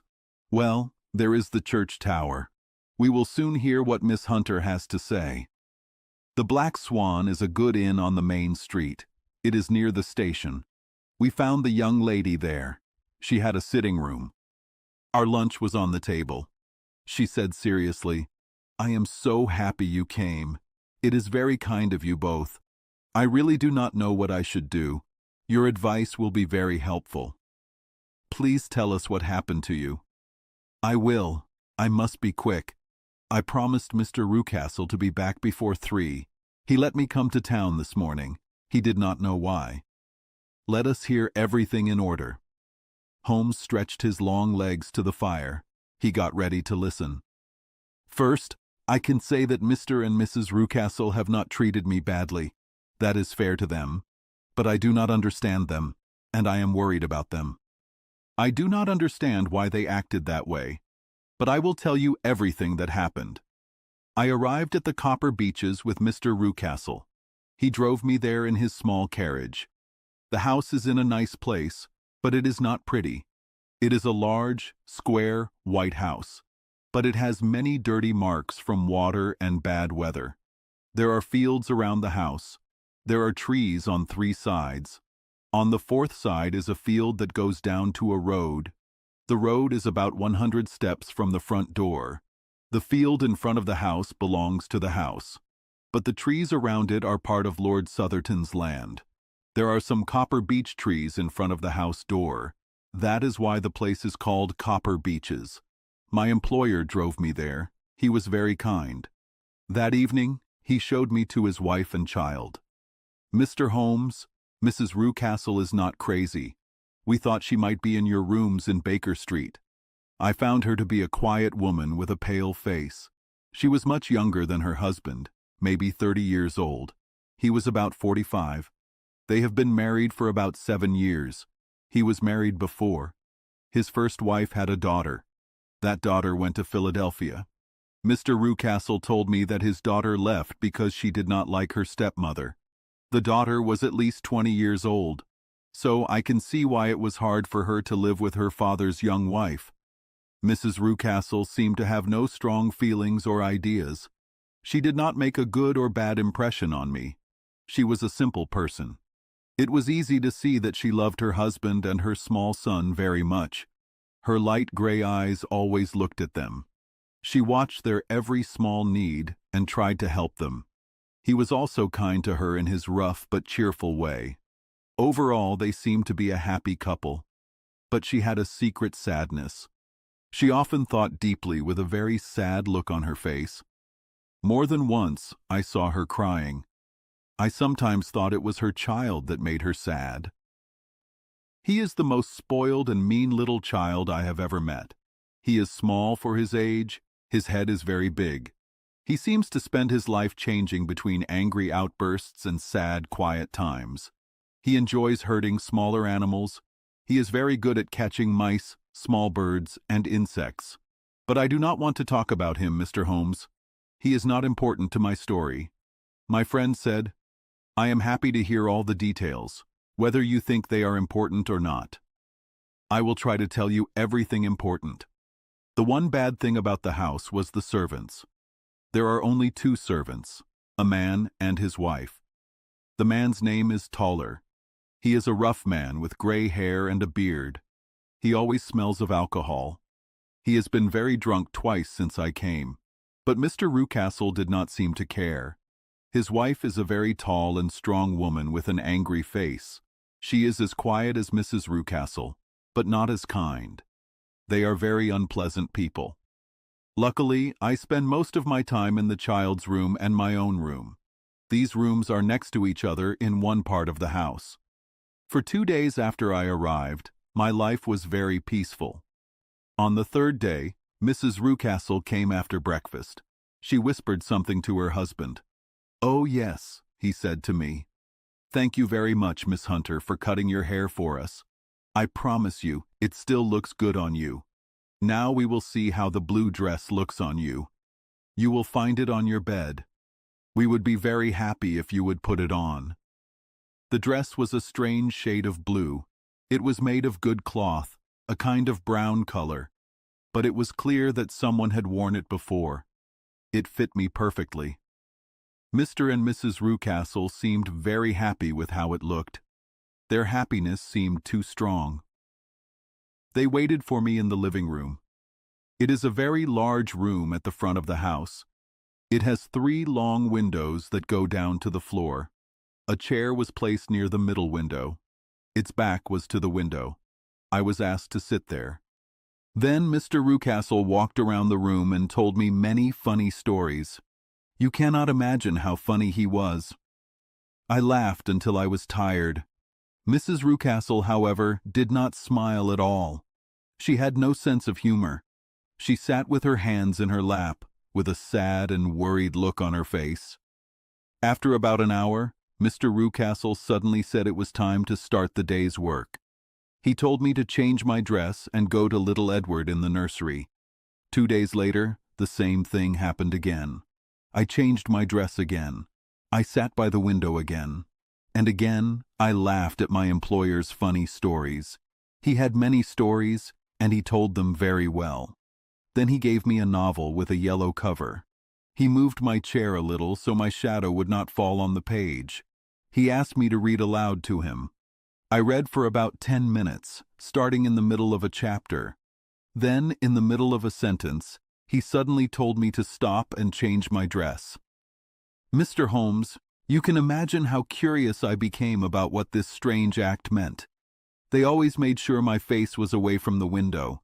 So, I really wanted to see what was behind my back. At first, it seemed impossible, but I soon found a way. My small mirror was broken. I had an idea and hid a piece of the glass in my handkerchief. The next time, while I was laughing, I put my handkerchief to my eyes. With a little effort, I could see everything behind me. I was disappointed. There was nothing. That was my first thought. But when I looked again, I saw a man on the road. He was a small man with a beard, wearing a gray suit. He seemed to be looking at me. The road is a main road, and there are usually people there. But this man was leaning against the fence next to our field. He was looking up carefully. I lowered my handkerchief and looked at Mrs. Rucastle. Her eyes were looking at me very closely. She did not say anything, but I am sure she knew I had a mirror and saw what was behind me. She stood up at once. "Jeffro," she said, "there is a rude man on the road who is looking at Miss Hunter." "Is he a friend of yours, Miss Hunter?" he asked. "No, I do not know anyone here."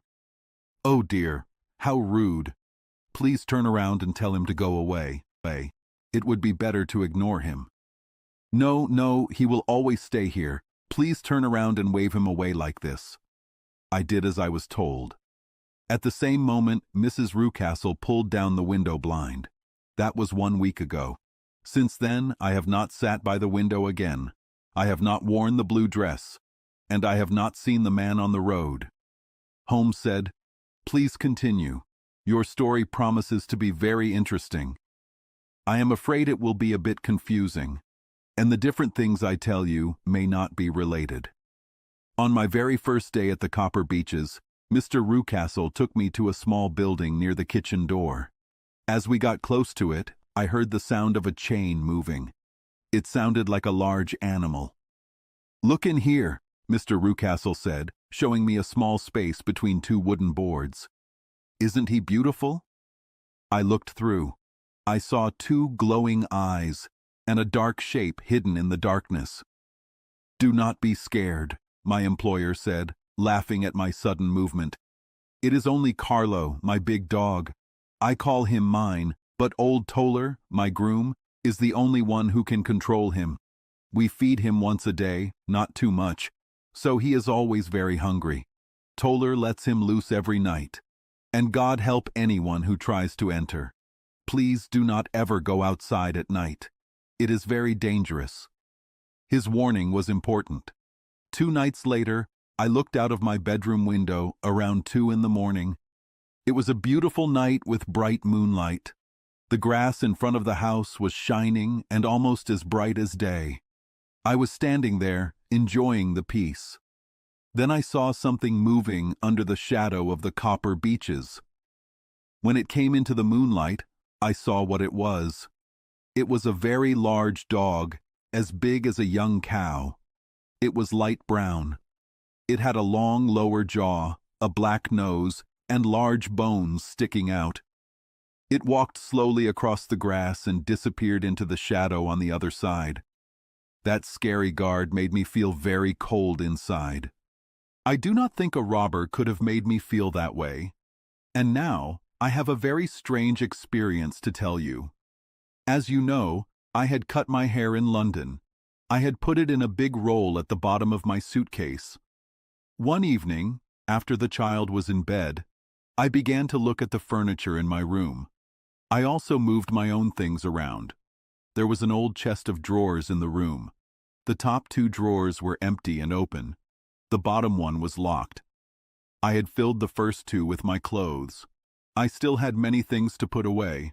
So, I was annoyed that I could not use the third drawer. I thought it might be locked by mistake. So, I took out my keys and tried to open it. The very first key fit perfectly. I opened the drawer. There was only one thing in it. But I am sure you would never guess what it was. It was my roll of hair. I picked it up and looked at it. It was the same strange color and the same thickness. But then I realized it was impossible. How could my hair be locked in the drawer? With shaking hands, I opened my suitcase. I took out everything. And from the bottom, I took out my own hair. I put the two pieces of hair together, and I promise you, they were exactly the same. Was it not strange? No matter how much I thought about it, I could not understand what it meant. I put the strange hair back in the drawer, and I did not tell the Rucastles about it. I felt I had done something wrong by opening a drawer they had locked. I noticed many things, as you may have seen, Mr. Holmes. I soon had a good idea of the whole house in my mind. But one part of the house seemed to be empty. A door that was opposite the door to the servants' rooms opened into this part, but it was always locked. One day, as I went up the stairs, I saw Mr. Rucastle coming out of this door. He had his keys in his hand. His face looked very different from the usual happy, round man. His cheeks were red. His forehead was wrinkled with anger. And the veins in his temples stood out because he was so angry. He locked the door and hurried past me without a word or a look. This made me curious. So, when I went for a walk in the grounds with the child I cared for, I walked to the side where I could see the windows of that part of the house. There were 4 windows in a row. 3 of them were just dirty. The 4th one had its shutters closed. They all looked empty. As I walked around, looking at them sometimes, Mr. Rucastle came out to me. He looked as happy and cheerful as always. "Ah," he said, "you must not think I was rude if I passed you without a word, my dear young lady. I was busy with business." I told him I was not offended. "By the way," I said, "you seem to have many empty rooms up there, and one of them has the shutters closed." He looked surprised, and it seemed to me a little shocked by what I said. "Photography is one of my hobbies," he said. "I have made my dark room up there. But, oh dear, what a watchful young lady we have here. Who would have thought it? Who would have ever thought it?" He spoke in a joking way, but there was no joke in his eyes when he looked at me. I saw suspicion and annoyance there, but no joke. Well, Mr. Holmes, from the moment I understood that there was something about those rooms that I was not supposed to know, I really wanted to go into them. It was not just curiosity, though I have some of that. It was more a feeling of duty. A feeling that something good might come from me going into this place. People talk about a woman's intuition. Perhaps it was a woman's intuition that gave me that feeling. Anyway, it was there, and I was always looking for a chance to go through the forbidden door. The chance came only yesterday. I can tell you that besides Mr. Rucastle, both Toller and his wife do things in these empty rooms. I once saw him carrying a large black cloth bag through the door. Recently, he has been drinking a lot. And yesterday evening, he was very drunk. And when I came upstairs, the key was in the door. I am sure he had left it there. Mr. and Mrs. Rucastle were both downstairs, and the child was with them. So, I had a great chance. I turned the key gently in the lock, opened the door, and went inside. There was a small hallway in front of me. It had no wallpaper or carpet. It turned a sharp corner at the far end. Around this corner were 3 doors in a line. The first and third were open. They each led into an empty room. They were dusty and sad. One room had 2 windows, and the other had 1. The windows were so dirty that the evening light shone only a little through them. The middle door was closed, and across the outside of it was a thick bar from an iron bed. It was locked at one end to a ring in the wall. and it was tied at the other end with a strong rope. The door itself was also locked, and the key was not there. This blocked door clearly matched the closed window outside, but I could see light from under it. So, the room was not dark. There was clearly a window in the roof that let in light from above. As I stood in the hallway, looking at the strange door and wondering what secret it hid, I suddenly heard steps inside the room, and I saw a shadow move back and forth against the small line of dim light that shone from under the door. A crazy, strong fear came over me when I saw it, Mr. Holmes. My nervous feelings suddenly left me, and I turned and ran. I ran as if some terrible hand was behind me, grabbing my dress. I ran down the hallway, through the door, and right into Mr. Rucastle's arms. He was waiting outside. "So," he said, smiling, "it was you then. I thought it must be when I saw the door open." "Oh, I am so scared," I said, breathing hard. "My dear young lady, my dear young lady." You cannot imagine how kind and calming his manner was. "And what has scared you, my dear young lady?" But his voice was a little too kind. He made it too much. I was very careful with him. "I was foolish enough to go into the empty part of the house," I answered. "But it is so lonely and strange in this dim light that I was scared and ran out again. Oh, it is so terribly quiet in there." "Only that?" he said, looking at me closely. "Why, what did you think?" I asked. "Why do you think I lock this door?" "I am sure I do not know. It is to keep people out who should not be there. Do you see?" He was still smiling very kindly. "I am sure if I had known—" "Well, now you know. And if you ever go into that place again—" Here, his smile suddenly became an angry grin, and he looked down at me with a devil's face. "I will throw you to the big dog." I was so scared that I do not know what I did. I suppose I must have run past him into my room. I remember nothing until I found myself lying on my bed, shaking all over. Then I thought of you, Mr. Holmes. I could not live there longer without some advice. I was scared of the house, of the man, of the woman, of the servants, even of the child. They were all horrible to me. If only I could bring you here, everything would be well. Of course, I could have run from the house, but my curiosity was almost as strong as my fears. I quickly made up my mind. I would send you a message.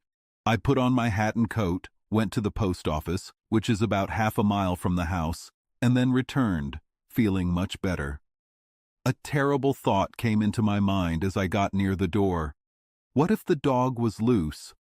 But I remembered that Toller had drunk so much that evening that he could not move, and I knew he was the only one in the house who could control the fierce animal, or who would let him free.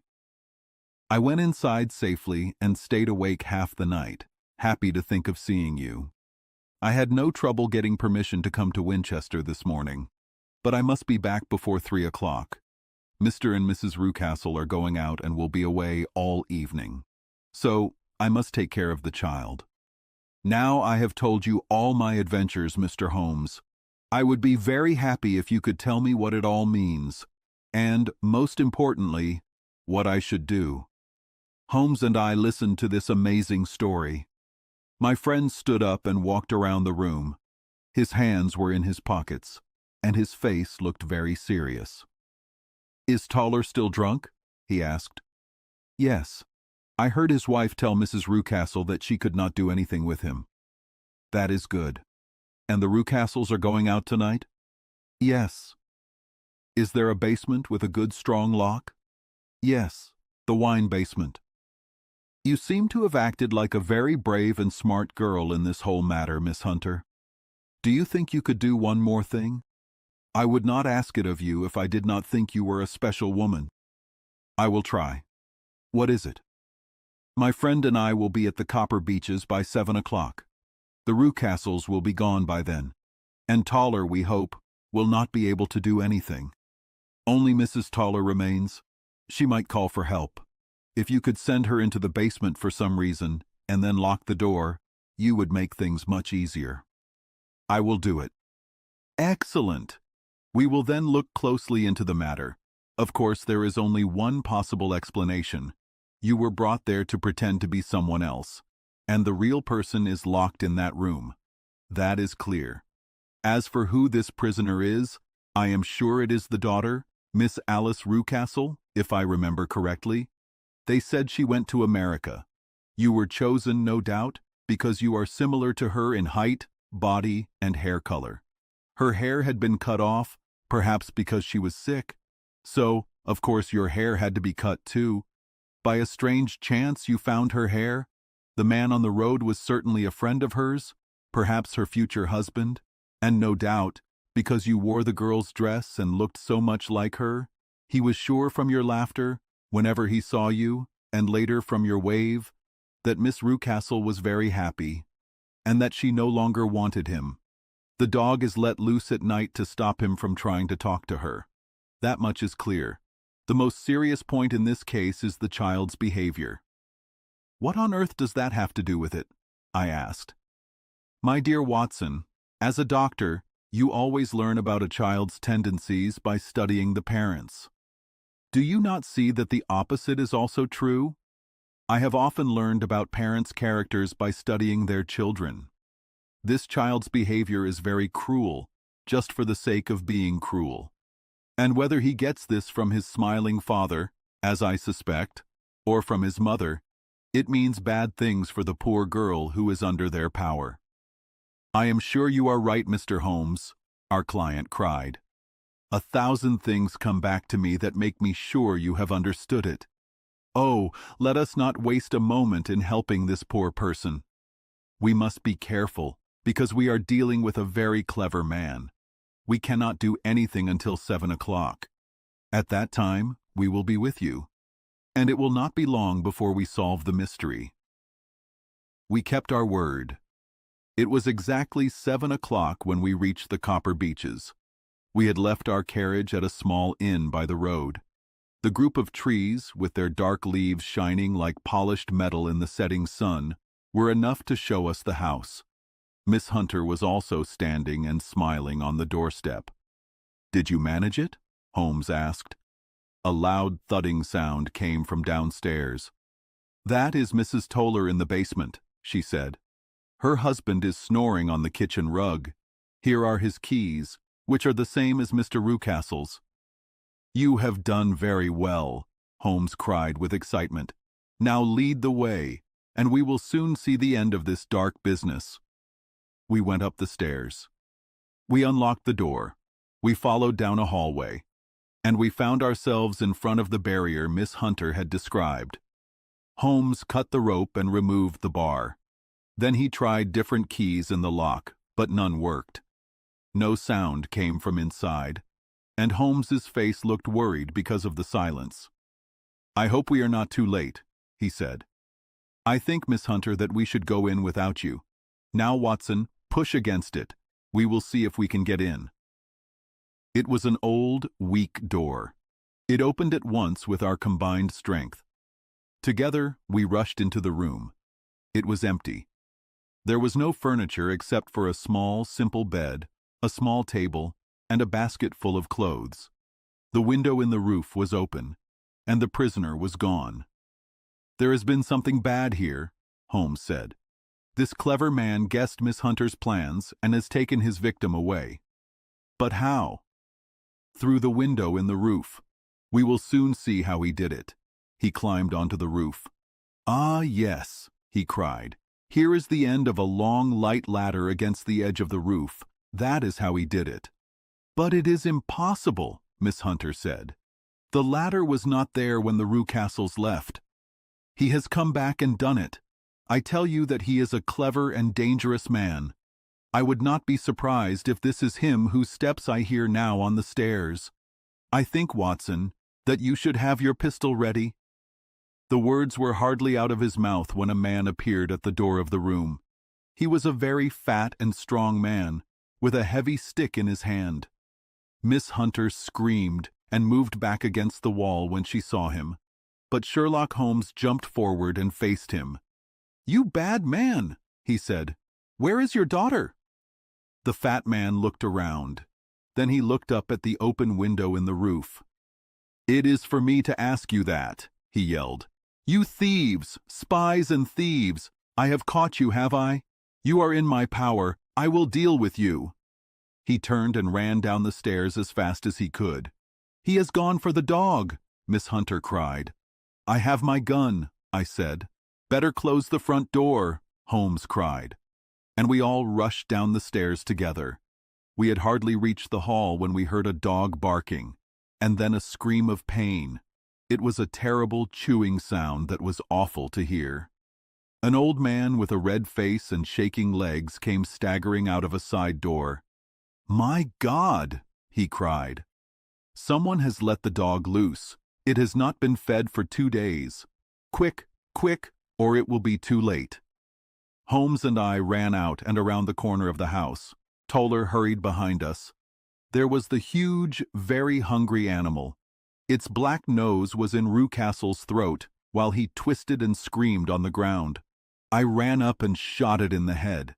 It fell over with its sharp white teeth still in the large folds of his neck. With much effort, we separated them. We carried him, alive but terribly hurt, into the house.